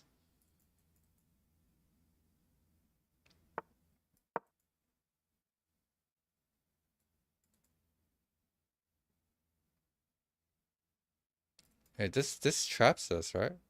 Wait. I thought he was gonna play queen f5. Why did he play?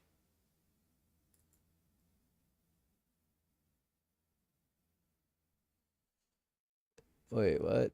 Okay, so that just wins the pawn back and the piece back. Is that what I want though?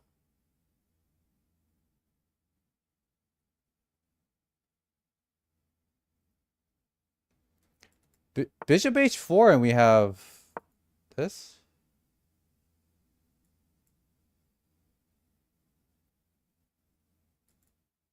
I guess he could just play a6 now? a6 but this? No, no. Yeah, a3 and we just take?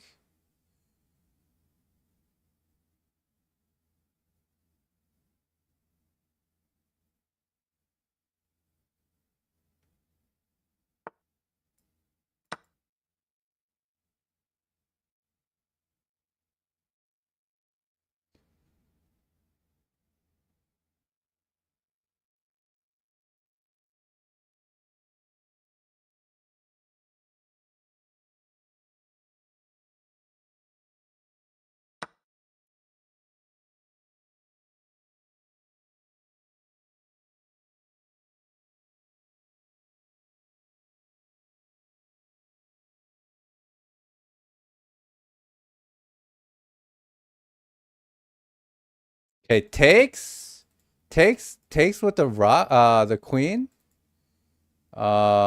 Takes, check, push him back.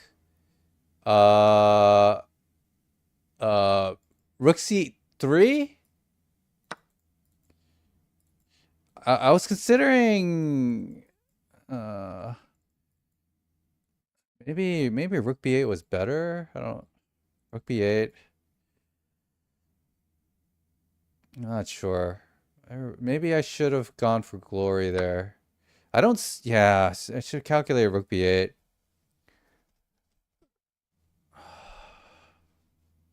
No, Rook b8. Actually, no. I don't know if that works.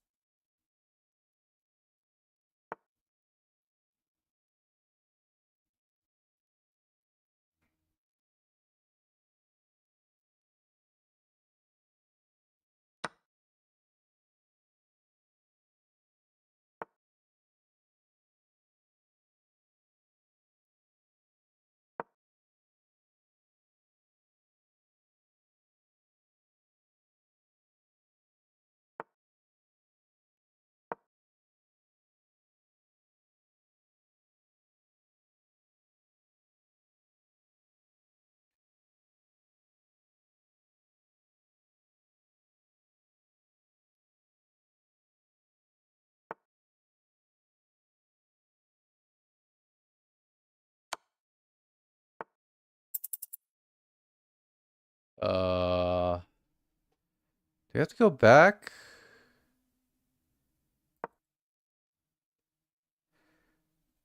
I think this is fine. Maybe not. Maybe not. I don't know. No fucking clue.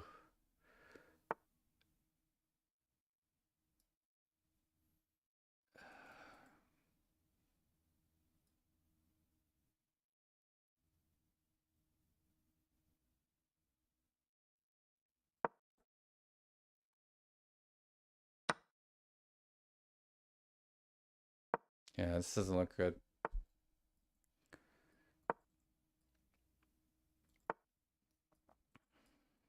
Jesus.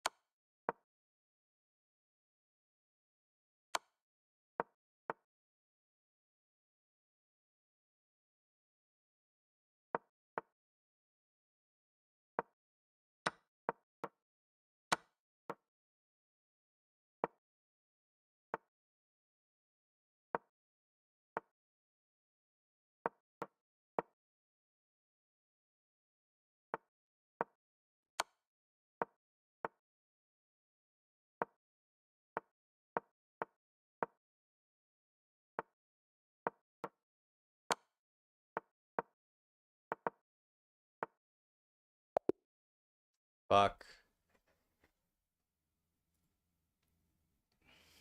That was a good game. That was a good game. So I was apparently really losing here. Oh, this didn't work. Oh, just back. Sag. So yeah, this is just bad for me. Didn't work.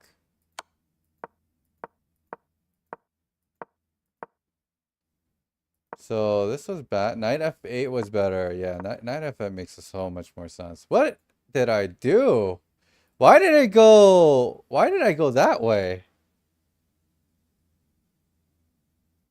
Why did I go knight f6? Knight f8? Bro, come on. Come on. Come on. But even so, like, yeah. I still had this. Okay, takes was correct, and I was supposed to keep the pieces on. Yeah, yeah. Trading was a really bad decision. His king is so much more in deeper shit than mine. Also, I get the tempo from the rook attacking. So I'll probably go like this and yeah.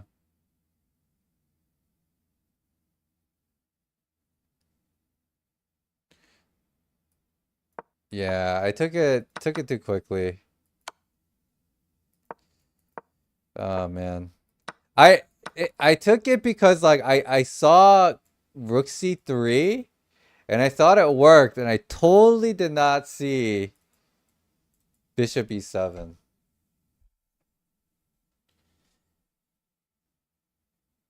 Yeah, bishop e7 was a this good move. I was still apparently okay here though. Here? This is okay.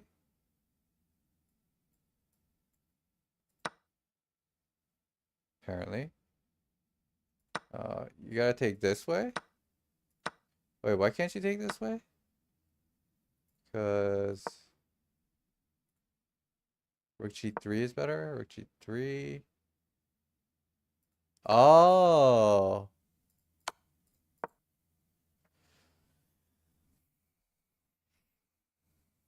Yeah. That's a good game. That was a good game. That's fun. Yeah, this is why I love the Night Orb. Whether I win or lose, it's just like really fun to play. And there will be a day when I'm better at this opening. Yeah.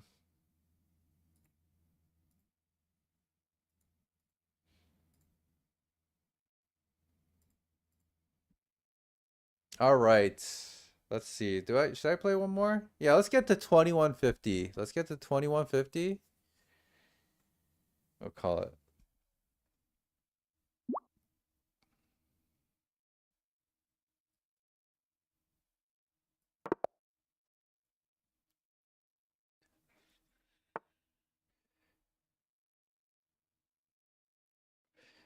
They yeah. Yeah, well, it'll be a theory battle. It'll be a theory versus theory battle. Um, okay. So the Slav.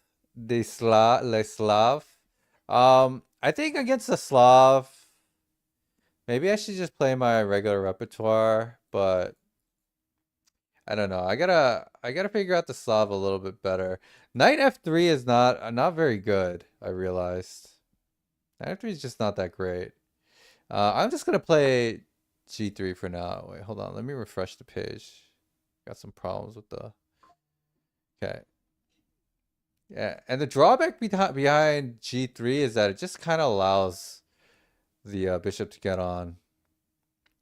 Um, the bishop to get on F5.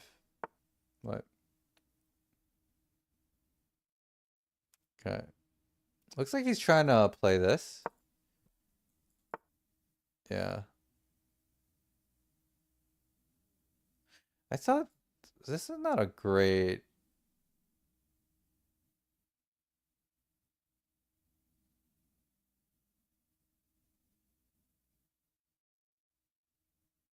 Um,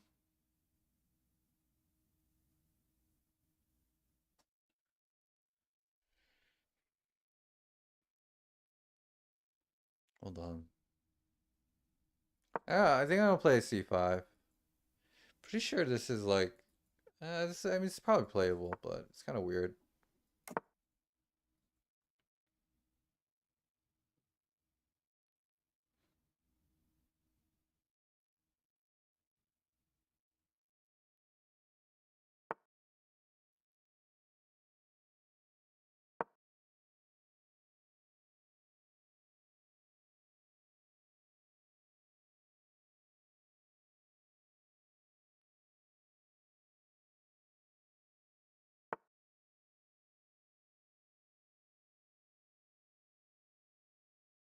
Okay.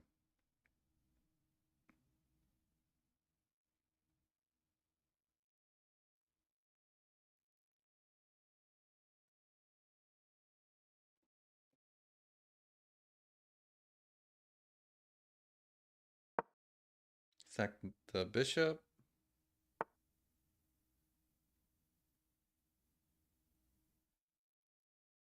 Okay.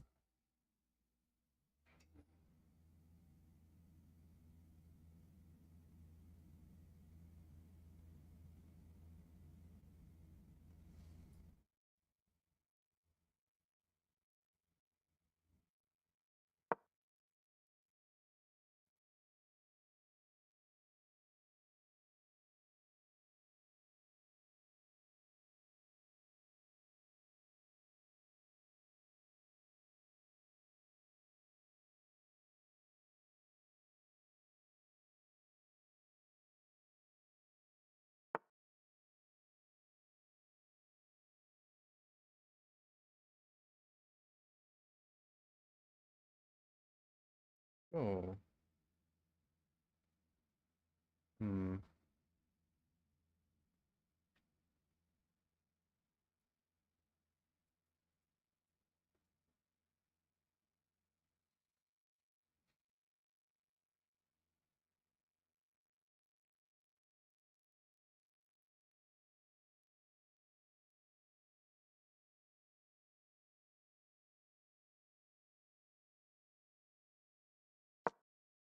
I'm having trouble imagining my pieces right now. I'm kind of tired.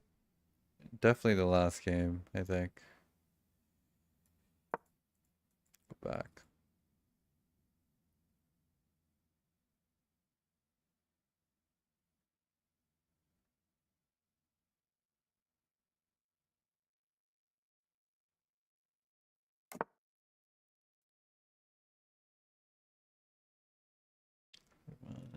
Here.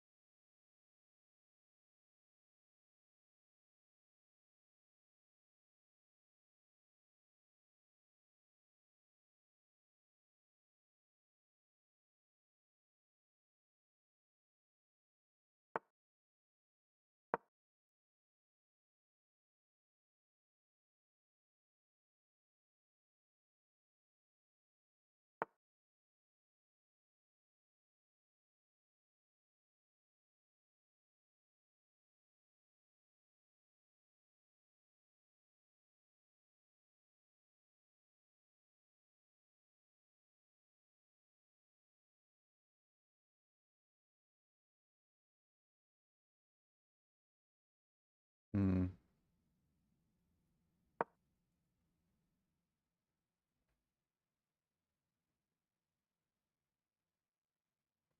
Maybe I should go knight c3. No, this is knight d2 looks weird. Yeah, fuck. Oh my god, what is knight d2? I am so dumb. Holy shit.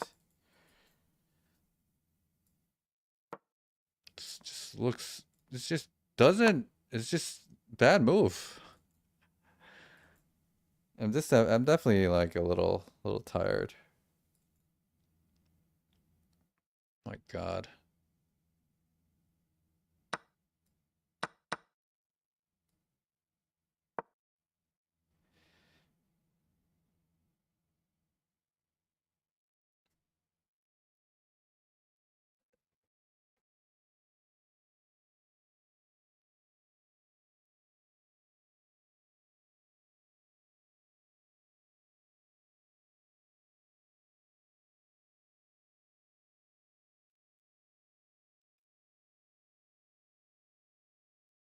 My goodness. It's down 2 fucking pawns.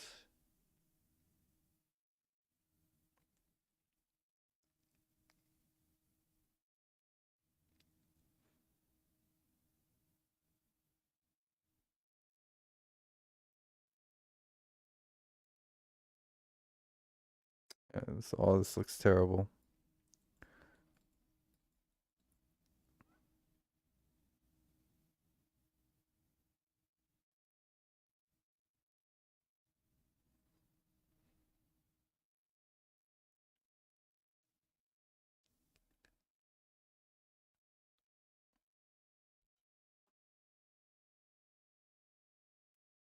What is he thinking about?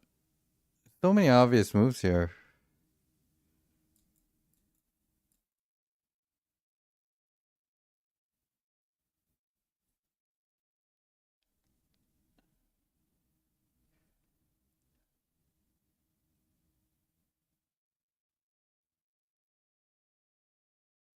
Is he? I guess he's like thinking, like, does this work? I guess. Is that what he's trying to conjure up? It's just like there's really no reason to think here. Yeah, I mean at this point, it's wasted like 2 minutes on playing this. It's a pretty straightforward position. This is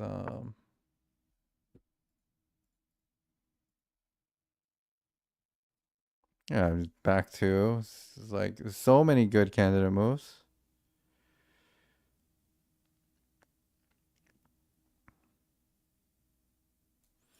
I might consider this. Yeah, I'm probably gonna play this.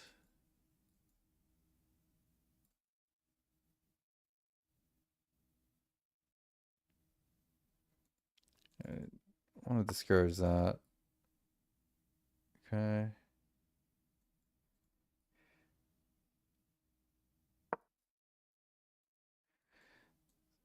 Thought maybe this would have been stronger, but yeah, everything's probably winning.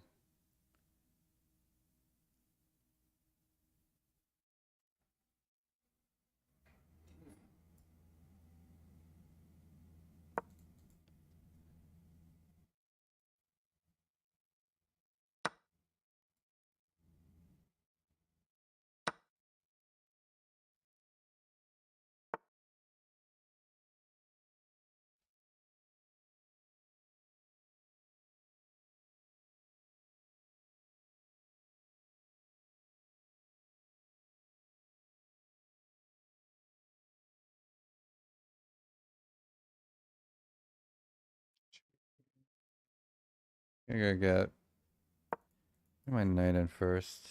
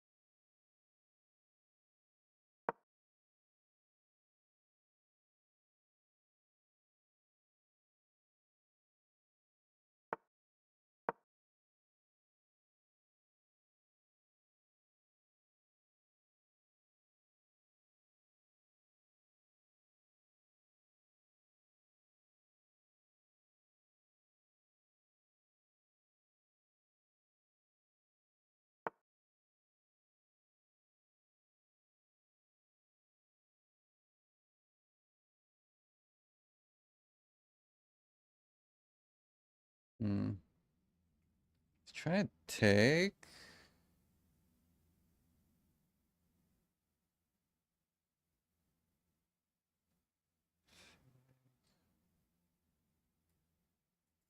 Okay, take. Wait, actually, we could take this way too. Here, not here.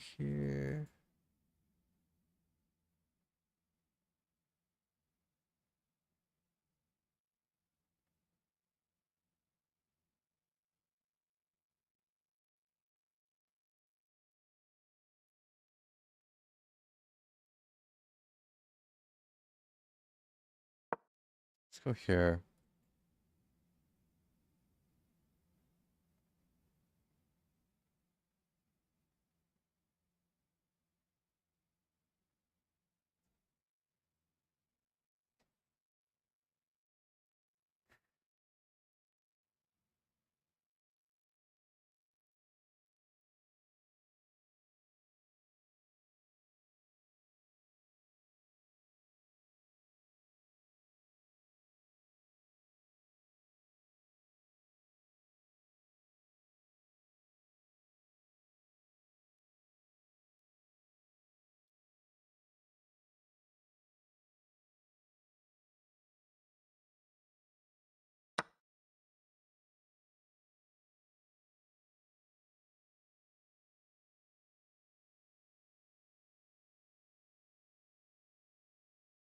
I think I gotta take this way.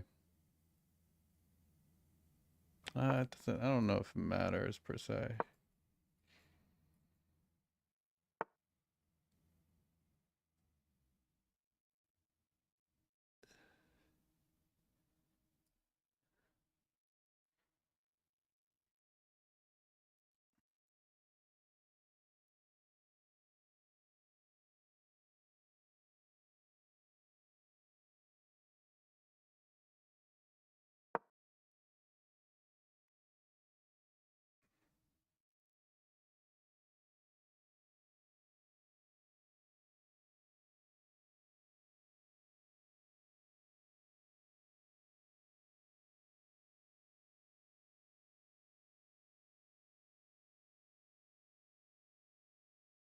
Yeah, this is probably not a great move. I don't know. Takes.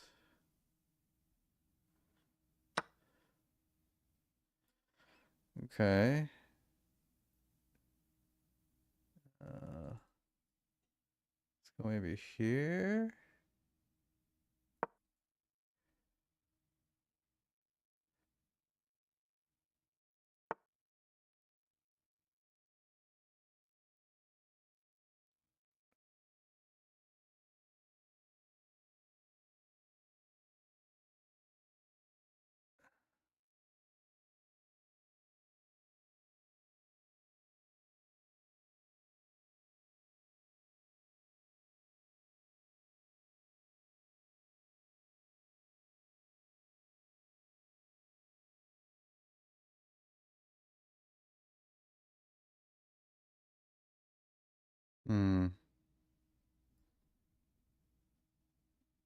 Okay, let's go here.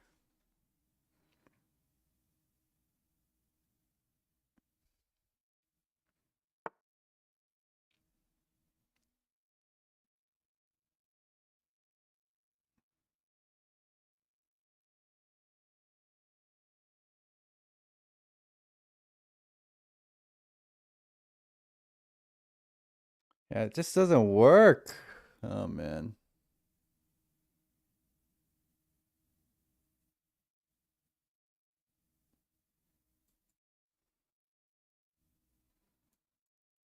Takes first.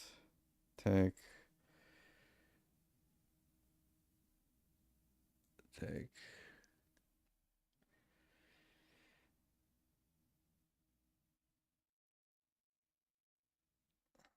just doesn't work.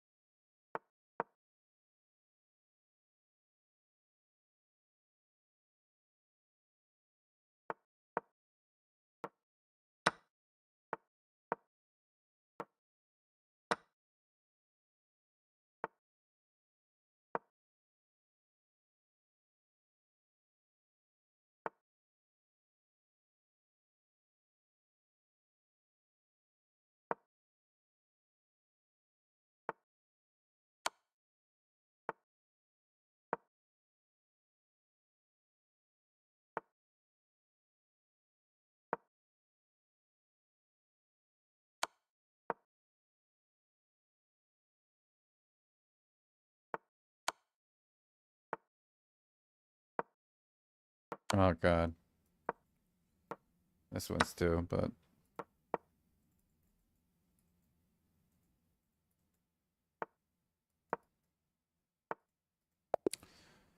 GG.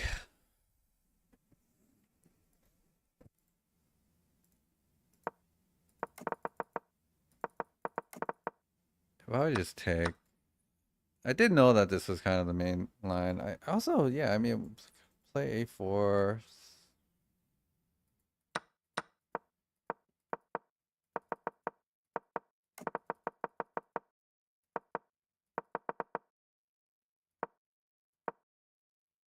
Oh, here it does want this.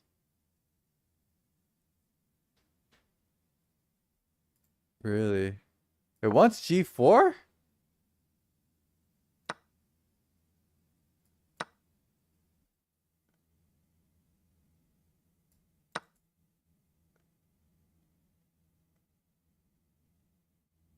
Wait. Wait, what am I smoking?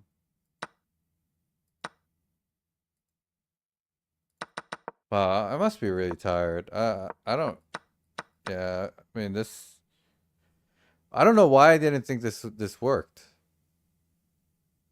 What? Why did I not think that worked? Makes me lose my mind.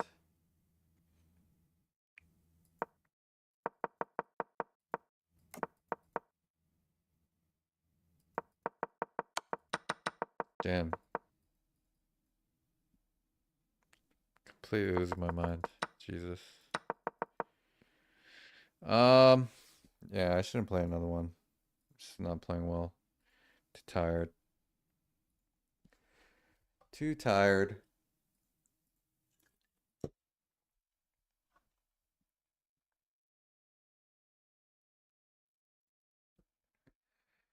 All right, guys. It is time. It is time. Let us send this off to Grizzu. That's just what I should be doing, is Noah? cursing the chest. I haven't gone to Noah. Noah's also rebranding. He's not Noah K Live anymore. He's Noah K Chess.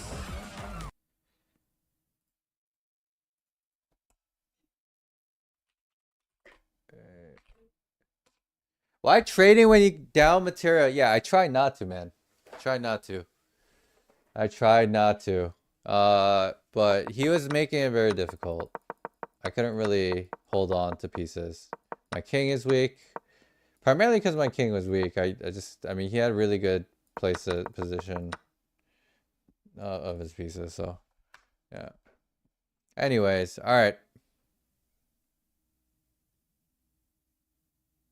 I will see you guys tomorrow. Peace, peace. Have a good night.